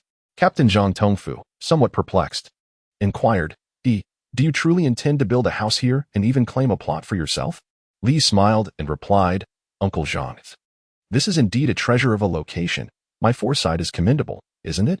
Zhang, known for his straightforwardness, retorted, "You young rascal are being foolish. You're building a house, not seeking a burial site. What need have you for a so-called treasure location?" Uncle Feng frowned as he remarked, "Building a house here is one thing, but you stubbornly claiming a personal plot is merely inviting ridicule." Yet, Li laughed heartily. "Uncle Feng, Uncle Zhang, fear not. Anyone who dares to mock me over this will surely have to eat their words in the future." Seeing Li's resolute demeanor, Feng could only turn to Li Shankue beside him and say, "Brother Shankue, your son is dead set on this land. What do you propose we do?" Li Shankue, already aware of Li's intentions, sighed and said, "The child grows beyond the mother's control. If he desires this larger piece of land, let him have it. Then let us proceed with the measurements. Once completed, I can submit the application to the commune and await approval," Feng stated. "Thank you, Uncle Feng," Li Shankue replied. While the others busied themselves measuring the Blackstone plot, Li stood at the edge of the land with a silly grin, already envisioning a bright future. Soon enough, the house would rise, and he would lavishly adorn it. The walls would be painted white, and a plaster ceiling would be installed. None of that paper pasting nonsense. Especially the windows. They must be large panes, for smaller ones were simply unsatisfactory. Additionally, he planned to craft solid wood furniture. A task he had already decided would be entrusted to the esteemed carpenter, Old Zhao, from the neighboring village. The old man was not only kind-hearted but also unmatched in craftsmanship, the finest in the surrounding 10 miles. Once everything was in place, he would be ready to bring Tang Xue into his home, and barring any unforeseen circumstances, she was already expecting their child. In a few months, this place would welcome their first offspring, and it would become their cherished nest for the coming years. Every time such thoughts crossed his mind, Li felt a surge of motivation. Though he could not assist with the land measurement, he was reminded of the numerous tasks awaiting him at home. Thus, after bidding his father farewell, he mounted his bicycle and returned home. He also contemplated visiting the youth commune to seek out Tang Xue. For constructing a house was no trivial matter, and it was essential to consider her opinions as well. However, he was well aware that at this hour, Tang Xue would undoubtedly be toiling in the fields, and visiting would yield no chance of seeing her.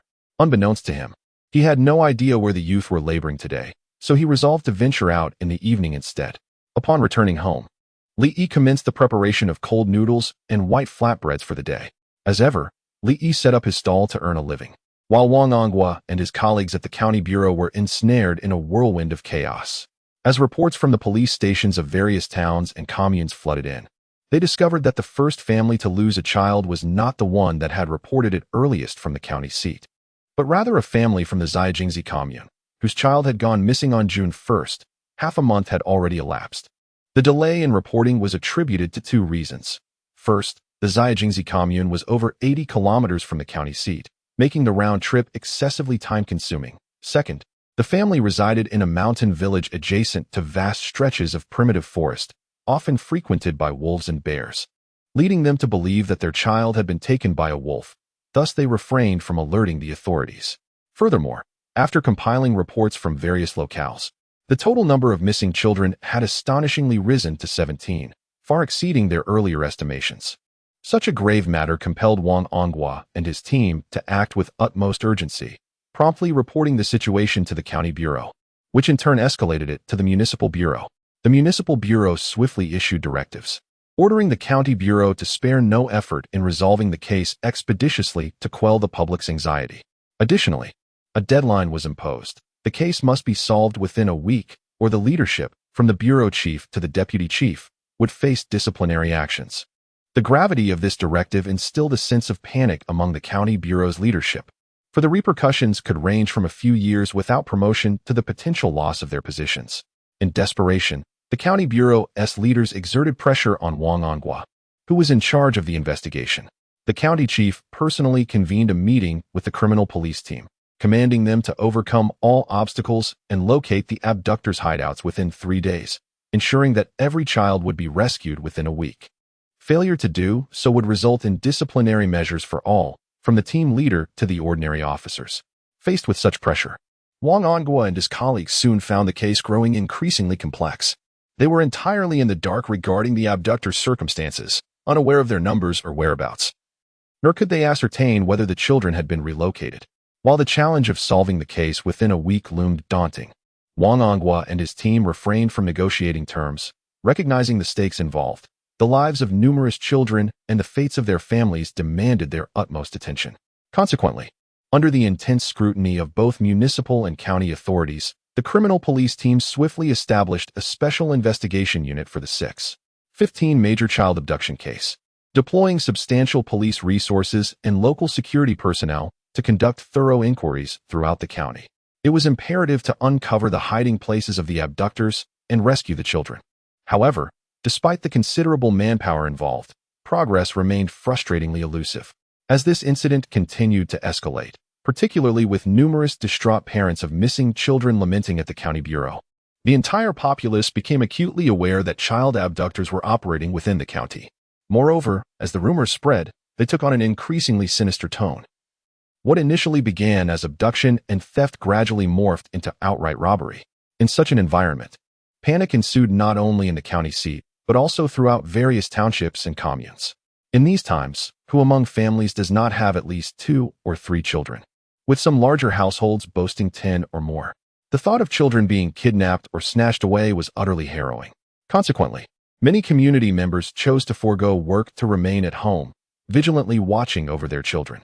With the frequency of such occurrences on the rise, agricultural production across numerous production teams was severely impacted. In desperation, the leaders of these teams could only escalate the situation through the proper channels. Upon learning of the circumstances, the county authorities immediately exerted pressure on the Bureau and the Special Task Force, insisting that the case must be resolved within a set time frame. Faced with immense pressure from all levels, the Special Task Force felt the weight of the situation acutely. In an instant, the atmosphere within the entire criminal investigation unit grew somber and tense, steeped in an oppressive gloom. Chapter 37. Suhong's scheme Li was in high spirits today. From selling mountain goods in the morning to serving cold noodles by noon, he managed to accumulate over 600 yuan in a single day. Even after deducting various expenses, his net profit for the day reached an impressive 400 yuan. In an era when private enterprise was still a topic of debate, such earnings were nothing short of astonishing, even surprising Li himself. This remarkable success was largely due to a significant increase in the number of individuals responsible for mushroom gathering during this period. Previously, only Dongzi and his companions collected mushrooms, yielding a maximum of just over 100 jin per day, occasionally reaching 150 to 160 jin during peak seasons. However, now every able-bodied child in the village had joined the endeavor, amounting to nearly 40 participants. With such a workforce, production naturally surged, and the mountain goods delivered to Li Yi's home last night exceeded 800 jin, valued at nearly 600 yuan. Although Li Yi understood that this line of work wouldn't last indefinitely, it brought him joy. At the very least, he could earn his first pot of gold through this small business before the implementation of the family contract responsibility system. Little did Li Yi know, trouble was soon on the horizon. Suhong had taken another day off today, claiming he was unwell and needed to visit a doctor in the county. Although Zhang Tengfu disapproved of his frequent absences, he considered the recent completion of spring plowing and the light workload until the autumn harvest. Thus he turned a blind eye and granted Suhong's leave. However, no one could have anticipated that Suhong's absence was not for medical reasons, but rather to spy on Li Yi. Ever since he learned that Li Yi was quietly engaging in small business in the county town, Suhong's mind had been racing with possibilities. Though he could not partake in the cold noodle business, there was still the mushroom trade, which lacked substantial value. He was confident that if he could uncover Li Yi's sales channels, as a high school student, he could manage it himself.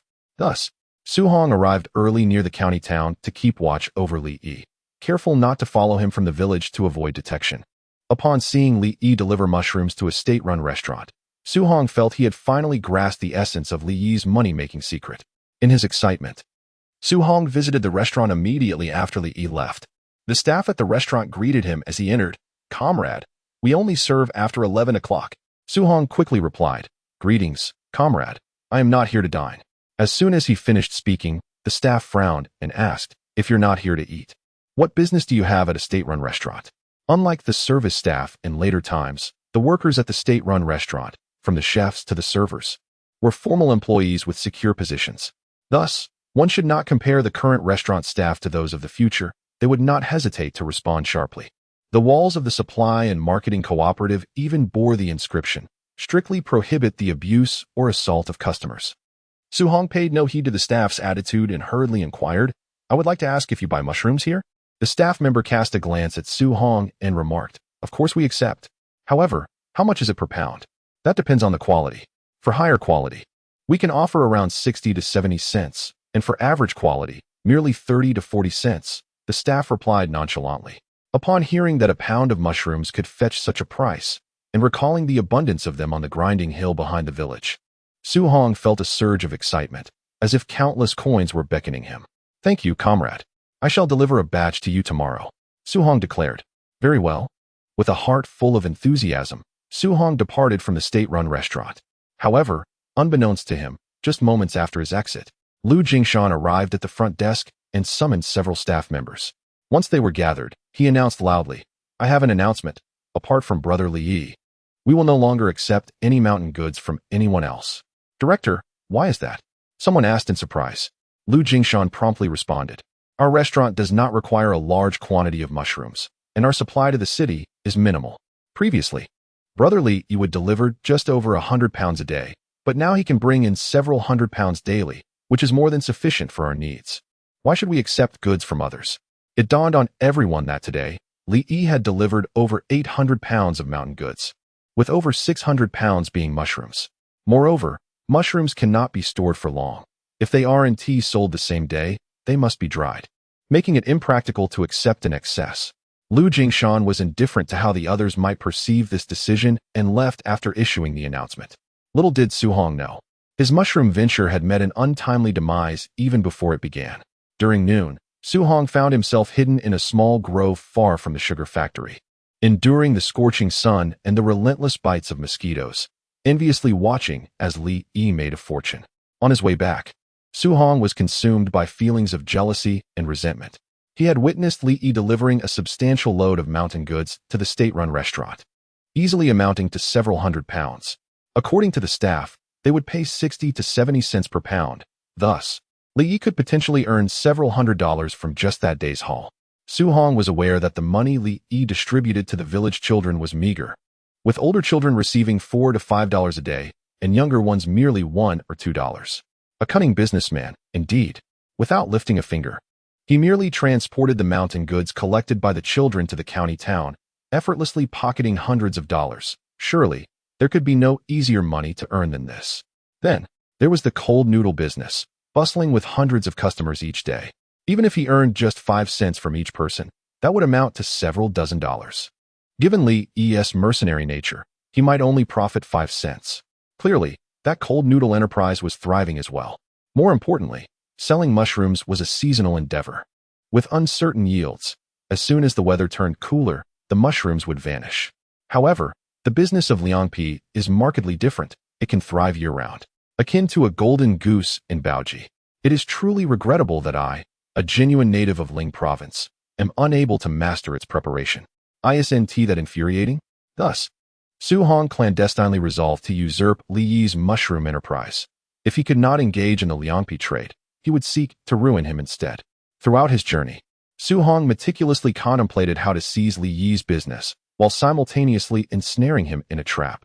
After much deliberation, Su Hong determined that he must report Li Yi's speculative dealings to the county authorities the following day. In doing so, he could conveniently acquire Li Yi's mushroom business.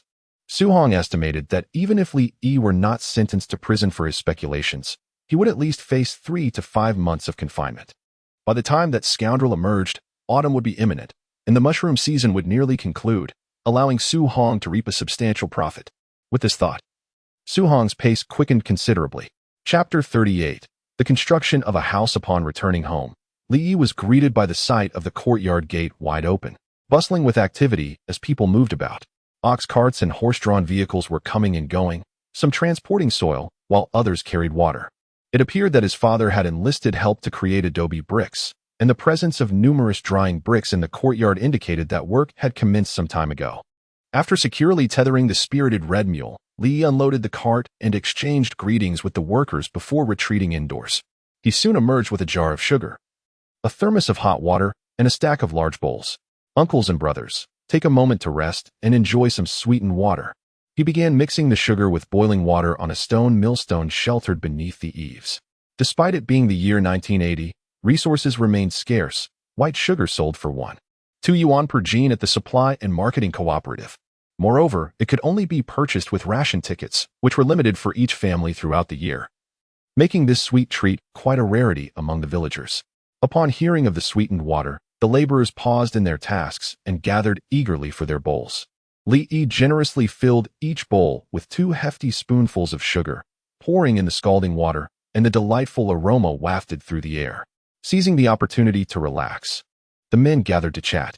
Brother Tang Xue, life is truly moving swiftly. In the blink of an eye, Iwa is about to build a house and marry. Indeed, just a few years ago, I saw that young lad running around in split pants, and now he has grown into a fine young man. Haha. Iwa has always been mischievous. He caused quite a ruckus in my little orchard. That's nothing. Just 2 years ago, at my place. The jovial banter continued, recounting Li Yi's childhood antics, leaving him feeling rather embarrassed. Yet, he could not muster a rebuttal, for they spoke the truth. Setting aside tales of his youth, it was evident that since starting school, he had become the village's ringleader, leading a gang of boys to disrupt various households. It could be said that no family with special produce in the village had escaped his playful mischief. In recent years, his pranks had escalated from harmless fun to petty theft, and just the mention of it made him uncomfortable in his own home. As thoughts of needing to speak with Tang Xue crossed his mind, Li Yi promptly addressed Li Tang Xue. Father, I am heading to the youth station. You all carry on. With that, he grabbed the items he had purchased for Tang Xue from the county town and pedaled his bicycle towards the youth station. The days had turned to a leisurely pace for the farmers, and the production tasks in the team were relatively simple, involving merely gathering pig fodder and clearing irrigation ditches, allowing everyone to finish work earlier. By the time Li Yi arrived at the youth station, most of the young people had already returned, gathered in small groups under the shade of trees, engaging in light-hearted chatter. It was now June of 1980, and most of the youth with connections or capabilities had returned to the city. Either their families had secured them jobs, or they had gained admission to universities. Those remaining were predominantly those without connections or prospects. This group of individuals represents the most hopeless batch among all the educated youth, resigned to slowly bide their time while awaiting opportunities. Consequently, in Li Yi's eyes, they appeared particularly despondent. These individuals, in turn, looked down upon Li Yi. As he whizzed past them on his bicycle, one of them sarcastically remarked, "Just a second-rate fellow. What is there to be proud of?" Immediately, another chimed in, "Indeed, just a country bumpkin, riding around on a bicycle, and he acting all high and mighty. What a character." They wondered aloud about the feasibility of Su Ji's proposition regarding the mushrooms, speculating if they could indeed be sold for money. It should work, right? Didn't T. Su Hong say he had found a sales channel? We gathered so many mushrooms this afternoon. We should at least be able to make a few dozen yuan. A few dozen yuan? Is it really that much? They laughed. Do you know how much that second-rate fellow pays the village esprats for a day's work? You'd be shocked. Up to 5 yuan at most. My goodness, 5 yuan a day? That amounts to 150 yuan a month. Li chose to disregard their chatter and steered his bicycle directly towards the female-educated youth's dormitory. Upon arrival, he spotted Zhang Xinyao washing clothes outside. Upon seeing Li Yi, Zhang Xinyao immediately called out to the room, "Xiao Xue, your man has come to see you." Li Yi felt a surge of amusement when Zhang Xinyao referred to him as Tang Xue's man. She was indeed a perceptive woman. Inside, Tang Xue was tidying up. Like the other educated youth, she, along with the ordinary villagers, rushed to work early each morning and typically did not rest at noon, only returning in the evening to manage her chores. Upon hearing Zhang Xinyao's words, Tang Xue realized Li Yi had arrived and promptly stepped outside. True enough, she saw Li Yi standing nearby with his bicycle, seemingly waiting for her. Tang Xue had come to terms with her situation, although she had lost her purity. And despite receiving orders to return to the city, she dared not go home, since Li Yi was willing to take responsibility and had indeed improved during this period. She felt she should give him a chance, as well as herself. "Wait a moment, I'll be right there," she called back, returning inside to change into a clean outfit before emerging. Approaching Li Yi, Tang Xue looked at him and asked, "How come you have time to come here? Aren't you supposed to be fetching those kids from the back mountain?" She was aware that Li Yi had been taking the village children to gather mountain goods. And with the internal spies like Li Na around, Li Yi had practically no secrets from her, unless even Li Na herself was unaware. No need to fetch them. Dongzi and Shirtu are with them. It's not a big issue, Li Yi replied, then removed a small net bag from his bicycle handle and presented it to Tang Xue, saying, "This is for you." Flip-flops? Peering into the net bag, Tang Xue discovered a pair of plastic flip-flops in a light yellow hue, adorned with some metallic embellishments, looking quite exquisite. "Yes, I saw them at the supply and marketing cooperative today and thought you would look lovely in them, so I bought them." Tang Xue hesitated momentarily before accepting. "Earning money is not easy. Please don't waste it so carelessly in the future." Li Yi chuckled. "Buying things for my wife cannot be deemed wasteful." Upon hearing Li Yi refer to her as his wife, Tang Xue's face flushed crimson as she softly replied, "Lower your voice. We are not married yet. Isn't that a matter of time?" Li Yi continued, "By the way, I came here today to discuss something with you. Or rather, to seek your opinion." "What? What is it?" Tang Xue asked, feeling a bit anxious at Li Yi's serious tone. "Our family is planning to build a new house, and I wanted to know what kind of house you would like and if you have any preferences regarding the layout," Li Yi explained. "Why the sudden decision to build a house?" Tang Xue asked in surprise. "It's because I intend to marry you, and I worry that using the old house for our wedding would be somewhat inadequate," Li Yi replied. As soon as he finished speaking, Tang Xue responded, "It wouldn't be inadequate. Isn't that how things are these days? I don't care what others do, but since I have the capability, I cannot let you suffer any injustice," Li Yi said earnestly. Tang Xue's heart trembled, and she whispered, "You really don't have to go to such lengths. I promise to give you a grand wedding, to bring you home in a splendid manner, and I, Li Yi, always keep my promises." "Thank you. Now, please tell me your requirements for the house so I can plan accordingly," Li Yi said. "Could you create a bathing area for me? You know how inconvenient it is for us women to bathe." "No problem. I will design a bathing room. Also, could the kitchen be a bit larger?" "Yes. A bigger kitchen would be more practical. That should be about it." "All right. I will return and design it according to your requirements. This is our first house, and it must meet your satisfaction."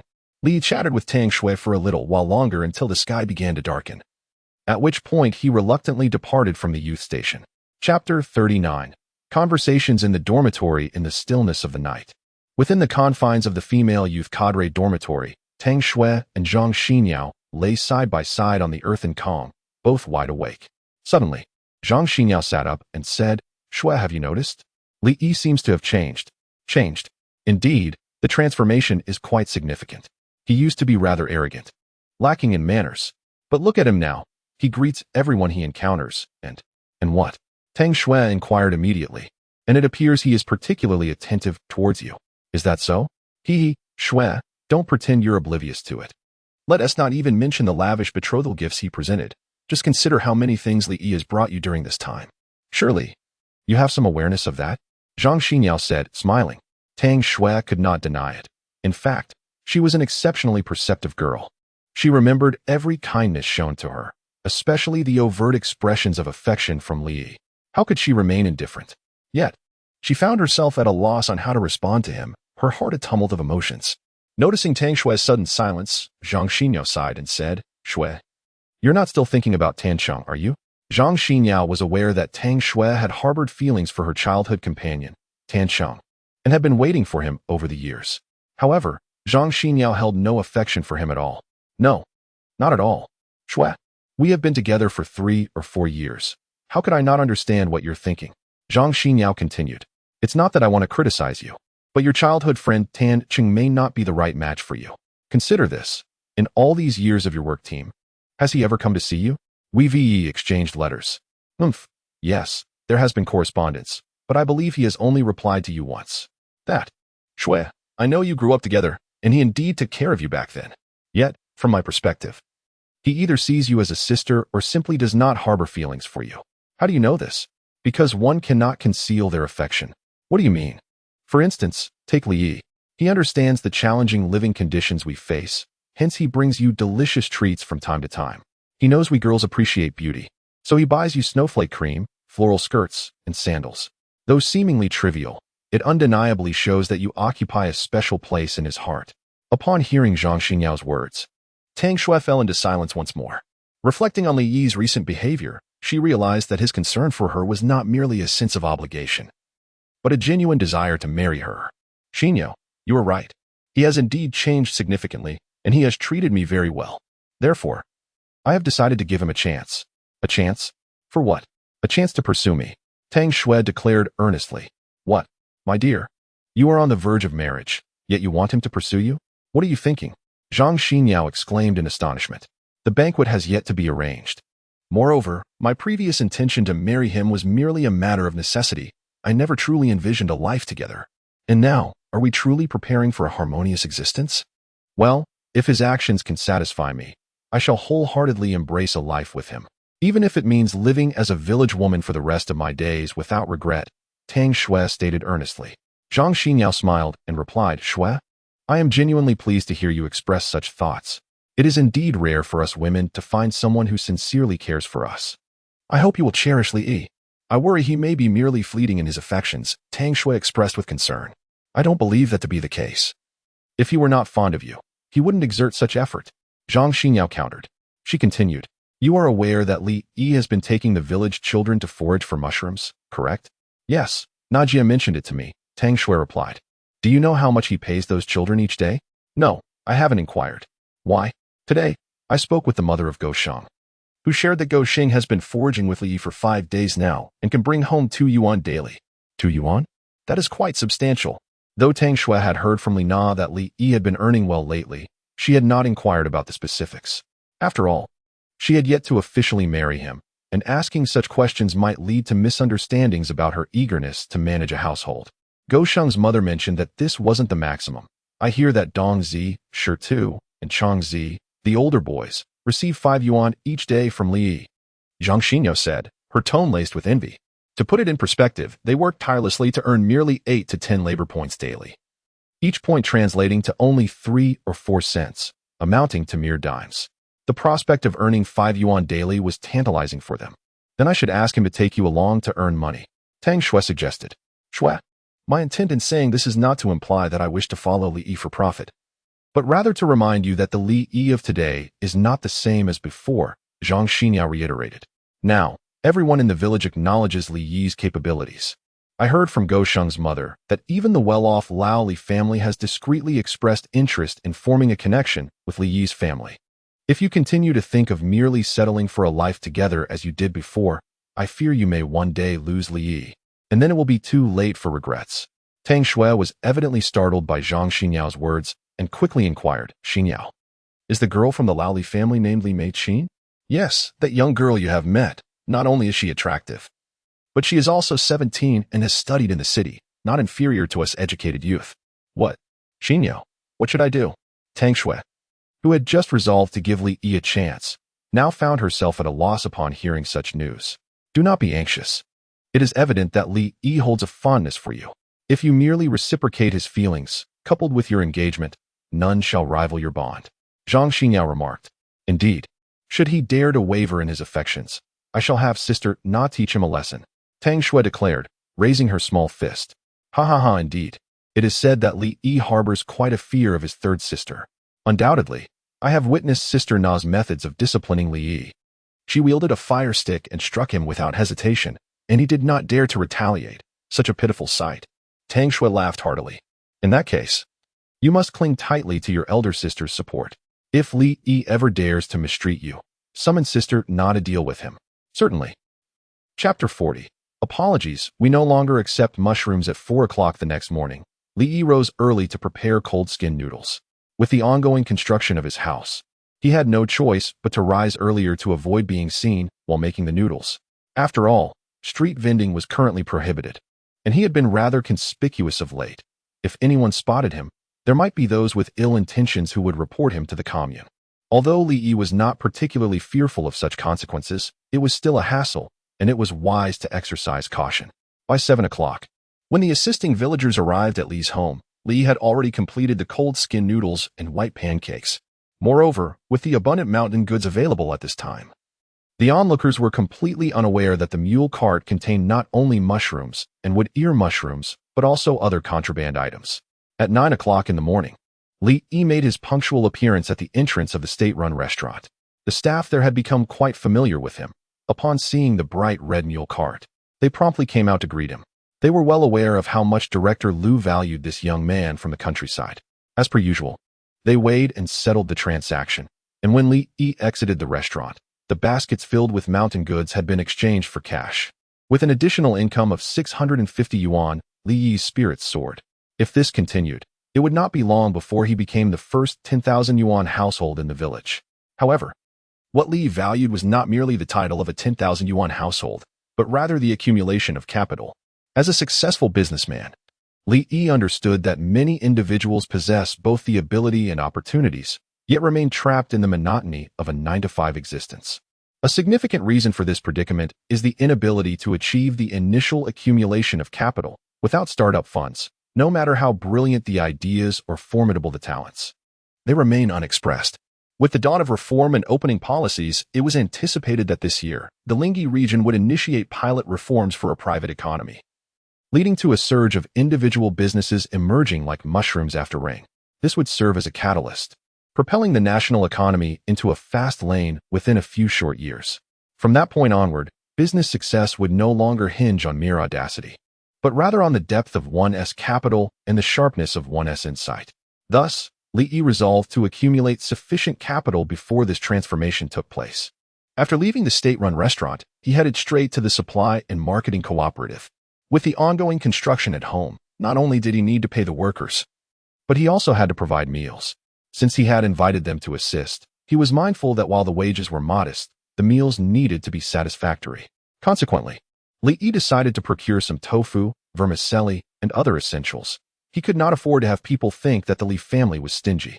With a dozen individuals cooking at home, the daily consumption was indeed substantial, so Li Yi's shopping list was quite extensive. In addition to 10 or so jin of tofu and 7 or 8 jin of dried vermicelli, he also purchased 10 jin of meat, 2 large bags of nearly 100 jin of flour, and a 50 jin bag of rice, filling nearly half of the cart. However, he was unconcerned. Given his current rate of earning, a mere few dozen yuan was truly insignificant. While Li Yi was preoccupied with his extensive shopping at the supply and marketing cooperative, Su Hong arrived at the state-run restaurant riding a bicycle. After returning home yesterday, he had summoned a few acquaintances with whom he shared a good rapport, revealing to them that he had discovered a lucrative opportunity. Upon learning that Su Hong had found a way to sell the mushrooms from the often overlooked back mountain for 3 dimes a pound, the young intellectuals were elated and immediately set off for the back mountain after fulfilling their tasks. However, in recent days, the mushrooms on the hills surrounding the village had been completely harvested by Tang Xue and Shi Tu, leaving what was once a bountiful ground now sparse. With no other option, Su Hong and his companions ventured deep into the mountains in search of mushrooms. Due to Li Yi's firm stance against allowing the children to enter the dense woods for safety reasons, Su Hong and his group eventually managed to find a few clusters of mushrooms. After considerable effort, they finally collected several baskets. The thought of selling such a quantity of mushrooms for at least 50 or 60 yuan, even after sharing a portion with the other young intellectuals, filled Su Hong with excitement, causing him to lose sleep that night. The following morning, he borrowed a bicycle and secured the mushrooms in a woven bag on the back seat, hastening towards the county town. To ensure that Li Yi would not discover his interference in the business, Su Hong refrained from arriving at the state-run restaurant before Li Yi completed his delivery, instead quietly appearing at the restaurant's entrance afterward. Upon seeing Su Hong enter, a staff member promptly inquired, "Comrade, we do not serve breakfast here," Su Hong hurriedly replied. "Hello, comrade. I am not here to eat. I have brought mushrooms for you." Mushrooms?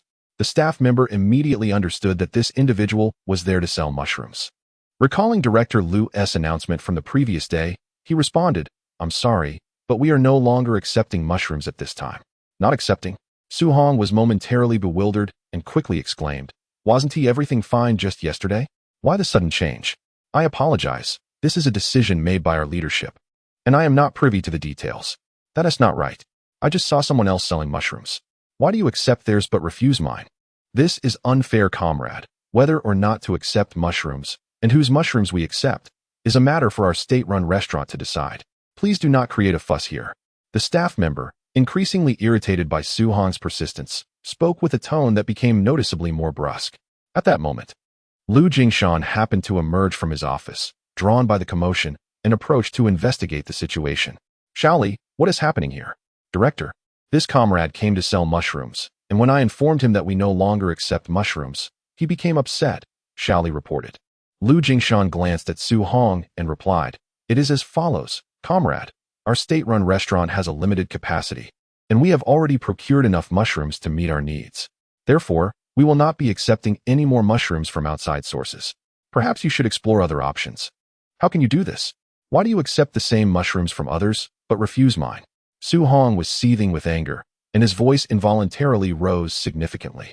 Lu Jingshan, recognizing the inappropriateness of escalating the matter, lest it tarnish the reputation of their state-run restaurant, and feeling a measure of compassion for Su, who had ventured into mushroom foraging, promptly inquired, "How many mushrooms have you gathered?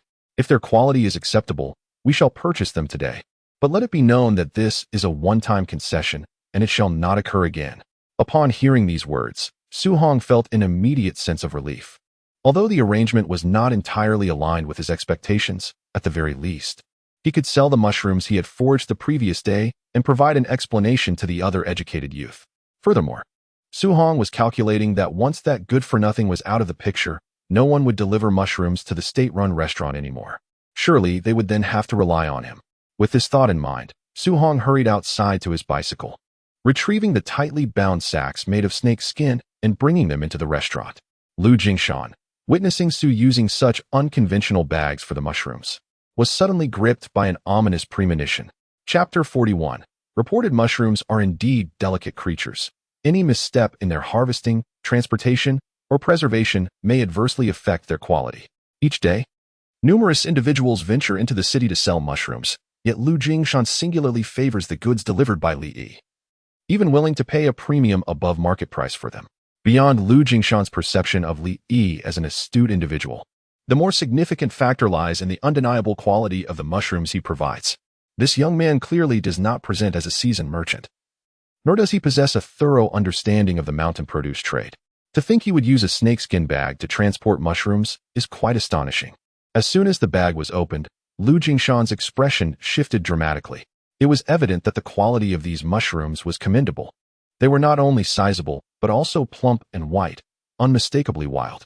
However, in comparison to the meticulously selected premium mushrooms from Li Yi, these were inconsistent in size, riddled with impurities, and appeared rather unkempt. Most critically, due to the snakeskin bag, a significant portion of the mushrooms had been crushed, and those that remained intact bore scratches.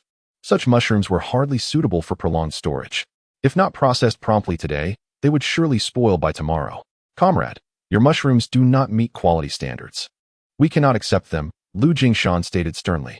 Su Hong erupted in indignation, exclaiming, "How can you say they do not meet standards? You cannot simply renege on your word." Lu Jingshan retorted, "Comrade, observe for yourself. Your mushrooms are damaged. Can we accept them? But mushrooms are meant to be chopped when consumed. The damage does not affect their usability." Su Hong stubbornly replied, though he began to sense the validity of the issue. "Enough. Our state-run restaurant will not accept your mushrooms.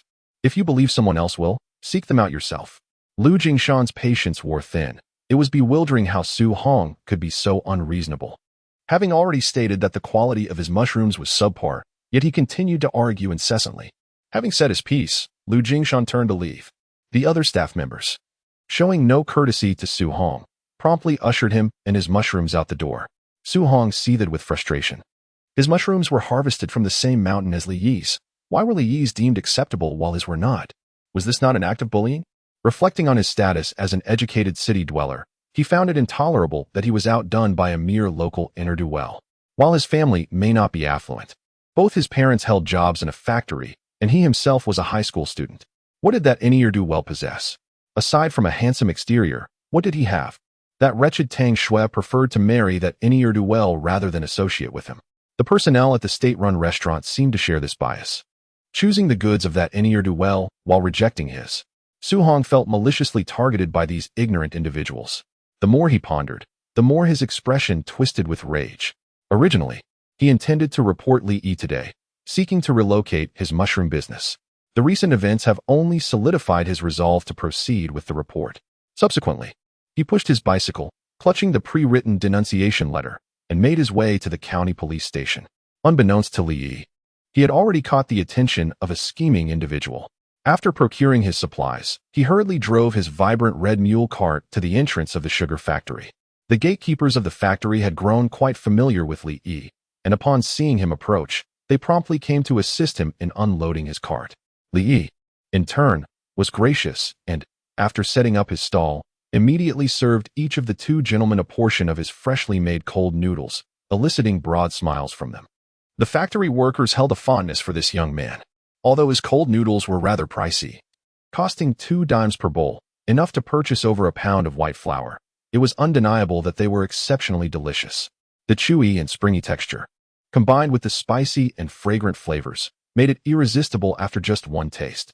Moreover, despite the modest size of his stall, it was impeccably clean and hygienic. Remarkably, every day after closing, he meticulously cleaned up the surrounding area, leaving no trace of disorder. His warmth and enthusiasm for the factory workers endeared him to them. And who could harbor ill will against such a diligent and earnest young man? As for the legality of his stall, it was of little concern to the onlookers. By 1980, while regulations on free trade had not been formally relaxed, enforcement had certainly become less stringent than before. The once hidden black market now existed in a semi-open state, with many discreetly selling goods, making Li Yi's venture hardly conspicuous. Before long, Li Yi had set up his stall, eagerly awaiting the end of the workers' shifts. At noon, the closing bell rang punctually, and throngs of workers surged toward the exit. In no time, a crowd gathered around Li Yi's stall. Previously, when workers sought to enhance their meals, they would band together to purchase some meat for a communal feast, a practice colloquially known in Qingshan County as Pinghua, essentially an AA-style gathering. However, now, to elevate their dining experience, factory workers simply purchased a fragrant serving of cold noodles at the entrance, accompanied by a white flatbread. On sweltering summer days, indulging in such a delightful meal was a true comfort. Moreover, each person enjoyed their own portion without the need for complaints about unequal shares, making it all the more convenient. Additionally, many female workers frequented the stall, queuing up and creating a vibrant scene. This naturally attracted the attention of many unmarried male workers, who found the prospect of an unexpected encounter with their favorite girls quite appealing. Unbeknownst to him, Li Yi's humble stall had inadvertently become a unique social hub within the sugar factory. Meanwhile, as Li Yi busied himself with his stall, Su Hong arrived at the county police station to present his intentions. After reading his denunciation letter, the on-duty officer promptly escalated the matter to higher authorities. In recent days, the entire county's police force has been overwhelmed by a series of child abductions. In the relentless pursuit of locating the missing children, the county has not only mobilized all available police and special forces, but has also enlisted a contingent of militia to assist in the search. Consequently, there is little energy left to address trivial matters. Subsequently, the authorities instructed the on-duty officers to inform Su Hong that the case had been officially accepted, assuring him that arrest would follow upon completion of the investigation. They also conveyed to Su Hong that if his report proved to be accurate, he would be rewarded accordingly. Satisfied with this response, Su Hong departed from the county bureau, carrying the unwanted mushrooms as he returned to the youth commune. Chapter 42. The homestead land has been approved. Today was yet another delightful day, and as Li Yi returned to the village, he couldn't help but hum a cheerful tune.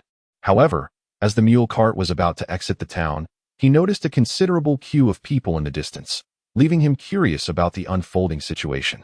As the cart drew closer, it became evident that a temporary checkpoint had been established, with several armed special police officers stationed at the entrance, inspecting passing pedestrians and vehicles.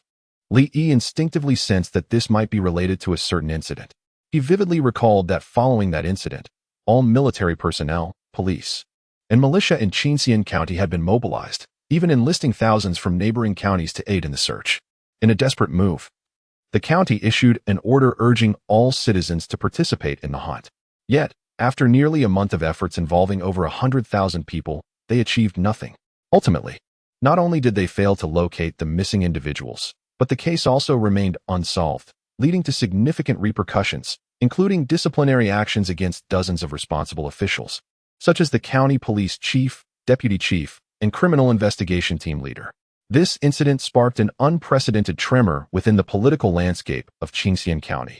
More importantly, the case remained unresolved for 18 years. When Li Yi had previously warned Wang Onghua, he was referencing this very incident, and he hadn't anticipated its swift reemergence. Before long, it was Li Yi's turn. Upon seeing the brightly colored mule cart, the officers conducted an exhaustive inspection. After all, human traffickers would likely resort to transportation methods to covertly smuggle individuals out, and given the rarity of automobiles, the use of mule carts was the most plausible alternative. Additionally, with the cargo of large baskets piled in Li Yi's cart, concealing something would indeed be effortless. However, the young officers were ultimately disappointed, for aside from some rice, flour, and cooking oil, the cart contained nothing of interest. Thus, after completing their inspection, they had no choice but to allow Li Yi to proceed on his way. As he passed by, Li Yi caught sight of the sunburnt faces of the young officers, and a pang of sympathy stirred within him. He was aware of the whereabouts of the traffickers, having been intimately involved in the case's resolution due to certain unique circumstances. Although the traffickers were apprehended, it was not for this case. Rather, one of the suspects, arrested for an unrelated matter, had voluntarily revealed details about this case in a bid for recognition. Only then did the public discover that the child abduction case that had shocked over 100,000 people 18 years ago was orchestrated by these individuals. At that time, Li Yi had already established himself as a prominent figure in the business world and found himself entangled in this case due to work commitments, which compelled him to participate throughout the investigation. Thus, he had gained knowledge of certain details surrounding the case. However, despite this understanding, he felt unable to share his insights with the officers, as some matters were beyond explanation. Fortunately, he also knew that the traffickers were primarily motivated by greed and had no intention of causing harm. For the time being, the children remained safe. Thus, Li Yi currently harbors no intention of taking action. Should the relevant departments in the county possess the capability to solve the case, it would indeed be most fortunate. If, however, the outcome mirrors that of his previous life, where the case ultimately remains unsolved, Li Yi would be compelled to intervene personally. Fortunately, he has already alerted Wang Anghua. If he is not overly foolish, he will seek Li Yi's assistance, which could indeed facilitate the rescue. Upon returning home, Li Yi discovered that the yard was deserted save for his sister, Li Na. When he departed that morning, a dozen helpers had been present. Yet even his parents were absent. "Sister, why are you the only one here? Where are our parents?"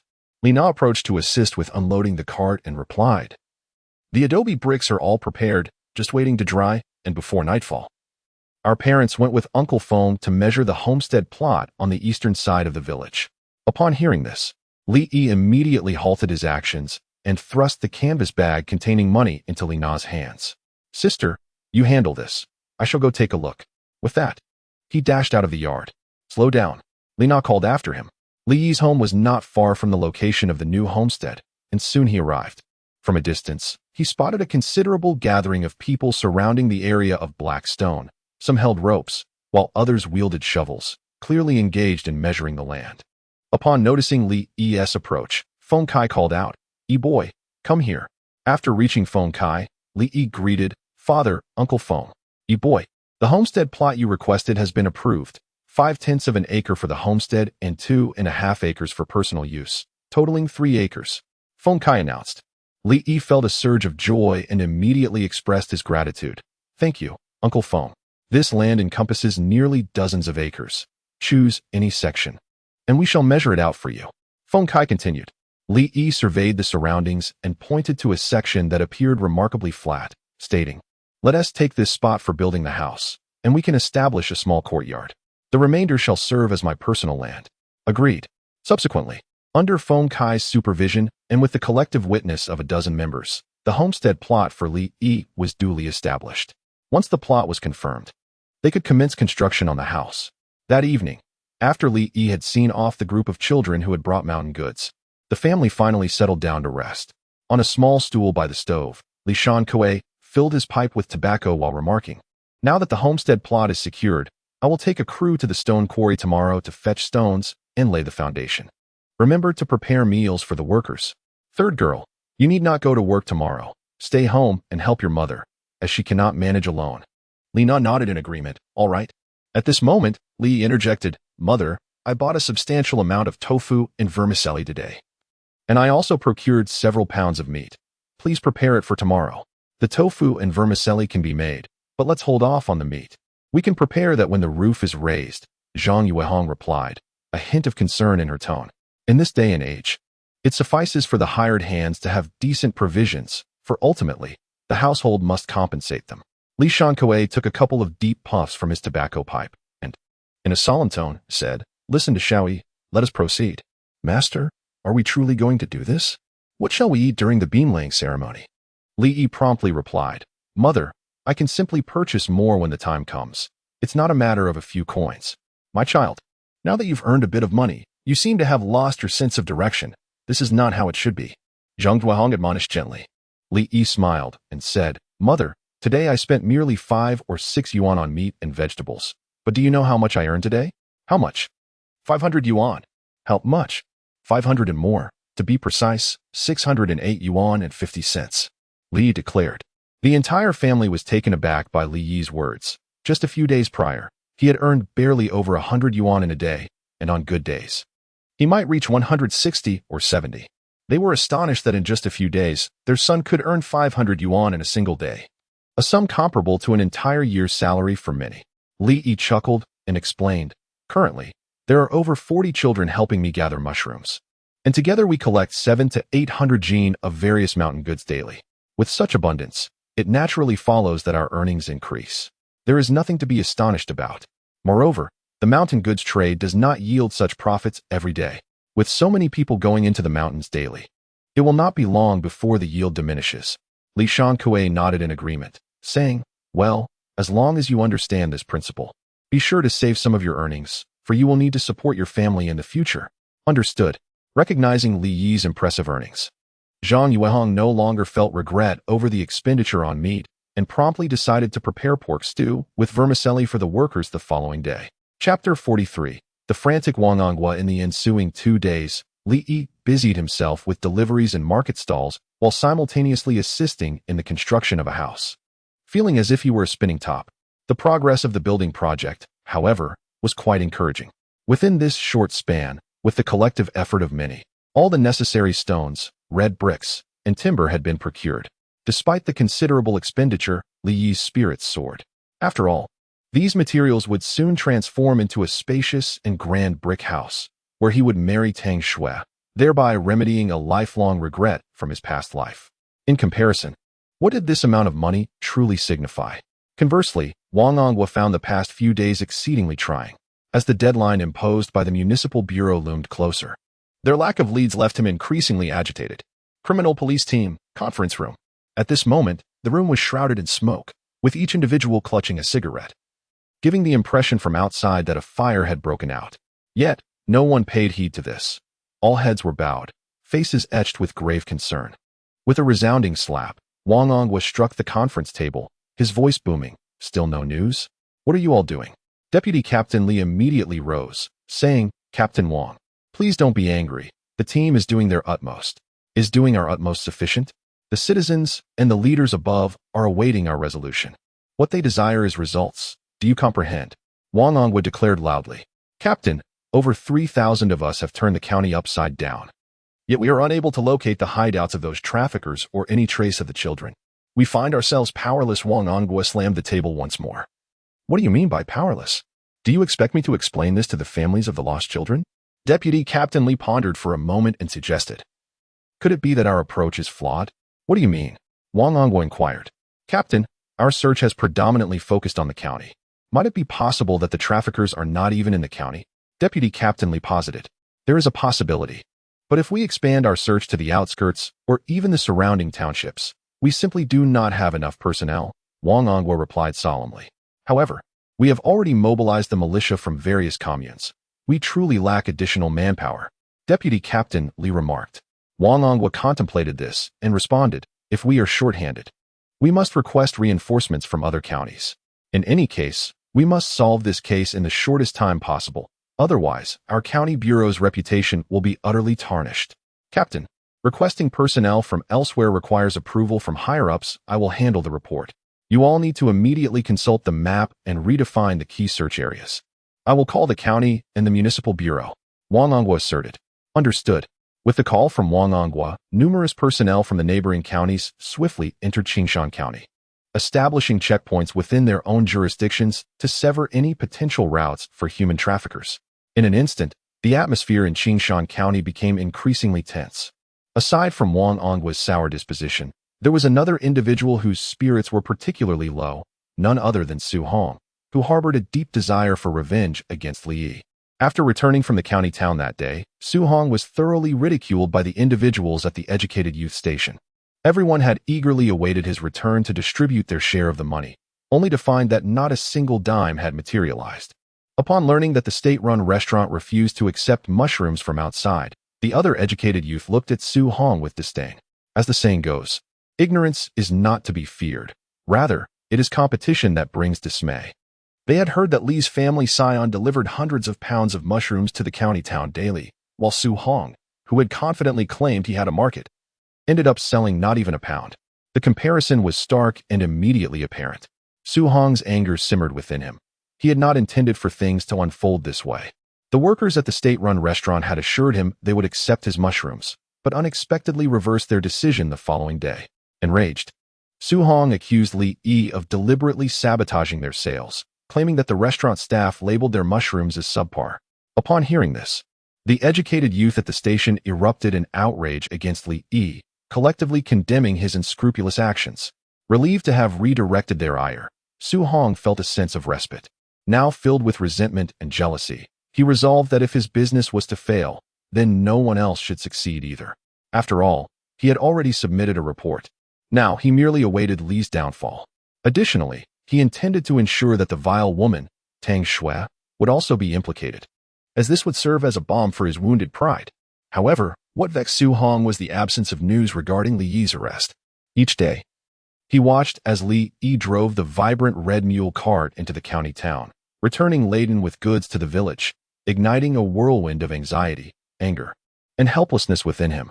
He could not fathom where the process had gone awry. Why was the situation so dire? Surely, a mere inquiry at the sugar factory's entrance would uncover the truth. Yet why was Li Yi seemingly untouched?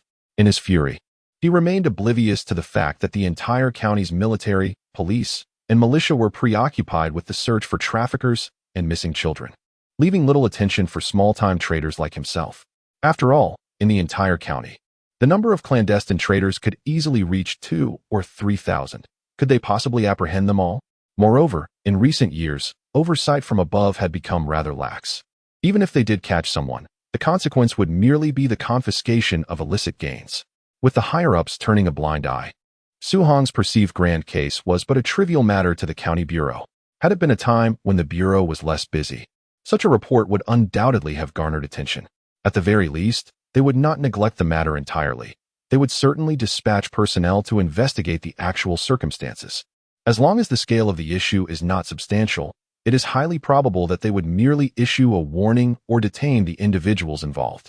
However, if the amount in question is particularly significant, it would warrant a more focused approach. To be candid, based on the investigations of similar cases in recent years, the majority of individuals involved are entangled in disputes amounting to only a few hundred yuan, with cases exceeding 1,000 being quite rare. Consequently, the county bureau typically does not prioritize such matters. Moreover, given that the entire department is currently occupied with investigations into missing children, they are stretched thin and even compelled to borrow personnel from neighboring counties. In such circumstances, how could they possibly allocate resources to investigate trivial issues? Thus, Li Yi's predicament has been delayed. Unbeknownst to him, yet filled with indignation, Su Hong resolved to return to the county bureau the following day, determined to ensure that the ruffian is apprehended. Otherwise, he would feel that the injustices he has endured would go unaddressed. Chapter 44. The military order in the stillness of the night, under the silvery glow of the moon, the office of the county bureau was once again filled with individuals. Yet, the atmosphere remained as tense as before. Present were not only the several captains and deputy captains of the criminal police team, but also the directors of the county bureau, the special police department, and the leaders of the militia. All were troubled by the grave incident of June 15th. Comrade Ngua, please share the progress of your criminal police team. Director Zhang intoned solemnly from his position at the head of the table. Wang Ngua promptly responded, report to the director. In recent days, our criminal police team, along with comrades from the various township police stations, has conducted a thorough verification and statistical analysis across all villages within the county. We have ultimately confirmed that a total of 19 children are missing, 11 boys and 8 girls. Furthermore, we have established that June 15th was not the initial date of the crimes. In fact, a child from a household in the Daliu commune went missing as early as June 11th, although they did not report it in a timely manner. In the past few days, through a meticulous examination of the case, We can preliminarily ascertain that this is a gang operation, with the number of suspects likely around 10.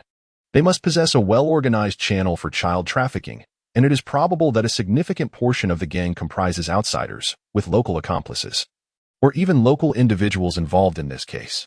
At this juncture, Director Zhang interrupted Wang Anghua, pressing for a more direct answer. I am not interested in the details of the case. I want to know if you have apprehended the suspects. No, came the disheartening reply. And the children? Have they been found? Not yet. Even if the children remain unfound, what about the leads? Are there any? Director Zhang inquired once more. None, Wang Anghua said, his voice tinged with frustration. Leaning back in his chair, Director Zhang sighed. Comrades, the provincial and municipal levels expect us to solve this case within a week. However, we currently have no leads whatsoever. Do you understand the implications? Having served as police officers for many years, they were all too aware of the consequences. The situation had escalated to such a degree that it had incited widespread panic throughout the region. If they could not quell this unrest promptly, someone would inevitably be held accountable. At that moment, Deputy Director Yi interjected. This afternoon, Director Zhou from the Municipal Bureau called the County Bureau. He stated that if we do not achieve a breakthrough by tomorrow nightfall, he will personally lead a team to oversee operations in Qingshan County. At that time, those who should be exempt will be, and those who should be scrutinized will be.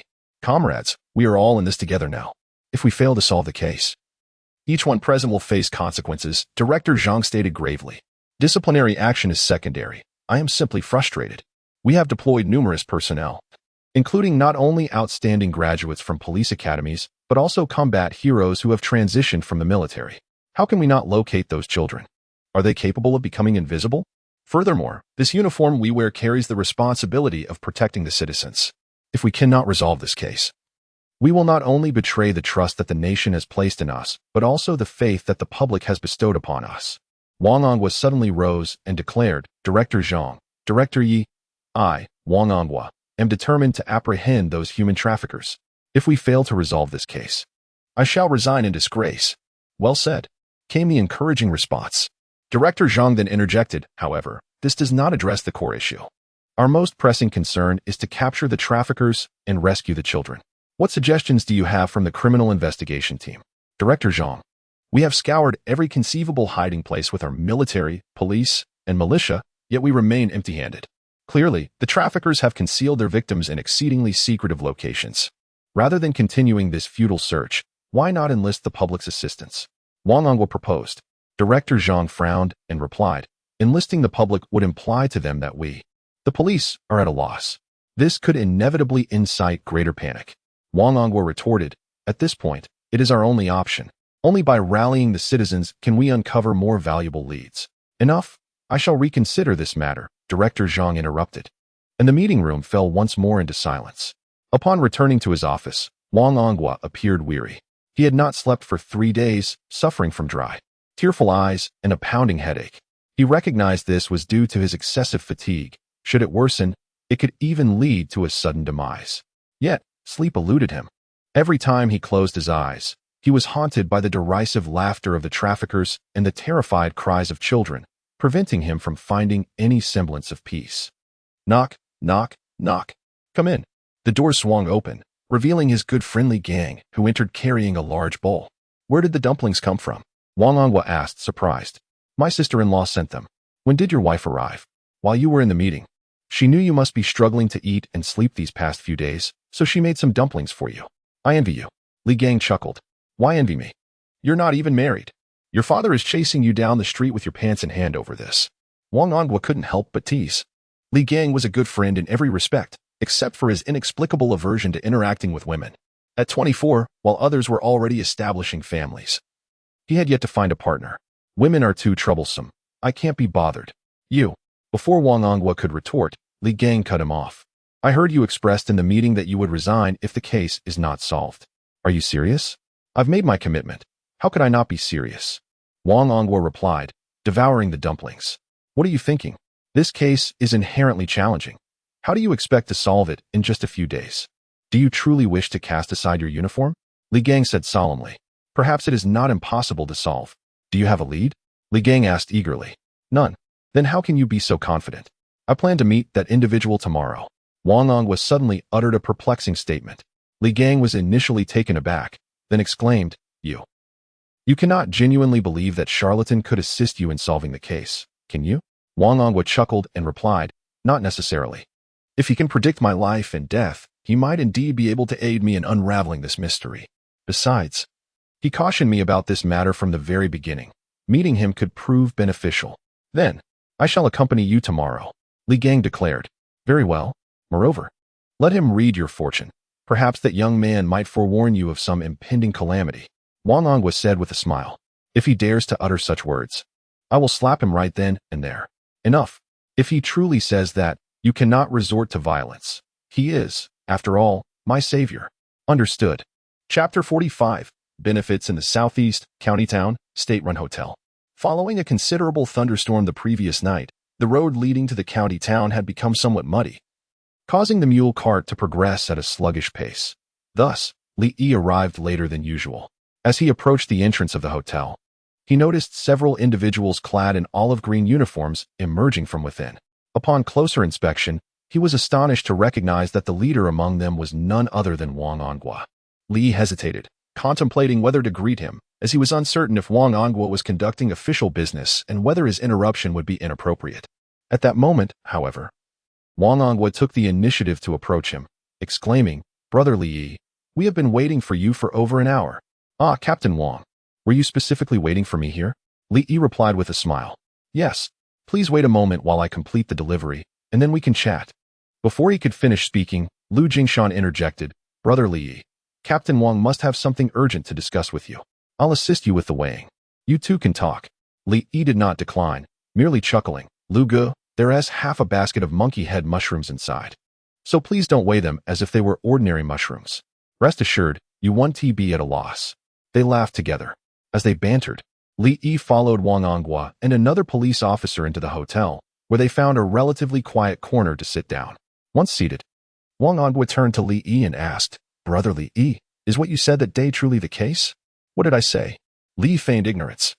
You mentioned that if we could not resolve that major issue, we should come to you. Wang Ongwa stated earnestly. Li Yi did not respond directly, but glanced at the other officer. Wang Ongwa quickly added, Let me introduce you. This is Li Gang, my deputy, who is also a childhood friend. His grandfather is the renowned war hero of our county, Li Yunfei. You can trust him completely.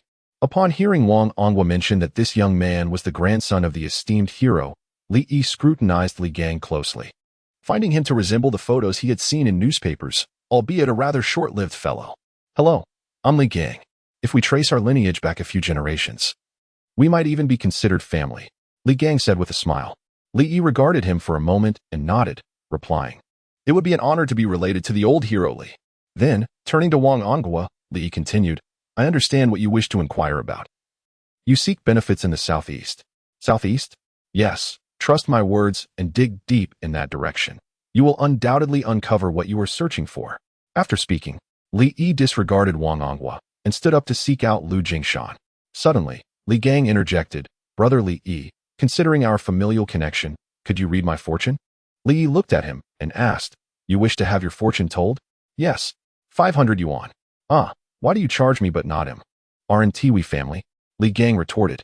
Because I offered to read his fortune voluntarily, while you did not. Is there really a difference? There is, and it involves a fee. Spending money is acceptable. However, 500 yuan is rather exorbitant. Could it be reduced? Li Yi chuckled and replied, As for that sum, I shall forego it for now. If you believe my calculations to be accurate, then you may compensate me later. Just remember, some truths I shall utter may not please you. That won't be an issue. Speak freely. If your predictions prove correct, I shall even sell my possessions to ensure you receive your due. Li Gang asserted. The heavens are collapsing, and the center of your brow is connected. Your gaze wanders. Your aura dissipates, resembling a state of intoxication. Coupled with pallid features and labored breathing, you undeniably exhibit signs of a short life. Li Yi continued. Li Gang and Wang Ongwa were both taken aback. Just yesterday, he had jested with Li Gang, suggesting that should he seek Li Yi's fortune-telling, he might be warned of dark omens and impending calamities. Yet, he never anticipated that Li Yi would bluntly declare Li Gang's fate as one of brevity, and that it was intertwined with fire. Such words were indeed grave, and the somber expression on Li Gang's face revealed the turmoil within. Li Yi, unperturbed, turned his attention toward Lu Jingshan. He had offered the necessary warnings. Whether the lad heeded them was beyond his concern. After all, the Buddha aids those who are fated, and he could only provide counsel, nothing more. Watching Li Yi depart, Li Gang felt a mix of anger and disbelief. Wasn't fortune-telling merely for amusement?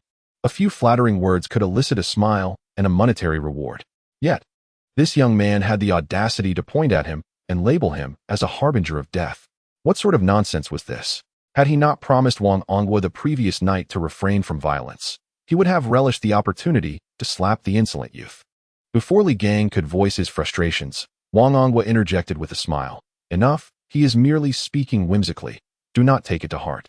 Besides, do you not also dismiss such notions?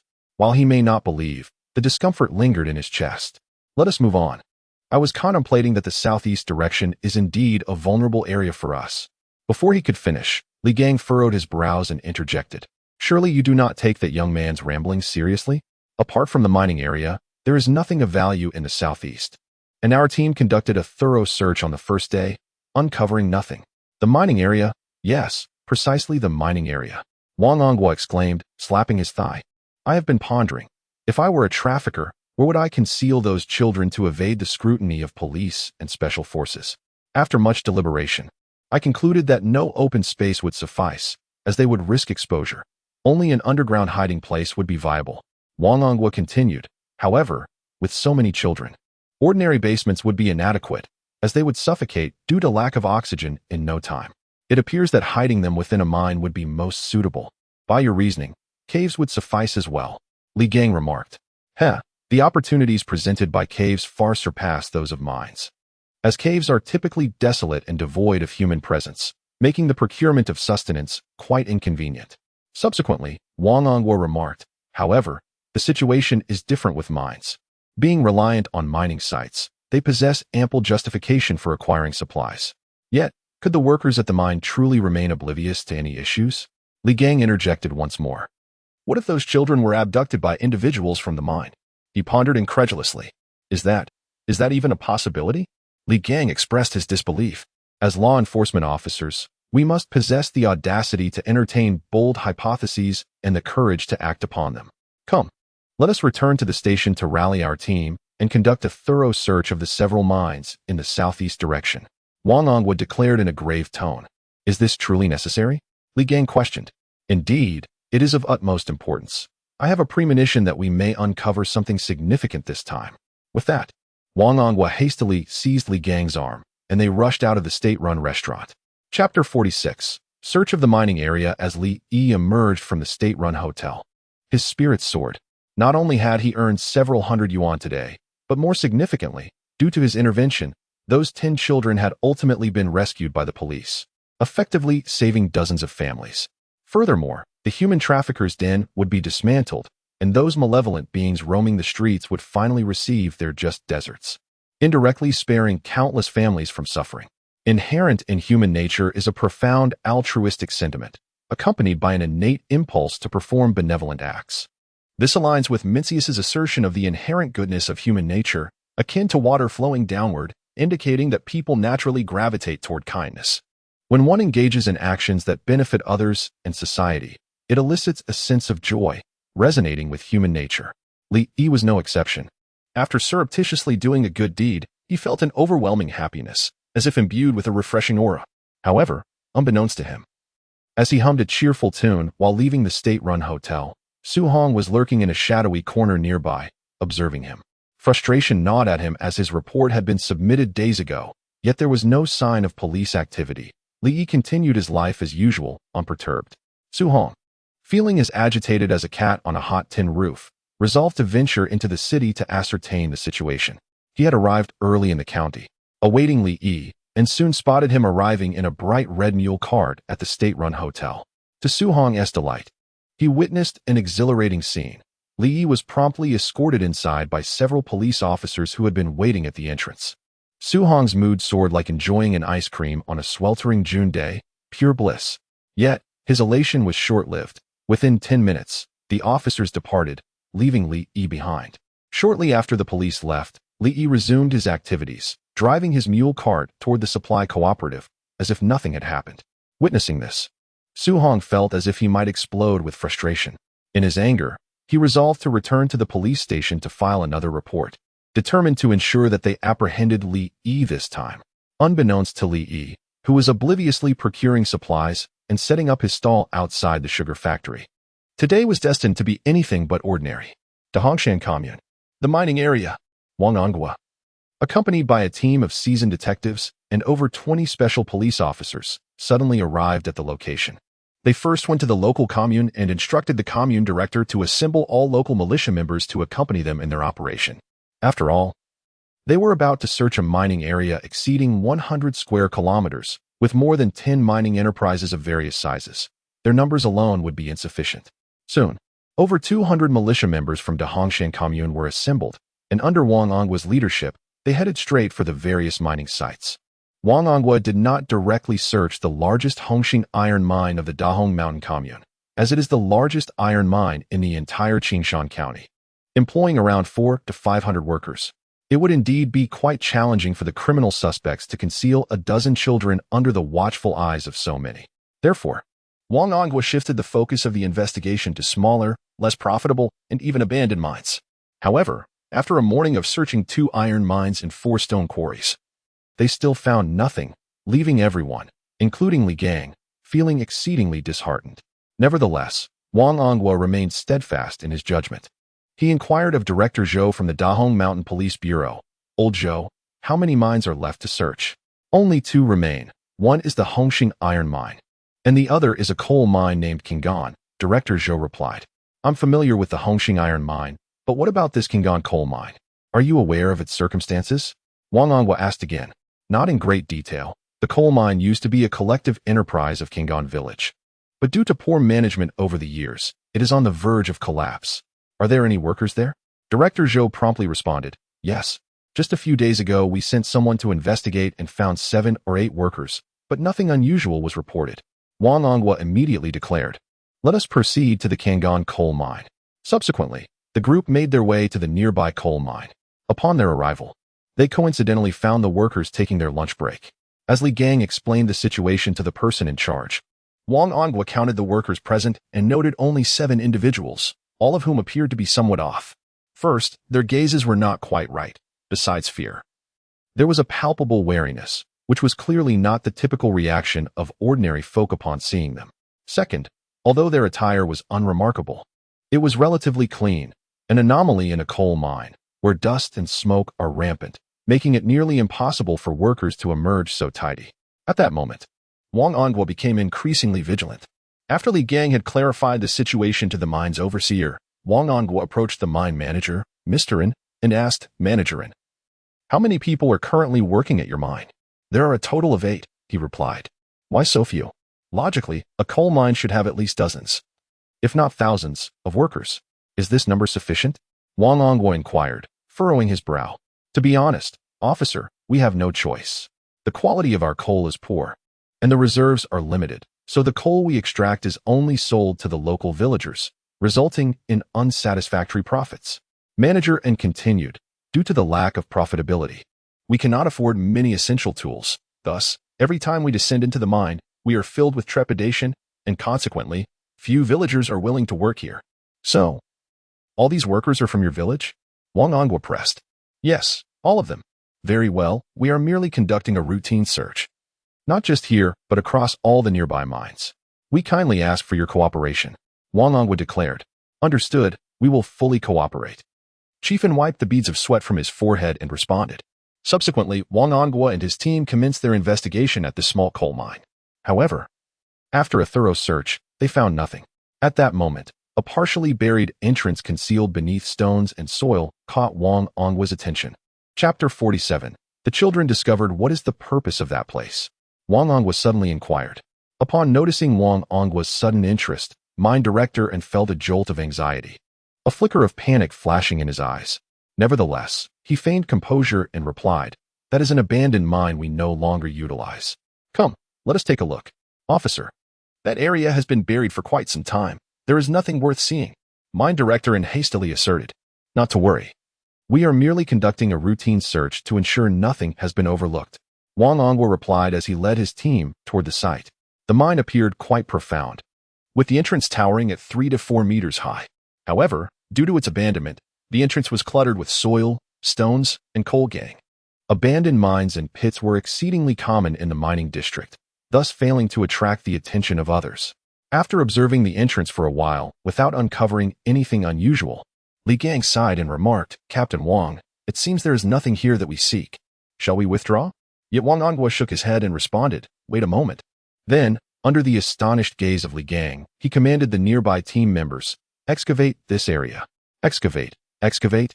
Before Li Gang could voice his doubts, Wang Anghua spoke firmly, "Dick." Upon hearing Wang Anghua's intention to reopen the abandoned mine director N's heart raced, and he quickly interjected, "Comrade, this well is vast and deep. If you excavate it, you must refill it afterward. Otherwise, we cannot manage it alone." Wang Anghua ignored him and urged his team, "Hurry, dig deeper." The term dig deeper suddenly reminded Li Gang of the charlatan's words from earlier that morning. "If you dig deep in this direction, you will surely find what you seek." Although he was skeptical, he fell silent. Soon, the half-buried entrance of the mine was unearthed. As the entrance was revealed, the seasoned Wang Anghua immediately sensed something amiss. Logically, this mine had been abandoned for many years, appearing untouched for ages. Yet, clear footprints were discernible at the entrance. This indicated that someone had indeed visited the mine, and not just once. This revelation heightened the alertness of Wang Anghua and Li Gang, prompting them to instruct the other team members to continue clearing the debris from the entrance. Wang Anghua then prepared to question mine director and once more.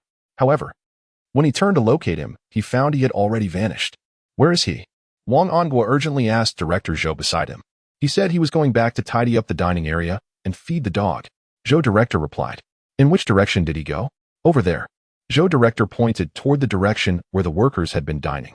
Upon closer inspection, Wang Anghua indeed spotted a figure moving away in that direction. Realizing that this individual might be attempting to flee, he promptly commanded, "Pursue him. This person is suspicious." Upon the command of Wang Anghua, the surrounding police and special forces immediately pursued the fleeing figures. Noticing the approaching officers, the mine manager hastily took flight.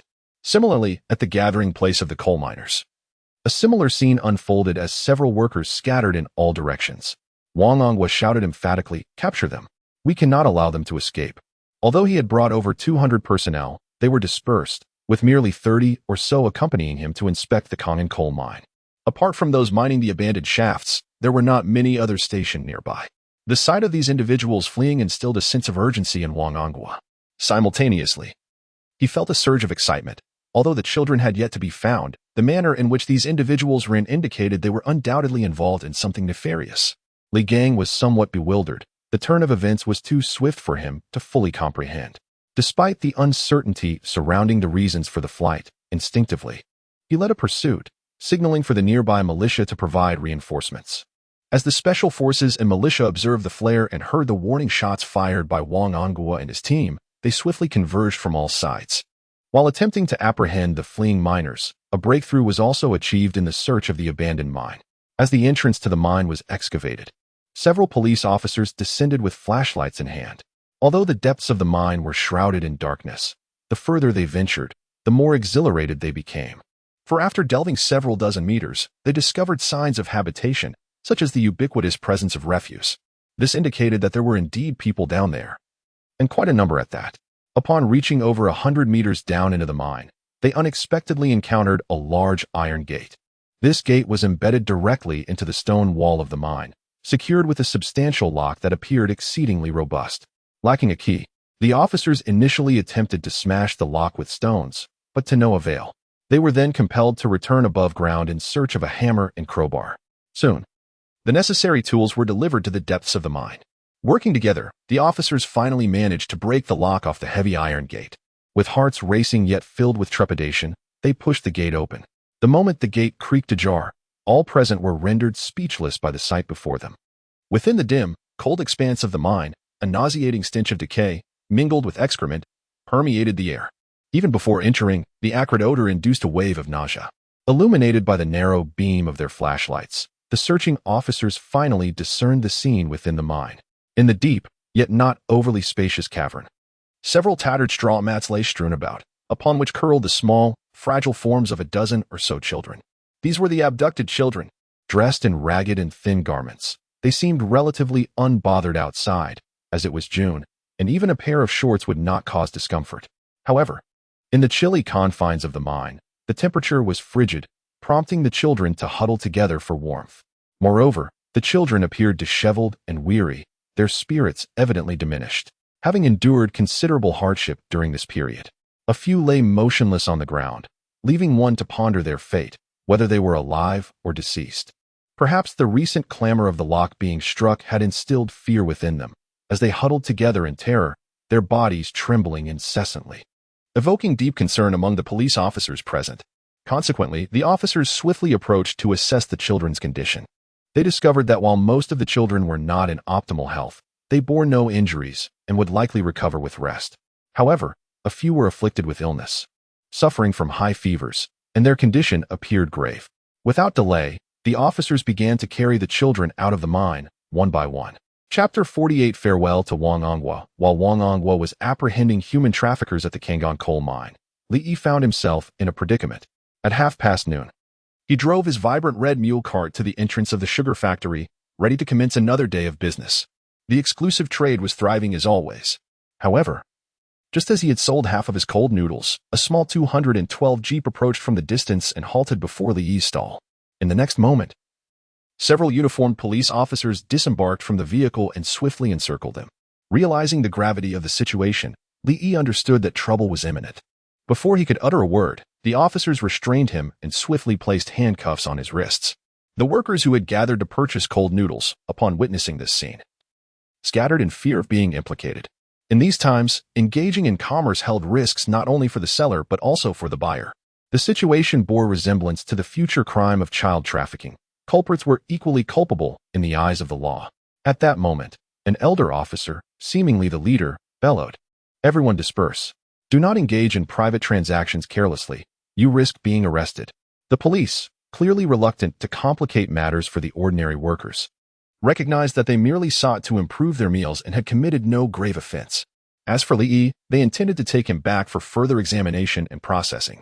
Typically, consequences would involve the confiscation of ill-gotten gains, with incarceration for a limited duration and the likelihood of avoiding a criminal conviction. After all, times were tough.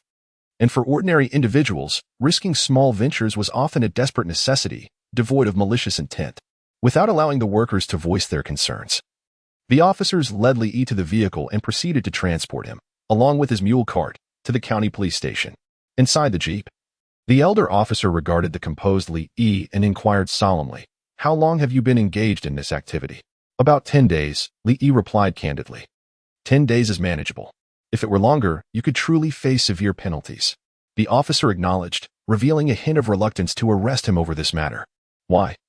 At your young age, must you resort to such speculative ventures? Are you not aware that this is illegal?" "I am aware, but I am in need of money," Li Yi countered. Need for money is not an excuse for unlawful behavior. If we were to accept that rationale, everyone would be committing crimes due to financial hardship. The elder officer lamented. Seeing the officer's demeanor soften, Li Yi chuckled lightly and replied, "Of course that would not be acceptable. However, engaging in commerce is permissible, especially since it has been announced that the individual economy is to be restored and developed." The officer was cognizant of this information. Yet policies had not been solidly implemented at the county level. The communication surrounding such matters was often inconsistent, leaving them uncertain. Under these circumstances, they could not afford to overlook those involved in trade entirely. However, when it came to penalties, they tended to be considerably lenient. "You seem quite knowledgeable, but the policies have yet to be enforced in the county. Your actions remain illegal," the elder officer declared. "Then, how do you typically handle cases like mine?" Li Yi inquired once more. "How much have you earned in total?" "It must only amount to a few dozen yuan." Li Yi refrained from speaking too much. "That's fortunate.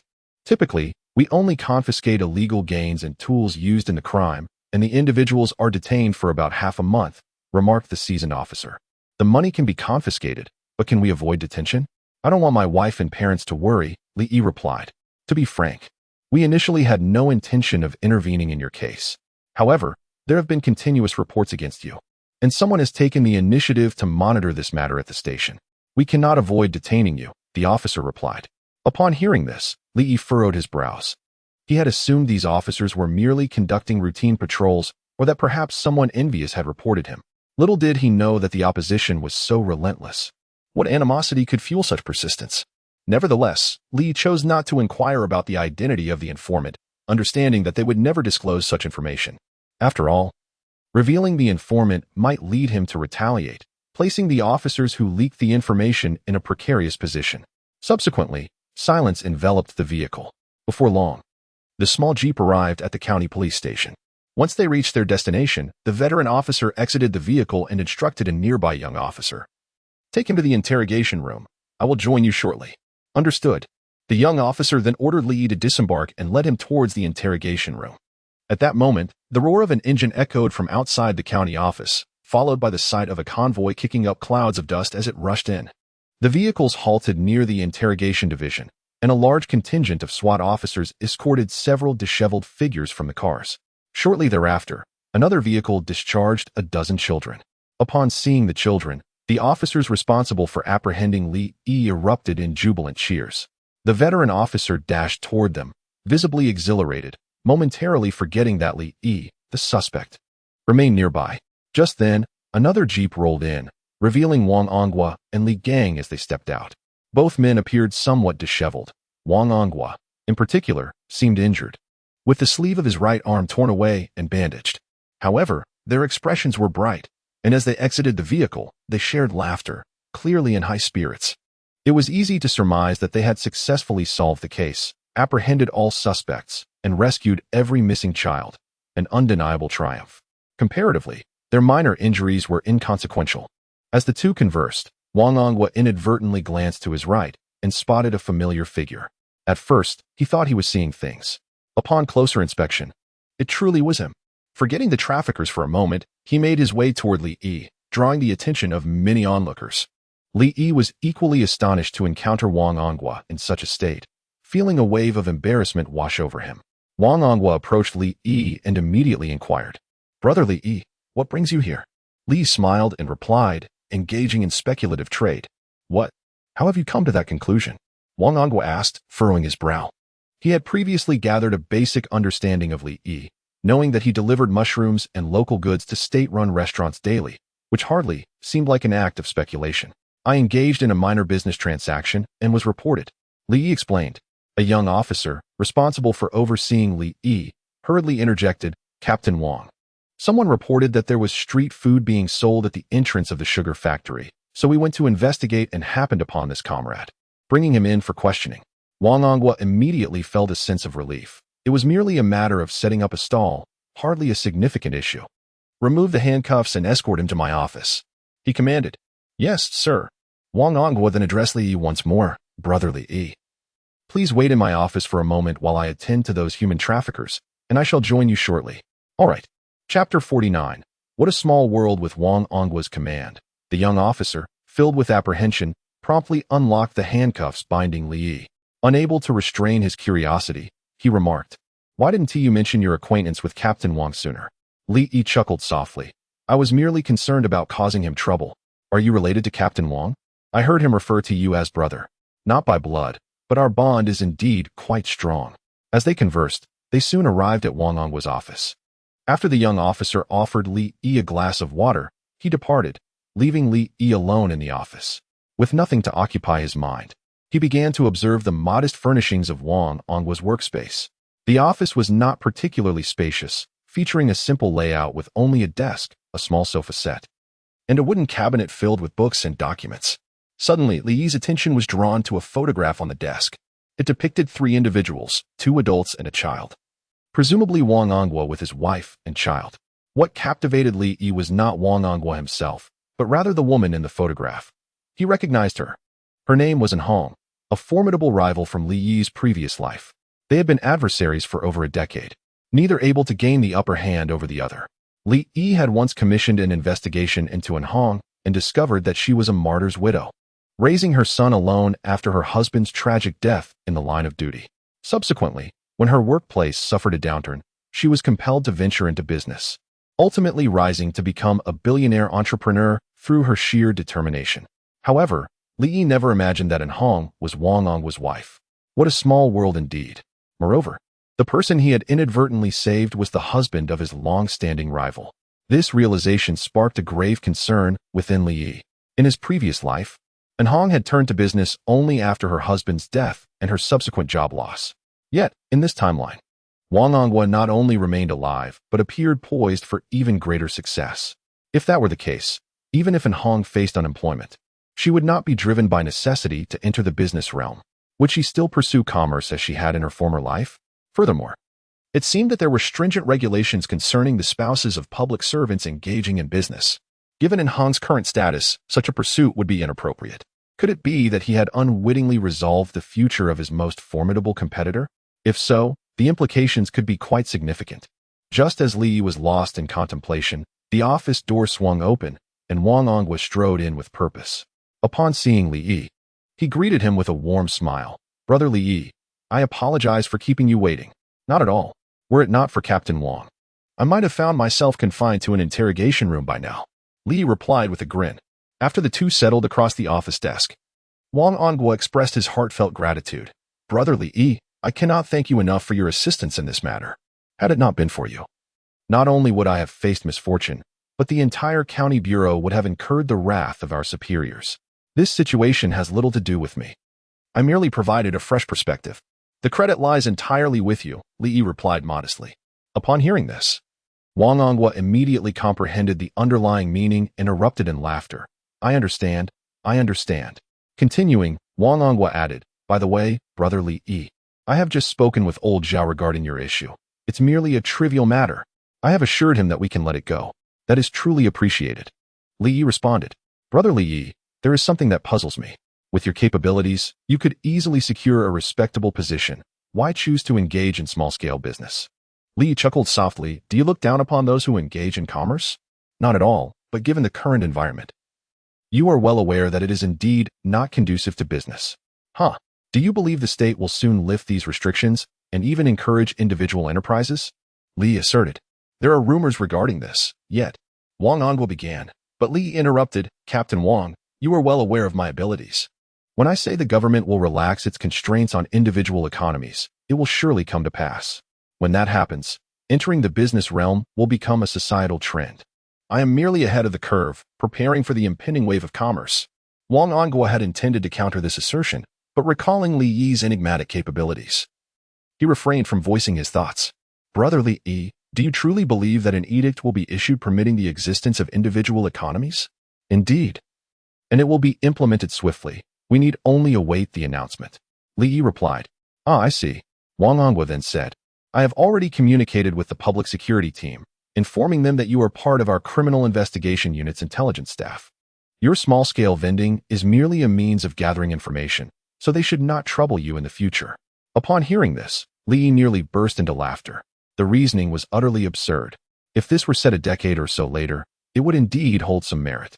After all, at that time, street vendors would be ubiquitous, and blending in with such a crowd to collect basic intelligence would be plausible. However, in the present day, there are very few vendors in the city, and each one stands out so distinctly. How could one be considered a covert intelligence operative? Is this feasible? Of course it is. Besides, you have indeed assisted us in solving two significant cases. Thus, my assertion is not unfounded. You may say so, as long as I am not frequently apprehended." Li Yi chuckled. "Ha ha ha. That will not happen. It won't occur again. By the way, have those human traffickers been apprehended?" Li Yi suddenly inquired. "Yes. They have all been captured. None have escaped. And the children? All have been rescued. Except for a few who required hospital treatment due to illness. The rest merely experienced a bit of fright. They are all fine." Wang Ongwa replied. "That is reassuring." Li Yi then remarked, "As for those traffickers, you must diligently investigate them. Each one is a despicable demon, deserving of thorough interrogation, and you may uncover some unexpected surprises." Li Yi was well aware that many among them were notorious criminals with blood on their hands, some even notorious enough to have their names recorded within the police department. If all these matters were brought to light, it would indeed be a significant achievement. Upon hearing this, Wang Ongwa's spirits soared, and he exclaimed, "Ha ha, then we must dig deep. We cannot allow those scoundrels to escape unscathed. Well then, if there is nothing further, I shall take my leave. I still have half of my cold noodles unsold today. I cannot let it go to waste." Li Yi responded with a smile. "Ha ha ha, there is no chance of waste. My brothers and I have been so busy capturing people today that we haven't even had lunch. It's perfect timing for you. That sounds splendid, haha. Chapter 50. Steady and unwavering. The allure of Liangpi is truly astonishing. The officers of the County Bureau, experiencing this culinary delight from Ling Province for the very first time, were instantaneously captivated. Furthermore, their hunger was palpable, as over 40 of them devoured more than 100 servings of Liangpi along with an equal number of white flatbreads, leaving no trace behind. This remarkable display of appetite genuinely astonished Li Yi.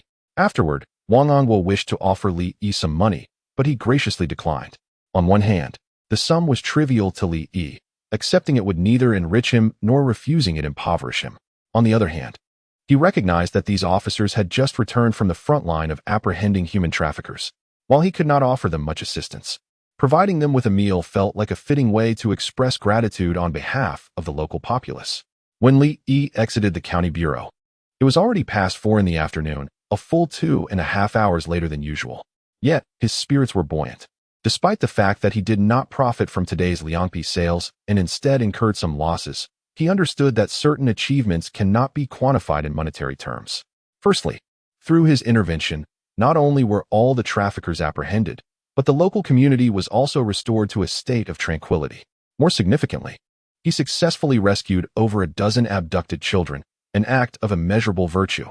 Additionally, he had now passed the scrutiny of the police. With Wang Angguo backing him, he could confidently set up his stall not only at the entrance of the sugar factory but even on the busiest streets of the county without fear of repercussions. However, Li Yi was not one to seek the limelight. He had no intention of flaunting his newfound security. As the saying goes, those who act recklessly invite calamity. In business, hubris is the greatest peril. One never knows when envy might rear its head. Discreetly accumulating wealth is the true path to success. Take, for instance, the incident of his being reported.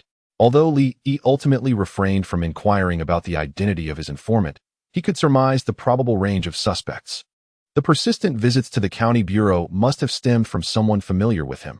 No stranger would engage in such self-sabotaging behavior. And if it were indeed someone he knew, it was likely due to his recent displays of ostentation, his engagement, his purchase of a bicycle, and now his plans to build a brick house. Who wouldn't feel envy? Hence, even with a proverbial shield against danger, Li Yi preferred to maintain a low profile. In summary, he resolved to remain steady and avoid recklessness. However, with Wang Angguo as his formidable ally, Li Yi began to reassess his Liangpi business. While he could not openly sell on the streets, he could wholesale Liangpi to state-owned restaurants. Given the dish's appeal, it would surely become a signature offering at these establishments. Moreover, the state-owned restaurant was the only dining venue in the county that catered to external customers, and its business was booming daily. Once this avenue was established, the volume of sales would undoubtedly be substantial. Although the wholesale price for the state-owned restaurant would not compare to his street sales, if the quantities were significant, his earnings would be no less than those from his stalls. Upon contemplating this, Li Yi resolved to exert himself more the following day and try his hand at the state-run restaurant. If his efforts bore no fruit, it would not matter. He could always deliver the goods to Wang Angguo and others. Unbeknownst to him, while he was delightfully envisioning his future business endeavors, a tempest was brewing in the village. It is said that after Su Hong confirmed that Li Yi had indeed been apprehended, he felt an exhilarating sense of relief and promptly disseminated the news. Before long, the entire Qianzishan brigade was abuzz with the revelation that Li Yi had been detained by the police for speculation and profiteering. Tang Xue, residing at the educated youth site, received the news first and hurried to inform Li Na and her husband, Li Shankue. The revelation sent a chill down the spines of the Li family. In those times, engaging in speculation was no trifling matter, and a misstep could lead to imprisonment. In that instant, Li Shankue contemplated rushing to the city to find his son. However, he was halted by Li Na, who understood her brother well. Though he had a mischievous streak, he never engaged in ventures without certainty. Since he had confidently declared that he had connections, she believed him implicitly and advised her father to wait a while longer before heading to the city. Yet, as time passed and Li Yi remained absent, even Li Na began to feel anxious.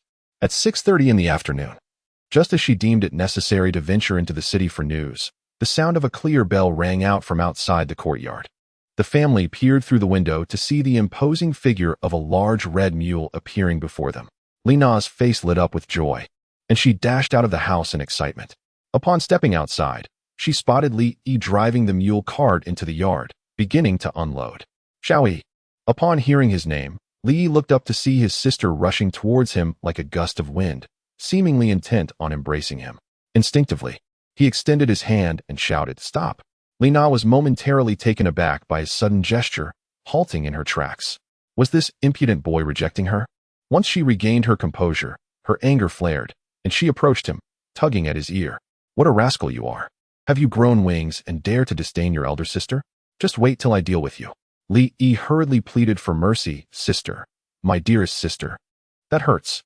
Yet you still disdain me?" Li Na retorted loudly. "I do not disdain you. We are both adults now. You cannot expect me to bear such an unexpected turn of events." Li Yi quickly explained. "What adults? You clearly disdain me at that moment." Tang Xue emerged from the house, observing the playful banter between the siblings with envy. Though she had an older brother and a younger sister, her brother looked down on her, and she was not close with her sister. They never engaged in such intimate playfulness. Then, noticing Tang Xue, Li Yi quickly exclaimed, "Sister, let go. My wife is watching." Upon hearing this, Tang Xue's face instantly flushed crimson. Li Na, filled with indignation, retorted, "Ah, you Li Yi. It seems that now that you have a wife, you've forgotten your sister.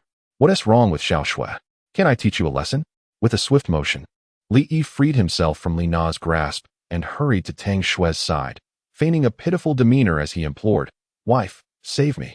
Although Tang Xue was reluctant to intervene in their sibling squabble, she found herself unable to resist exclaiming, "Sister Na, please spare him.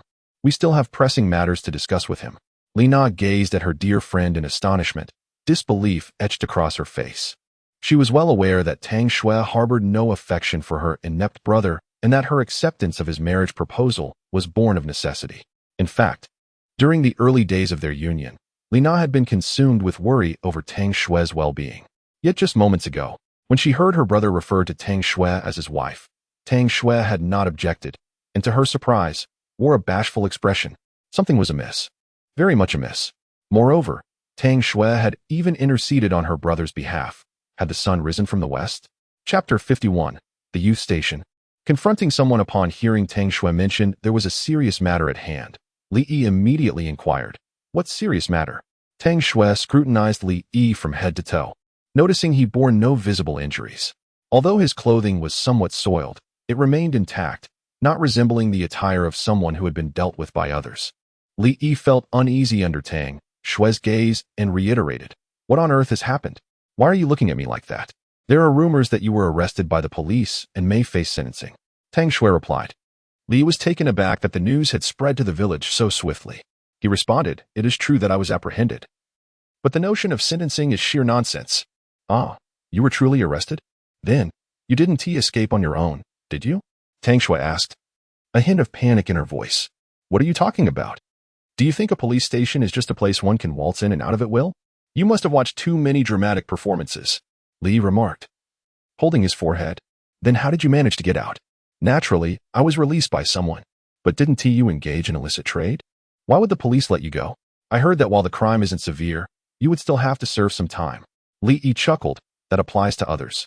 But my small enterprise was sanctioned by the police station, so they had no reason to detain me." "Ah, how can that be possible?" "Nothing is impossible, especially when I happen to be your man," Li Yi said with a grin. "You." At that moment, Li Na observed how swiftly Tang Xue had been swayed by her younger brother and quickly interjected, "Xue, he is merely jesting. You shouldn't take him seriously." "How am I jesting? When I speak the truth, you don't believe me.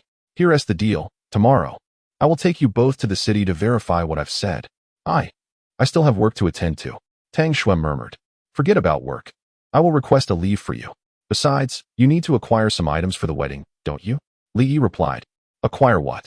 Tang Xue was somewhat perplexed. In these times, isn't a wedding simply about two individuals consolidating their belongings and cohabiting? Those with means might host a banquet, while those without could forego it altogether. What else was there to prepare? Li Yi, with a hint of affection, ruffled her hair and replied, "How can one marry without preparing? At the very least, one must procure several new outfits, along with new shoes, socks, and undergarments. Our house will be new, hence, the bedding, pillows, and pillowcases should also be fresh. In short, there are plenty of items to arrange." Tang Xue instinctively responded, "That requires quite a bit of money." Ha ha ha, you need not worry about finances. I've got it covered. Upon hearing Li Yi's words, Tang Xue felt an unexpected sense of reassurance. All right, then I will accompany you to the city tomorrow. Excellent. By the way, how did you come to know about my arrest? Who told you? Li Yi inquired once more. The news spread from the male youth at the station. I'm not sure who specifically related. Tang Xue explained. The youth station, the male youths? Li Yi began to comprehend that among his acquaintances, the individuals who most resented his success were undoubtedly those idle, meddlesome young intellectuals. He had no doubt that one of them had meticulously schemed, relentlessly pursued, and obstinately reported him. My dear wife, may I ask you something?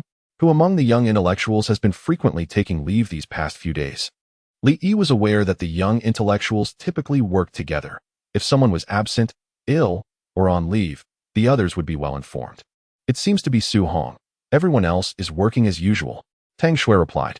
I understand now. Let us have dinner at home tonight, and after we eat, I will take you back. Without waiting for Tang Xue's response, Li Yi turned to Li Na and said, Sister, please help me move the things from the car into the house, and also give the mule some fodder and water. After speaking, Li Yi hurried inside to retrieve his bicycle and swiftly departed. Where are you going? Li Na called after him. To the young intellectual's site, to teach someone a lesson. Li Yi replied without looking back, leaving Li Na and Tang Xue, the close friends, bewildered in the wind. At the young intellectual's site, beneath the large poplar tree, several young intellectuals were gathered around a grinding stone, engaged in idle chatter, which was the only activity they relished post-work. In reality, the young intellectuals were stratified. The elite would not abandon their studies even when sent to the countryside, and many had successfully passed the entrance examinations in the first year after the restoration of college entrance exams. The second tier of young intellectuals, coming from affluent families, would rely on their connections if they could not gain admission to university, securing jobs in the city and later transferring back.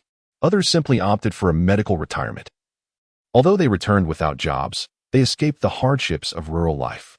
The remaining individuals were those lacking financial means or connections, often lazy and inept. In such a gathering, their only recourse was to boast, gossip, and engage in light-hearted banter. Today's main topic of gossip was Su Hong. Having witnessed Li Yi's arrest firsthand, he recounted the incident with vivid detail. In his eagerness to tarnish Li Yi's reputation, Su Hong embellished the story, especially regarding the police's apprehension of Li Yi. You should have seen how ruthless those officers were. They kicked over that good-for-nothing stand, scattering oil, salt, and vinegar everywhere. Realizing the predicament, the scoundrel attempted to flee. But the police encircled him, swiftly subduing him while a crowd unleashed a barrage of punches and kicks. Just as Su Hong was animatedly recounting the tale, a jarring screech of tires grinding against the ground interrupted him, and Li Yi appeared, riding his bicycle and halting before the group of young intellectuals. Coldly, he remarked, I was unaware that I had been so thoroughly beaten. Upon seeing Li Yi, Su Hong looked as though he had seen a ghost, exclaiming in terror, You. How did you get out? Humph. If I hadn't emerged, I would never have known what a despicable turtle you are to tarnish my name. No. It's a misunderstanding. A misunderstanding.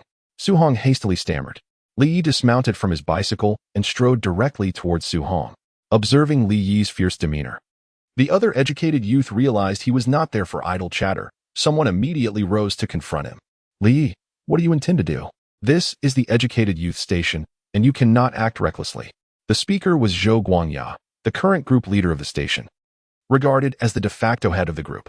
Are you here to defend that scoundrel? Li Yi replied icily. And if I am? Before Zhou could finish his retort, Li Yi advanced swiftly, delivering a sharp elbow strike to his chest, sending him sprawling 5 or 6 meters away. Then, with a piercing gaze, Li Yi scanned each of the educated youth present, his voice chilling as he declared, Who else wishes to stand up for that surname Su? Every individual who met Li Yi's gaze instinctively averted their eyes. None dared to make direct eye contact. The swift and decisive manner of Li Yi's actions, coupled with his fierce countenance, had genuinely terrified them. Furthermore, Li Yi was notorious in the village as a troublemaker, someone unafraid to resort to violence, which left the group utterly intimidated. Seeing that no one else was willing to play the hero, Li Yi continued his deliberate approach towards Su Hong. Chapter 52. This scoundrel deserves a beating. As Li Yi approached step by step, Su Hong felt a sense of dread enveloping him. He was acutely aware of who Li Yi was, the most notorious ruffian in the village, known for his propensity for brawls and altercations. Towering and robust, Li Yi possessed astonishing combat prowess. A mere trio of opponents was no match for him. His recent effortless dispatching of Zhou Guangya was a testament to the disparity in their capabilities. Don't come any closer. I'll call for help. Su Hong stammered, trembling. Go ahead and shout. Just take a look around. Do you really think it would matter? Even if you cried out until your throat was raw, no one would come to your aid, Li retorted. The moment he spoke, he felt a twinge of discomfort, as though he were being cast in the role of a bully tormenting innocent women. Unbeknownst to him, in the eyes of the young intellectuals around, he bore a striking resemblance to a tyrant. Li Yi, if you dare to lay a finger on me today, I will certainly report you to the commune tomorrow, Su Hong declared furiously. In response, he received a resounding slap that left blood streaming from the corner of his mouth. The commune? What does that even matter? Have you forgotten that you were the one who had the police apprehend me for several days? Yet here I stand, free, Li shouted defiantly. Upon hearing this, all the young intellectuals present were taken aback. So, the incident of Li Yi being arrested had something to do with Su Hong. No wonder he was the first to receive the news. What are you talking about? I don't understand. Su Hong's heart raced, and he quickly denounced the accusation. He could not afford to acknowledge such claims, for being known as a whistleblower was a most undesirable reputation. In those times, the villagers generally possessed modest educational backgrounds and preferred to resolve their conflicts behind closed doors. Even the gravest matters seldom reached the commune, let alone the county. The common folk harbored a deep-seated belief that once a matter escalated to the county level, it would spiral out of control, potentially ruining an individual or even an entire family. Thus, they harbored a particular disdain for those who covertly reported others, perceiving such actions as the epitome of treachery. Li Yi anticipated Su Hong's denial and coldly remarked, if you hadn't reported me, how could you possibly know that I had been arrested? Furthermore, you spread rumors claiming I was detained for speculation and profiteering, suggesting I would face imprisonment? Your accusation stems from the very label of speculation and profiteering that you, scoundrel, have maliciously affixed to me. What is the matter? Are you now too cowardly to own up to your actions? Provoked by Li Yi's taunts, Su Hong retorted with indignation. You are the one who dares not admit your actions. Have you not been selling mushrooms in the county? Did you not set up a stall at the sugar factory? Is that not speculation and profiteering? If you are bold enough to engage in such activities, why do you object to being reported? The revelation stunned all the young intellectuals present. They had initially believed Li Yi's accusations were merely an attempt to frame Su Hong. However, upon hearing these words, it may indeed have been Su Hong's doing. After all, as fellow educated youth, they remained oblivious to these matters. Yet Su Hong possessed an alarming clarity regarding the situation. It was evident that such insight could only stem from a thorough investigation. Delving deeper, one might ponder why Su Hong felt compelled to probe into these affairs. His intentions become strikingly apparent. With this realization, the gazes directed at Su Hong transformed. Sympathy evaporated, replaced by a hint of disdain. His investigations were indeed meticulous, revealing a premeditated scheme. With this thought, Li Yi delivered a swift kick to Su Hong's abdomen, showing no mercy towards such a despicable individual. First, he coveted and bullied his wife, and then he resorted to reporting him. Such a scoundrel deserved a lesson. Otherwise, others might perceive Li Yi as a mere sickly cat.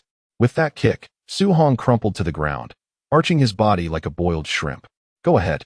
Strike me dead, Su Hong bellowed in fury. At this juncture, he recognized that pleading for mercy was futile, so he resolved to embrace his fate.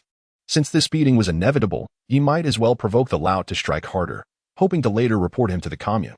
He found it hard to believe that the police station, owned by his family, could be so easily swayed. Nevertheless, Li Yi was not one to fall for such tricks. He had long discerned Su Hong's intentions and smirked coldly before launching a flurry of punches and kicks. Yet, Li Yi targeted only non-vital areas. The pain was excruciating. Yet it would not leave any serious scars, making it difficult to classify as even a minor injury in a hospital examination. Soon, the air was filled with Su Hong's wretched cries. At that moment, the commotion attracted the attention of others, including female educated youth and nearby villagers who rushed over to witness the spectacle. They stood by, eyes wide, as Li Yi unleashed his violence, yet none dared to intervene. Partly due to Li Yi's notorious reputation, as exemplified by the cautionary tale of Zhou Guangya, and partly because the male educated youth present offered no aid. their gazes towards Su Hong brimming with contempt. Clearly, the situation was more complex than it appeared, thus no one stepped in to halt the altercation. Just then, two figures rushed towards the educated youth point.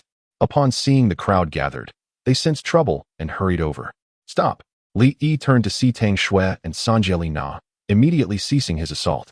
Tang Xue, observing the pitifully wailing Su Hong on the ground, felt a pang of anxiety and exclaimed, "How can you strike someone?" Li replied sternly, "This scoundrel deserves it." He then addressed the surrounding educated youth and villagers, asserting, "Today's incident is not merely me, Li Yi, bullying an outsider. Rather, this brat is simply asking for a beating. This scoundrel, envious of my venture to deliver mushrooms to the county town while engaging in a bit of trade, had the audacity to secretly report me to the county police. He even went so far as to accuse me of engaging in unscrupulous dealings, seemingly intent on ruining my life." Subsequently, Li Yi continued, "The police found my actions to be rather mundane and did not feel the need to take him seriously. Yet, this wretch persisted, making repeated visits to the police station to stir up trouble and press for my arrest. Left with no alternative, the police were compelled to bring me in for questioning, merely to clarify the situation. To my astonishment, this scoundrel returned to the village, spreading rumors that I had been apprehended by the police for my alleged dealings and was facing imprisonment. The villagers were outraged, exclaiming whether this rogue deserved a beating." Chapter 53. Murder of the Heart. Upon hearing Li Yi's words, every gaze directed towards Su Hong brimmed with indignation. This sentiment stemmed not merely from the unethical act of reporting others, but more significantly, from the realization that this young man was effectively severing their means of livelihood. Presently, a substantial number of children from the village were employed by Li Yi, yet, to call it employment would be somewhat misleading. For Li Yi had no genuine desire for these children, fearing potential complications. Rather, it was the children who besieged him for work. Thus, in the eyes of many villagers, it was Li Yi who was facilitating their children's earnings. Consider, even those as young as 7 or 8 could earn 1 or 2 yuan a day under Li Yi's tutelage, while older children could amass as much as 5 yuan daily, a sum far exceeding what they could earn through labor in the fields. Should Li Yi be apprehended, the mushroom business would inevitably collapse, thereby dismantling their financial support.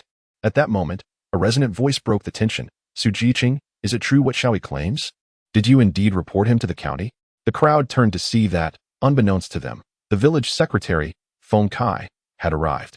Initially, Feng Kai had come to remind the children at the youth station of the impending heavy rain and to secure their doors and windows.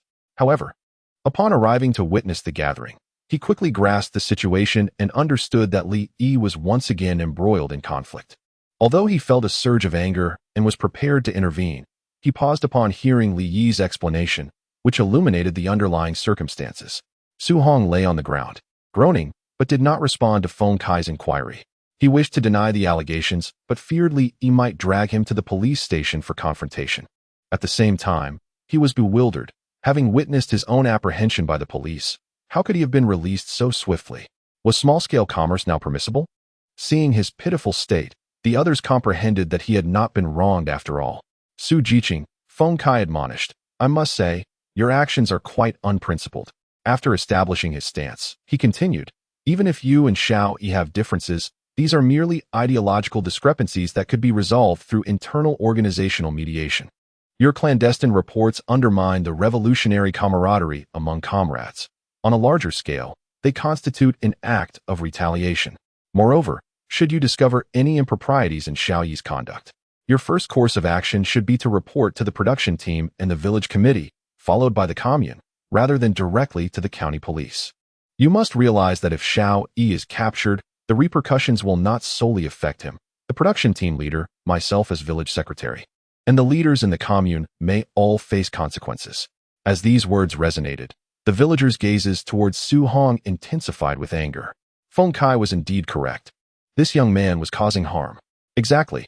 The officials in the commune may suffer, and we, the ordinary members, are likely to bear the brunt of their wrath. They murmured, "Your actions are not merely ill-conceived. They seem to stem from a desire to drag us all into your misfortunes." The members of the collective were inherently from the village and harbored a natural inclination towards Li Yi.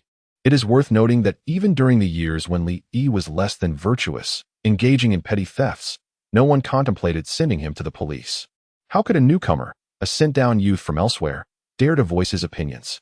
At that moment, Secretary Feng signaled for silence and addressed Zhou Guangya, saying, "As the leader of the youth group, what do you propose we do about this matter?" Zhou Guangya found himself in a predicament. Although he felt inclined to dismiss the situation given that Su Hong had been so severely beaten, the expressions of the other members, filled with indignation, dissuaded him from voicing such thoughts. He realized that he could not be the one to suggest leniency. In desperation, he turned to Tang Xue for assistance. Knowing that as Li Yi's fiancée, her intercession on Su Hong's behalf would likely carry weight. However, to his dismay, Tang Xue, upon meeting his pleading gaze, displayed no sign of understanding, as if she were oblivious to his silent plea. Witnessing this, Li Yi could not suppress a smirk. His fiancée, seemingly naive at times, exhibited a clear sense of judgment in critical moments. Had she indeed pleaded for Su Hong, Li Yi would have been profoundly disappointed. After all, to advocate for someone who had harmed her partner would be nothing short of betrayal. Tang Xue, catching Li Yi's gaze, felt her cheeks flush and promptly lowered her head. Though their time together had been brief, she understood Li Yi's deep sense of loyalty and honor, and she would never wish to make him uncomfortable for the sake of a petty villain who had wronged her. Seeing no one willing to assist, Zhou Guangya clenched his teeth and proposed, "How about this? Let Su Hong apologize to Li Yi." To which Li Yi remained silent, only to hear Li Na exclaim loudly, "What is an apology worth? Thank goodness my brother wasn't sentenced. Otherwise, even a severe punishment would have been too lenient." Feng Kai added gravely, "An apology alone seems insufficient. Let him compensate Li Yi with 10 yuan as a lesson." Zhou Guangya glanced at Su Hong and inquired, "Su Hong, do you agree?" "I have no money," Su Hong replied. Feng Kai cast him a sidelong glance and said coolly, "If that is the case, do not blame the team for deducting your records. And you will need a certificate from the team when you return to the city." The implication of his words was unmistakably menacing. Su Hong gritted his teeth and conceded, "Fine, I will pay the 10 yuan, but it must be next month. I truly have no money now." Feng Kai then looked at Li Yi and asked, "What do you think, Yi?" "I have no objections," Li Yi replied. Yet he quickly added, "However, I believe that regardless of whether one is a villager or a friend, we should at least regard each other as comrades in revolution. Divergence in opinions is natural, and discussing them openly will reveal the truth of the matter. Resorting to underhanded tactics is simply unacceptable. Today, Su Hong has conspired against me. Thus, tomorrow he may very well turn his malice upon any one of you. And with a heart devoid of compassion, he might even dare to harm the entire village. Such a person sends chills down my spine." Upon uttering these words, the expressions of everyone present shifted dramatically, including those young intellectuals, whose gazes towards Su Hong were now laced with caution. Indeed, if Su Hong is capable of betraying Li Yi today, he could just as easily betray them tomorrow. This individual is exceedingly perilous. It would be prudent to keep a distance from him whenever possible. We do not seek to cultivate numerous friendships, but we must be vigilant not to unwittingly create enemies. To be undermined in secret is truly distressing. The act of harming both body and spirit could not be more poignant. Observing that his objective had been achieved, Li chose not to linger any longer. He promptly joined Tang Xue and Li Na, preparing to return home. Thus, a tumultuous chapter came to a close. Chapter 54. A hidden agenda. Upon exiting the youth cadre point, Li Na gazed in astonishment at her younger brother, exclaiming, "You certainly have a knack for turning the tables. Not only did you manage to best someone in a fight, but you also had them compensate you. It seems all the good fortune in the world has been claimed by you." Tang Xue interjected, "That is secondary. While 10 yuan is no trifling sum, Su Hong could muster that amount with some effort." What is truly alarming are his final remarks. Li Na, clearly not as perceptive as Tang Xue, inquired, "What was so alarming about those remarks? I thought they were rather commendable." "They may indeed seem commendable, but for Su Hong, they are anything but." Tang Xue continued, "Things will not bode well for us either. Unless I miss my guess, Su Hong will soon become the village's foremost pariah, the one everyone will avoid like the plague. This is a case of killing the spirit while sparing the body." Li Na, though not foolish, had simply not contemplated the implications. With Tang Xue's reminder, she suddenly grasped the crux of the matter and looked at Li Yi with an expression of profound surprise, saying, "Are you truly still my little Yi?" Li chuckled, "What do you mean, not still me? My little Yi was never this clever. Pray tell, who are you?" Despite knowing that his sister was jesting, a shiver ran through Li Yi. In 2 lifetimes, though he remained himself, some distinctions inevitably persisted. He hadn't anticipated that his sister would discern it so swiftly. Is it so wrong for your brother to have become a bit more capable? Do you wish for me to recount the embarrassing tales of your childhood? What embarrassing tales? Li Na retorted defiantly. Ah. Do you recall when you played house with Dejun and the others? You insisted on being Dejun's bride, to the point of tears when he rejected you. Before he could finish, Li Na erupted. Are you trying to provoke me? She lunged forward to confront Li Yi, only to be intercepted by Tang Xue. At that moment, Li Yi continued, and let us not forget when you were 14, sobbing at home, claiming you wanted to die. Our mother discovered that it was simply the onset of your first, well, you know. At this utterance, even Tang Xue could no longer contain herself, exclaiming. Stop right there.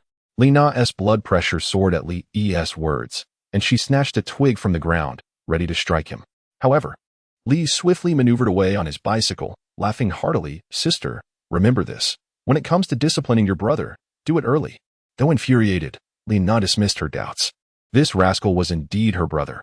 Otherwise, how could he know such intimate details about her youth? Yet, she pondered, how had he transformed so remarkably? It was all quite perplexing. At that moment, her gaze suddenly fixated on Tang Xue.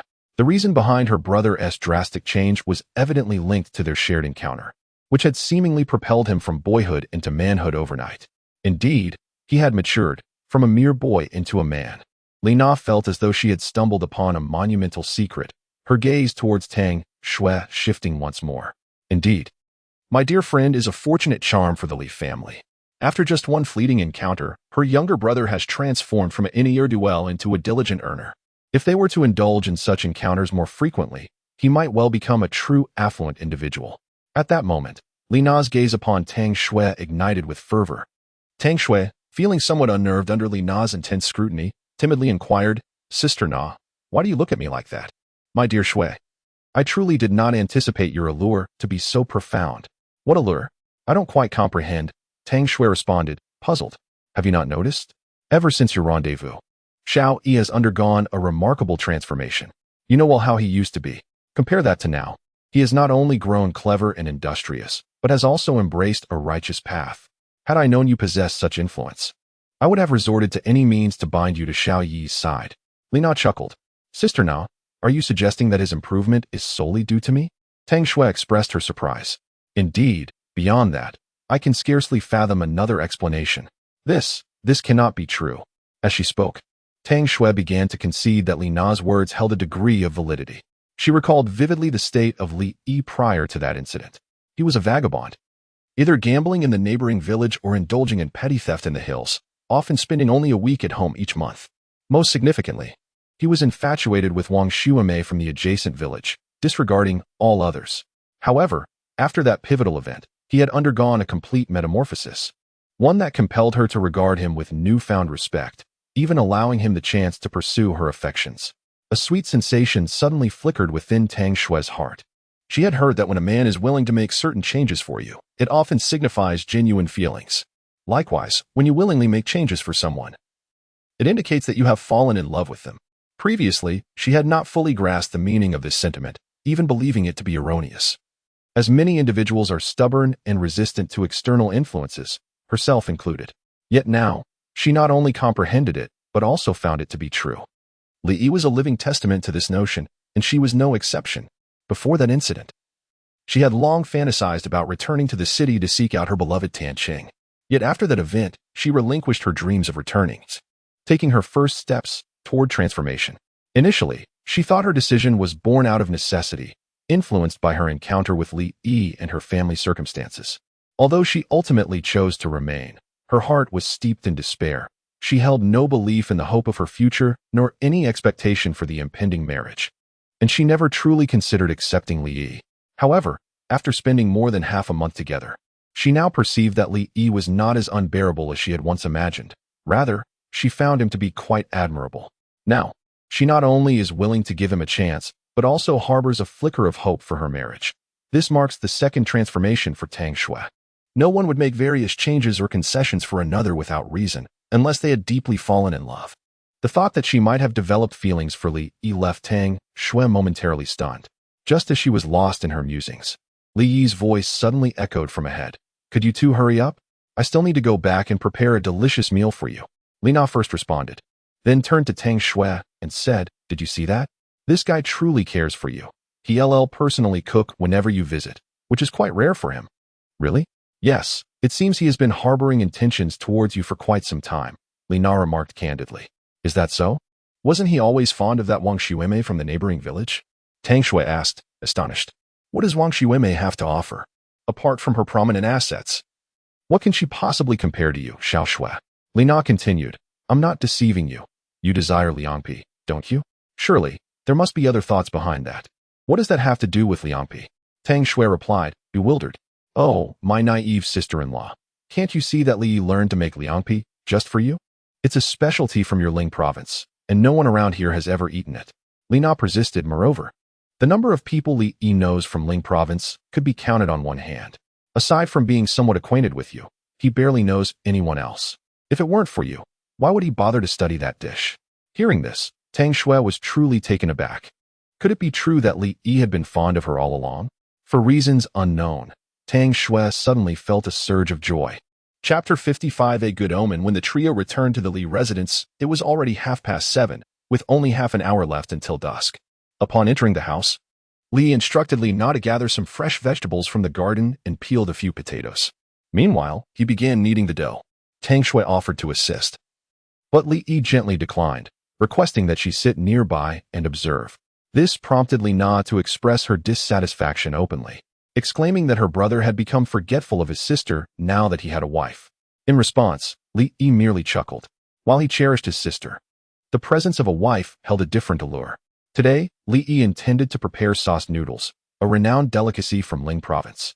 The essence of this dish lies in the sauce, which is its very soul. Therefore, after kneading the dough, he took advantage of the resting period to prepare the sauce. Although he did not purchase fresh meat today, he had some previously cured pork in stock. He extracted a few pieces, rendered the fat, and diced the meat. Next, he scooped a generous spoonful of pork fat into a heated pan, adding the diced cured pork while continuously stirring. To eliminate any unpleasant odors, he incorporated a moderate amount of minced ginger. Given that the cured pork was already salted, there was no need to add more. When the meat reached about 60% doneness, he added some aged vinegar, stirring it in, followed by soy sauce and Sichuan peppercorns as it approached 70% doneness. Just before finishing, he sprinkled in a suitable amount of red chili powder and mixed thoroughly.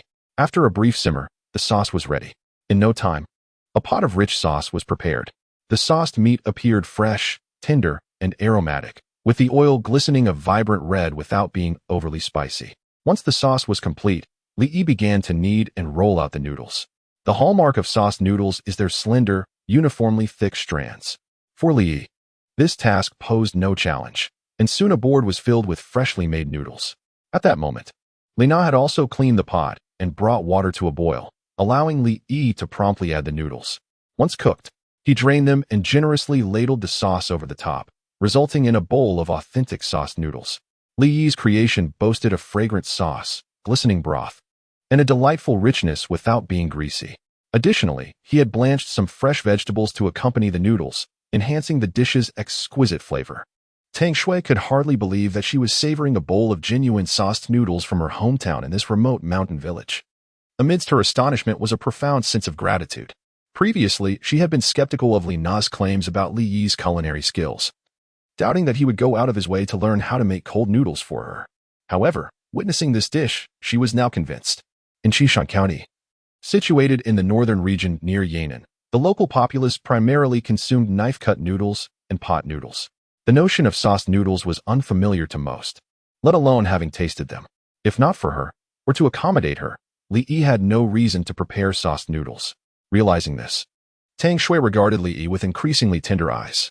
Unbeknownst to Li Yi, he was unaware of Tang Xue's thoughts. Had he known, he would surely have remarked that it was a beautiful misunderstanding. His motivation for making sauced noodles stemmed not from accommodating Tang Xue, a native of Ling province, but simply because it was the only dish he knew how to prepare. Similar to Liangpi, sauced noodles were a culinary delight that Li Yi learned from Tang Xue's hometown. In his previous life, it was only during the annual visits to Tang Xue's grave that he could shed all pretenses and masks, allowing himself to be at ease for a brief period. Li Yi believed he had displayed his most vulnerable side to Tang Xue. What was left for him to conceal? Even if it was merely a gravestone. Each year, he would cook alone, live alone, and spend 1 or 2 hours at Tang Xue's grave. During that time, he mastered the art of making liangpi, rujiamo, sauce noodles, and several other delightful local delicacies. As for the regional ji guan noodles and the knife-cut noodles from the neighboring province, he could manage to prepare them, albeit the flavors would never match the authenticity of sauce noodles.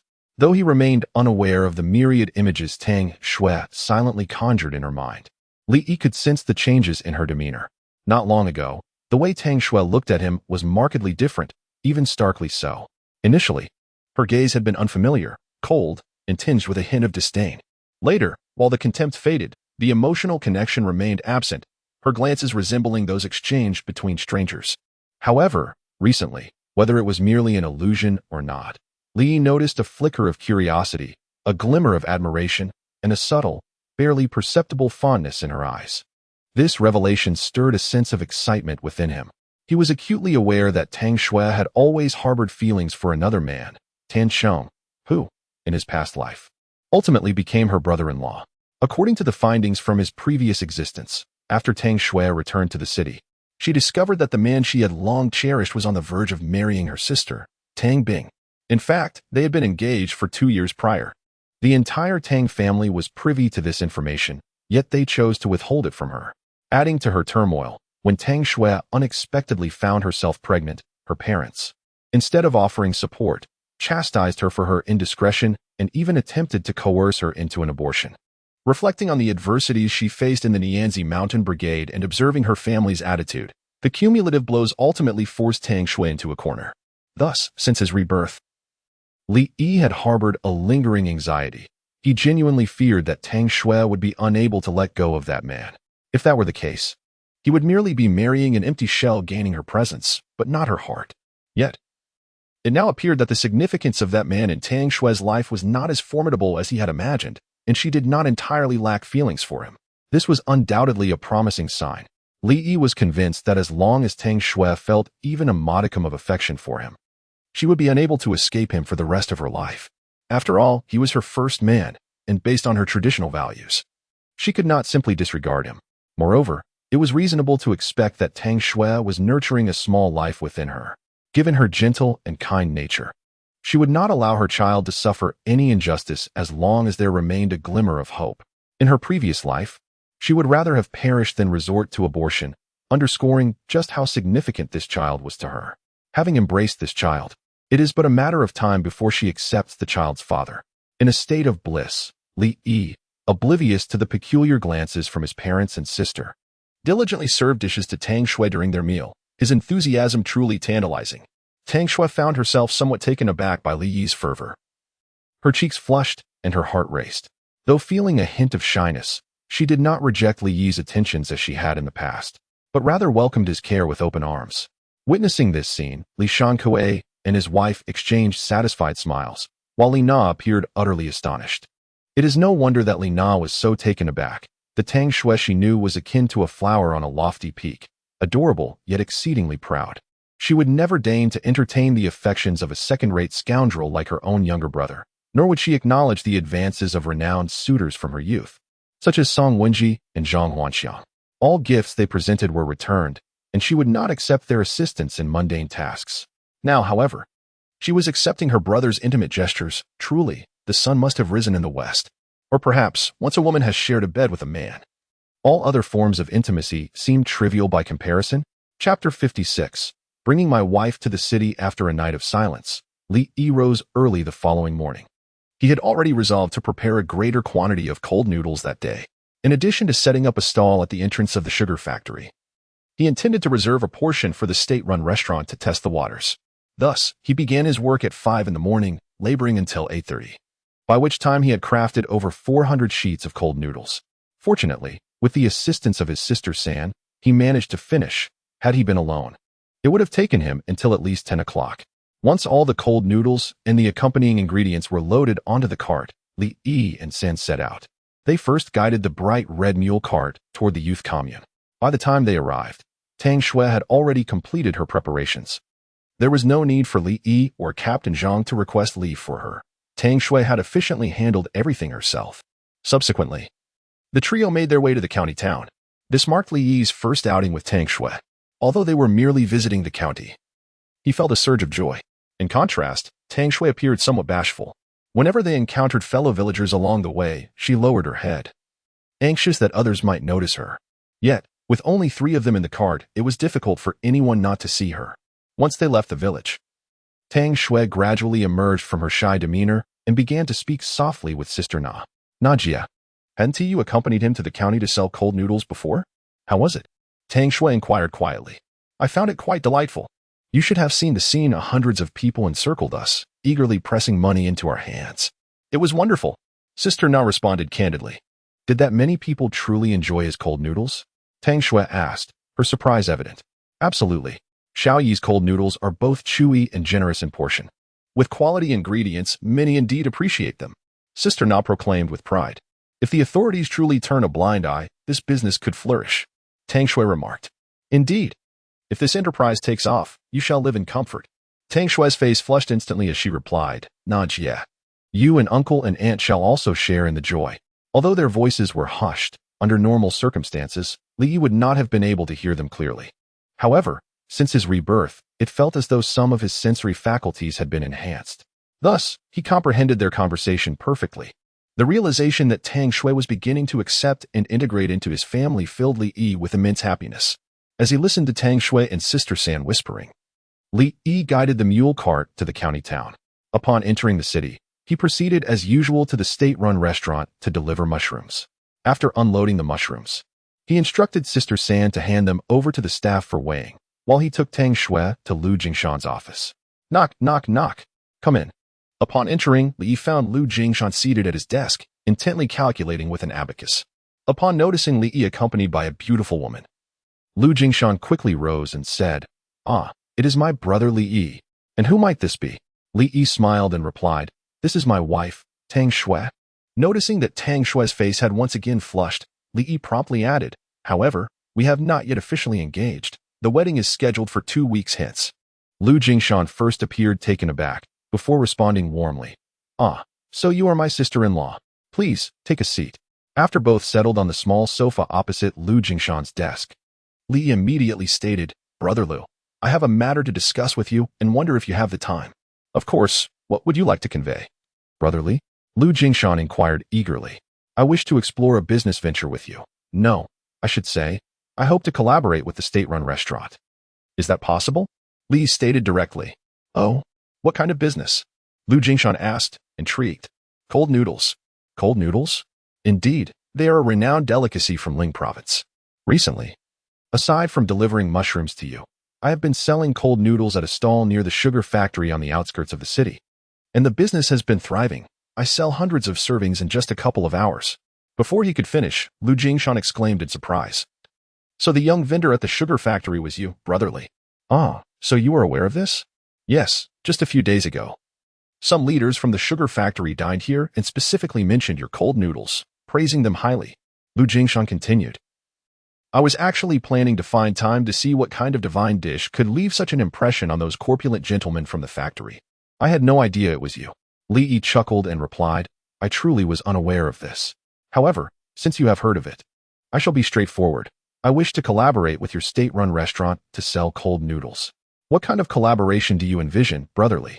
I will supply your restaurant with a batch of cold noodles daily, priced at wholesale rates. As for your restaurant's selling price, I will not interfere, Li Yi explained. Brother Li, how much do you sell your cold noodles for externally, and what would your wholesale price be to us? Lu Jingshan asked, taking the matter seriously, as the state-run restaurant had monthly sales targets to meet, which added considerable pressure. I sell them for 20 cents a serving, plus 2 liang of noodles. As for the wholesale price, I can offer them to you at 15 cents, without the noodles. Upon hearing Li Yi's words, Lu Jingshan was genuinely tempted. This pricing, if calculated, amounted to a 60% discount. Even if they sold at 20 cents per serving, there would still be a substantial profit. Moreover, the state-run restaurant's selling price would certainly exceed that of Li Yi's stall. Doubling the price to 40 or 50 cents would not be unreasonable. With this in mind, Lu Jingshan promptly stated, I think this is a viable idea. Brother Li, you can leave a portion with us today, so we can test the waters. He then added, if the customers enjoy this delicacy, we can establish a long-term collaboration. If it does not sell well, we can revisit the conversation later. All right. I will leave 100 servings with you. Sounds good. After reaching an agreement, Li Yi promptly transported 100 portions of cold noodles, which had been meticulously prepared, from the mule cart into the back kitchen of the state-run restaurant. He then proceeded to bring in an assortment of side dishes and condiments. Aware that the esteemed chefs at the restaurant were likely unfamiliar with this delicacy, Li Yi took it upon himself to provide on-site instruction, guiding them through the process of mixing the cold noodles with care. These seasoned chefs, being professionals, quickly grasped the technique, realizing that this dish bore a close resemblance to the cold jelly they were accustomed to preparing, and soon mastered it with ease. After sampling the cold noodles crafted by the chefs, and finding them comparable to his own creation, Li Yi felt a sense of assurance and departed the state-run restaurant with the two women. Chapter 57. You are responsible for your beauty.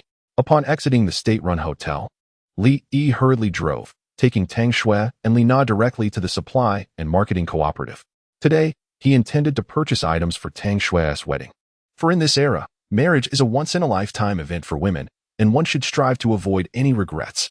Meanwhile, Tang Xue felt somewhat lightheaded in the vehicle. Her gaze fell upon the army green satchel at Li Yi's waist, her expression one of disbelief. Just moments ago, she had witnessed him earn at least 600 or 700 yuan from merely selling mushrooms and a small quantity of cold noodles, which left her astounded. She had heard from Li Na that he was capable of earning money, but Li Na had only mentioned that he made a few dozen yuan a day. While that amount seemed substantial to Tang Xue, equivalent to what others might earn in a month, she now realized she had underestimated Li Yi's earning potential, which far exceeded her expectations. Noticing the hesitant expression on his fiancée's face, Li Yi chuckled and said, "We are family, so feel free to speak your mind. Your reluctance is quite discomforting." Initially shy to meet his gaze, Tang Xue, filled with curiosity, inquired, "How much did you earn today?" As soon as the words left her lips, she felt the question was somewhat inappropriate and quickly added, I mean no offense, I'm just genuinely curious." With a smile, Li Yi replied, 658. 658 in a single day? Although she had braced herself for a significant figure, Tang Xue was still taken aback by this revelation. Recently, she had received orders to return to the city, where she was assigned to the wool spinning factory, and she was well aware of the factory's salary structure, as her mother worked there. To her knowledge, a female worker on official payroll could earn a maximum of 28 yuan a month, with only team leaders receiving 30. In essence, Li Yi's daily earnings equated to what she would make in 2.5 years after returning to the city. More importantly, the ease with which he made this money felt almost like receiving it for free. Not so much. I still need to distribute some to the children back in the village. Li Yi remarked, I saw you gave them only a couple of hundred last night. Doesn't that mean the rest is your pure profit? Well, on a day like today, I could earn around 400 yuan. Li Yi replied. Just then, Li Na interjected. You haven't even accounted for the money made from the stall, which is certainly more than 400. However, for Tang Xue, whether it was 400 or more, it was an unattainable figure. Suddenly, she recalled Zhang Xinyao's words from that evening. Li Yi was no longer the same idle youth. Not only was he handsome, but he was also adept at making money. If this continued, the Li family would soon become affluent, and she feared she might truly be unworthy of him. In an instant, Tang Xue felt a twinge of insecurity as she realized that what she once held dear was, in the eyes of Li Yi, rather inconsequential. With his current capabilities, he could easily marry someone younger and more beautiful. Furthermore, Tang Xue was convinced that if the villagers were to discover that he earned in a single day what others made in a year, countless families would eagerly offer their daughters for his hand. The thought of this suddenly weighed heavily on her. Li Yi noticed Tang Xue's unease and chuckled, asking, Have I scared you? Without any embarrassment, Tang Xue nodded and replied, A little. Don't worry, from now on, you will manage the finances in our household. Li Yi said earnestly, I manage the money. She stammered. Yes, I shall earn a living, and you shall be the beautiful flower, he affirmed with sincerity. Tang Xue, having never heard such flirtatious remarks, flushed crimson and lowered her gaze, unable to meet his eyes. Meanwhile, Li Na, standing nearby, felt as if she had been struck by 1,000 blows, and with a tinge of envy, she remarked, Li Yi, you're finished, utterly finished. What do you mean by that? Why am I finished? Li Yi asked, perplexed. Before you even walk through the door, you've already spoiled her this much. I can foresee your future position in the household. You will surely be a henpecked husband. Li Na replied. Li Yi, unperturbed, responded, Is it wrong for me to pamper my wife? I take pride in being a devoted husband. What's wrong with that? Pride in being henpecked? Has your head been kicked by a donkey? Fearing that Li Yi might utter more playful banter, Tang Xue quickly interjected, Sister Na, don't criticize him. In our household, he will decide on the major matters, and I will handle the minor ones. Before Li Na could respond, Li Yi burst into hearty laughter. With a furrowed brow, Li Na asked, what are you laughing at? I think Xiao Xue's statement is quite valid. Tang Xue, somewhat puzzled, added, yes, do you think I'm wrong? It's not wrong, but it reminds me of a story from an old gentleman. Li Yi chuckled. What story? Tang Xue inquired eagerly. Li Yi continued.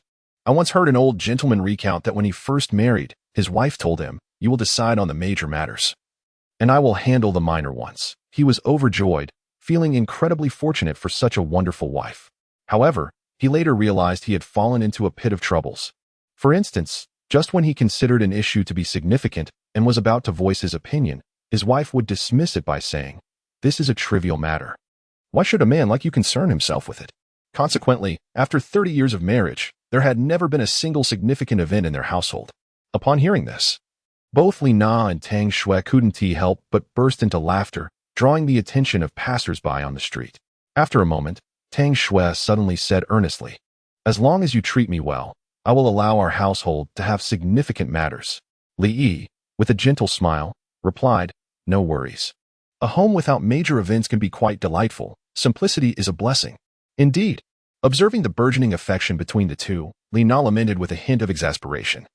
Could you refrain from your displays of affection in my presence? Hurry and purchase what you need. We still have to set up our stall afterwards. Li Yi cast a sympathetic glance at his elder sister, the single woman, yet chose to remain silent. This sister of his had always possessed a strong will and high aspirations. Over the years, numerous suitors had approached their family, including a village chief from the neighboring hamlet who sought to propose for his son, but she had turned them all down. In her own words, Li Na wished to find someone who truly captivated her heart. However, Li Yi was acutely aware that she could not let go of her concerns for their aging parents. In recent years, he had struggled, and their parents had grown increasingly frail. If she were to marry, who would care for them? Thus, even when presented with suitors who stirred her emotions, she could only endure the pain of rejection, feeling that she was a burden to her sister. Nonetheless, Li Yi believed that there was nothing wrong with his sister's current stance. After all, she was only 21 and still had the luxury of choice. Once his business flourished, he would seek a more suitable match for her. With this thought in mind, Li Yi promptly called out to the large red mule, urging it to quicken its pace toward the supply and marketing cooperative. Chapter 58. The Dog's Eye looks down on people. The supply and marketing cooperative was not far from the state-run hotel, and it did not take long to arrive. Upon reaching the destination, Li Yi instructed his third sister to accompany Tang Xue inside to select items while he went to park the car. There were still many belongings in the vehicle, making it susceptible to theft. It would be naive to claim that the customs of this era were innocent. In a time of severe material scarcity, many families struggled to make ends meet. Given the slightest opportunity, people would not hesitate to act. Since Li Yi's car was filled with food, leaving it unattended would undoubtedly invite ill intentions from passers-by. Therefore, after securing the mule cart, he did not enter immediately, but called Lu San over from across the street. Li Yi had exchanged tickets with Lu San a few times and had discreetly inquired about him. Although his reputation among neighbors was less than stellar, he was known to be quite honorable and amiable. Li Yi first exchanged some grain and fabric tickets with him, then requested all the industrial coupons Lu San had in his possession. After that, he asked Lu San to keep an eye on the vehicle before striding confidently into the cooperative. However, as soon as he entered, he was met with a cacophony of voices, and upon closer inspection, it seemed that a quarrel was unfolding. Li initially paid little mind to this. During these times, arguments were commonplace in supply and marketing cooperatives, and even fights were not unusual. As long as he was not directly involved, he typically refrained from intervening. However, he soon realized that ignoring the situation was not an option, for the one arguing was none other than his own sister, Li Na. Why do you look down on others? Just because we aren't buying doesn't mean we can't look or ask. Although he only caught fragments of her words, Li Yi quickly surmised the reason behind the confrontation. It was undoubtedly the disdainful attitude of the saleswoman that had provoked his sister's ire. He promptly approached them and inquired, "Sister, what is going on?" Seeing her brother arrive, Li Na felt a surge of confidence. Though he could be somewhat naive, he had never been at a disadvantage in arguments or fights. Little E, she is bullying us. Xiao Xue and I had our eyes on that red quilt cover, wanting to buy it for you to make a wedding quilt, but she was so impatient and even mocked Xiao Xue. As soon as she finished speaking, the 20-something female sales clerk behind the counter retorted angrily, "How have I bullied you? I merely said that if you can't afford it, don't touch it." "What is wrong with that?" Li frowned and replied, "How can you presume we cannot afford it? Do you even know how much that wedding quilt costs? A full 18 yuan. Can you afford it?" The saleswoman, brimming with arrogance, scoffed at the notion, doubting that a few impoverished individuals could dare to argue with her over such a price. However, what transpired next was far beyond her expectations.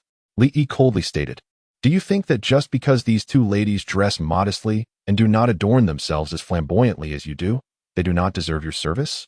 No. Do not attempt to justify your actions. Explanations are merely veils for concealment. Let me make this clear. Your behavior exemplifies class discrimination, a blatant disregard for the common people, and an affront to the vast farming community." Li then spoke again. "It is often said that the working class and farmers are united. Yet it seems you have forgotten your roots. Regardless of our attire, we stand here with dignity, having not taken a single grain of rice or an inch of cloth from your possession. What gives you the audacity to flaunt your superiority before us? Furthermore, the only reason you stand here, arrogant and haughty, is not due to your own merits, but because we, the ordinary folk, toil in the fields to sustain you. Look at how you comport yourselves, consuming the grains we cultivate while adopting such an attitude, all under the pretense of serving the people. Do you not feel a sense of shame?" Before he could finish, a voice from the crowd shouted in approval, "Well said. This is absolutely true. Indeed. Let them continue to look down on others. They have finally encountered a formidable opponent. This is how it should be. They have their noses so high in the air, oblivious to the frustrations of others. Even while purchasing goods, they must endure their disdain." The usual disdainful attitude of this sales clerk has already drawn considerable ire from many. Now, witnessing someone confront her directly, several individuals stepped forward to voice their discontent. In an instant, the entire supply and marketing cooperative was in disarray, resembling a scene of public judgment. The female clerk, unaccustomed to such a spectacle, turned pale with fear, genuinely afraid that these peasants might overturn the counter and assault her. Just then, a balding middle-aged man emerged from a door behind the counter and exclaimed loudly, "What is all this commotion? Do you not realize this is a supply and marketing cooperative?" Upon seeing this balding man enter, the female clerk perceived her savior, immediately raising her voice in a display of great grievance. The balding man hurriedly asked, "Why are you crying? What has happened? Who has bullied you?" The clerk pointed at Li, declaring, "It's him. He is the one who bullied me." The balding man turned to Li and asked, "Who are you to bully someone? Do you not know this is a supply and marketing cooperative?" At this, Li's anger flared, and he retorted loudly, "If you hadn't spoken, I would have thought this was a deceitful shop." "What do you mean by that?" "You are tarnishing the reputation of our cooperative." The balding man shouted back, "With your attitude, do you really need me to tarnish your reputation? Just look at the expressions of everyone here. You should understand how furious they are." Li replied coldly. The balding man glanced at the crowd, and indeed, he saw their faces filled with indignation, immediately realizing that something was amiss. "Comrade Zhou Fengmei, what is going on here?" The director, "It's just that they have no money to buy anything and kept asking questions, even touching the expensive quilt cover, so I spoke to them sharply." Unexpectedly, this comrade began shouting at me. The saleswoman had just finished speaking when the bald director turned to Li and said, "Comrade, this is where you have gone astray." Before the man could continue, Li stepped forward, his voice icy as he retorted, "I would very much like to hear what we, as consumers, have done wrong. I assure you, this matter is far from over." As he spoke, the imposing presence of his past life as a formidable figure radiated, leaving everyone around him momentarily stunned. The bald director appeared taken aback, yet stubbornly replied, "It is indeed your fault. One must act within their means when making purchases. If you cannot afford it, do not waste our staff's time. We are quite busy. Furthermore, many of the valuable items must be reserved for our superiors. If you soil or damage them, how can we sell them to others?" Hearing this, Li felt an ironic amusement bubble within him. Just as he was about to deliver a sharp retort to the bald man, suddenly, an indignant voice erupted from behind. Silence. Chapter 59. I want to report a case. Li turned around and was astonished to see a familiar face. He certainly did not expect to encounter old Master Wang here. Wang Guoguang recognized Li as well, yet he refrained from approaching him, merely nodding in acknowledgement. The balding director furrowed his brow at the sudden appearance of the elderly gentleman and remarked, "Comrade, this matter does not concern you. Please refrain from seeking trouble for no reason." Wang Guoguang retorted angrily, "How can this not concern me? Have you seen the slogans above your heads? Serving the people. I am one of the people you are meant to serve." He continued passionately, "This issue is not just about me. It pertains to everyone present. For we are all the people. You are simply being unreasonable." The balding director exclaimed, beads of sweat forming on his forehead. "What do you mean by unreasonable? It seems you are merely feeling guilty." Wang Guoguang incisively replied, "What do I have to feel guilty about? Think about what you just said. If you cannot afford it, do not waste our staff's time. If we do not inquire about the prices, how are we to know what we can afford? If we do not ask anything, then what is the purpose of your presence here?" Moreover, the elderly gentleman emphasized, "I must reiterate that this supply and marketing cooperative is merely a government-run entity for purchasing and selling. All goods are intended for the common folk. It is not the case that expensive items are reserved solely for leaders." Observing the commanding aura of Wang Guoguang, the balding director realized he was no ordinary individual and promptly inquired, "Who exactly are you, and why are you meddling in this affair?" "A common citizen. What of it? Is there a problem?" Seeing the balding man's flustered demeanor, Li Yi interjected, "Old sir, do not stoop to his level. I believe it would be prudent to involve the police and the Discipline Inspection Bureau in this matter." The balding man retorted angrily, "What does this have to do with the police or the Discipline Inspection Bureau? We came here to purchase items and were insulted by your staff. Does this not fall under the jurisdiction of the police?" Li Yi replied coolly, "And what does this have to do with the Discipline Inspection Bureau? Well, I harbor serious doubts about your work ethic and capabilities. I genuinely question how you managed to gain employment at the Supply and Marketing Cooperative. Therefore, I request the comrades from the Discipline Inspection Bureau to investigate what is wrong with that." Before the balding director could respond, Li Yi continued, "Furthermore, I find the interaction between you and this female colleague rather suspicious. What kind of woman cries and throws herself at a leader when wronged? Thus, I have reason to suspect you may be engaged in inappropriate relations, which also warrants investigation by the Discipline Inspection Bureau." To be honest, Li Yi could easily discern the subtle dynamics between the balding man and the female sales clerk. He initially had no intention of involving himself with these individuals, but their lack of awareness left him no choice but to speak out. Upon hearing these words, the balding director's expression shifted dramatically, and he exclaimed, You are slandering me. I have the right to sue you. Without your prompting, I shall immediately summon the comrades from the police station and the Discipline Inspection Bureau." Li Yi declared with unwavering confidence, "You, comrade, I concede that the issue stems from comrade Zhou Fengmei's problematic work attitude. If I persuade her to apologize to you, can we consider this matter resolved?" The bald-headed director, adept at bending yet not breaking, recognized that should this escalate, it would be detrimental to both him and Zhou Fengmei. Thus he sought to diminish the significance of the issue. However, he underestimated the foolishness of the woman beside him. Upon hearing the director's request for an apology, she instantly became displeased. "I will not apologize. I have done nothing wrong." "Silence. This matter is not for you to decide. Apologize immediately, or do not bother coming to work tomorrow," the bald-headed director bellowed. "So, you, Gu Tongfu, have taken advantage of a young and beautiful maiden like me, and now you wish to dismiss me? I shall report you to the county." Upon uttering those words, a wave of astonishment swept through the crowd. Initially, everyone thought Li Yi was merely speaking nonsense, but it unexpectedly became a prophetic statement. In an instant, the expressions of those around shifted dramatically. The bald-headed director, Gu Tongfu, was rendered pale by the woman's words. Could such matters be uttered in this setting? If this were to reach higher authorities, it would spell disaster for him. This was a matter of conduct, should it attract attention from above. Not even divine intervention could save him. Slap.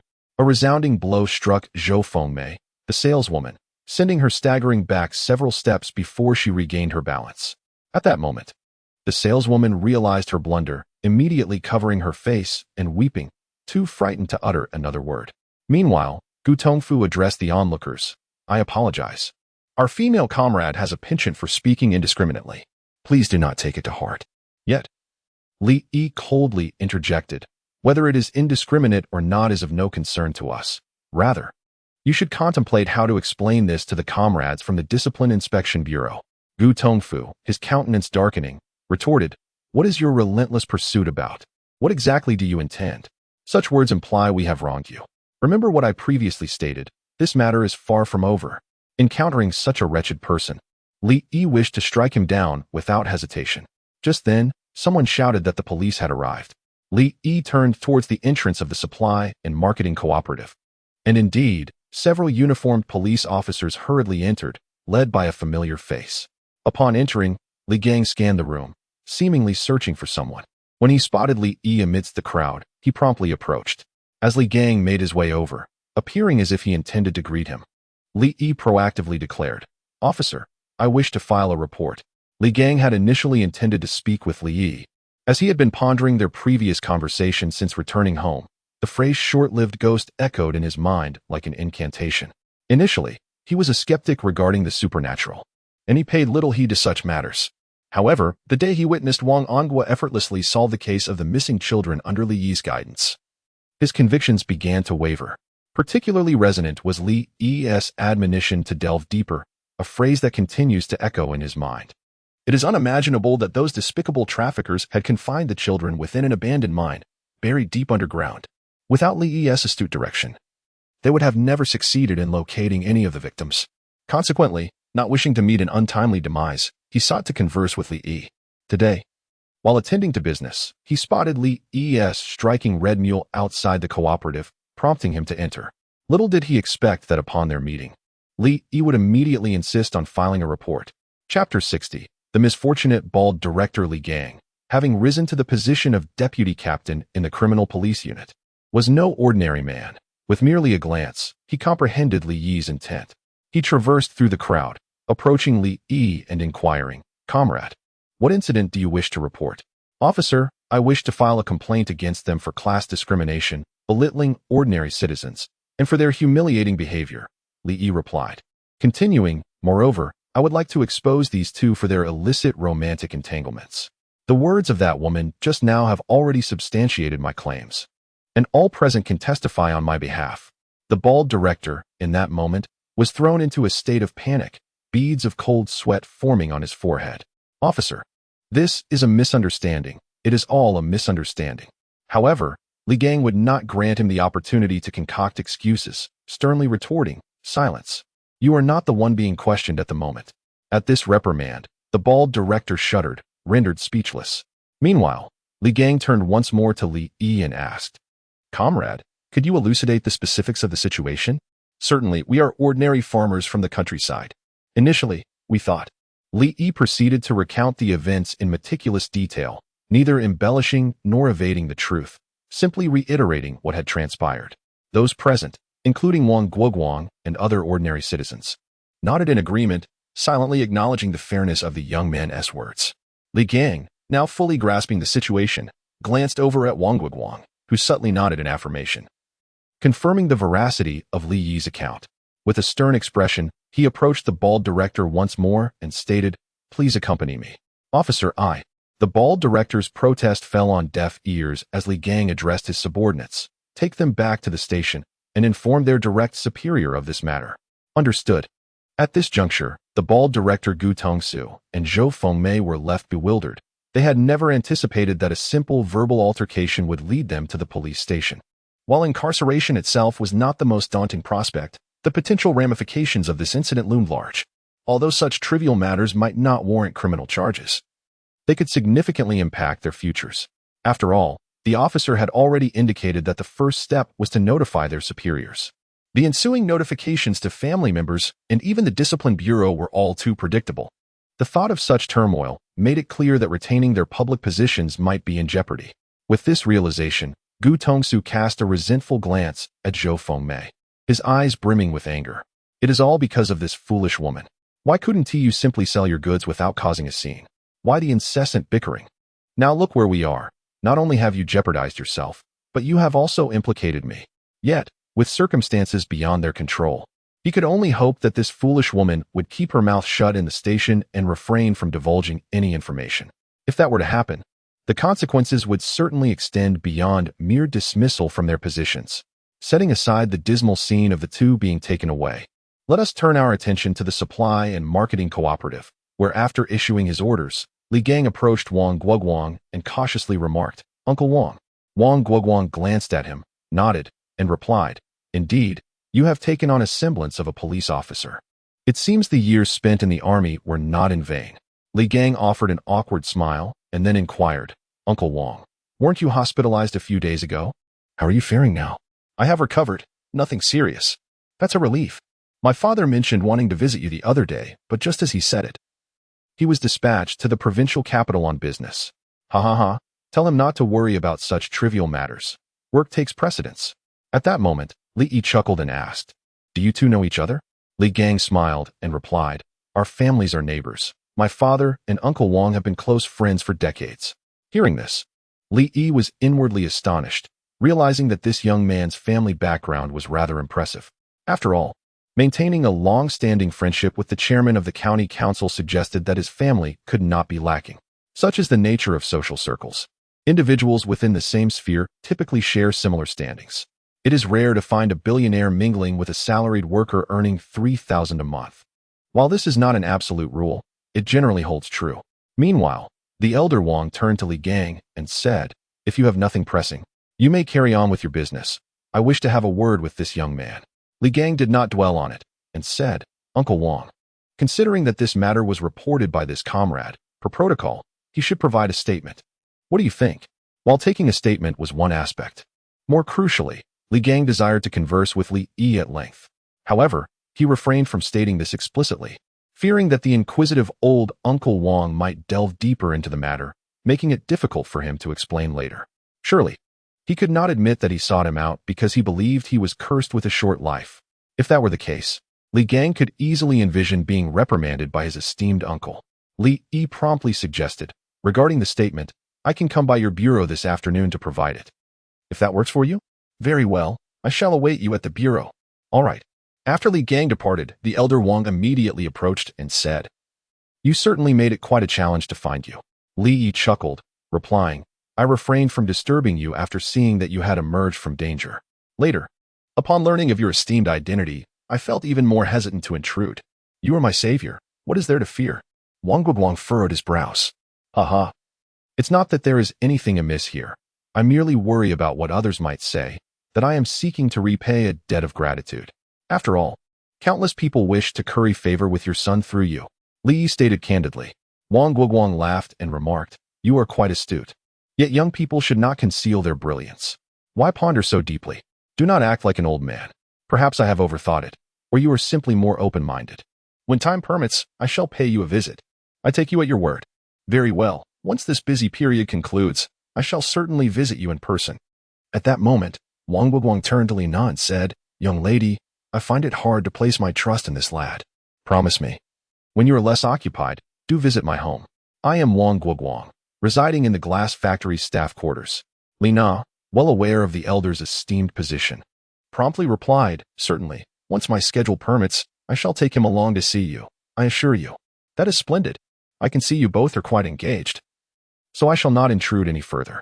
Until we meet again," Wang Guoguang said. "Until we meet again, take care." Indeed. Chapter 61. A frenzied shopping spree after bidding farewell to Mr. Wang. Both Li Yi and Li Na exhaled in relief. The identity of this venerable gentleman was exceedingly unique. Not only was he remarkable in his own right, but his son was also a formidable figure they could not afford to offend. "Sister Na, this esteemed elder is—" Before Li Na could respond, Li Yi interjected, "He is the gentleman we saved on the night of our engagement. However, his status is rather extraordinary. I will elaborate later. For now, let us focus on shopping." Indeed. Subsequently, Li Yi led Tang Xue and Li Na to the counter. Given the recent incident, all the salespersons at the supply and marketing cooperative were acutely aware that these individuals were not to be trifled with. Immediately, a skilled salesperson approached to attend to them. Moreover, several veteran employees recognized Li Yi, knowing him to be the affluent patron who had been fervently purchasing supplies during his frequent visits. Simultaneously, they silently ridiculed the foolish Zhou Fengmei, who was preoccupied with courting the management, neglecting the true significance of their affluent customers. Had she paid more attention to the influential clientele, or even listened to the ordinary salespersons around her, she would never have mistaken Li Yi for an ordinary commoner. "Sir, may I inquire what you require?" Li Yi glanced at the red fabric that had sparked the earlier commotion and inquired, "How many pieces of this fabric do you possess?" He understood that such high-end goods would not be abundantly stocked even in a county cooperative. The female salesperson meticulously counted and replied, "We have a total of 4 pieces." "I shall take them all," Li declared with grandiosity. All of them?" "Yes, all of them. I do not wish to repeat myself," Li stated calmly.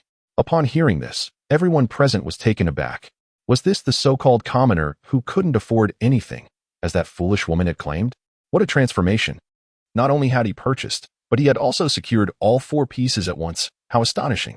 It was a pity that the foolish woman had been taken away by the police. If she were present, it would have been delightful to witness her expression. At that moment, Tang Xue was equally astonished, her mouth agape as if she wished to express something, but was restrained by Li Na. Li Yi continued, "Please fetch me some plain fabric, suitable for making mattresses." "How much do you need?" "Enough for 4 mattresses will suffice." He added, "Oh, and cotton, 2 comforters, 2 lightweight blankets, along with 4 mattresses. Could you estimate how many pounds that would require?"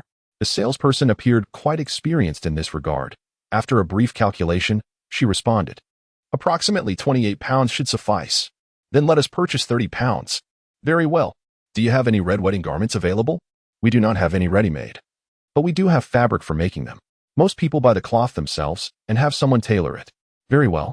Then procure a set of red wedding fabric for me, along with 2 sets of plain cotton fabric and shoes." Today, Li showcased to everyone present the true meaning of extravagance and unrestrained generosity. Whenever he encountered anything that could be deemed useful for a wedding, or anything he believed his beloved wife would cherish, his response was singular: purchase. In less than half an hour, Li astonishingly spent over 200 yuan, leaving all onlookers utterly astounded. Had it not been for Tang Xue's perception that Li Yi's behavior was indeed quite extraordinary, compelling her to intervene, they genuinely worried that Li Yi might exhaust the entirety of his modest 700 yuan. Nevertheless, even under such circumstances, Tang Xue gained a fresh perspective on Li Yi's spending habits. Moreover, she developed a clearer understanding of her standing in his heart. Despite the considerable sums Li Yi had spent today, barring a small quantity of ordinary cotton fabric, the majority of his expenditures were directed towards her. Tang Xue keenly observed that when Li Yi purchased items for her, he did so without a hint of hesitation. Upon reflection, she calculated that, including the betrothal gifts and various items bought, along with the subsequent bicycle and assorted small gifts, not to mention today's purchases, Li Yi had lavished over 500 yuan on her. This sum is significant, given the typical income levels of ordinary villagers. It would take a family of 4 working diligently for nearly 3 years to amass such an amount. Yet, Li seemed to spend it without a trace of regret. If Li Yi did not harbor feelings for her, Tang Xue would find it hard to believe. After all, no man would willingly spend such a substantial sum on a woman he did not like, unless his mind were unhinged. Clearly, however, Li Yi was an astute individual, and his actions could only imply one thing: he genuinely adored her. With this realization, Tang Xue felt compelled to reconsider the nature of their relationship. Previously, she had thought to allow Li Yi the opportunity to pursue her, but now she pondered whether she might take a more proactive approach. Thus, upon exiting the supply and marketing cooperative, Tang Xue chose to sit in the front right of the mule cart, merely a seat away from Li Yi. Li Yi, believing she had something to inquire, spoke after bidding farewell to Lu Sanner. "Are you upset with me for spending recklessly?" Tang Xue initially intended to shake her head. For after all, it was his earned money, and she had no right to dictate his expenditures. However, contemplating their future together, she realized that if he were to continue spending so indiscriminately, it would not bode well. Consequently, she nodded in agreement. Some items were, in truth, unnecessary purchases. Li Na chimed in, stating, "Indeed, for instance, bedding. Who needs to prepare 4 sets of everything for a wedding? 2 new quilts are already more than sufficient." Li chuckled and replied, "It's merely a few new quilts. I don't see it as wasteful. After all, my marriage with Xiao Xue is a once-in-a-lifetime event, and we cannot afford to settle for mediocrity." Li Na cast him a sidelong glance and lamented, "What you call making do is hardly sufficient. Setting aside the betrothal gifts, the sheer quantity of wedding supplies you have amassed would undoubtedly incite envy in countless young women." "Sister, are you envious as well?" "Of course. With a bicycle, a new house, and so many splendid items, I am positively green with envy." "Then you must find me a brother-in-law quickly, when it's your turn to marry." I shall bestow upon you an equivalent array of gifts. Li Yi said with a smile. Really? Absolutely. When eldest sister and second sister wed, I was too naive and lacked the means, but I assure you, when it is your turn, I will ensure you are well honored. Then it's settled. No backing out. Li Na replied with a grin. No backing out. With Li Na's witty banter, Tang Xue momentarily forgot to discuss other matters with Li Yi. By the time she remembered, they had already arrived at the entrance of the sugar factory. Chapter 62. The Market Experience of Tang Xue in Qin County. The state-owned sugar factory stands as the sole large-scale sugar manufacturing establishment, employing over 1,000 workers on a daily basis, an esteemed institution within the county. However, this morning, the discussions among the factory workers were not centered on production progress or the remaining metrics for regularization. Rather, they were all abuzz about whether the young vendor would return. Li Yi's small stall had captured the attention of everyone in the factory, from the factory director and deputy director to the ordinary employees. Thanks to the factory's impressive profitability, the wage levels for its workers are among the highest in Qin County. Even the newly hired temporary workers earn a monthly salary of 25 yuan. As for the permanent employees, their salaries generally range from 35 to 38 yuan, while team leaders and supervisors earn at least 45 yuan. High wages imply robust purchasing power. Yet prior to Li Yi's arrival, even with money in hand, the workers were at a loss as to how to spend it. During their leisure time, they would merely gather a few friends to chip in for some meat to stew. However, since Li Yi set up his stall, everyone had grown accustomed to purchasing a serving of cold noodles and a white pancake from him at lunchtime, followed by engaging in lively conversations with a few friends. Life had become exceedingly pleasant. Even though this daily indulgence amounted to merely 6 or 7 yuan at the end of the month, it was undeniably economical.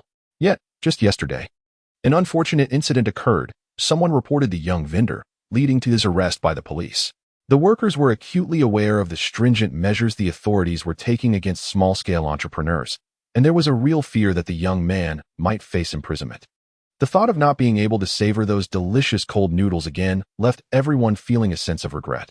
As the end of the workday approached, the workers, who had grown accustomed to their midday cold noodles and pancakes, felt an emptiness in their hearts, as if something vital was missing. Ding, ding, ding. The closing bell finally rang, prompting the workers to set down their tasks and leave the production hall.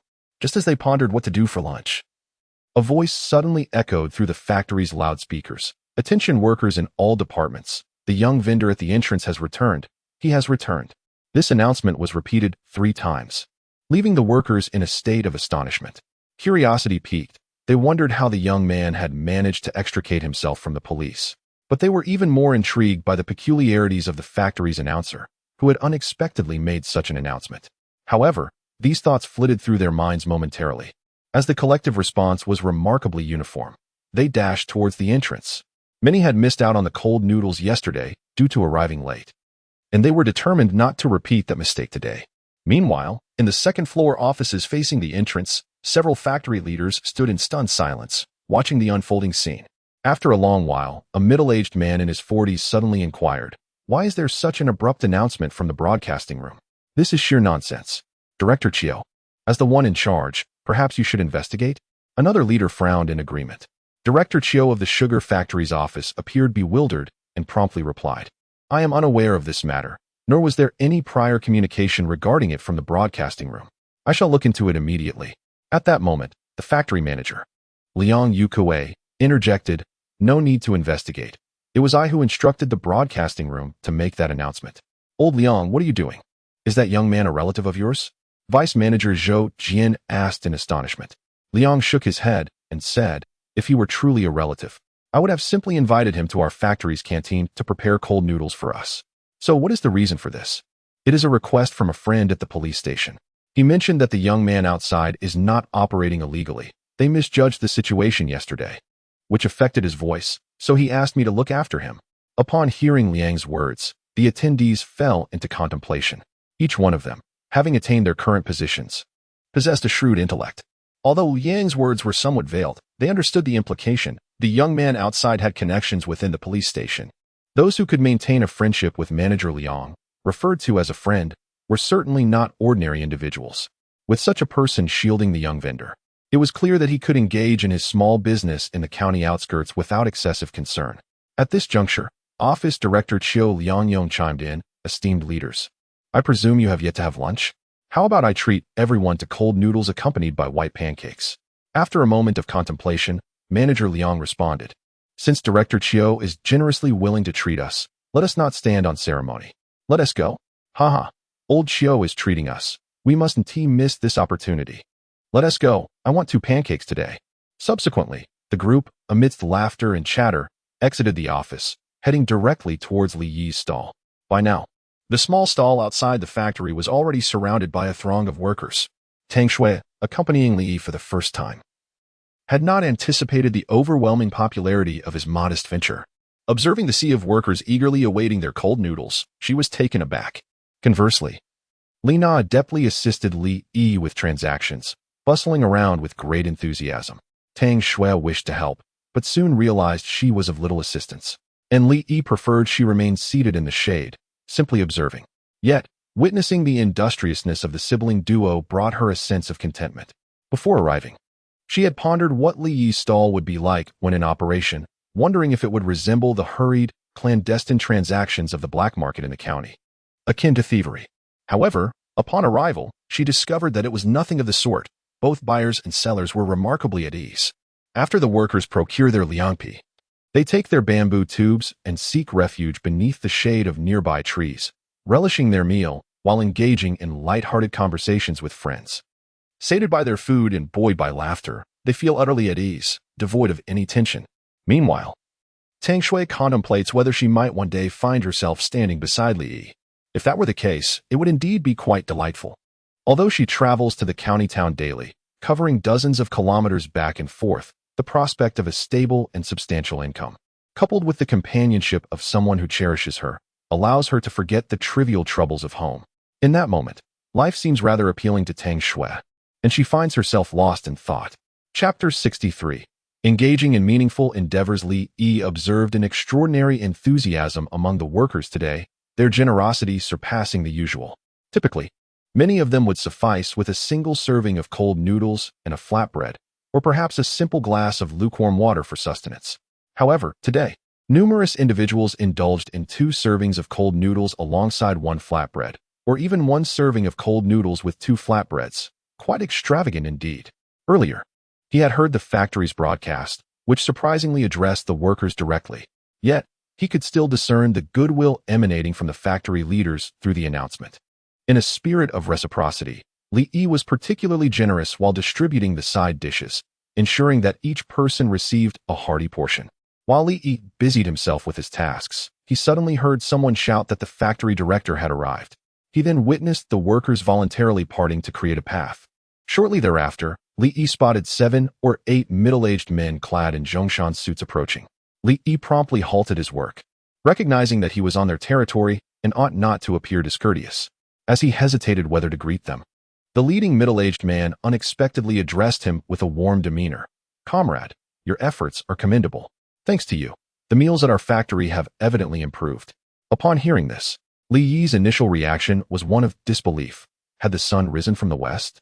In this day and age, when someone set up a stall on their own turf, the leaders would typically rush to evict them, as no one wishes to be implicated. Thus, the leadership at the sugar factory's reaction seemed rather peculiar indeed. However, Li Yi, being astute, concealed his surprise behind a mask of politeness. He responded with humble astonishment, "It's no trouble at all. I must also express my gratitude to the esteemed leaders for allowing a common citizen like myself to earn a living here. And I extend my heartfelt thanks to all the worker brothers for their support." At that moment, Director Chiu stepped forward, pointing to the man who had spoken earlier. "Comrade, allow me to introduce you to our factory's Director Liang. You are indeed the director. I must apologize for my earlier oversight." Li Yi exclaimed urgently. "I am merely an ordinary citizen, so there is no need for formality." Director Liang replied amiably. Director Liang then turned to Director Chiu and said, "Liang Yong, did you not mention treating us to cold noodles? Let us get on with it." Director Chiu promptly responded, "Comrade, we are 8 in number. So please prepare 8 servings of cold noodles, along with 12 flatbreads. Do be generous with the chili." "Understood. Please hold on a moment," Li Yi replied. Before long, the cold noodles were ready, and Li Yi distributed them to the leaders, refraining from collecting any payment. However, Director Chiu was evidently unwilling to take advantage of him. ultimately ensuring that the payment and ration tickets were given to Li Na. Meanwhile, Tang Xue sat nearby, watching as the high-ranking leaders of the sugar factory squatted alongside ordinary workers, enjoying the cold noodles and flatbreads prepared by Li Yi. She found the scene rather surreal. In truth, Tang Xue is not alone in her astonishment. A considerable number of workers share her incredulity. Despite the seemingly modest administrative ranks of these factory directors and deputy directors, within the confines of this establishment, they reign as local sovereigns, wielding significant power. Typically, ordinary industrial workers find it exceedingly difficult to catch a glimpse of them, let alone share a meal in their company. Moreover, they are aware that there exists a cafeteria dedicated solely to the leaders, where, under normal circumstances, they are served by skilled chefs during lunch and dinner. It is quite implausible for them to dine here on cold noodles. However, they would never suspect that the leader's presence is merely a ploy to become familiar faces in front of the young vendors selling cold noodles.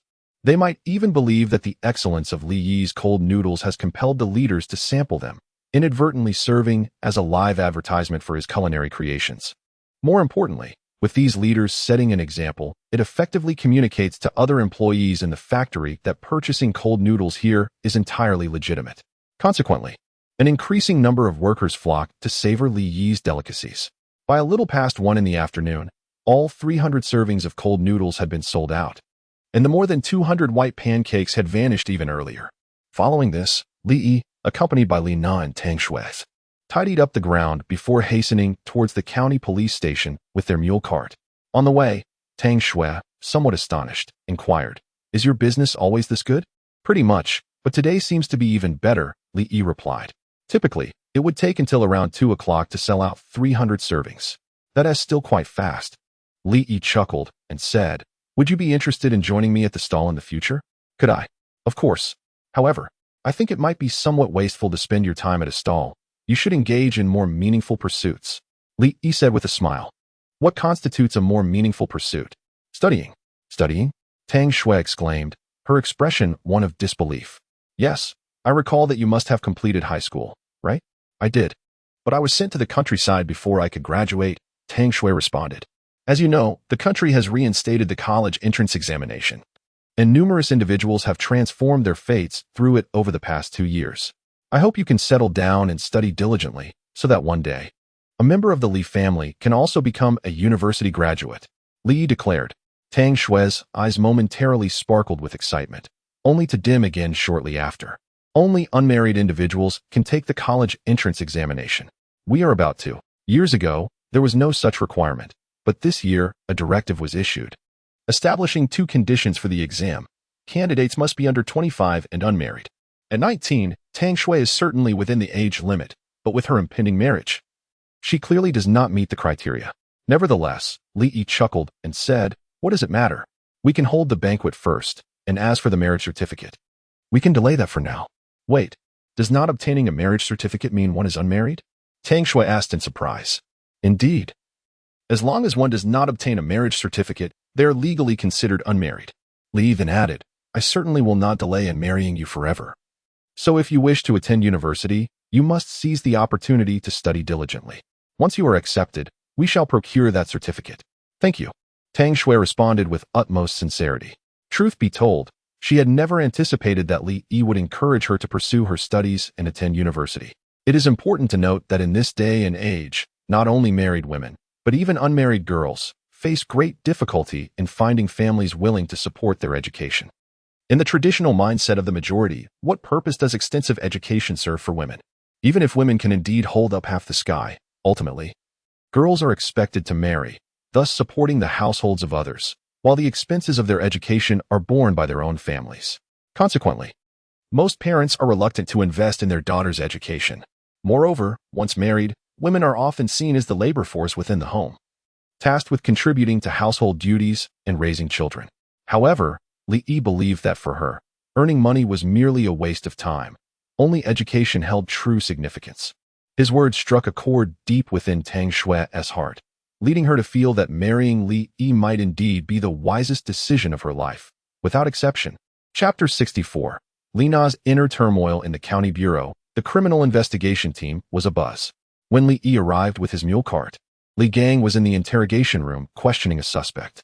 Upon learning of Li Yi's arrival, he promptly transferred his current task to a colleague and stepped out to greet him. "Brother Li Yi, I'm glad to finally see you," Li Gang exclaimed. Li Yi smiled in response, saying, "Thank you for your assistance today, Captain Li. What is there to thank? You're ridding the community of harm. Our objectives align." Li Gang replied earnestly. At that moment, Li Gang noticed that there were two other individuals accompanying Li Yi and quickly inquired, "And who might these two be?" Li Gang had noticed Tang Xue and Li Na during their time at the supply and marketing cooperative, as both were strikingly attractive, particularly Tang Xue, who stood out like a radiant blossom among the dark, stout village women. However, he had not anticipated that they were connected to Li Yi. "They're my sister and my wife." Li introduced Li Na and Tang Xue to Li Gang, simultaneously informing the two women of his identity. Upon realizing that the jovial officer before them was the vice captain of the county's criminal investigation unit, both Li Na and Tang Xue were taken aback. For them, the leader of a production team was already a significant figure, a cadre from the commune was a lofty authority, and the captain of the criminal investigation team was an unimaginable personage. Instantly, they became somewhat reserved. Li Gang, however, did not dwell on their surprise and promptly invited the three into his office. Once inside, he had someone pour each of them a glass of water before taking a seat opposite Li Yi. "Captain Li, aren't we supposed to be taking a statement? Why are we in your office?" Li Yi asked, puzzled. "Brother Li Yi, there's no rush on the statement. I have something I wish to inquire about." Seeing the expression on Li Gang's face, Li Yi immediately discerned the nature of his inquiry. Before Li Gang could speak, Li Yi preemptively stated, "I know what you wish to ask. What I can tell you is to keep your distance from danger. If it's unavoidable, proceed with caution and do not act recklessly." Li Gang was momentarily taken aback, further convinced of Li Yi's enigmatic wisdom. He hadn't even spoken. Yet Li Yi had anticipated his thoughts. This man was indeed a true master. "Then I truly am somewhat lacking," Li Gang began, only to be interrupted by Li Yi. "On the surface, yes, but that is not something that cannot be altered." "Can it truly be changed?" Li Gang asked, intrigued. "Indeed. Just think of your Captain Wang. He was also said to have a short life fate, and look at him now." Li Yi replied, "How does one change it? Is it a matter of money?" Li Yi shot him a disapproving glance and replied, "Can money buy life? Do not presume that wealth is omnipotent." "What then? What should I do?" "Haven T, I already told you to steer clear of danger. How many times must I repeat myself?" Li Yi said with exasperation. "I understand. I will certainly keep my distance from all forms of fire, even the roaring flames on New Year's Eve." Li Gang assured him eagerly. "That is more like it," Li Yi remarked, glancing at the time. "Now, let us stop the idle chatter and get back to the statement. We need to return promptly." "Certainly. I shall record this personally."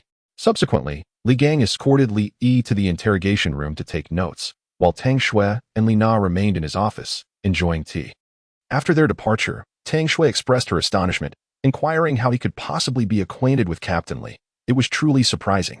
Li Na, equally perplexed, shook her head and replied, "I have no idea. Did he not mention anything to you before, Najia?" "No." Li Na continued, "You know how he is, quite wild, reluctant to share anything with the family. Frankly, if it weren't for your words, he would hardly spend more than 2 days at home in a month." What does that have to do with me?" "Haha, how could it not be related?" Li Na then added, "Ever since the incident with you and Xiao Yi, he has completely transformed. For so many days now, he has been rising early and returning late, preoccupied with earning money to marry. And he hasn't been gallivanting in the neighboring village at all." Tang Xue chuckled, remarking that it seems he has indeed changed and exhibited greater self-discipline. "No, it is our little Xue who is just too charming," Li Na teased. Tang Xue's cheeks flushed as she bashfully responded, "Najia, if you keep saying that, I might just ignore you." "Ha ha ha, enough of that. Why are you blushing now?" Li Na delighted in teasing her friend, finding great joy in the sight of her flushed face. "Najia, I didn't quite understand what Captain Li said earlier. Did you grasp it?" Tang Xue inquired once more. "Not at all. I was just as bewildered." Li Na then suggested, "Let us not worry about them. From today's events, it appears Xiao Yi truly hasn't deceived us. He indeed has connections in the county, so we need not fret about him being caught while setting up a stall." "Yes, he certainly did not mislead us," Tang Xue replied, somewhat pleased. Li Na glanced at her dear friend and, feeling a sense of relief, said, "Xiao Xue, I have always felt quite guilty towards you. Otherwise, with your capabilities, you would have likely returned to the city by now. Moreover, I have always believed that Xiao Yi is not worthy of you. In a sense, it was I who led you astray. After that incident, Li Na had been plagued by guilt for many days, and it had nearly become a burden on her heart. Najia, please don't say that. You cannot blame yourself for that incident. After all, no one could have anticipated. Before Tang Xue could finish, Li Na interrupted her, saying, Xiao Xue, listen to me. I once felt remorseful for you, believing I had thrust you into a perilous situation, but now I feel more gratitude towards you. Gratitude for what? Gratitude for helping Xiao Yi settle down, for enabling him to become so remarkable, and for not choosing to cast him into despair at the most critical moment. Each time Li Na reflected on that day's events, an involuntary chill ran down her spine, and she broke into a cold sweat. Thankfully, Tang Xue had a gentle disposition. Had it been someone else, they might have firmly declared that their little brother was misbehaving, and the consequences would have been truly unthinkable. Given the current circumstances, it is likely that my younger brother may face imprisonment. Consequently, as she expressed, I harbored deep remorse coupled with immense gratitude towards Tang Xue. However, Tang Xue shook her head and replied, Sister Na, having pursued education for several years, you should be aware that the loss of a horse may lead to unexpected fortune. My connection with him indeed arose from an unforeseen incident, and I once felt despair. Yet now, I perceive that this incident may not be unfavorable for me. And I do not believe that returning to the city is necessarily advantageous. Xiao Xue, do you truly feel this way? Yes, I genuinely do. That is truly wonderful. Although you are destined to marry into the Li family, I still hope that when you and Xiao Yi exchange vows, it is with a heart full of willingness. Li Na remarked, I am willing. Chapter 65. With me around, fear not. By the time they returned to the village, it was already past 5 in the afternoon. As they passed by the village committee, Li noticed a group of women, numbering over 10, engaged in lively conversation. It was evident they had just returned from the fields, awaiting to submit their tasks. During this period, with the fields not particularly busy and production tasks scarce, they finished work earlier each day. Those who concluded their labor early, unable to submit their tasks, found solace in idle chatter at the village committee, a unique form of leisure in rural life. Amidst the animated conversation among the young women and mothers, someone suddenly spotted the bright red mule cart in the distance and exclaimed, Isn't that Iwazi from the Tang Xue family? Has he returned from the city? The crowd turned their gaze toward the road, and indeed, the familiar red mule came into view. It is Iwazi. This lad is truly commendable, taking those children to gather and sell mountain goods every day. My Huzi has already earned over 20 yuan, remarked a middle-aged woman in her 40s, her face radiating gratitude. At that moment, another voice chimed in, only 20 yuan? My Shirtu has already brought home nearly 50 yuan. The tuition for the little ones next semester is covered. 50 yuan, really? Shida's mother, are you pulling our leg? What reason do I have to deceive you? The two children from the Liu family have earned at least 70 or 80 yuan during this time. Just then, someone exclaimed, Hey, look. It seems there are girls on the cart. The gossiping spirit of the rural women was instantly ignited, and they all craned their necks to glimpse the back of the mule cart. I can't see clearly. Are there really two girls? Dongzi's mother, you must be mistaken. There are indeed two. One is Nai, and the other seems to be Tang Jiqing. That means Iwazi has taken his wife to the city. Should we go take a look? Let's go. Let's go. As Li and Tang Xue were conversing, they suddenly found themselves intercepted by a dozen women on the road. Li was momentarily taken aback, intending to inquire, when Shida's mother spoke up, Iwazi, have you brought your wife to the city? Yes, I went to the city to deliver mushrooms and also to procure some wedding items for my wife. Li promptly replied. Upon hearing this, the women finally noticed the large bundles of items behind the mule cart. With no covering on the cart, they easily spotted festive bed linens and cotton blankets within. This sight filled the women with envy, reflecting on their own weddings. Who among them had not arrived at their husband's home with a small bundle? Those from affluent families might procure a few new garments, while those from less fortunate backgrounds often had barely half a meter of fabric. And here was Iwazi, with wedding supplies filling nearly half the cart. In an instant, the women regarded Tang Xue with eyes brimming with envy. Tang Jiqing's fate is truly fortunate. She will enjoy a life of comfort alongside Iwazi. Tang Jiqing is exceptionally beautiful. Standing next to Iwazi, they are a perfect match, just like the golden boy and jade girl depicted on television. Who could deny it? Surely, your future children will be exceptionally beautiful. Tang Xue, having experienced such flattery from the married women in the village, found her cheeks flushed with embarrassment. Aside from shyly giggling, she was at a loss for words. Li Na, aware of her friend's bashfulness, quickly interjected, "Ladies, we must head to the back mountain to fetch the children, so we shall take our leave." Li nodded in agreement. "Indeed, we will catch up later. Farewell." He then gently urged the reins of the large red mule, and the cart accelerated swiftly, soon distancing itself from the group. Nevertheless, Tang Xue's complexion remained rosy, akin to a ripe peach, stirring a sense of yearning in Li Yi. Initially, he intended to return Tang Xue to the youth station before heading to the back mountain for the children. Recently, the kids had gathered a considerable amount of mountain goods, necessitating Li Yi's presence to fetch them with the mule cart. To his surprise, Tang Xue expressed her desire to accompany him today. Naturally, Li Yi welcomed this development with open arms. Upon returning home, they discovered that his parents were absent. The three of them promptly unloaded the cart's contents into the house, while Li Na took charge of tidying up, washing the bamboo tubes and chopsticks. Meanwhile, Li and Tang Xue set off towards the back mountain, with Li Na no longer acting as a glaring third wheel. Li noticed that Tang Xue seemed less reserved than before. "My dear wife, how does it feel to be in the city?" Hearing Li refer to her as "my dear wife" with increasing ease, Tang Xue decided not to correct him, knowing he wouldn't change regardless. "It's quite nice. Though you do tend to spend excessively," she replied candidly. "Haha, it's all for the sake of hosting a splendid wedding. In truth, I am quite frugal." Li chuckled. "Frugal, you say? Don't try to fool me. You never inquire about prices when shopping. Where's the frugality in that? My dear wife, do you know what the most painful thing in the world is?" Li suddenly asked. Perhaps unrequited love?" "No. What could it be?" Tang Xue inquired with curiosity.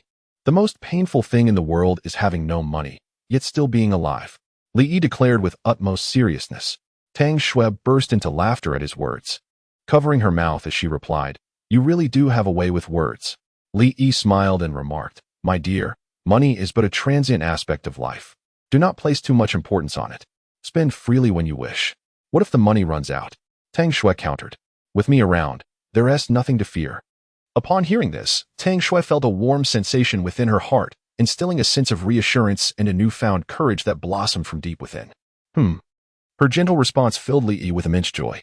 Li's recent words served as a subtle probe into Tang Xue's feelings.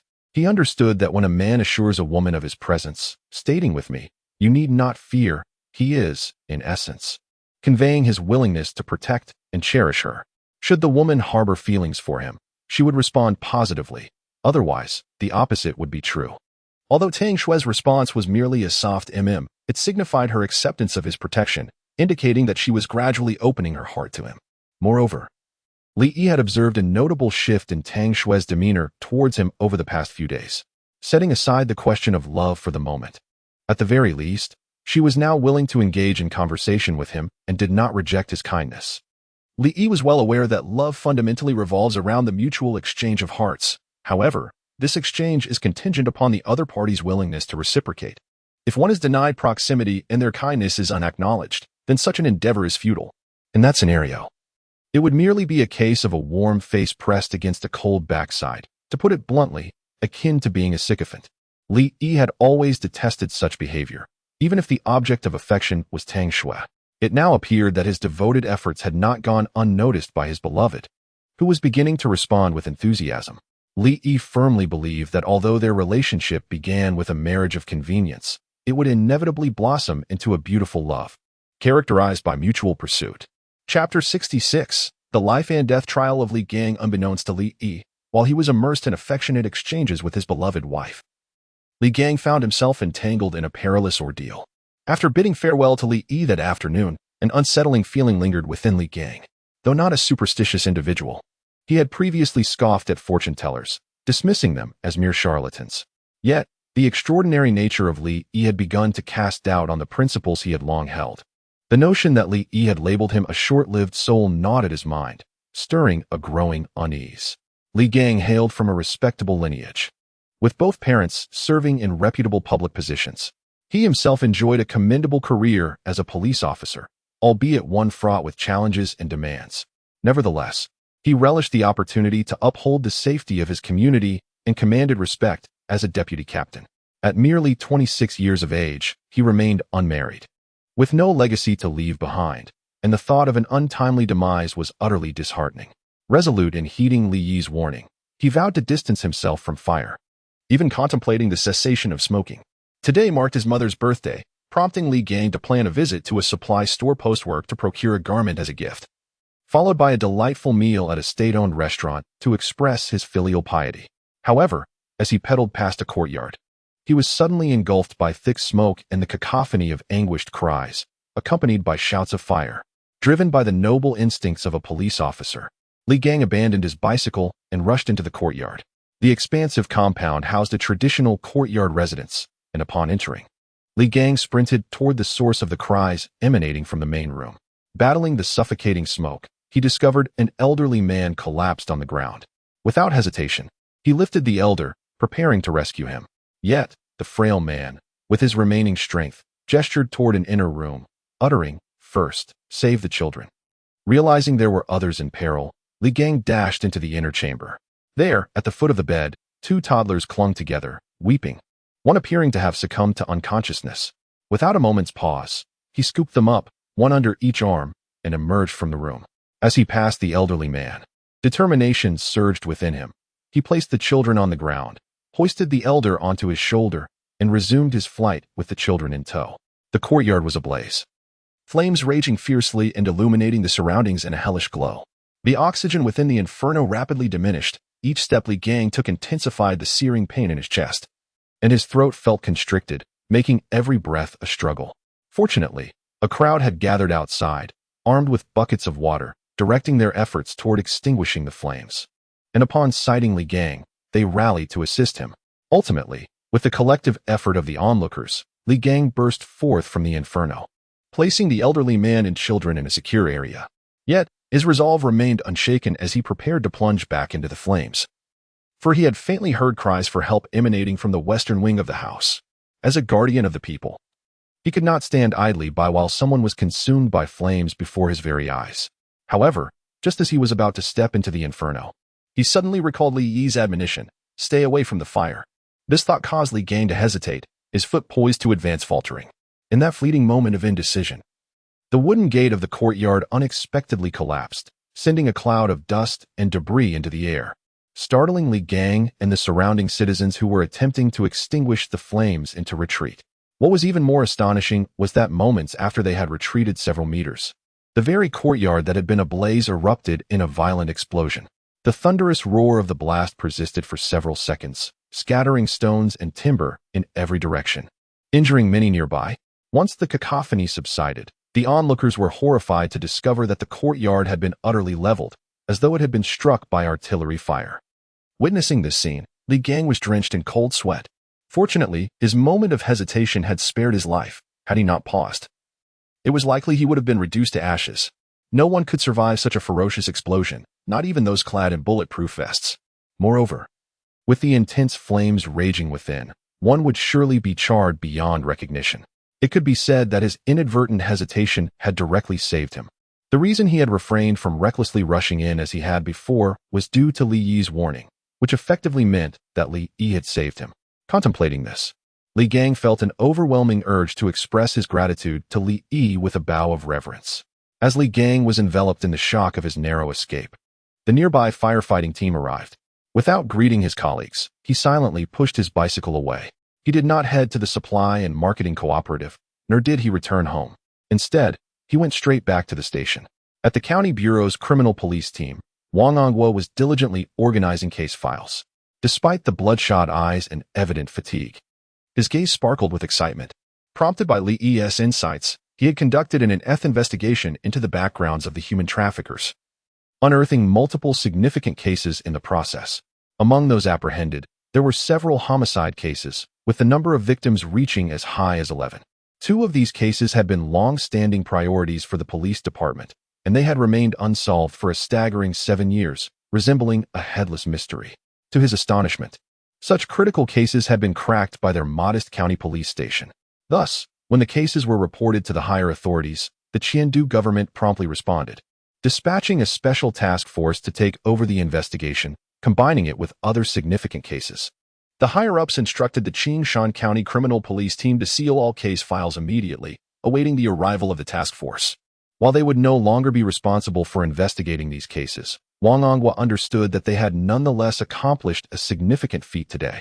The leaders of the county bureau have announced that they are petitioning the higher authorities for commendations, with a conservative estimate suggesting at least a collective second-class merit, and the possibility of even a first-class merit. Moreover, those who have contributed significantly will receive individual accolades, particularly Wang Onghua, who not only accepted a daunting task, but also proactively pledged his commitment to the mission, ultimately leading to a successful resolution of the case. He not only rescued several abducted children, but also uncovered numerous major cases, making a second-class individual merit inevitable. Thus, despite the exhausting days he has endured, Wang Onghua remains filled with excitement. Just as he was about to affix the final seal to the last dossier, the office door was abruptly thrust open. Chapter 67. The Transformation of Wang Onghua. Why on earth are you in this wretched state? Didn't you go home to celebrate your mother's birthday? Wang Onghua exclaimed, astonished at the disheveled figure of Li Gang before him. In his eyes, Li Gang had always been a person of considerable dignity. Though he did not particularly fuss over his attire, he was invariably clean and tidy. However, the individual standing before him bore no resemblance to his usual self. His clothing was tattered and filthy, and even more distressing was his hair, half-burned and resembling the aftermath of a dog-eared chew. Yet, Li Gang seemed utterly unfazed by his appearance. He staggered toward Wang Onghua, breathless, and said, "Brother, thank you." Wang Onghua was taken aback and responded, "What on earth is going on? Why are you thanking me?" Li Gang's expression remained fervent as he leaned on Wang Onghua's desk, his voice low yet intense. "Brother Wang, I just escaped death."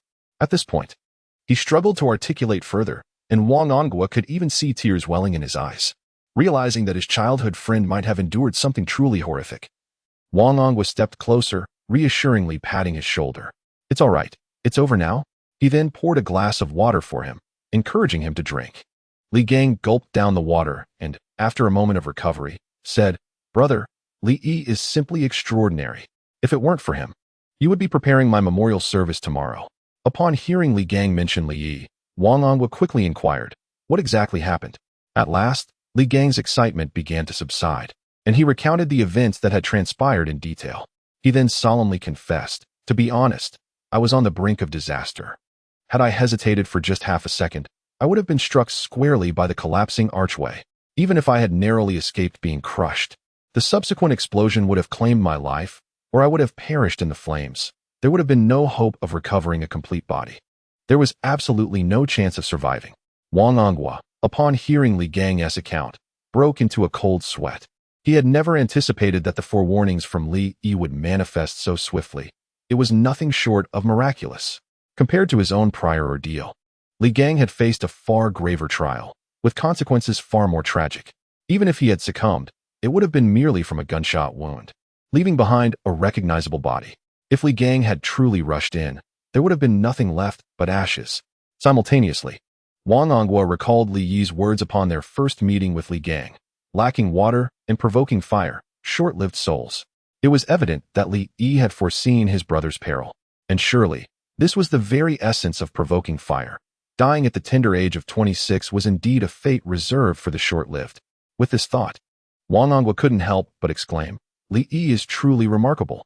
Li Gang expressed with deep understanding, "Indeed, it seems there truly exists such an astute fortune-teller in this world, and we were previously too ignorant to realize it."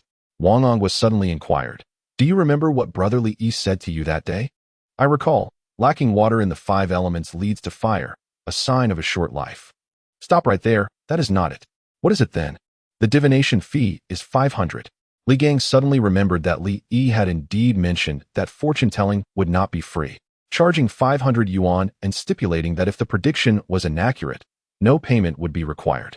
Now, not only had the prediction proven accurate, but it had also indirectly saved his life.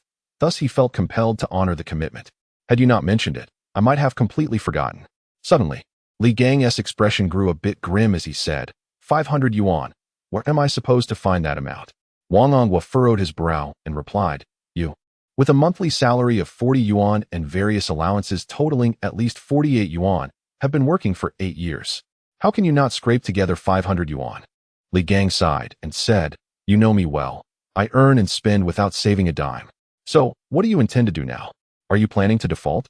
"It's not about defaulting. I simply cannot gather that much money. I need your assistance. How can I help? Lend me some money. Wang Onghua, somewhat helpless, asked, All right. How much do you need? After pondering, Li Gang replied, I only have 50. Wang Onghua was taken aback, muttering, Amp. Observing Li Gang's nonchalant demeanor reminded Wang Onghua of the time he borrowed money to purchase a bicycle, employing the same tactics. I don't have 450. Even if I did, my wife wouldn't allow me to lend it. I have 220, and that's all. As he spoke, Wang Onghua retrieved a stack of cash from his pocket and handed it to Li Gang. Without hesitation, Li Gang stuffed the money into his pocket and remarked, I'll ask my father for the rest. Wang Onghua, feeling a twinge of pain, said, Make sure to return it quickly. That was my bonus for these past few months. And you've taken it all. It pains me. Ha ha ha, it won't be long. Wang Onghua instructed, Now go change into some clean clothes and return home quickly. Don't keep your mother waiting. Understood. With that, Li Gang exited Wang Onghua's office. Watching Li Gang's retreating figure, Wang Onghua fell into deep contemplation. Today's events had once again altered his perception of Li Yi. Such abilities transcended mere fortune-telling. They equated to foreseeing the future. Though this individual might appear ordinary at present, he would inevitably rise to greatness one day. At that moment, Wang Onghua felt it necessary to adjust his approach in dealing with Li Yi.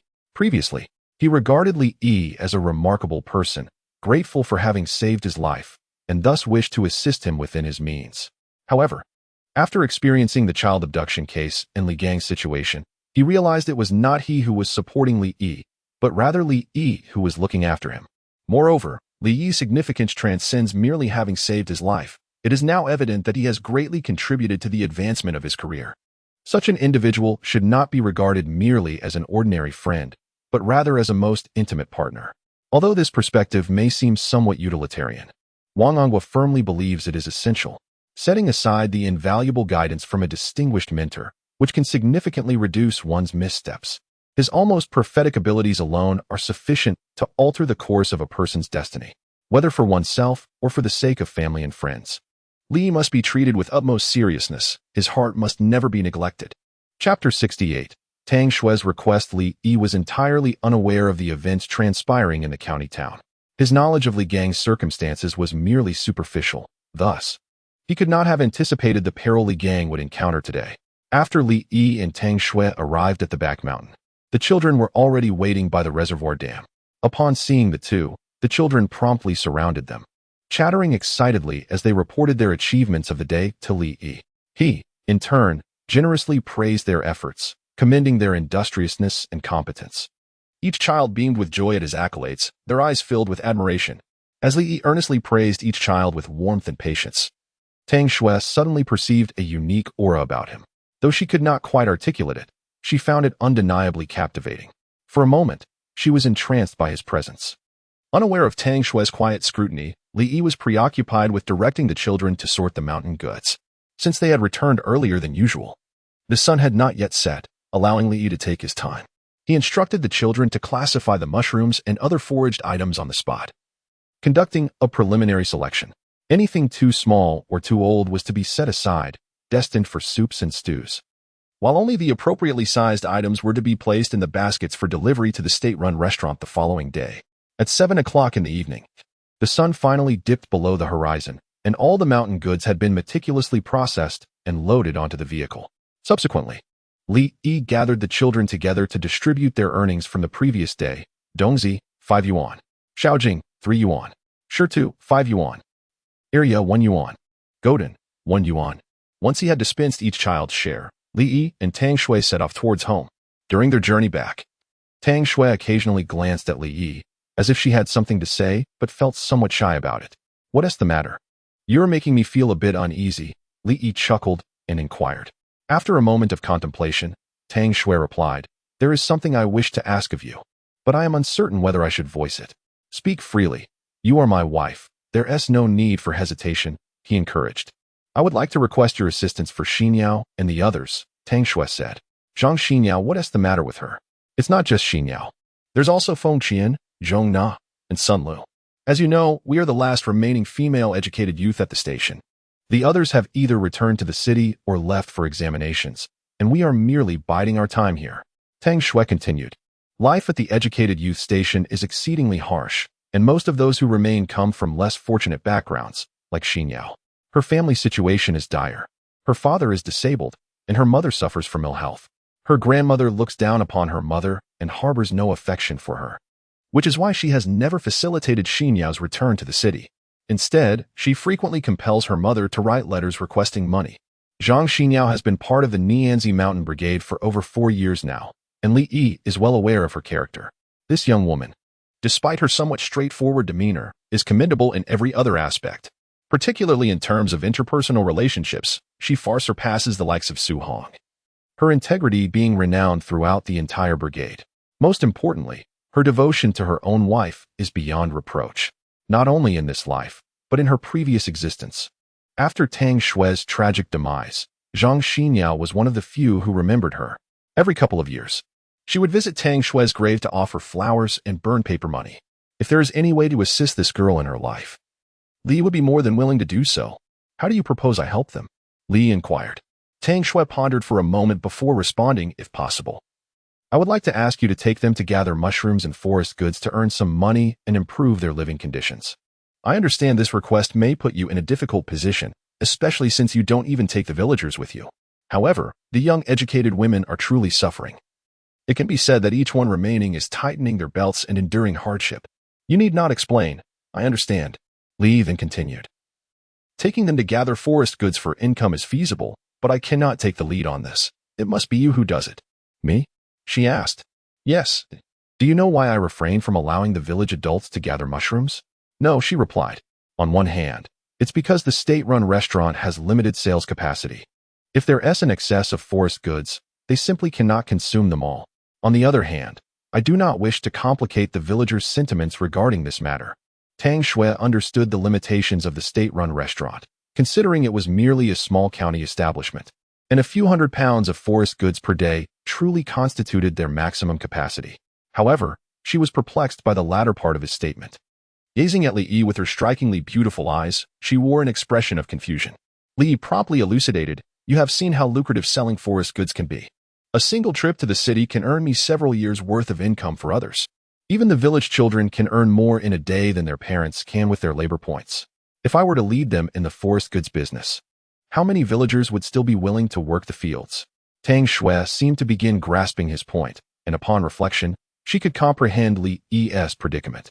After all, a labor point is worth approximately 3 cents, and even with a full day's worth of 12 points, one would only earn about 30 to 40 cents. In contrast, even the youngest children in the village can earn a whole dollar in a day, while older ones can make as much as $5. Who wouldn't he feel envious? Tang Xue believed that if Li Yi were to announce his willingness to take the villagers into the forest goods business, every member of the Nianzi Mountain Brigade would gladly abandon their host to join him. However, this would leave the crops in the fields unattended. If things went awry, one could easily be accused of disrupting production. Moreover, if you were to take only a select few, it would inevitably lead to discontent among others. In light of this, it may be better to take no one at all. Apologies, I did not contemplate this deeply. Shall we simply let this matter rest? Tang Xue suggested. Li Yi chuckled and replied, since you wish to assist those young ladies, it poses no issue, as long as I do not have to personally intervene. But what if you do not intervene? Tang Xue inquired. Li Yi promptly responded, that can be easily arranged. Have those young women hand over the mushrooms they have gathered to you, and I shall assist in transporting them to the city for sale. You can then distribute the earnings to them. Isn't that akin to working alongside them? Certainly it is not. Firstly, I will not be directly liaising with them, and the funds shall not originate from me. I am merely assisting my wife by selling a few mushrooms, Li explained.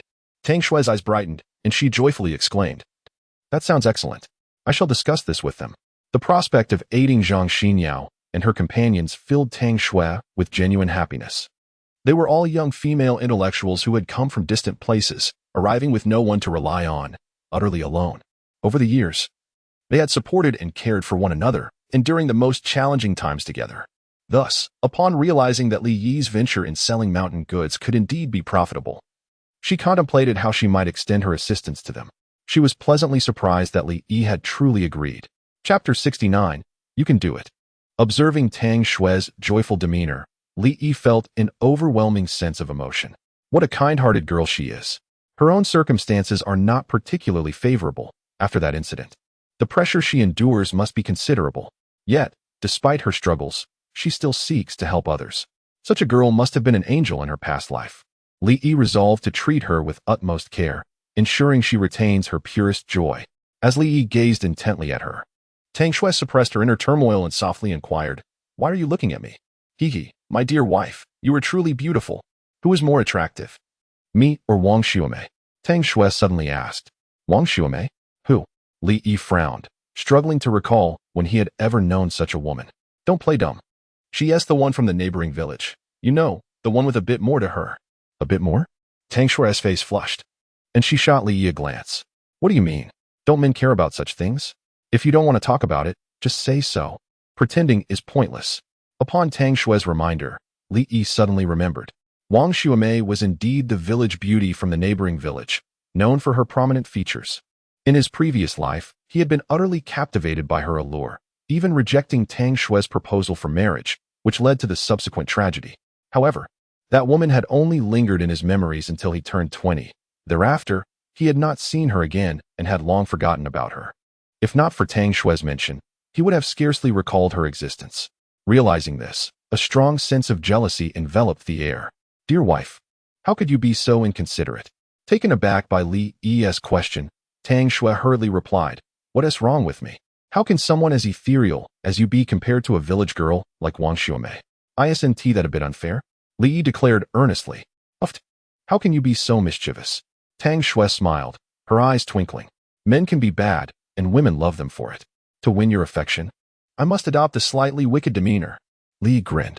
"If you keep speaking nonsense, I won't accompany you anymore." Tang Xue feigned anger, recognizing her shyness. Li Yi chuckled and said, "All right, I won't tease you any longer. Let us discuss something serious." Tang Xue was not genuinely angry. Upon hearing his words, she promptly asked, "What serious matter?" "I don't oppose your desire to help Zhang Xinyao and the others, but I must bring up 2 points beforehand." Li Yi stated with seriousness. "Go on," she replied. "The first point is, regardless of how much the mushrooms sell for, you can only give each of them 2 yuan a day." Before Tang Xue could respond, Li Yi clarified, "It's not that I'm stingy, but giving too much could incite jealousy among others. Moreover, the principle of receiving kindness and harboring resentment is something you ought to comprehend. Providing excessive assistance from the outset may not necessarily yield favorable outcomes. It is prudent to offer more at a later stage." Tang Xue, not lacking in intelligence, nodded in agreement, remarking, "I understand. After all, 2 yuan is not an insignificant amount. By the end of the month, that totals 60 yuan. The second issue is that once this door is opened, you can be certain that many others will seek your assistance in the future, so you must be mentally prepared." Li Yi advised. Tang Xue was momentarily taken aback. She had been preoccupied with helping her few close friends, neglecting the other villagers. Not to mention others. The young men at the youth station would undoubtedly seize such an opportunity. "What should I do?" Tang Xue asked, concern etching her features. Li Yi replied promptly, "If those young men approach you, simply refuse them. I have no desire to associate with those fellows." Observing the disdain on Li Yi's face, Tang Xue couldn't help but chuckle. He certainly held grudges. However, she harbored no fondness for the young men at the youth station either and had no intention of involving herself with them. "What if other women in the village seek my help?" she inquired. "You should tell them that you will assist them in a month, but not at this moment." Li Yi responded. "Why a month later?" Tang Xue asked, puzzled. "Because in a month, we shall be wed, and at that time, you will be my legitimate wife." "Capable of making your own decisions," Li Yi replied with a smile. Tang Xue felt her cheeks flush crimson at his words, but warmth surged within her heart. Although she recognized that Li Yi was likely teasing her, and that the wait of 1 month involved more than just the nuptials, hearing his words still sent a thrill through her. Over the past few days spent with Li Yi, Tang Xue discovered that he was entirely different from what she had previously understood. He was not only witty and humorous, but also remarkably astute. His approach to tasks was both tactful and principled, and his social dealings were impeccable, leaving no room for error. In contrast, both she and Li Na appeared rather naive. She could sense that her request today had placed him in a difficult position. "I'm sorry, why did I suddenly mention this?" Li Yi inquired with a smile. "I seem to have caused you trouble," Tang Xue murmured, her gaze lowered. "It's nothing of the sort. It's simply isn't the right time for large-scale trading with them. That will change in due course," Li Yi reassured her. "Under normal market conditions, Collaborating with the villagers to alleviate poverty would not be out of the question. Indeed, it was something Li Yi would welcome. However, given the current restrictions on private enterprise by the state, engaging in business with so many villagers could easily attract unwanted attention. In these times, being overly conspicuous is far from advantageous. Take, for instance, the owner of the Fool's Sunflower Seeds. While his business flourished, his factory, employing over 100 people, stood out as an anomaly. Consequently, he had been labeled and even attracted the scrutiny of higher authorities. Li Yi was reluctant to attract attention from above due to this matter. Otherwise, relying solely on his limited connections within the county might not suffice to resolve the situation. Tang Xue, naturally, did not ponder as deeply as Li Yi, yet she understood the veracity of his words, promptly responding, I will not be so willful in the future. Li Yi smiled and replied, You may be willful with me. You mean I can still be willful? But only toward you. He continued, Furthermore, remember this, you need never apologize to me, for you are my woman. It is my duty to cherish you and alleviate your troubles. Tang Xue's heart raced once more, her cheeks flushing. She was inherently a naive girl, having never experienced love before encountering Li Yi. Even her so-called childhood sweetheart had merely been a one-sided infatuation, their connection limited to a few letters exchanged over the years. Such an innocent soul, akin to a blank canvas, was ill-equipped to withstand Li Yi's fervent advances. She felt that if she lingered any longer, she would inevitably surrender. As she noticed the mule cart approaching the youth station, Tang Xue suddenly instructed Li Yi to stop. Without hesitation, she leaped from the vehicle, waved goodbye to Li Yi, and darted into the youth station, leaving behind a bewildered Li Yi caught in the chaos of the moment.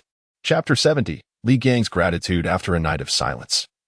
Li Yi and Li Na rose early the following morning, uncertain of the previous day's sales at the state-run restaurant. The siblings opted not to prepare an excessive amount of cold noodles, settling on a modest batch of 400 servings.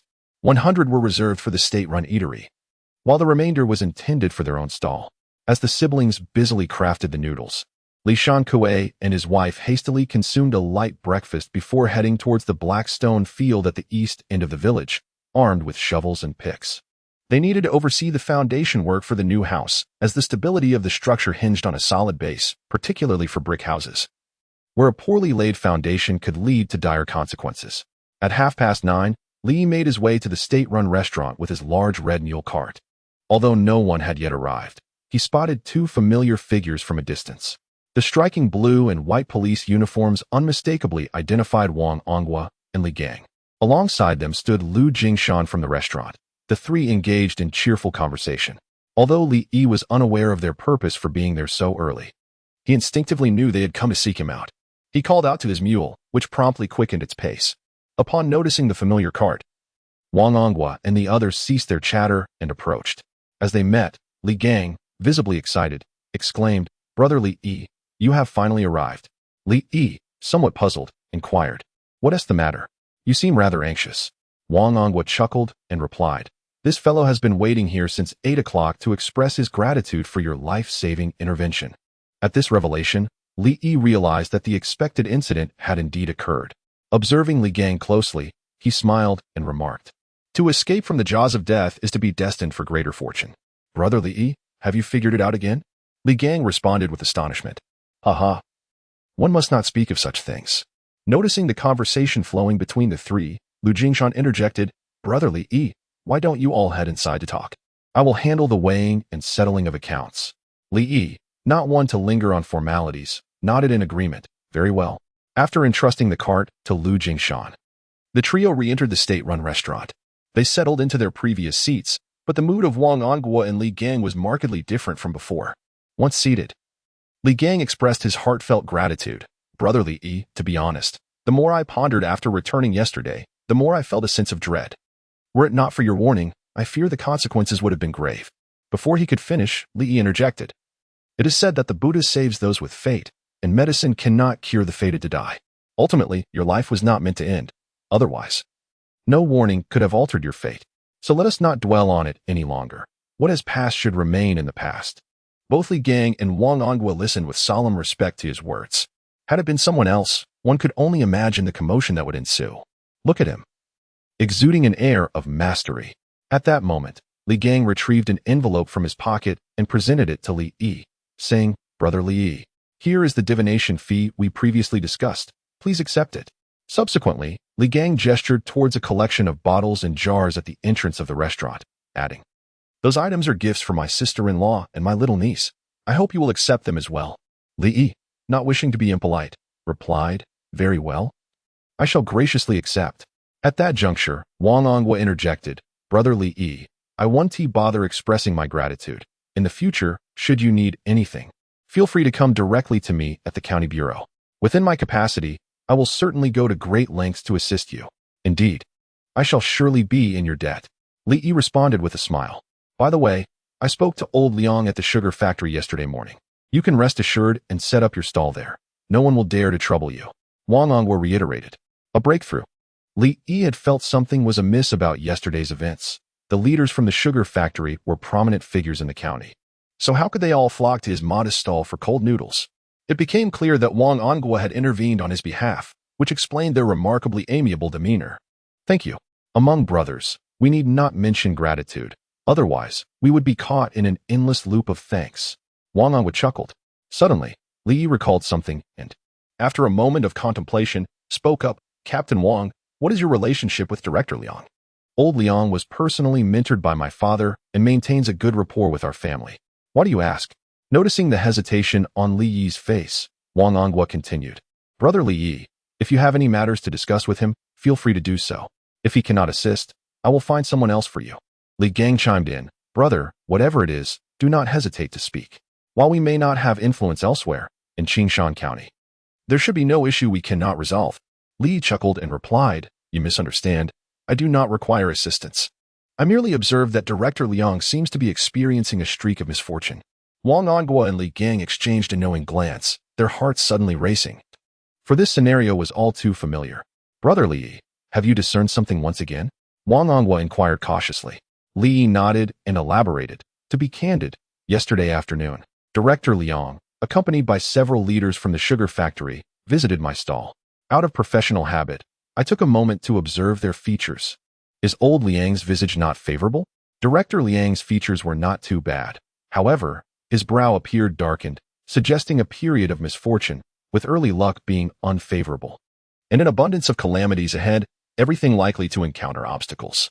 Seeing the bewildered expressions on Wang Ongwa and Li Gang's faces, Li clarified, "This indicates he may be in for unexpected troubles in the near future." "How severe is it?" "Well, at the very least, he could face dismissal, at worst, imprisonment." "Wouldn't you agree that is quite serious?" Li Yi remarked.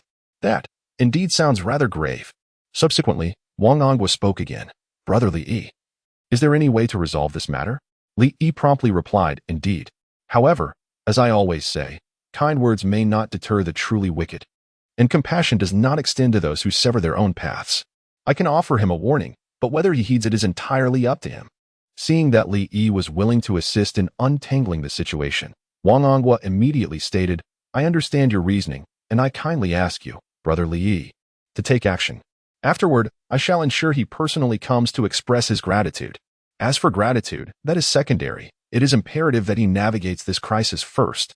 "Indeed," Li Yi continued, "yesterday, I observed that not only is Director Liang showing signs of distress, but several others are similarly afflicted. Some even exhibit disarray in their brows, indicating potential legal troubles and the shadow of imprisonment. It is one thing for an individual to be in such a state, but when a group is similarly affected, it warrants further investigation." "What does that mean?" Li Gang inquired, puzzled. Wang Ongwa furrowed his brow in contemplation before responding, "Brother Li Yi, are you suggesting that something significant is about to transpire at their sugar factory, and that it may involve these individuals?" Li nodded affirmatively. "Yes. If my predictions hold true, it should pertain to safety regulations. If they are willing to heed my counsel, they should promptly cease operations to inspect the facilities and equipment. If they choose not to believe me, then let them disregard my words entirely." With that, without waiting for Wang Ongwa and Li Gang to respond, Li Yi rose and departed with the same graceful demeanor as before. Chapter 71. Comprehensive Security Inspection. Noticing that Li Yi was preoccupied, Wang Ongwa and Li Gang refrained from probing further. They had known Li Yi for quite some time and were well aware of his character. He would disclose all he could, yet remain utterly silent on matters he deemed confidential. Thus, they bid farewell to Li Yi and Lu Jingshan before departing on their bicycles. Meanwhile, Lu Jingshan had been attentively observing the conversation among the three. Witnessing their camaraderie left him utterly astonished. While others might be oblivious to the identities of Li Yi's companions, Lu Jingshan was acutely aware. These two individuals were not only captains in the county's criminal police team but also possessed remarkably impressive familial backgrounds. Initially, he had assumed that Li Yi was merely fortunate enough to have allied himself with these prominent figures. However, it appeared that Li Yi was the one in command, with the other two resembling subordinates. This realization left Lu Jingshan in a state of bewilderment. Was the world truly this insane, or had he simply fallen behind? When had a tiger become a follower of a monkey? Though he was unclear about the nature of their relationship, he recognized that this young man, Li Yi, was anything but ordinary. He resolved to treat him with utmost respect, as he might one day benefit from their association. As Li Yi approached, Lu Jingshan hastily tore down the accounting sheet and went to greet him. "Director Lu, have you completed the calculations?"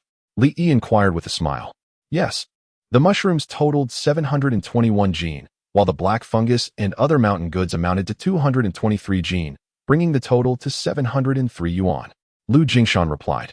Upon hearing the total, Li Yi was momentarily taken aback, furrowing his brow as he responded, "Director Lu, it can't be that much.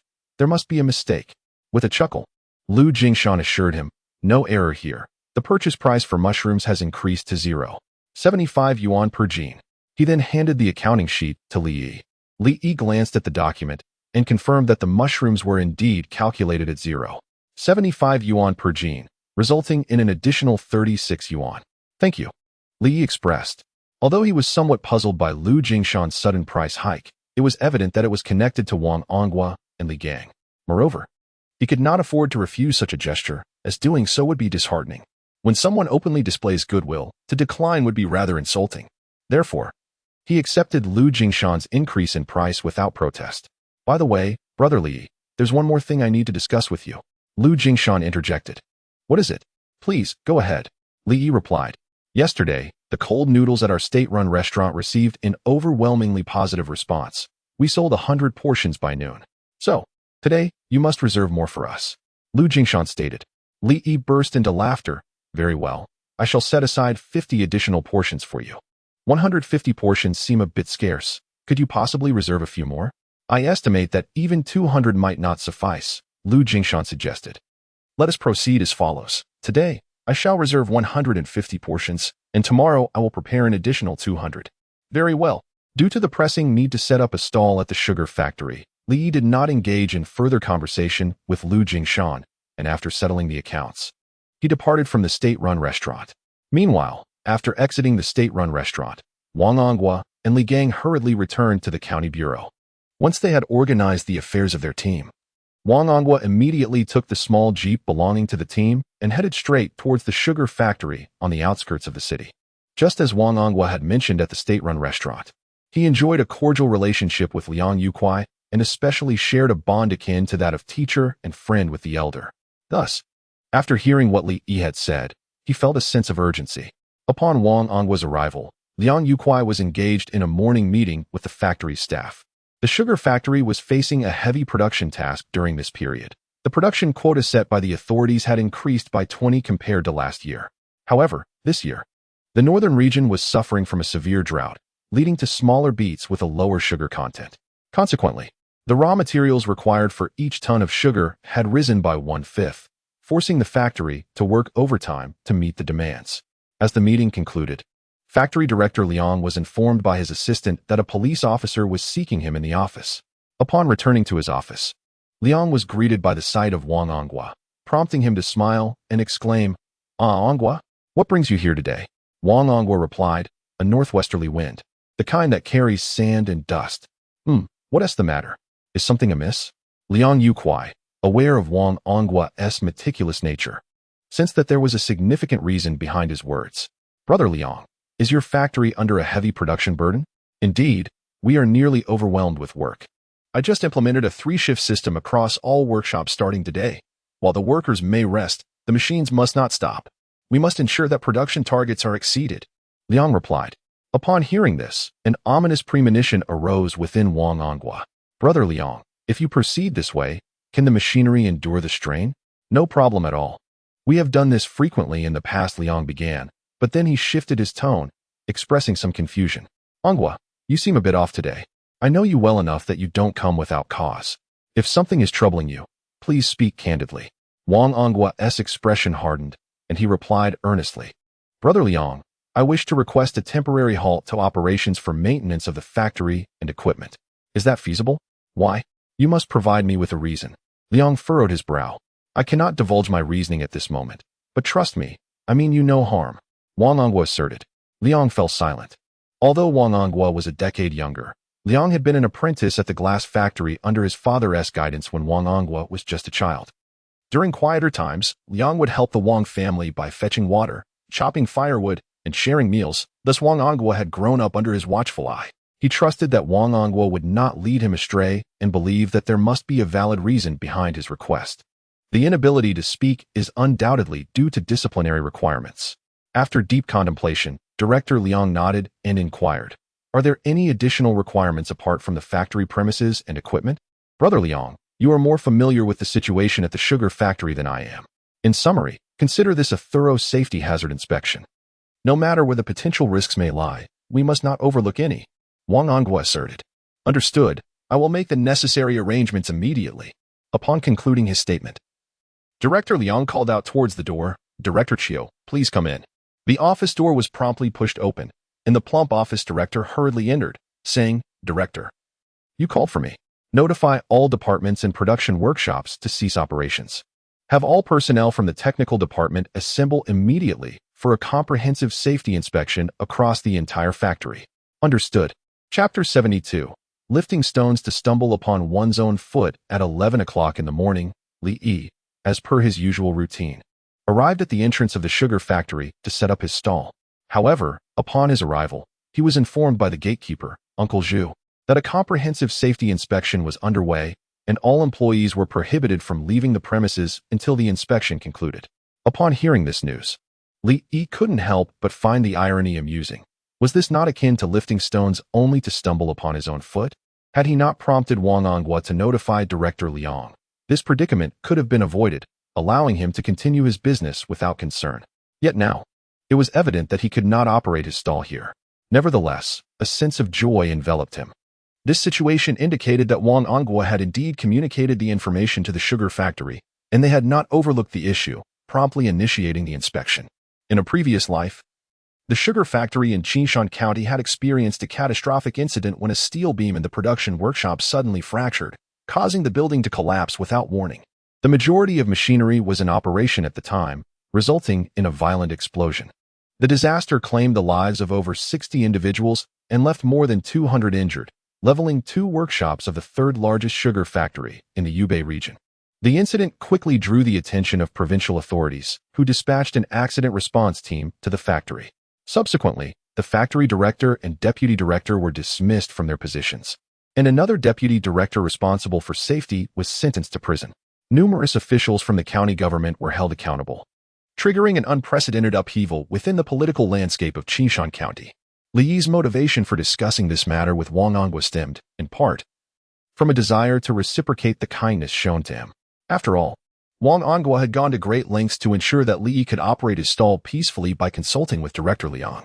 The latter, recognizing the value of this favor, did not refuse Wang Anghua's request. Moreover, Li Yi had observed that the workers who frequented his stall spoke highly of Director Liang, indicating his positive reputation. Thus, should Li Yi be able to aid in averting a crisis, he would be more than willing to do so. However, the more pressing concern for Li Yi was to offer support to the ordinary workers of the sugar factory. For the vast majority of the populace, that production accident was merely a headline in the news, a string of inconspicuous numbers reflecting casualties. Yet for the families of the victims, their world had crumbled. It is crucial to remember that those lost were young and capable workers, the primary breadwinners in their households. This tragedy meant that dozens of families were shattered.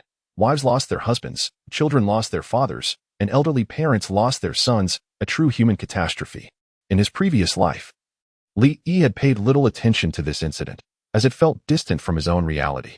Neither Director Liang nor these ordinary workers were individuals he could have interacted with, given his notorious reputation as a street hustler. However, this life was different. Li chose to set up his stall at the sugar factory's entrance, making the factory workers his customers. Most importantly, their interactions were harmonious and amicable. The workers at the sugar factory did not look down upon him for engaging in clandestine commerce. Rather, they wholeheartedly supported his endeavors, treating him with warmth and kindness. Even the elderly gatekeeper at the factory was delighted to address him as Little Li, though this moniker reminded him of a certain unfortunate figure from the palace. He could not deny the genuine goodwill of these simple folk. Li Yi sincerely wished to avert any mishaps, which prompted him to deliberately disclose certain secrets. Given that the sugar factory employees were unable to leave today, Li had no choice but to seek an alternative location. Otherwise, he would be compelled to discard the abundance of cold noodles he had prepared. After all, it was the peak of summer in the northern region, and if unsold by the end of the day, they would undoubtedly spoil by the next. In light of this, Zhou Yang hastened with his bright red mule to the nearby textile factory. As for the final inspection results of the sugar factory, Li Yi was indifferent. The accident investigation reports from the previous life indicated that the steel beams in the production workshop had shown signs of distress long before the disaster. However, due to pressing production demands, these warnings were overlooked. In fact, prior to the incident, the technical department of the sugar factory had submitted relevant reports to the deputy factory manager responsible for safety production, only to have them suppressed, ultimately leading to the tragedy. With his timely warning, coupled with Wang Honggua's intervention, it was likely that such an apparent safety hazard would promptly reach the hands of the factory manager, Liang. Should they still choose to disregard it, there would be little Li Yi could do. As he and his companions, Wang Hongguo and Li Gang, often remarked, a doctor cannot cure a disease that refuses treatment, a Buddha can only guide those with fate, and wise counsel often falls on deaf ears. Upon arriving at the textile factory in Qishan County, Li found that it was nearly noon. Observing that the factory workers were about to finish their shifts, he promptly parked his mule cart not far from the entrance. He then set up his stall, preparing to conduct business for the day, intending to return once the safety inspection at the sugar factory concluded. Just as he finished setting up, the factory bells rang out, signaling the end of the workday. Indeed, within minutes, uniformed workers began to emerge from the factory. As a renowned livestock hub in the northern province, Qingshan County boasts over 20,000 square kilometers of grazing land, surpassing the area of most prefectural cities nationwide.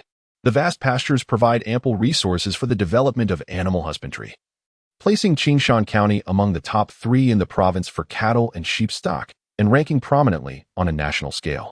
With a surplus of livestock, not only are slaughtering and processing industries thriving, but the wool textile industry has also become a focal point of development.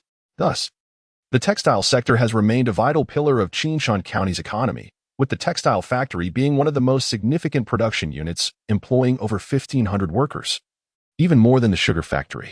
However, unlike the sugar factory, which maintains a balanced gender ratio, the workforce at the textile factory predominantly consists of female workers, with only a limited number of positions available for men. Upon observing Li Yi's modest stall, the female workers, though intrigued, predominantly opted to circumvent it. Li Yi understood that their shyness and modesty deterred them. The sight of a young man operating a booth made them hesitant, even if they desired to make a purchase. Contemplating this, he raised his voice and proclaimed, "Authentic Ling Province Liangpi, delectable and affordable, only 20 cents for a serving. Passers-by, do not let this opportunity slip away. You can savor the culinary delights of Ling Province without stepping outside. What are you waiting for? For just 20 cents, you cannot go wrong, nor be deceived, but rather indulge in a fragrant serving of Liangpi." His promotional chant, reminiscent of bygone days, swiftly captured the attention of many, and soon, a courageous individual approached to inquire further. With the first brave soul breaking the ice, others naturally followed suit. Chapter 73. Proactive Offense at 3:30 in the afternoon. Li Yi returned to the village significantly earlier than usual, having prepared only over 200 servings of cold noodles for the day.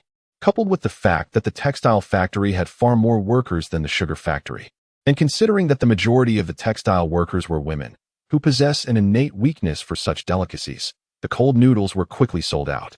Upon arriving home and finding it empty, Li Yi unloaded the supplies from his vehicle into the house. He then offered some water to the red mule and filled a basket with fresh grass for it.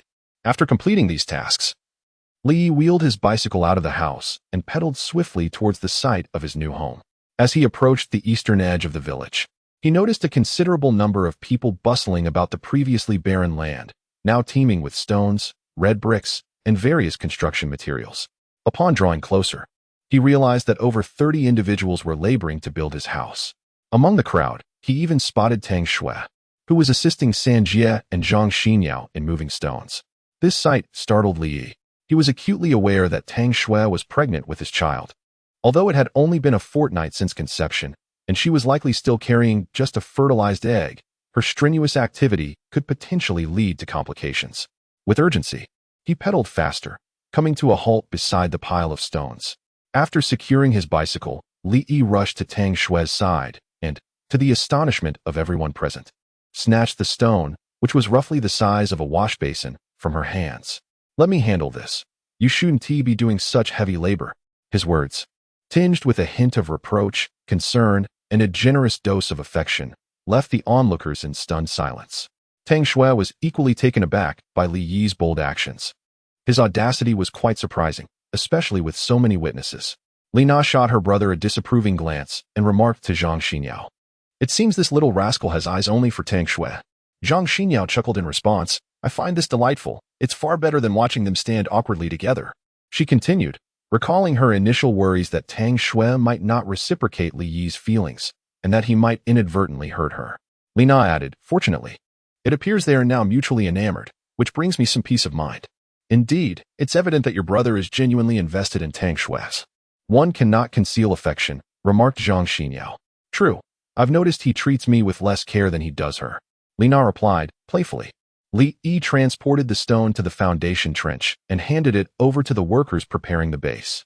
He then returned to Tang Xue, who was still eager to help. "Enough. You should take a break," he insisted. "I'm just sitting idle while everyone else is working. It feels wrong." Tang Xue protested. Li Yi turned to Li Na and Zhang Xinyao, saying, "Sister, Zhang Ziking, you both should take a break too." Subsequently, Li Yi called his parents over. "Xiaoyi, everyone is quite busy. Is there something you wish to discuss with us?" His mother, Zhang Yuehong, inquired while wiping the sweat from her brow. Li Yi replied, "Father, mother, I have a matter I would like to discuss with you. Please let me know your thoughts." "What is it?" Li Shankue responded succinctly. He was well aware of his son's nature. Despite Li Yi's seemingly humble demeanor, he was remarkably resolute in his decisions. The atmosphere suggested that this was not a discussion, but rather a notification of a decision already made. "Father, I wish to replace the soft interior and hard exterior with an entirely brick structure. What do you think?" Although the soft interior and hard exterior design was quite commendable for this era, Li Yi believed that an all-brick construction would be superior. The previous choice was primarily a result of financial constraints. However, now he was earning several $100s a day, and his savings had accumulated to $4,000. Constructing a fully brick house would cost around $600 to $700, and it seemed unnecessary to compromise for a mere few $100s, especially for himself, Tang Xue, and their child. Li Shankue recognized that his son had been earning quite a bit. The funds designated for the house alone exceeded $800, sufficient for an all-brick home. "Very well, I will have your Uncle Jin take 2 loads of red bricks from the brickyard tomorrow. Though it is a pity about the earthen bricks," he said. Li Yi smiled and replied, "The earthen bricks won't go to waste. They will be perfect for building the courtyard walls." "All right, that sounds good," Li Shankue responded. "Father, while the house is being built, you must keep a close eye on the construction, especially the drainage system I sketched, as well as the bathing area and restroom, which are meant for your daughter-in-law," Li Yi added. Upon hearing this, everyone's gaze shifted to Tang Xue, causing her to blush deeply. "Enough. I have already handed over the design you drew to Master Zhao. Surely, you trust his craftsmanship?" Li Shankue remarked. "That will suffice. Father, you may return to your tasks. I need to visit the back mountain." After speaking, Li Yi took Tang Xue's hand and headed outside. Tang Xue was visibly flustered, instinctively attempting to pull her hand away, only to find his grip firm. After a few futile struggles, she ceased resisting. Upon reaching the bicycle, Li Yi mounted the crossbar and asked, "Would you prefer to sit in the front or the back?" "The back," Tang Xue responded without hesitation. The front was uncomfortable, and the position was rather unrefined. From a distance, it appeared as though she were being embraced by him. Although Tang Xue had begun to accept Li Yi, she was not yet prepared for such intimate contact. Unbeknownst to her, Li Yi had already noticed the subtle changes in her feelings toward him. Realizing that she had developed a fondness for him, he resolved to take the initiative and intensify his efforts to win her heart completely before their marriage. Li Yi was aware that his wife was a person who took time to warm up to her emotions, and her temperament was somewhat gentle. He realized that if he did not take the initiative, she might eventually come to like him, albeit after several years. However, if he were to take a more proactive approach, gradually breaking through her emotional defenses, this would undoubtedly expedite the process significantly. Thus, today, Li Yi was particularly bold, leaving Tang Xue somewhat taken aback. Yet, Tang Xue did not shy away. She understood that their relationship was rather intricate. If she continued to ignore his affections, it might lead him to develop unnecessary misunderstandings. Moreover, she was not one to easily reject others. Having decided to marry Li Yi and to confront her feelings toward him, Tang Xue felt it was acceptable to occasionally indulge in his overt advances. Little did she realize, however, that even the mightiest dam can be breached by a single anthill.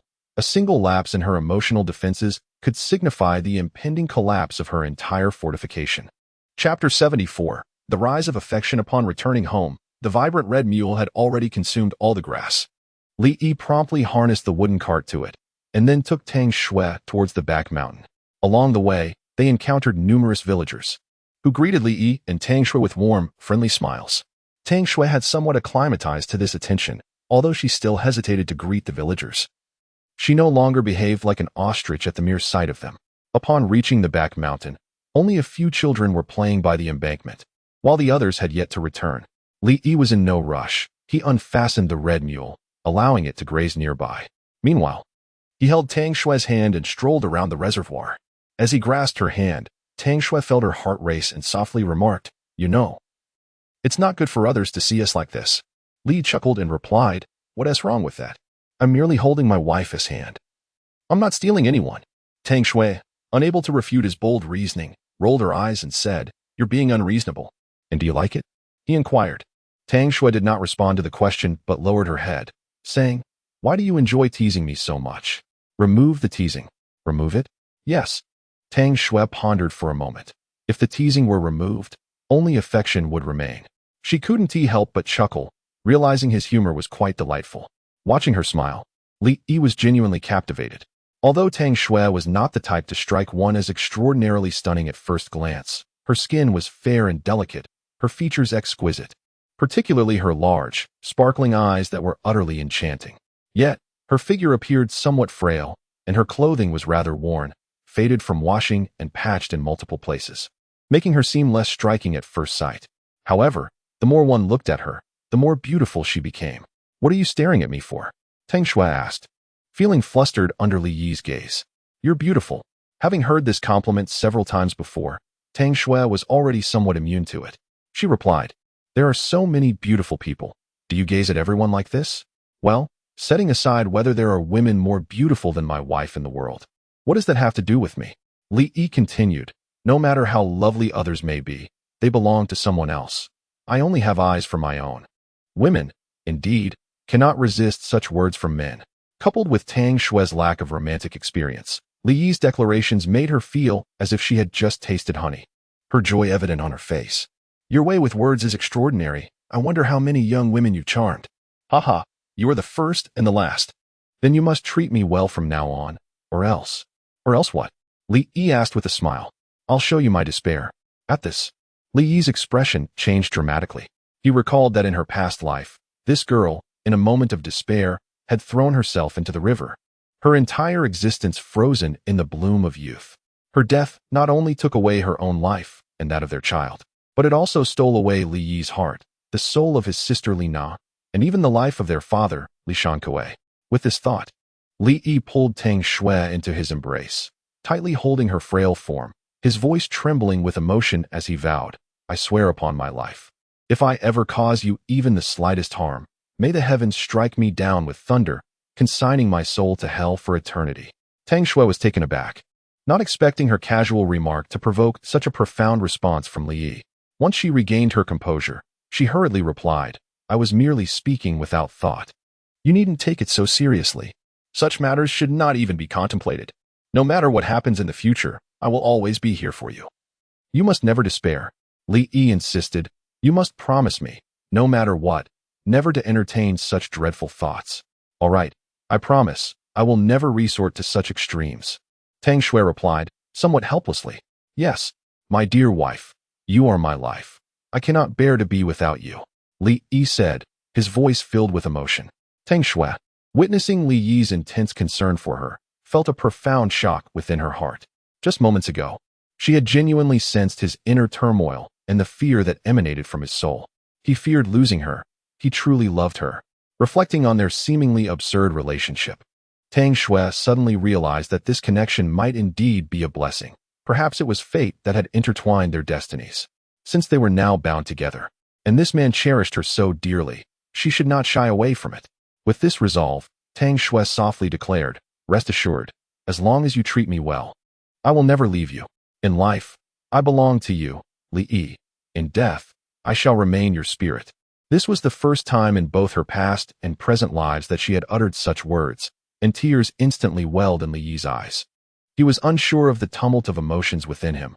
All he desired was to hold his beloved wife and weep freely. Yet, he restrained himself, fearing he might frighten her. After a long moment, Li Yi released Tang Xue and, with reddened eyes, asked, "My dear wife, would marrying me be a hardship for you?" Tang Xue pondered for a moment before responding, "I did indeed have such thoughts. After all, I had received a transfer order back to the city, and now I find myself destined to remain in this village as a farmer for life, which feels quite unjust. Yet, through my time spent with you, I no longer feel that way. Why is that?"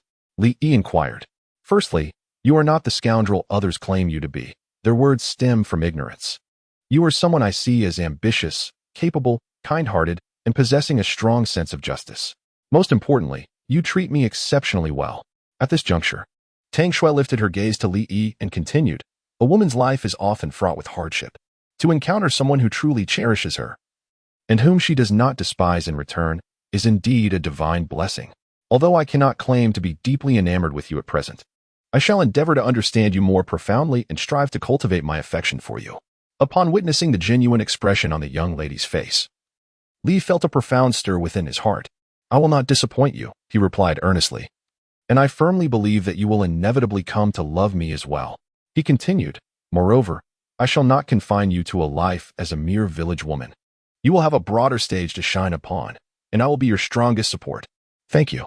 Chapter 75. The arrangement of Li Na and Tang Xue. Upon returning from the back mountain, Li Yi found himself in exceedingly high spirits, even to the point of exuberance, which elicited a barely suppressed smile from Tang Xue. She was well aware of the source of his elation. It was undoubtedly linked to her recent confession of feelings. At this moment, Tang Xue could distinctly sense Li Yi's affection for her. This was not a mere facade born of fear or a sense of obligation. He genuinely cherished her. Reflecting on Li Yi's behavior over the past few weeks, she noted how he had observed her modest living conditions and frequently treated her to various delicacies, while denying himself any indulgence. When she faced bullying, he had unhesitatingly stormed into the male youth commune dormitory, bravely confronting and thrashing Su Hong before a crowd.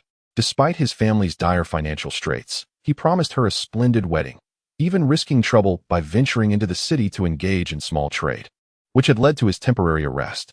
Yet, when he did earn money, he was lavish in treating himself to a bicycle, stylish clothing, and festive bedding, whatever he deemed useful.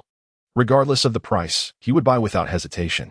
Even when she made requests that could potentially put him in a difficult position, he agreed without a second thought. Warming Tang Xue's heart, the feeling of being loved truly was delightful. After Tang Xue had also expressed her feelings, unbeknownst to them, their relationship had reached a new milestone. Their interactions had become more natural and comfortable, prompting Li Na and her husband Li Shanque to glance at each other with surprise upon their return home. Although Tang Xue still felt a tinge of shyness, she was no longer particularly bothered by Li Yi's casual displays of affection, such as holding hands, brushing against each other, or sharing food during meals. Observing their son completely enamored with his daughter-in-law, and seeing that she did not seem to mind him, filled Li Shanque and his wife with excitement. They had long worried that the couple might be forcing a connection, leading to daily standoffs or arguments. However, it now appeared that their concerns were unfounded. The two truly seemed to be drawn to one another. During dinner, Tang Xue dined with the Li family. The meal, prepared by Li Yi himself, consisted of a pot of millet porridge, a few scallion pancakes, and a refreshing salad of fresh vegetables. Although devoid of meat, it was undeniably fragrant. While they were eating, Li Yi made an announcement. Henceforth, Tang Xue would eat at home and no longer partake in the communal canteen at the youth commune. At this proclamation, Both Tang Xue and Li Shanque were momentarily taken aback. Especially Tang Xue, who had not been forewarned by Li Yi about this change, found herself somewhat flustered. This may not be appropriate. After all, we are not yet married, she murmured softly. Li Na chuckled. What's wrong with that? It's only a matter of 10 days to half a month. What difference does it make if it's sooner or later? Zhang Duihong quickly chimed in. Exactly. It's better for her to come over earlier. I've heard the food at your commune isn't all that great. Li Yi then added a piece of pancake to Tang Xue's bowl and said, the reason I invited you to dine at home earlier is for other considerations. What considerations? On one hand, as my mother mentioned, the provisions at the youth station are rather inadequate, and I do not wish for you to endure hardship. Li Yi then continued. On the other hand, I wish to spend more time with you each day to nurture our relationship. In truth, there is something Li Yi has not disclosed. Tang Xue is already carrying his child. During pregnancy, a woman not only requires ample nourishment, but also experiences profound emotional fluctuations. Thus it would be prudent to bring her over sooner rather than later. Upon hearing Li Yi's candid words, for the first time, Tang Xue did not feel shy. Instead, she earnestly nodded and replied, very well, I shall come here for dinner every day from now on. Li Yi then added, third sister, you and Xiao Xue need not work anymore. Is that agreeable? What shall we do if we don't work? Li Na inquired, perplexed. Xiao Xue will study, and you shall learn to engage in business. Li stated. At this, the others in the household were left bewildered. Studying and doing business seemed worlds apart. Xiaoyi, what are you thinking? Li Shanque set down his bowl and asked. He was aware that his son was always resolute, and since he had said this, it was certainly not a matter of mere whim. Father, the times have changed. Relying solely on tilling the land may stave off starvation, yet it will not lead to prosperity. Li Yi continued. 2 years ago, the Xing province began experimenting with distributing production to households, and the results were exceedingly promising. It is said that the village of Shaonyo, which was among the first to reap the benefits, saw its grain output quintuple. Hence, it is anticipated that within a year or two, this will be implemented nationwide. Furthermore, the state has commenced permitting the emergence of private enterprises. The Huzhou region has already initiated pilot reforms for individual economies, and the full liberalization of private business is imminent. If we aspire to a better life, we must not remain stagnant. Yet we cannot simply cease working. What if we are unable to secure our rations? Zhang Yuhong expressed her concerns. Li chuckled and replied, given our family's current situation, is there any need to worry about food scarcity? As he spoke, Li Yi retrieved a stack of thin ledger paper from beneath the bedding and remarked, this is my account book from the past half month. After deducting what I have allocated for the children, the supplies purchased, and the funds sent to my father for the house, I still have 4,260 yuan in hand. Upon hearing this, everyone present was taken aback. They were aware that Li Yi had been earning a considerable sum lately, as he consistently settled bills amounting to several hundred yuan at the state-run restaurant. However, they also recognized that his expenditures were equally astonishing. He disbursed at least 140 to 150 yuan daily to the children and spent dozens on supplies, coupled with the expenses for building the house and acquiring wedding items. They estimated that he could have saved at most 1,000 yuan. Yet, they were astounded to discover that he had over 4,000 yuan. This amount was extraordinary. Even considering the recent wage increases for city workers, the average salary for ordinary laborers hovered around 35 to 40 yuan, with leaders earning just shy of 50 yuan. Thus, this sum of over 4,000 yuan equated to a decade's worth of an ordinary worker's earnings, accumulated without any expenditure on food or drink. Most importantly, Li Yi managed to accumulate this sum of money in merely half a month, leaving them astounded. Observing the results he had achieved, he immediately stated, Father, Mother, our family does not lack for food, but to live well, we must not follow the crowd. Do you wish for your third sister to join you in business? Li Shanque inquired in a serious tone. Yes, my sister possesses an innate talent for commerce, yet she lacks experience. Hence, I intend to teach her personally. Li Yi replied. Then why not teach Xiao Xue as well, so she can assist you in the future? Li Na asked, puzzled. Xiao Xue has a gentle disposition, which is not well suited for business. Therefore, I wish for her to focus on her studies and pursue higher education. Li Yi continued, in the future, our family must not only be wealthy, but also cultured. The descendants of the Li family should not merely understand the accumulation of wealth. They must also grasp the significance of knowledge and scholarship. It is this vital responsibility that I entrust to Xiao Xue. Tang Xue's cheeks flushed with excitement as she declared, "Yes, I will certainly study hard and strive to gain admission to university. I believe in you. My dear wife will undoubtedly be accepted into university," Li said with a hint of affection. Li Shankue recognized that once his son had set his mind on something, it was as unyielding as a bull. So he acquiesced. "Since you are determined, let it be so. With your mother and I around, you shall not go hungry." As he spoke, he suddenly coughed a few times, whether from choking or some other reason. Hearing his father's cough, Li Yi's brow furrowed with concern. Chapter 76. The young educator's dormitory. The moonlight flowed like water, and the night was tranquil. On the pitch-black country road, Li Yi pushed his bicycle while Tang Xue illuminated the path with a flashlight. As they walked and chatted, the atmosphere was imbued with warmth. Li Yi observed that ever since he had expressed his feelings, Tang Xue had transformed entirely, resembling a young girl in the throes of first love. Not only did she smile more than before, but her gaze frequently wandered to him, often inadvertently. Suddenly, Li Yi recalled something and asked, "My dear, have you discussed foraging in the mountains with your friends?" "Yes, they are all quite pleased and grateful to you," Tang Xue replied cheerfully. "When do they plan to start?" "This afternoon. They mentioned that Sun Lu, Zhong Na, and Feng Qian intend to venture into the mountains." "I wonder what the outcome will be," Tang Xue responded. "Well, let us go check on them," Li suggested. He continued, "You know the standards we set for the produce we deliver to the county's state-run restaurant.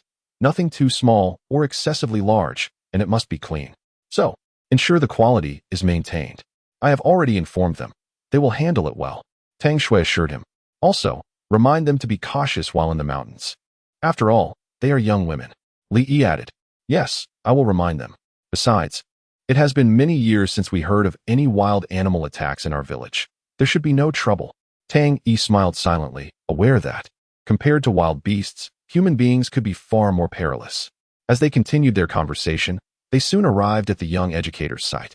Just as Li Yi escorted Tang Xue to the entrance, he heard the cheerful laughter of girls emanating from the dormitory, clearly indicating that the young educators had not yet retired for the night.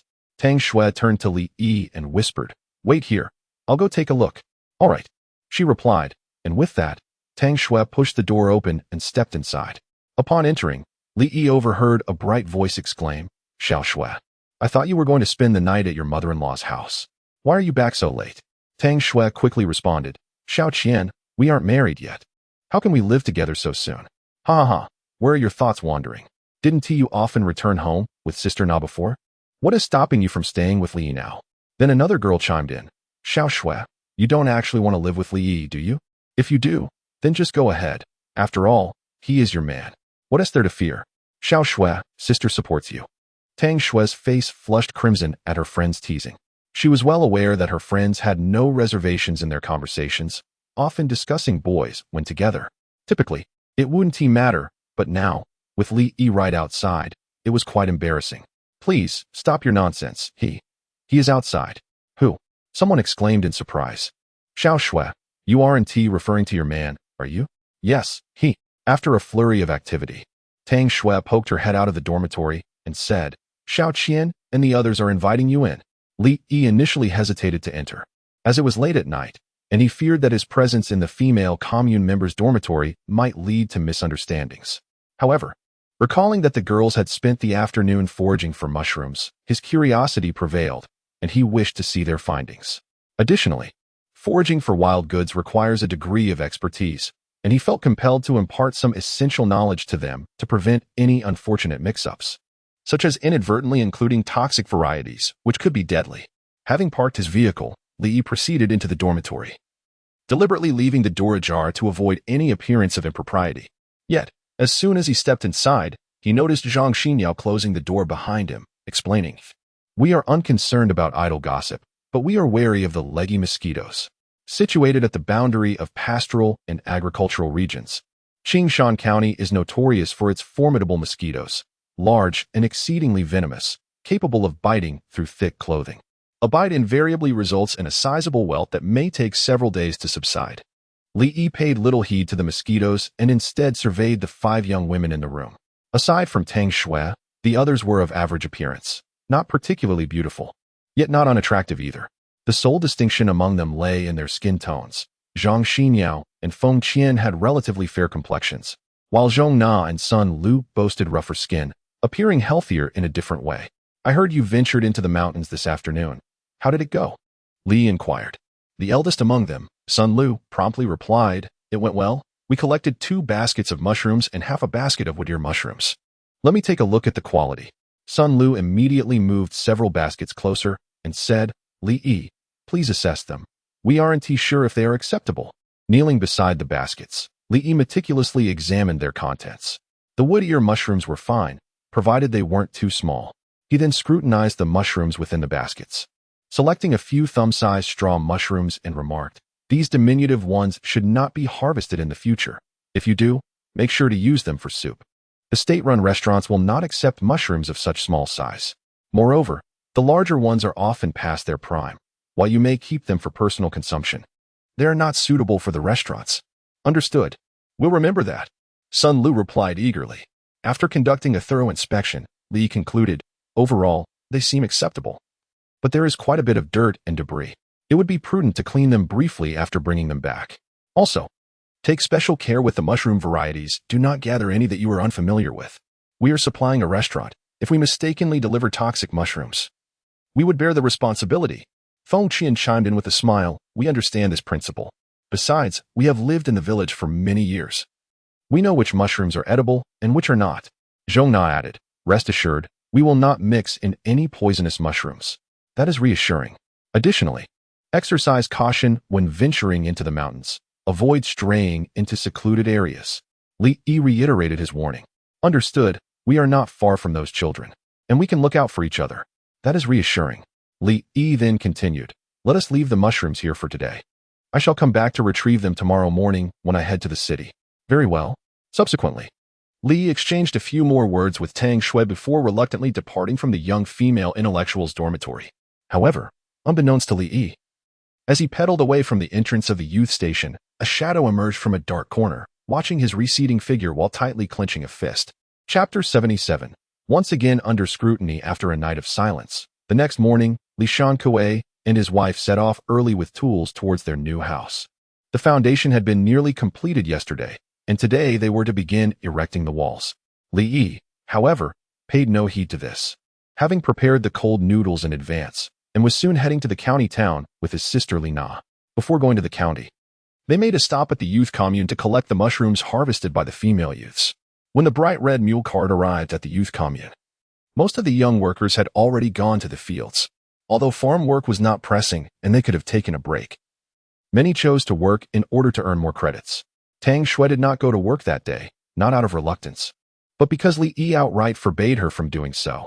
Moreover, she had to wait in the dormitory for Li Yi to come and collect the mushrooms, leaving her no chance to depart. As soon as the mule cart halted in front of the female youth's dormitory, Tang Xue swung open the door and emerged carrying a wicker basket of mushrooms. Observing this, Li Yi quickly called out, Where should I place it? Let me carry that. He hurried forward, taking the basket from Tang Xue's hands, much to the chagrin of Li Na, who rolled her eyes at her brother. It was amusing how he transformed from a proud bachelor, uninterested in any of the 20 or so female youths from previous years, to a devoted husband. Was it truly necessary to make such a fuss over a mere basket weighing 30 to 50 pounds? In the village, did any woman not do the work of a man, with men laboring like beasts of burden? Yet, she was oblivious to the fact that Li Yi was aware that Tang Xue was now carrying his child, a delicate state that required utmost care to avoid any risk of miscarriage. Had he not feared that revealing this news would alarm her, he would have already explained the situation. In less than 2 minutes, Li Yi had loaded all the items onto the cart, and he instructed Tang Xue to lock the dormitory door before they all headed to the county town together. Just as the 3 of them stepped outside, a gaunt figure, resembling a monkey, stealthily approached the female youth's dormitory. Su Hong had seen the female youths head into the mountains to forage for mushrooms the previous afternoon, but he had thought little of it. After all, their lives had been quite challenging in recent years, and it was not uncommon for them to go hungry at times. Many had developed the habit of foraging for mushrooms in the summer, stewing them for meals, or drying them for winter, especially the female youths, who would venture into the mountains during the slack farming season. This had become second nature to them. Thus, Su Hong paid no particular attention. However, last night, he had witnessed Li Yi escorting Tang Xue back, lingering at the dormitory for a considerable time. The chatter of the female youths reached his ears, and he caught snippets of conversation about mushroom foraging. This piqued his curiosity. Could it be that Li Yi intended to sell mushrooms with those female youths? Today, he deliberately abstained from work, choosing instead to linger here, eager to validate his suspicions. As anticipated, after the others had commenced their duties, that scoundrel Li Yi arrived at the youth commune, driving a mule cart. He had just witnessed that rogue emerging from the female youth's dormitory, carrying several baskets of goods. Though the distance was considerable, he surmised they were mushrooms. Yet, to be prudent, he resolved to stealthily infiltrate the women's dormitory to ascertain if the mushrooms they had gathered the previous day were still present. Should Li Yi indeed be clandestinely engaging in mushroom trade with those young women, he would encourage the male youths to join in as well. Based on his understanding of Li Yi, there was no doubt that the lecherous man would refuse such an arrangement, as he was solely preoccupied with his own desires, indifferent to the affairs of the male youths. Consequently, this would inevitably incite the ire of Zhou Guangya and his companions, and with their collective strength, how could they not topple such a petty rogue? The dormitory at the commune was rather dilapidated, riddled with drafts and leaks. Moreover, during the sweltering summer, the occupants typically left the windows ajar. Otherwise, upon returning, their quarters would feel as stifling as a steamer, which was far from comfortable. Thus, Su Hong found no need to force open locks. He merely had to lean against the window to glean a clear view of the interior. Scanning the room, he soon spotted some mushrooms drying near the window. Initially feeling a twinge of disappointment, fearing he had overthought the situation, he took a closer look and noted that the quantity was evidently insufficient. He had distinctly observed the female youths gathering several baskets of mushrooms the day before, weighing at least 70 to 80 pounds, perhaps even over 100. Yet now, the amount visible from the window did not exceed 10 pounds, and the sizes varied too greatly, some either too small or excessively large, likely the remnants left behind. The realization that the quality mushrooms were indeed absent solidified Su Hong's resolve. He decided that upon the return of Zhou Guangya and the others, he must inform them of this development. Li Yi, blissfully unaware that he had drawn the attention of a schemer, would not have concerned himself with such matters even if he had known. To him, the individuals at the commune were mere trifles, utterly inconsequential. He believed he could easily manipulate them at will. After all, they were just transient outsiders in the Qiangzi Mountain Brigade. Should any trouble arise, the villagers would undoubtedly withhold their support. Even if they were in the right, it would matter little. The villagers operated under their own code, eschewing grand philosophies. As long as one's actions did not provoke widespread outrage, they would prefer to assist their own rather than the just. With Tang Xue by his side, Li Yi felt that the 10+ miles to the state-run restaurant were fleeting, and before long, they arrived. However, even before reaching the establishment, he spotted Wang Anghua and others waiting at the entrance like sentinels. As soon as the bright red mule cart pulled up, Wang Anghua approached, facilitating the transfer of goods between Li Na and Lu Jingshan, while Li Yi, accompanied by Tang Xue, followed Wang Anghua into the restaurant. After sitting down, Li Yi smiled and asked, "Brother Wang, as a captain of the criminal police, do you not fear the whispers of others as you greet me daily at the entrance of the state-run restaurant?" Wang Anghua chuckled in response, "What can I do? This is the only place where I can catch you. Ha ha ha. If you have something to discuss, I must still go set up my stall afterward." Instead of delving into serious matters, Wang Anghua gestured towards Tang Xue and inquired, "What are you in such a hurry for?" "Brother Li Yi, you haven't introduced me to this young lady yet." Li Yi immediately grasped the situation. This fellow was concerned about Tang Xue divulging secrets. With a hearty laugh, he said, "Tang Xue, my wife, a young intellectual from the city." Just as Li Yi began to introduce Tang Xue to Wang Anghua, the latter interjected, "Ah, so she is my sister-in-law. I am Wang Anghua, captain of the county's criminal police, and a good friend of Li Yi." Tang Xue quickly responded, "Hello, Captain Wang. Let's skip the formalities. You can call me Brother Wang from now on." Wang Anghua's enthusiasm left Li Yi a bit bewildered. Were it not for the knowledge of this man's marriage, particularly to the formidable An Hong, Li Yi might have genuinely worried that he had taken a liking to his wife. Chapter 78. The Ideal Life. After a brief exchange of pleasantries, Li Yi promptly inquired, "Captain Wang, what brings you here so early in the morning?" Wang Anghua chuckled and replied, "You're pretending not to know, aren't you?" Li Yi cast a sidelong glance at him and responded, "It seems there's news from the sugar factory?" Indeed, after a thorough inspection yesterday, numerous safety issues were uncovered. The most alarming for the factory's leadership was the discovery of circuit failures, such as resistance melting. Had it not been for your warning. Given the current intensity of their work, it's highly probable that a safety incident would have occurred, Wang Ongwa explained. Is that all they found? Li Yi frowned. Isn't that concerning? Li Yi shook his head. No, you should continue the investigation. Continue checking? Yes. These issues alone are not sufficient to account for the grave expressions on so many faces. In my experience, the problems at the sugar factory are far more severe than what has been identified, Li Yi asserted.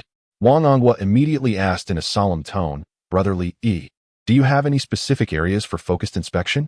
After a moment of contemplation, Li Yi replied, they should primarily examine the structural safety of the factory buildings. Understood. With that, Wang Ongwa pulled an envelope from his pocket and handed it to Li Yi. Who provided this? Li Yi asked, already suspecting its contents but refraining from taking it immediately. Certainly not from me. It's from Director Liang. Wang Ongwa clarified.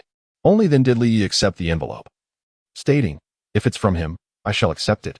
However, you must emphasize the importance of not resuming production until all safety hazards have been thoroughly addressed. Very well. I shall go speak with him. All right. After bidding farewell to Wang Ongwa, Tang Xue curiously asked, what were you two discussing? I didn't understand a word. Oh, it's nothing significant. I merely discovered that the production workshop at the sugar factory has safety concerns. So I informed Captain Wang to ensure they conduct a thorough inspection to prevent any accidents, Li Yi explained. He continued, they conducted an inspection yesterday, which is why Captain Wang came to share the results with me. But you just mentioned that there are still undiscovered issues. Do you know where the problems lie? Tang Xue astutely inquired. Yes, but I cannot disclose it outright. Why not? Firstly, I deduced it through conversations with the factory workers, and I cannot provide a clear source. Secondly, it serves as a lesson for them to take production safety seriously. Li Yi elaborated. I see. You're truly impressive. Tang Xue remarked with a hint of admiration. Haha, I relish hearing you say that. Do remember to compliment me more often in the future. Li Yi laughed heartily. You're quite shameless. How shameless? As thick-skinned as the corner of a city wall. Haha, enough of that. Let us hurry and check on third sister, or she'll think we abandoned her. Agreed. Indeed, when Li Yi and Tang Xue approached, Li Na immediately expressed her discontent. You two truly act as if you are mere bystanders. Not concerned that I might abscond with your money. Li Yi chuckled and replied, you are my sister. Spend as much as you desire without fear of theft. Such words were music to her ears. With that, Li Na handed the bill to Li Yi, stating, as per your instructions.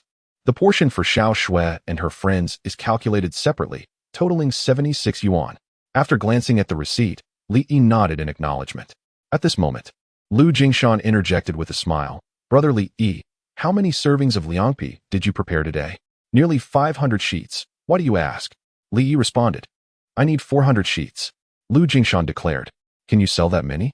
Li Yi inquired, astonished. Certainly. You may not be aware, but there is a conference in the county today, and our restaurant is tasked with providing lunch. I intend to deliver a serving of liangpi to each attendee. Lu Jingshan explained. Are there 400 people at the conference? Not quite. Around 300.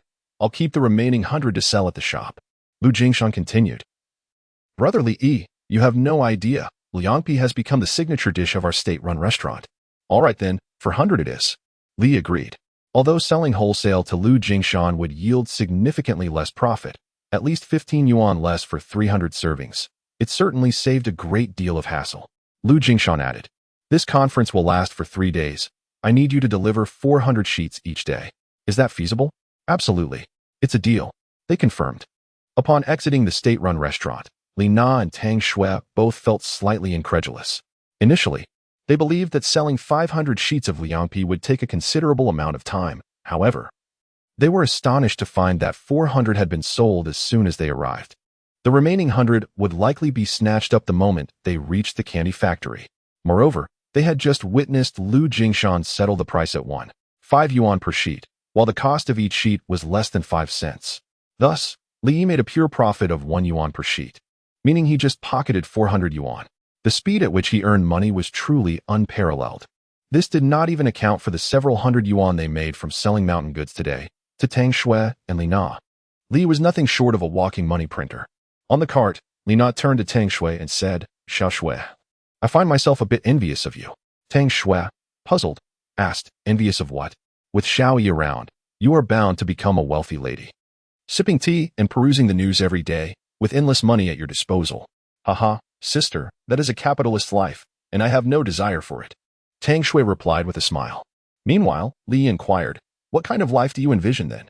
After pondering, Tang Xue said, a simple life with shared meals through the seasons, a warm home, and someone who loves me.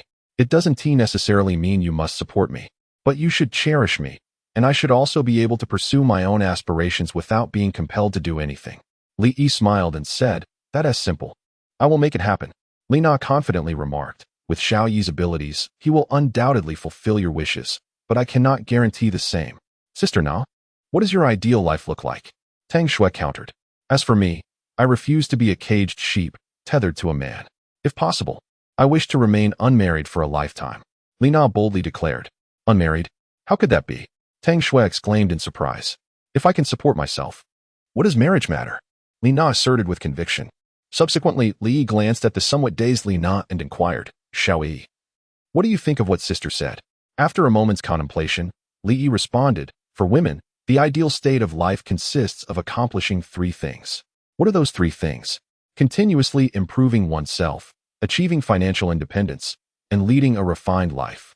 Both Tang Xue and Li Na appeared somewhat bewildered by Li Yi's words, clearly unable to grasp the depth of his insights given their current mental state and perspective. Li Yi promptly elucidated. Continuous self-improvement allows your thoughts and horizons to become liberated and expansive, enabling a better understanding of both yourselves and the world. This is why I encourage Xiao Xue to pursue her studies and attend university. Financial independence grants you the courage to face any challenge, lacking superpowers. We should strive for financial prowess. Living a refined life is key to self-pleasure and signifies the attainment of an ideal state of existence. I hope that each day for you both will be exquisite, rather than a meager struggle for basic necessities. Upon hearing Li Yi's words, both women's eyes gleamed with profound desire. Chapter 79, The Reluctant Manager in the Outskirts of the City at the Sugar Factory. Li Yi was escorting 2 women towards the textile factory when Wang Onghua rode his bicycle to the sugar factory once more. After revealing his identity, he made his way directly to Liang Yukui's office. At that moment, Liang was engaged in a meeting in the conference room. Following a thorough safety inspection of the factory premises yesterday, numerous issues had indeed been uncovered, particularly concerning electrical safety hazards, which posed a significant risk of fire.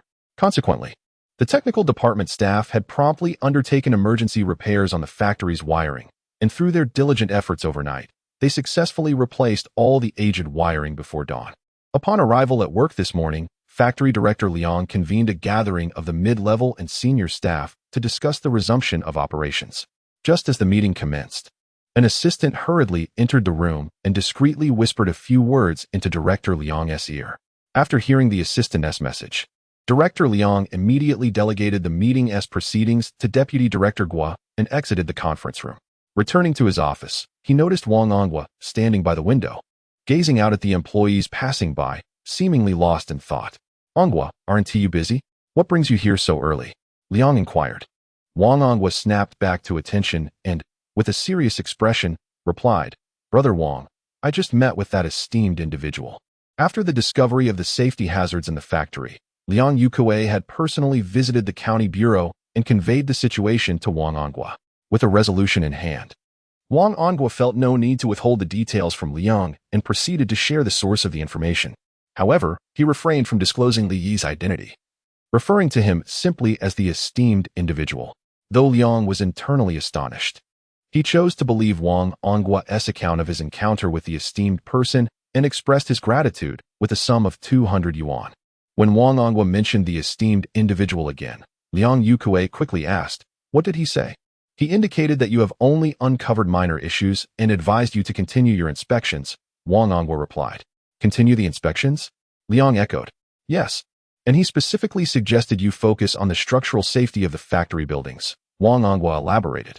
Our buildings were newly constructed just a few years ago. There shouldn't be any issues, right? Liang queried. Brother Liang, we cannot rely solely on assumptions. It would be prudent to conduct a thorough check, especially considering that everything the esteemed individual has predicted thus far has proven accurate, Wang Onghua cautioned. After a moment of contemplation, Liang Yukui responded, very well. Since we have already lost a day, what is another day of delay? He then instructed Wang Onghua to wait while he made the necessary arrangements. Upon Liang Yukue's return to his office, just as he settled in, Deputy Director Guo announced, "Old Liang, I've already made arrangements. The workers will resume production immediately. And as we previously decided, they will work overtime to strive for exceeding our targets." However, before he could finish, Liang Yukue's voice resonated with authority as he declared, "Pause the resumption of production." The room fell into an uproar at his command. The decision to resume production was established by Factory Director Liang during a meeting just half an hour prior. How could the situation have shifted so dramatically? "Old Liang, what is going on?" Deputy Director Guo inquired with a furrowed brow. "Old Guo, I believe yesterday's inspection was not thorough enough, especially concerning the safety of the production workshop and other facilities. To ensure safety, we must conduct a comprehensive inspection of all the buildings within the factory today," Director Liang asserted. "What about the production tasks?" "Though production tasks are of great significance, ensuring safety takes precedence," Director Liang continued. "If production is delayed due to safety checks and it ultimately affects the completion of our tasks, I will take full responsibility if upper management seeks accountability." Everyone was taken aback by Director Liang's words. He was essentially wagering his future. Upper management closely monitored the production tasks of the sugar factory, and even with 3 shifts, meeting the progress was uncertain. Now, with time needed for repairs, at least 2 days would be lost, inevitably intensifying the pressure on future production. Should they fail to meet their tasks, Director Liang could very well face repercussions, ranging from demotion to warnings. However, given Director Liang's resolute stance, the others felt it inappropriate to voice further objections. Soon, under Director Liang's directive, all personnel at the sugar factory resumed their extensive safety inspections. In contrast to the flurry of activity and anxiety surrounding Director Liang and his team, Li Yi found himself remarkably at ease.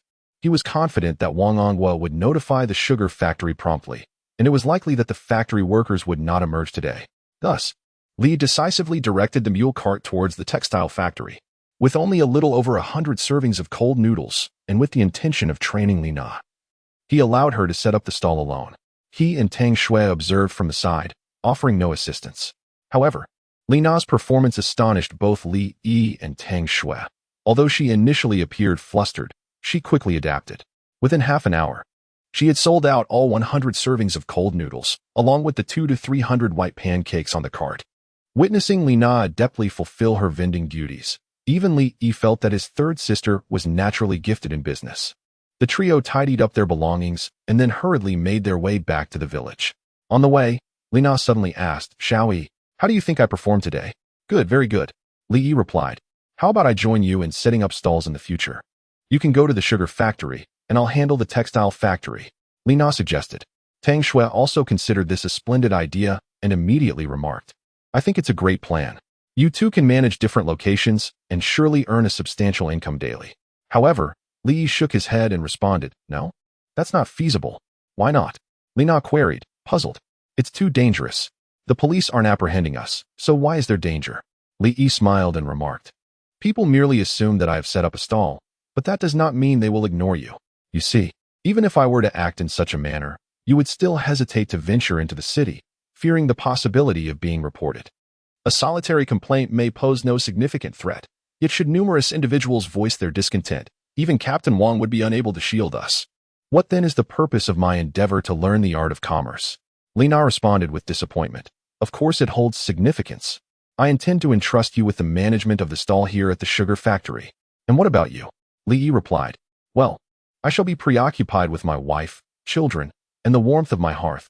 "Ha ha ha." Li Yi laughed heartily. Tang Xue, her cheeks flushed, interjected, "One cannot expect pearls from a dog's mouth." Li Na, sensing Li Yi's jest, sighed and said, "When will I ever be able to earn as much as you do in a single day? No, I would be content even with 10 yuan a day."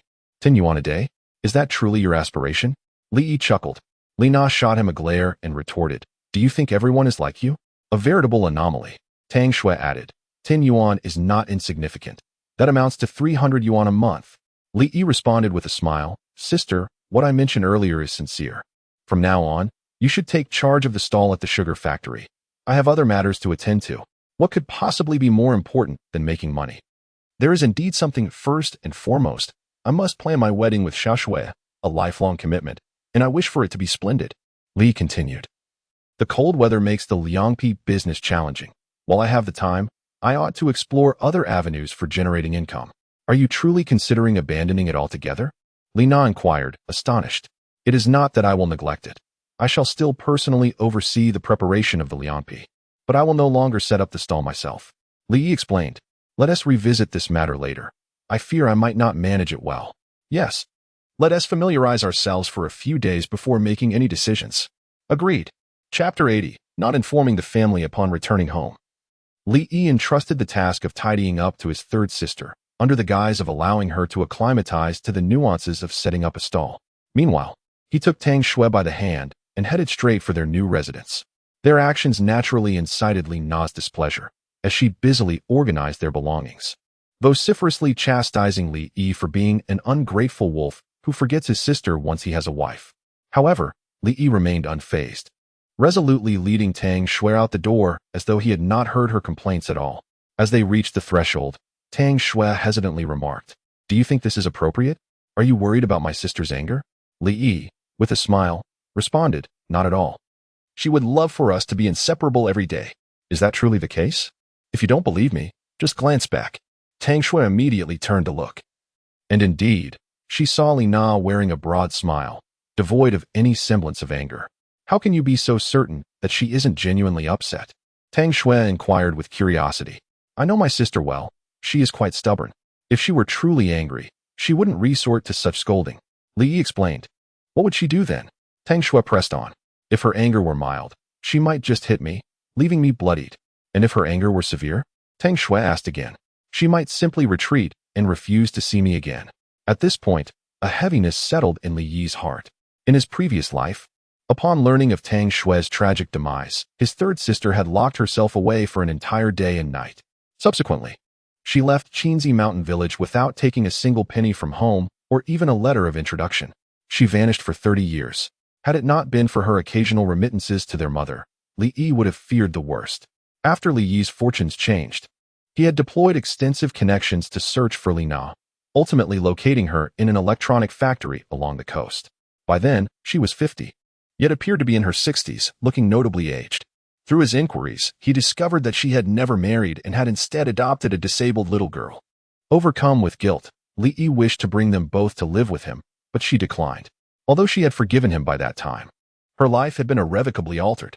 Unbeknownst to Tang Xue, Li Yi's mind was consumed with these thoughts. Hearing of her formidable sister's potential wrath, she expressed, somewhat nervously, We must ensure we never provoke Sister Na. It's not too troublesome. My sister has a sharp tongue but a tender heart. As long as we don't overstep, we'll be fine. Indeed. As they journeyed, the couple encountered numerous villagers who, upon witnessing their joyous interactions, could not help but commend them as a match made in heaven, exuding the aura of a harmonious couple. Each time they heard such remarks, Li Yi was filled with immense joy. Tang Xue stood behind Li Yi, her face flushed with shyness, neither speaking nor retreating. Li Yi discerned that she was earnestly striving to adapt to the role of his wife. Although she had not yet fully acclimated, her efforts were commendable, and Li Yi felt genuinely pleased. Upon arriving at the new house, Li Yi noticed that the walls had already been constructed to a height of 1 meter. At this pace, the beams could be laid and the tiles affixed within 3 days. Once the interior was filled with soil, they could commence with the finishing touches. Nevertheless, completing the new house within a mere fortnight would remain a challenge. Seeing the young couple approach, Li Shankue promptly approached them.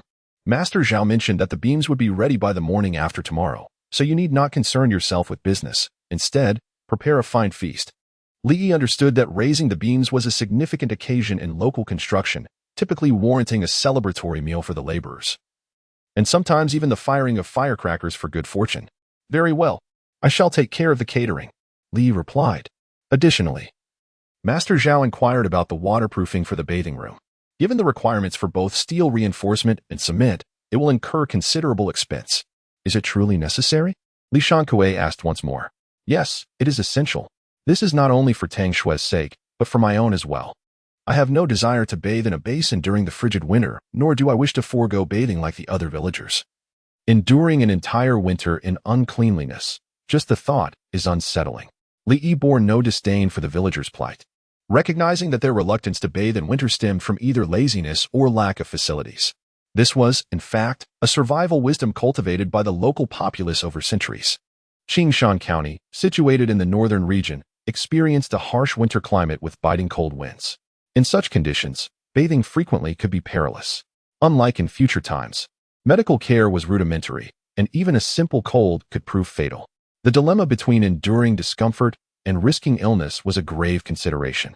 Despite his understanding, Li Yi found it unacceptable to forego the bathing room, and he even planned to install a stove within it for warmth and comfort. Recognizing that further persuasion was futile, Li Shankue shifted his focus to his daughter-in-law. Xue, as you and Xiao Yi are soon to be wed, do you think it prudent to send a telegram home, or perhaps write a letter? Upon hearing this, Tang Xue's complexion paled. Uncle, I am capable of managing my own affairs, so there is no need to inform them. She was acutely aware that her family awaited her return, and they would undoubtedly oppose her marriage to Li Yi, not merely out of concern for her well-being in such a remote place, but also to ensure they could negotiate a favorable marriage arrangement for her back home. Is it truly acceptable to omit such a significant event from the family's knowledge? Li Shankue furrowed his brow and spoke. Tang Xue immediately responded, it's nothing to worry about. I am the one marrying Li Yi, not my family, so it's of no concern. Upon seeing his father still attempting to contest the matter, Li Yi quickly interjected. Father, let us proceed as Xiao Xue suggested. After all, this matter concerning us is something we simply cannot bring up with her parents. Yet it cannot remain unaddressed forever. For a traditional elder like Li Shankue, marriage and childbirth are paramount events in life. How could they conceal such matters from their parents? Father, after our wedding, I shall take Xiao Xue to Ling Province, and I will personally visit her parents to express my apologies. Li Yi declared, well, if you deem that acceptable, so be it. But remember, should your in-laws refuse you entry, do not blame me for not warning you. Li Shankue sighed. It's nothing to worry about. You are well aware of your son's capabilities. Li Yi replied with a smile. Very well. Chapter 81. The pain in Tang Xue's heart on a meandering country path. Tang Xue walked with a heavy heart, unable to summon the courage to meet Li Yi's gaze. She was acutely aware that Li Yi genuinely cherished her and longed to build a family blessed by everyone, particularly by their parents. Yet, the thought of this was utterly unattainable for her. The notion of family left Tang Xue feeling cold and disillusioned. Noticing her despondence, Li Yi stepped forward, grasping her hand firmly, and spoke softly, do not be sad. I am here for you. His words seemed to infuse Tang Xue with immense courage.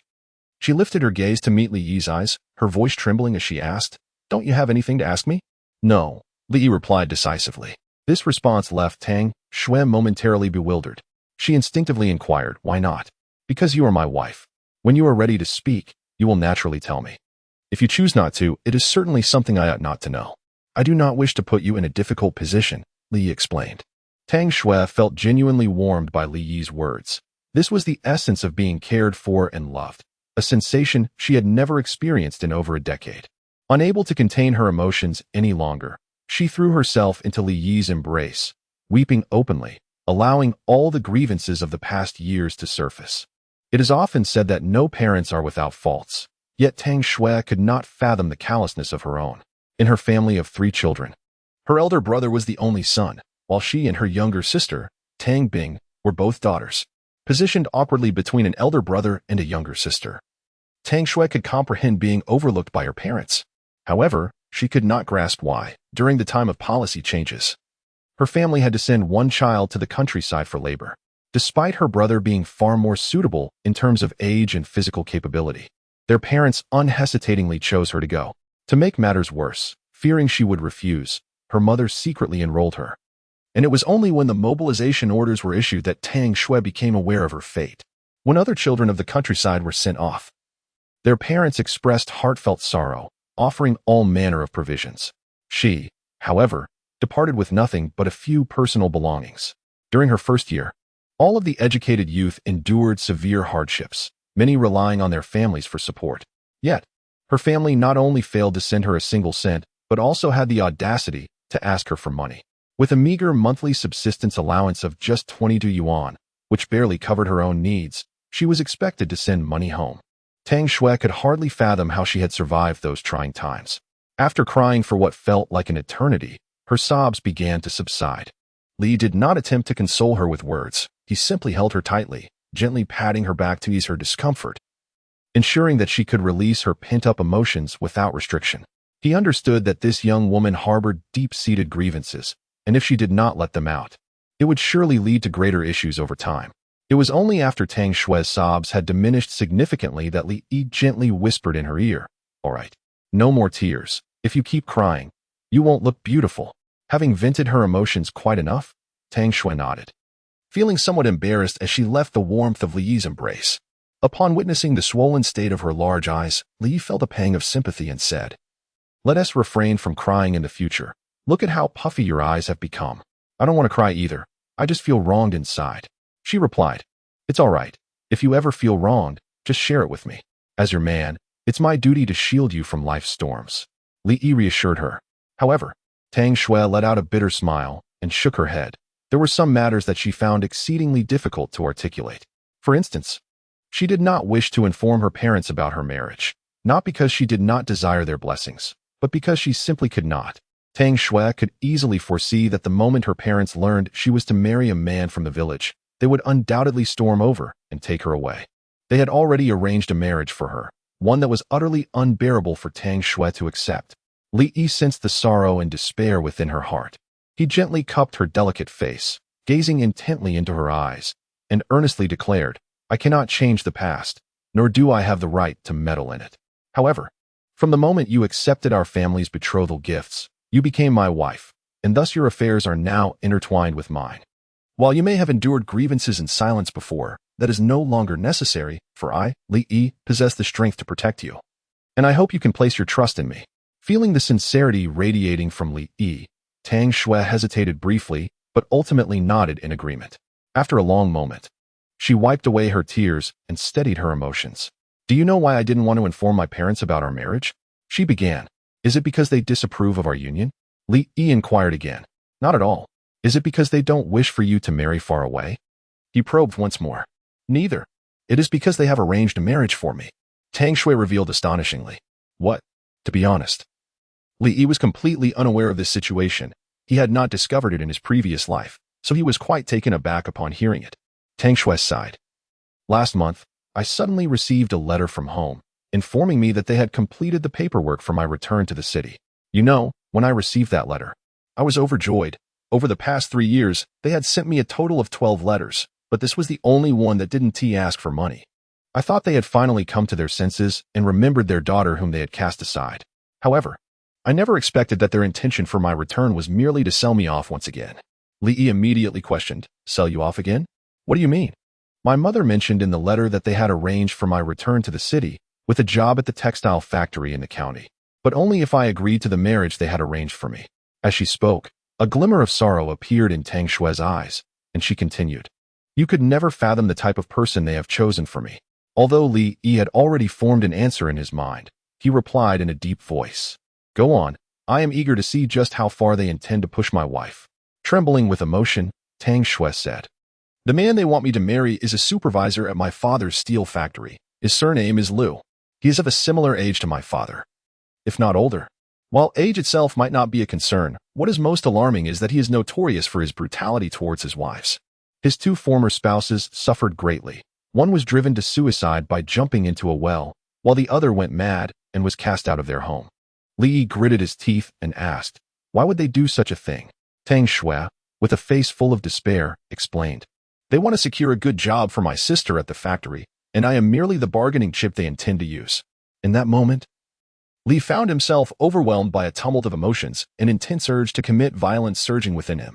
In his past life, he had only begun to investigate Tang Xue's suicide a decade later. By that time, more than 10 years had passed, making it impossible to uncover many details. The conclusion he reached was that upon returning home, Tang Xue discovered that her sister had taken up with the man she had cherished for over a decade. And it appeared that the entire family had been aware of this, yet chose to keep her in the dark. Unable to bear such a reality, Tang Xue ultimately took her own life by drowning. However, it seems that there were hidden truths surrounding her suicide that he had failed to uncover at the time. Chapter 82.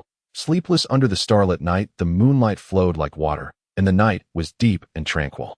Li Yi, lying on the earthen bed, found himself unable to sleep. On one hand, The sweltering heat of summer was unbearable. On the other, it was the unsettling words spoken by Tang Xue that afternoon that lingered in his mind. Li Yi's understanding of the Tang family, in both this life and his previous one, was unfortunately quite limited. In his past life, guilt had prevented him from engaging with the Tang family directly. He was unsure how to face Tang Xue's parents. Guilt was but one aspect. He also harbored a degree of resentment towards them. They were acutely aware of Tang Xue's affection for Tan Cheng, as well as the liaison between Tan Cheng and Tang Bing. Yet they chose to keep her in the dark, toying with her affections, ultimately driving her to despair. In contrast to his own detachment, it was the coldness and lack of compassion exhibited by those who claimed to be family that may have been the final straw for Tang Xue's fragile psyche. What Li found most intolerable was the state of Tang Xue's grave after he had achieved success and sought out a resting place in Ling province. To his dismay, he discovered her grave lay in neglect, resembling an unmarked plot, a mere mound of earth, the headstone broken and overgrown with weeds, clearly abandoned for many years. Li Yi had sought to contact the Tang family, intending to restore Tang Xue's grave.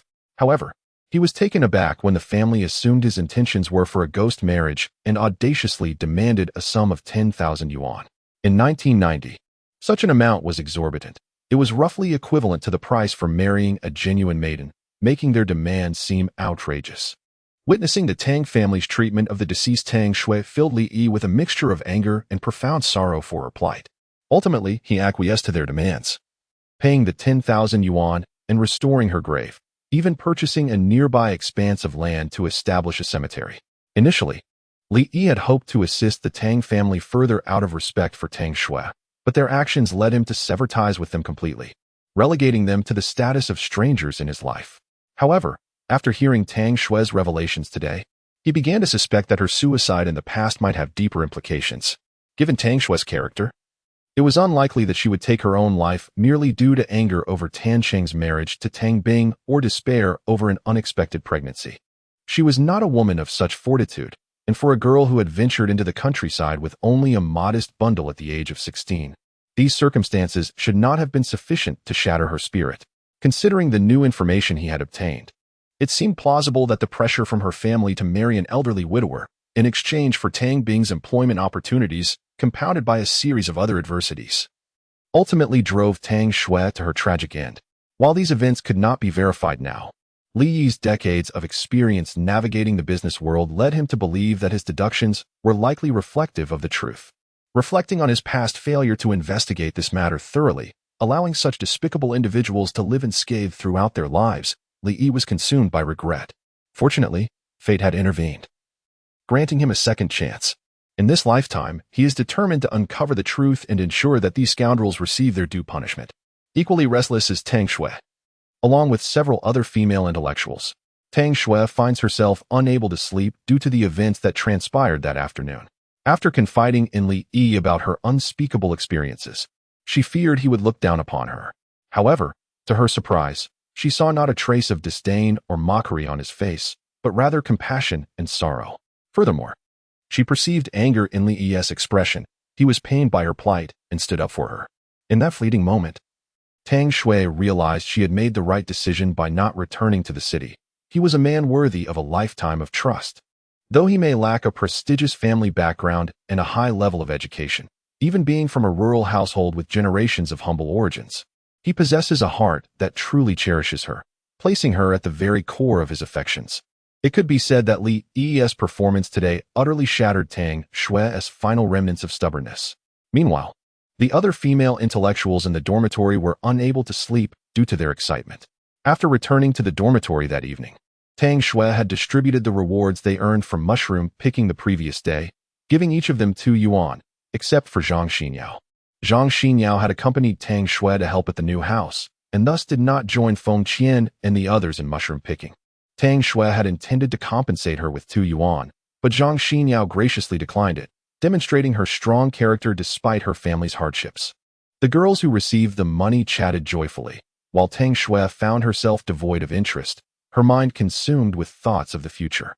Her unusual demeanor caught the attention of the other female intellectuals, and under the moonlight streaming through the window, Feng Qian suddenly inquired, "Xiao Xue, you seem a bit down. Is something troubling you?" No, before Tang Xue could finish, Feng Qian interrupted, "Xiao Xue, Has anyone told you that you're incapable of lying? Huh? Tang Xue replied, taken aback. When you lie, you become somewhat stammering. We don't even need to hear the rest to know it's false. Feng Qian asserted. Do I really? Tang Xue said, her cheeks flushing. Indeed. It's quite obvious. Xiao Qian is right. When you lie, you stammer.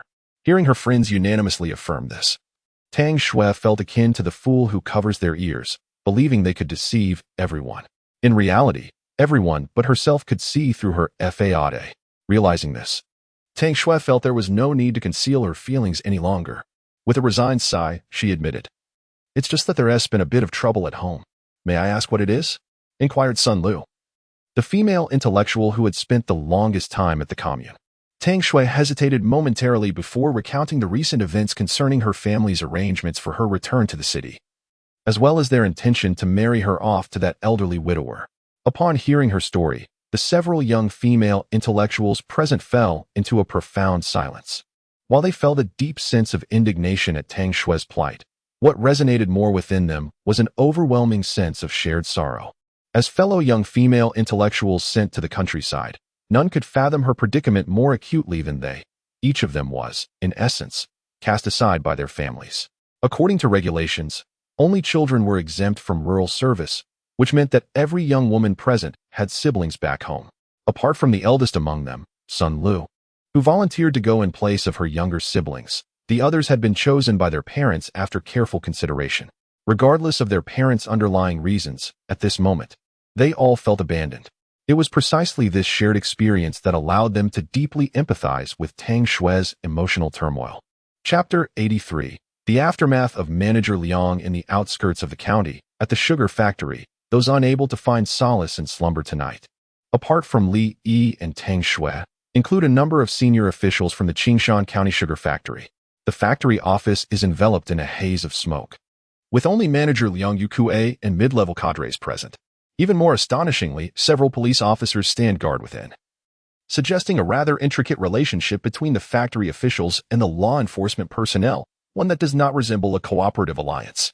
Indeed, even for a simple trip to the restroom, these officials must first seek permission from the police officers stationed at the door, who then assign someone to escort them. Such treatment mirrors the standards applied to the supervision of criminal suspects. Seated at the head of the meeting room, Liang Yukue silently puffs on a cigarette.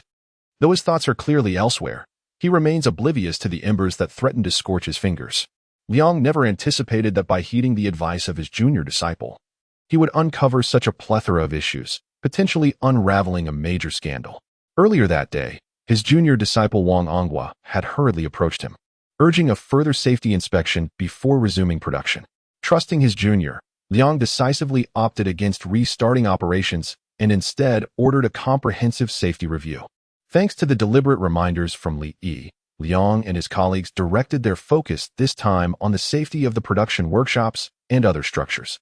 To their shock, the thorough examination revealed severe cracks in the steel beams of both the first and third production workshops, with some sections already fractured. It is crucial to note that the steel beams are not merely structural supports for the roof, they also bear the weight of the transport tracks for the motors. This means that a circle of transport tracks is installed beneath the beams, supporting multiple motors. When raw materials are to be fed into the sugar processing machinery, workers need only operate the motors, eliminating the necessity for manual lifting. Each of these transport tracks is equipped with over a dozen motors. When combined with the raw materials below, the total weight could easily surpass several thousand pounds. Given the current issues with the steel beams, it is evident that it would not take long for the immense weight of the roof above to cause a catastrophic collapse. The continuous strain from heavy loads below would only accelerate the failure of the beams. One can only imagine the disastrous consequences should the beams give way while workers are engaged in full-scale production. If yesterday's findings regarding aging wiring posed a risk of short circuits and fires, the revelations of today threaten to obliterate the entire sugar factory. The fate that awaits them is all too clear. Upon uncovering these alarming issues, Liang and his colleagues were left in stunned disbelief. The first and third workshops were newly constructed factories only in the past 2 years. To meet the production standards of the sugar factory, all the load-bearing steel beams were custom-ordered from reputable domestic enterprises, incurring substantial costs. They had previously examined samples of these beams, which were notably robust and durable. Furthermore, The supplier was a company transitioning from military to civilian use, making it unlikely that they would engage in deceit against a small enterprise such as theirs. Most importantly, the sugar factory has always maintained stringent oversight of safety production, with the technical department conducting inspections of the facilities almost weekly. How could such an apparent issue have gone unnoticed? This defied logic. At that moment, Factory Director Liang summoned all the team leaders from the technical department for an inquiry. This inquiry, however, uncovered a significant issue. It turned out that the technical department had long been aware of this problem and had reported it in detail to Deputy Factory Director Fan Tongyu multiple times. Yet, this matter had languished unresolved for an extended period. Consequently, the head of the technical department found this perplexing and had sought clarification from Deputy Director Fan. The response was that the factory office was currently researching the issue, and due to the pressing production tasks, it was not feasible to replace the steel beams in the short term. Everything would be addressed after the completion of this year's production targets. Upon hearing the explanations from the team leaders, Director Liang was utterly bewildered. He had been completely unaware of such a critical issue, and Deputy Director Fan had not even briefed him regarding such a serious matter. Reflecting on the fact that the first and third workshops were under Fan Tongyu's supervision and that he had personally negotiated for all the equipment, it was exceedingly illogical that, upon encountering such a grave problem, Fan would not seek to resolve it but instead attempt to conceal it. Having weathered many storms, Liang Yuquai quickly sensed something amiss. He instructed his subordinates to keep Fan Tongyu and the other factory officials stable while he summoned all mid-level and higher officials to a meeting under the guise of a safety conference. Additionally, he personally dispatched a trusted confidant to the county police station to inform his junior, Wang Onghua, to personally lead a visit to the sugar factory. Upon receiving the meeting summons, the factory officials promptly arrived at the conference room, only to find themselves apprehended by police officers who had been waiting. Subsequently, Wang Onghua, Li Gang, and others conducted inquiries with the relevant personnel. This inquiry unearthed previously hidden secrets within the sugar factory. As the investigation deepened, a vast corruption ring led by Deputy Director Fan Tongyu was exposed. With each implicated individual being taken for questioning, the tension in the conference room escalated, rendering everyone unable to remain seated. The atmosphere was excruciatingly tense. No one knew what had transpired. The crowd merely heard the police incessantly calling out familiar names, and those summoned never returned to the conference room. Occasionally, through the door, they could hear someone vehemently proclaiming their innocence. In that moment, the atmosphere in the sugar factory's conference room was rife with anxiety among the dozens of officials present. In contrast to the fears and trepidations of others, Director Liang was engulfed by a sense of foreboding. Prior to the arrival of Wang Onghua and others, he had consulted with key members of the technical department, who reported that, based on their inspections of the two production workshops, the quality of the steel beams used was utterly substandard. Under such circumstances, even normal operations would not be sustainable for long. Given the current heavy production demands, all workshops were operating beyond their capacity. Had they not called for a halt today, it is likely that within merely half a month, issues would have arisen. The most severe outcome could have been a complete structural collapse of the factory, potentially resulting in significant casualties. Suddenly, Liang Yuquai recalled what his junior apprentice had previously mentioned. The master had remarked that he, like the other officials in the factory, was cursed with misfortune, marked by darkness over his brow. How eerily accurate that was. Had they not been forewarned, it seemed every senior official in the factory would have been imperiled. Thus, Liang Yuquai silently vowed that once this ordeal was over, he would express his profound gratitude to that master. Chapter 84. The panda gathering today, Li Yi surprisingly awoke late. Had it not been for his sister Li Na's gentle call, he might have slept until dawn. Even upon rising, his eyes bore the unmistakable signs of exhaustion. Resembling the cherished giant panda, Li Na thought little of it. It was evident that her brother had not rested well. After all, he had been tirelessly occupied from dawn till dusk every day, particularly in recent days due to the soaring demand for cold noodles, which necessitated early morning preparations at 4 or 5 o'clock. It was understandable that he was fatigued. Were it not for the high level of skill required in making these noodles, a task she herself could not accomplish, she would have certainly refrained from waking him. With Lu Jingshan requiring 400 servings, Li Yi needed to prepare at least 700 cold noodles today. Even with his enhanced constitution, he found the workload somewhat overwhelming. He toiled until 8 in the morning, at which point he had completed the preparation of over 700 servings. After loading the cart, He and Li Na set off for the youth commune. Meanwhile, Tang Xue at the commune had also made her preparations. As soon as Li Yi's mule cart arrived, she assisted in loading several baskets of mushrooms and wild produce onto the vehicle. However, she would not accompany them to the county today, as she had promised Zhang Xinyao and Feng Qian that she would join them in the mountains to forage for mushrooms in the afternoon. Li did not press her, only reminding her to exercise caution, avoid climbing too high or descending too low, and prioritize her safety. As they left the commune, Li Na could no longer contain her curiosity. "Little Li, tell me, are you and sister?" Observing the hesitant expression on his sister's face, Li Yi immediately urged, "Sister, if you have something to say, just say it plainly. This hesitation is uncomfortable. Are you and Xiaoxue?" Li paused, momentarily puzzled, before inquiring, "What do you mean by that?" Li Na blushed, her thumbs pressing together in a playful gesture, then said, "You know, that sort of thing." Realizing what she meant, Li rolled his eyes and replied, "Sister, I truly wish to understand what thoughts occupy your mind. They are quite scandalous." "What scandalous?" "Look at you both. Each of you has dark circles under your eyes, and you returned home so late last night. Is it any wonder I might think that?" Li Na retorted, somewhat displeased. Upon reflection, Li Yi recalled that Tang Xue also seemed to bear signs of sleeplessness. "Do you believe this is merely a coincidence?" he asked. "I believe you are being foolish. Is it so coincidental that both of you suffered from insomnia at the same time?" She countered, "If you do not believe me, then there is nothing more to discuss." Li Yi chuckled. "Little Yi, you two are soon to be wed.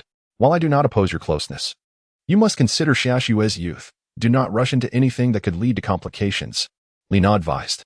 Li grinned and responded, "Sister, your warning comes a bit late." "What do you mean by that?" "Figure it out for yourself."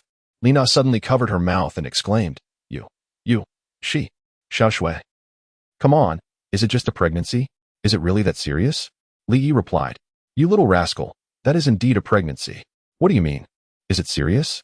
At this point, Li Na suddenly realized something and stared at Li Yi, saying, "Wait a moment, you two have only been together for half a month. How could you tell so quickly that Xiaoxue is pregnant? You can't possibly know. Are you intentionally teasing me?" Li Na said angrily, making a move as if to pull Li Yi's ear. Li Yi hurriedly said, Sister, please calm down. We're on our way." "Humph. I'll let you off this time, but if you dare to make such jokes again, I will break your legs." Li Na gritted her teeth. However, Li smiled and said, "Sister, I wasn't entirely joking. My wife might really be pregnant." "Really?" "Yes, although the signs are not very apparent yet. I've noticed that she seems a bit sensitive to the cold, has been feeling dizzy and fatigued lately. Moreover, when I held her hand yesterday, I felt her temperature was higher than usual." Li continued, "At first, I thought she had a cold, but upon closer inquiry, it didn't seem like that. Instead, it resembled early pregnancy symptoms." "Is that true? Am I going to be an aunt?" "There's a strong possibility. Otherwise, I wouldn't dare let her do anything." Li Yi replied. "Have you told Xiaoxue?" Li Na asked again. "No. Why not? You can't keep such a big secret." Li Na was anxious upon hearing this. "Sister, pregnant women have unstable emotions, and we are not married yet. If the news of her pregnancy leaks out, it would be considered premarital pregnancy. The gossips in the village would have a field day, but you can't keep it from her forever. We don't have to hide it indefinitely. In half a month, we will be married, and then it will be fine to tell her. There's no need to fear what others will think." Li Yi asserted, You do think ahead. That is also why I want you to take over the cold noodle stand, because I must focus on preparing for the wedding. Xiaoxue is not only my chosen partner, but also a great asset to the Li family. This wedding must satisfy her."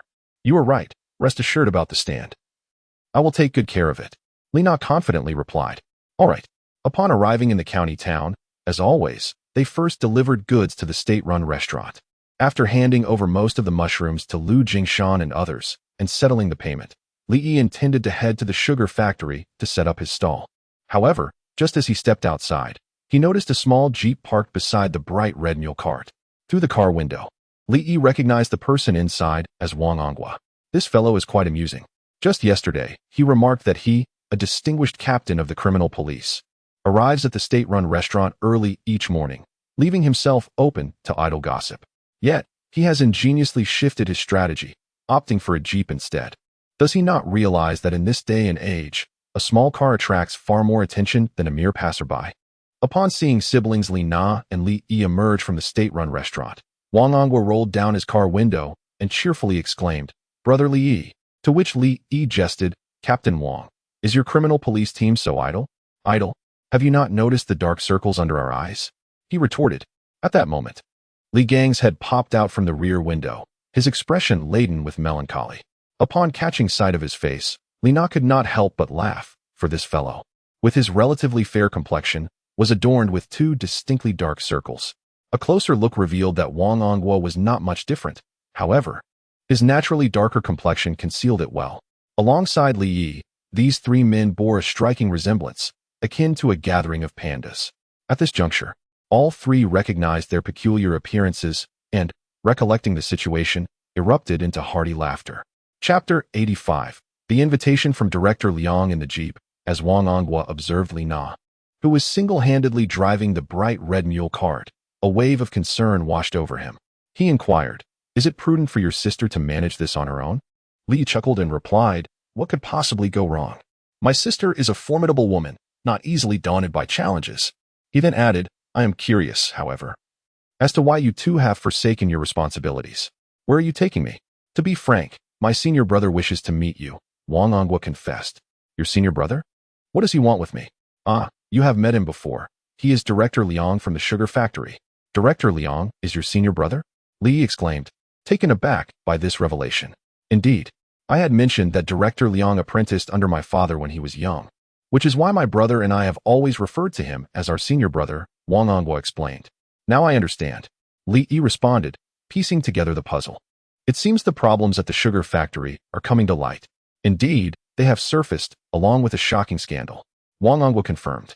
"Oh, do tell. Although there are confidentiality constraints, as you are somewhat involved, it should be permissible to share." Wang Ongwa continued, "Yesterday, my senior brother convened the factory's technical team to inspect all of the facility's buildings. They uncovered severe hazards in the steel beams of two plants.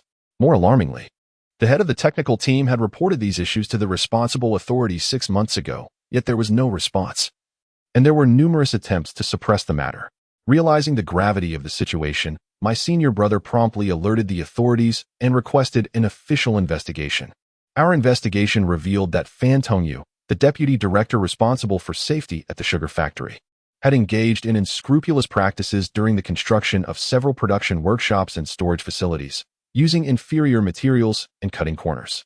They replaced the originally ordered high-quality steel beams with substandard products from a small factory, ultimately leading to the beam's failure, which nearly resulted in a catastrophic safety incident. Li Yi was internally astonished upon hearing Wang Ongwa's account.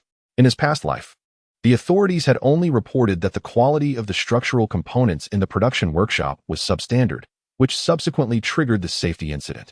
He hadn't anticipated such underlying complexities. It was indeed a revelation. "What are Director Liang's plans now?" Li Yi inquired once more. "The entire factory has ceased operations for maintenance and hazard assessment, while awaiting directives from higher authorities. Will he be implicated in this?" Li Yi asked. "Not at all. My senior brother has only recently assumed his position.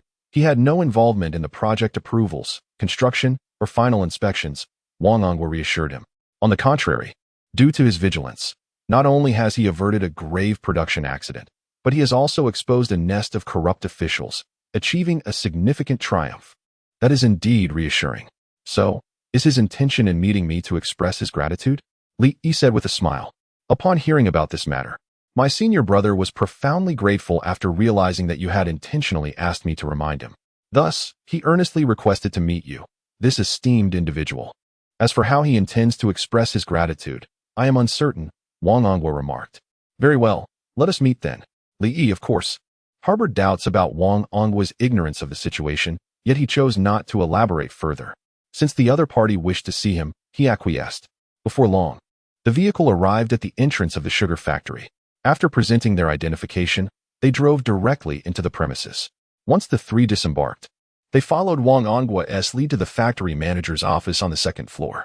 By this time, the police had already departed, taking with them over 20 middle and senior-level officials. Consequently, the remaining personnel at the factory felt a chill run down their spines upon seeing Wang Ongwa and Li Gang in their uniforms. Upon reaching the manager's office, Wang Ongwa knocked lightly on the door. When a voice from within invited them to enter, he pushed the door open. Liang Yukue had just finished a phone call, and, upon raising his gaze, was greeted by the sight of his junior brother, Wang Onghua, accompanied by Li Yi, the son of a prominent leader, along with a familiar yet unfamiliar figure. The familiarity stemmed from Liang Yukui's previous encounters with Li Yi, who was the young man selling goods at their factory's entrance every day. His junior brother had previously approached him, requesting that he look after this young man. The unfamiliarity arose from Liang's acute awareness that both Wang Onghua and the son of the leader regarded this young man with great respect. As the trio entered, Wang Onghua and Li Gang instinctively positioned themselves on either side, while the young vendor walked in the center. This instinctive behavior was significant, indicating that, in the eyes of both Wang Onghua and Li Gang, this young man's status surpassed their own. It resembled the protocol observed when city or provincial leaders conduct inspections, where others step aside to make way. Junior brother, the esteemed individual you mentioned must be this young man, correct? Manager Liang inquired with a smile. Wang Onghua promptly affirmed. You are indeed correct, senior brother. Li Yi here is the one who saved both me and Gongzi, as well as your esteemed master. Liang manager immediately responded. So the esteemed individual is indeed brother Li Yi. How short-sighted of me. I hope you can forgive my oversight. Li Yi chuckled gently, saying, I do not presume to take on such a title. For now, let us regard me simply as an ordinary person with keen observational skills. For Li Yi, he merely spoke the truth. Whether or not they believed him was beyond his concern. Manager Liang certainly did not consider him an ordinary individual, as common folk lack such abilities. However, he was also aware that the authorities strictly prohibited discussions of superstition, thus rendering the title of esteemed individual rather dubious. It was reasonable for Li Yi to wish to avoid such labels. Very well, brother Li Yi, please take a seat. Once everyone had taken their seats and the tea was served, Director Liang addressed the group, saying, Brother Li Yi, I shall not dwell on pleasantries. I am immensely grateful for your assistance in this matter. Were it not for your intervention, not only would I, as the factory director, have faced dire consequences, but countless frontline workers would have suffered greatly as well. Words of gratitude seem insufficient, so I shall refrain from elaborating further.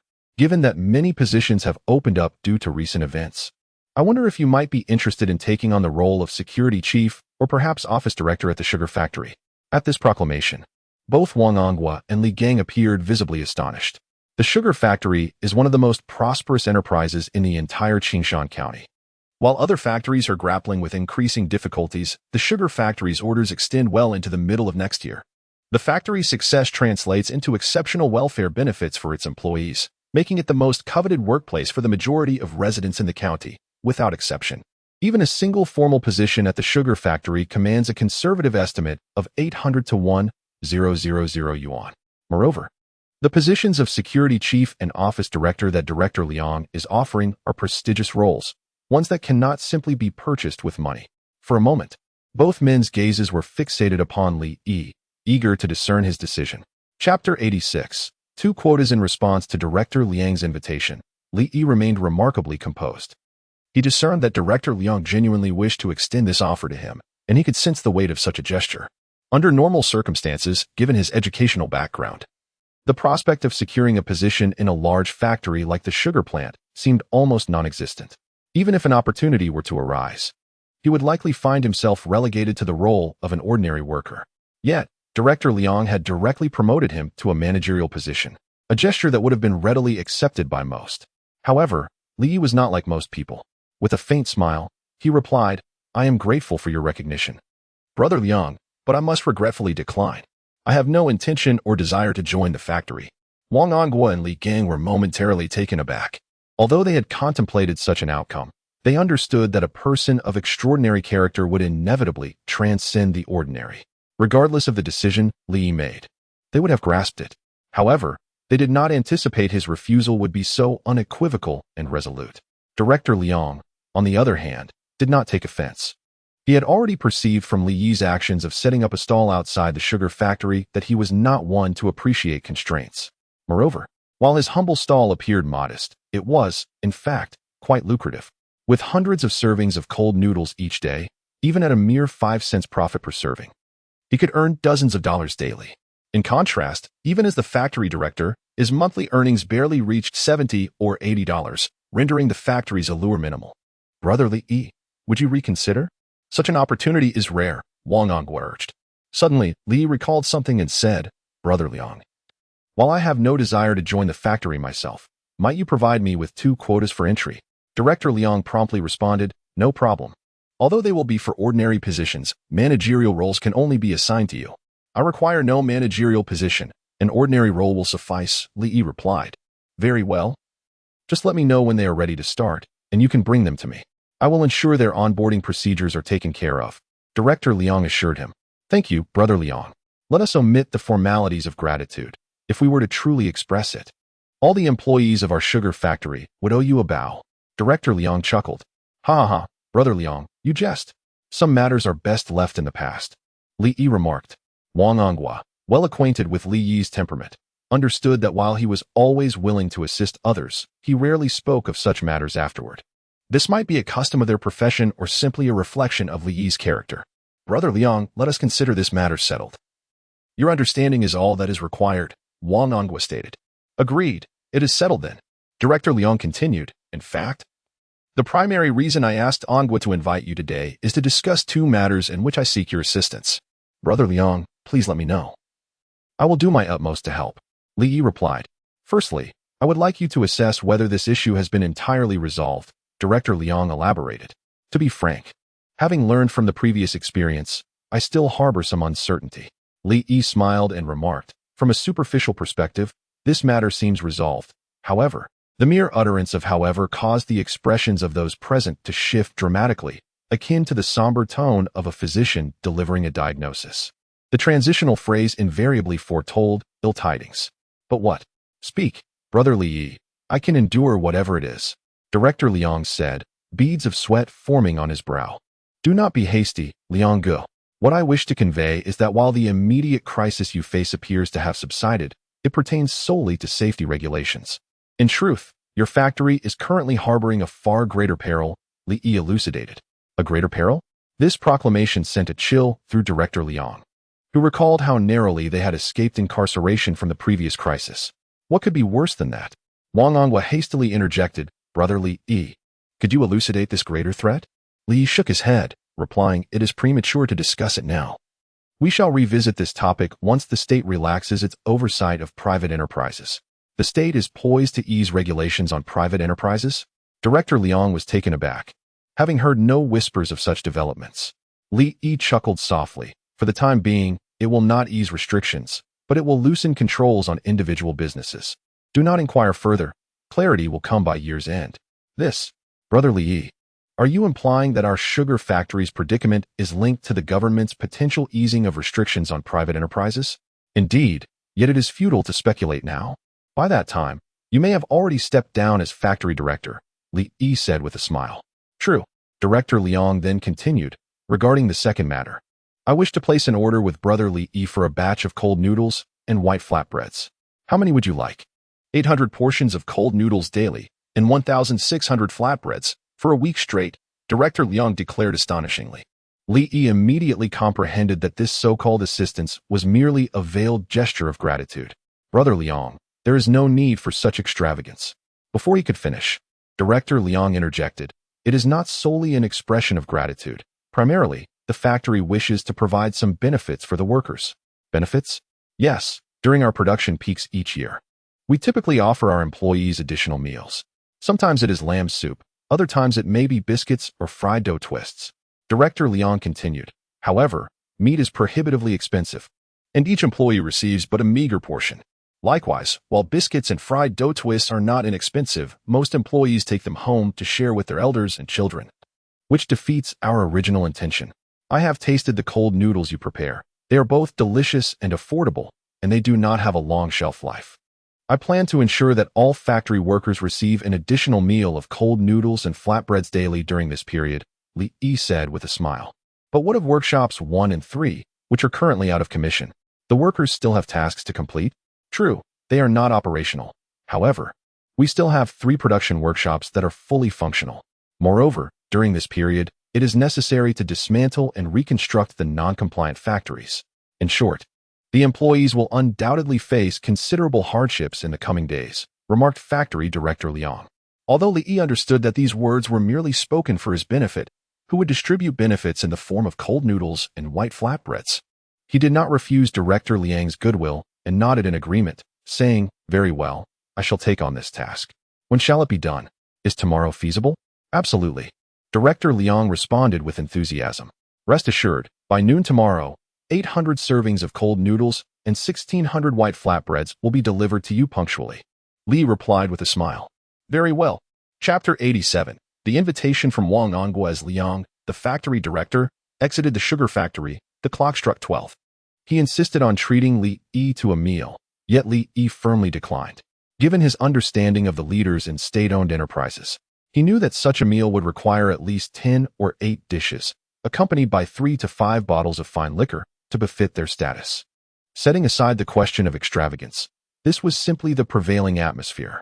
Li Yi, possessing a low tolerance for alcohol and an even lesser affinity for drinking culture, had resolved to abstain after an incident where he had inadvertently caused trouble for Tang Xue. Thus, he deemed one stumble into such pitfalls sufficient. Noting Li Yi's resolute refusal, Liang did not press the matter further. He recognized that this young man was genuine and principled. If he was adamant, then it was best to let it be. Upon exiting the factory gates, he noticed the absence of Li Na. Wang Ongwa, puzzled, inquired, "Where is your sister?" "I haven't seen her." "She must have gone to the textile factory," Li Yi explained. "A few days ago, there was a safety inspection at the sugar factory, and the workers were not allowed to leave. Consequently, we temporarily relocated our stall to the textile factory." "Very well, I shall drive you there," Wang Ongwa responded. "All right." Indeed. When they arrived at the textile factory, Li Yi spotted Li Na bustling about from a distance. Wang Ongwa intended to drive directly toward her, but Li Yi promptly halted him, saying, "If you drive up to her, all the female workers will scatter." "Haha, I completely forgot about that." Wang Ongwa chuckled. As Li Yi prepared to exit the vehicle, Wang Ongwa suddenly said, "Brother Li Yi, you must clear your schedule for next Tuesday." "What is the occasion?" "My father is celebrating his 60th birthday, and I would like to invite you." Li Yi pondered for a moment, noting that there were still 6 days until next Tuesday, and he should be free. "All right, I will meet you at the county bureau then." "Great." Just as Li Yi stepped out of the car, he noticed Wang Ongwa following suit. To his surprise, Wang Ongwa opened the trunk of the 212 Jeep and retrieved 2 burlap sacks. "What is this?" Li Yi inquired. "A gift from my senior brother." "A gift?" Li Yi responded with a chuckle. "What is it?" "Oh, it's nothing much, just some white sugar and brown sugar produced by our factory. Not worth much." Without allowing Li Yi to respond, Wang Ongwa hopped back into the vehicle and sped away into the distance. Li Yi gazed at the 2 burlap sacks of sugar before him, shaking his head. In this era, sugar was a coveted commodity. Even with a local sugar factory, the price of white sugar had consistently stabilized at 8 dimes per pound, and one needed sugar ration tickets to purchase it. In fact, securing sugar ration tickets was far more challenging than obtaining the money itself. According to policy, an individual was allocated only half a pound of sugar every 3 months, totaling a mere 2 pounds per year, no more. However, sugar was a rare supplement in this age. It was essential for women during confinement and necessary for children and elderly family members when ill. Thus, sugar was among the most sought-after goods on the black market. Wang Ongwa had bestowed upon him 2 sacks, each weighing 50 pounds, totaling 100 pounds of sugar. If we were to sell it on the black market, it could conservatively fetch around 120 yuan, and it would undoubtedly be in high demand. Considering this incident, Manager Liang initially offered a gratitude payment of 200 yuan, along with 2 formal job positions, not to mention the 2 large bags of sugar he provided. His sincerity is truly remarkable. Moreover, he placed an order for an abundance of cold noodles and white pancakes, which, when roughly calculated, could yield at least 1,000 yuan this week. It must be said that Manager Liang is indeed quite generous, to the extent that even Li Yi couldn't help but commend him. One should not think that Manager Liang is merely using public resources for personal favors. In these times, repaying favors is exceedingly challenging. Spending a bit of money now to repay a favor is inconsequential, but should the day come when Li Yi personally approaches him for a favor, it will not be a matter easily resolved with just a few hundred yuan. Observing Sanja handling things with such ease, Li Yi chose not to interrupt her, instead finding shade beneath a tree while keeping an eye on his 2 large bags of sugar. Around 1 in the afternoon, Li Na finally finished her stall. Li Yi promptly rushed over to assist, also moving the 2 large bags of sugar to the car. "What is this?" Li Na inquired, wiping her sweat. "Sugar," Li Yi replied. Li Na paused, asking, "All of it?" "Yes, 1 bag of white sugar and 1 bag of brown sugar. Li Yi answered. Where did all this sugar come from? It must weigh around 100 jin. It's a gift, precisely 100 jin. Who is so generous? Manager Liang from the sugar factory. Li Yi did not conceal the details, recounting the events, though he omitted mentioning his pretense of being a fortune teller to Li Na. He merely stated that he had fortuitously discovered safety hazards in the factory. His explanation was quite similar to what he had previously told Tang Xue. Li Na was not particularly interested in the specifics, but upon hearing that the sugar factory had granted Li Yi 2 formal job positions, she exclaimed with delight. Does this mean we will have 2 workers in our family? In these times, being a worker is quite desirable, as workers receive rations and wages. Li Yi smiled and replied, What? Are you interested in going? Is it possible? Li Na asked eagerly. No. I knew it. You want to go to the factory with Xiao Xue, don't you? No. I intend to give those 2 positions to our eldest sister and brother-in-law. Li Yi clarified. Why the eldest sister and brother-in-law? Let's discuss the specifics at home. For now, let's focus on handling this sugar. Li Yi said with a smile. Noticing that Li Yi seemed disinclined to discuss the topic further, Li Na refrained from pressing him. She understood that her brother had always been resolute. Once he made a decision, it was challenging for others to sway him. Fortunately, he was not acting recklessly, and his actions surely had their reasons. What if we sell it on the black market? Li Na suggested. Li Yi chuckled and replied, Let's not to mention safety concerns. It would also be somewhat embarrassing. What embarrassment? Do you still care about that? Li Na regarded Li Yi with the same curiosity one might reserve for a peculiar creature. Her brother, since childhood, possessed an astonishingly thick skin, leaving her to wonder how he could be so unabashed. That is not my intention. It is merely that they just gifted me these candies. And I turned around and sold them in the black market. Is that appropriate? After a moment's reflection, Li Na replied, Indeed, it is rather improper. What do you propose we do? Well, we should return to the village and see who might be in need, selling them at a fair price to the villagers. Li Yi suggested. It is only right that we keep our resources within our own community. Very well. Let us hasten to the supply and marketing cooperative. We must prepare some fine wine and meat for the celebration tomorrow. Li Yi declared. Agreed.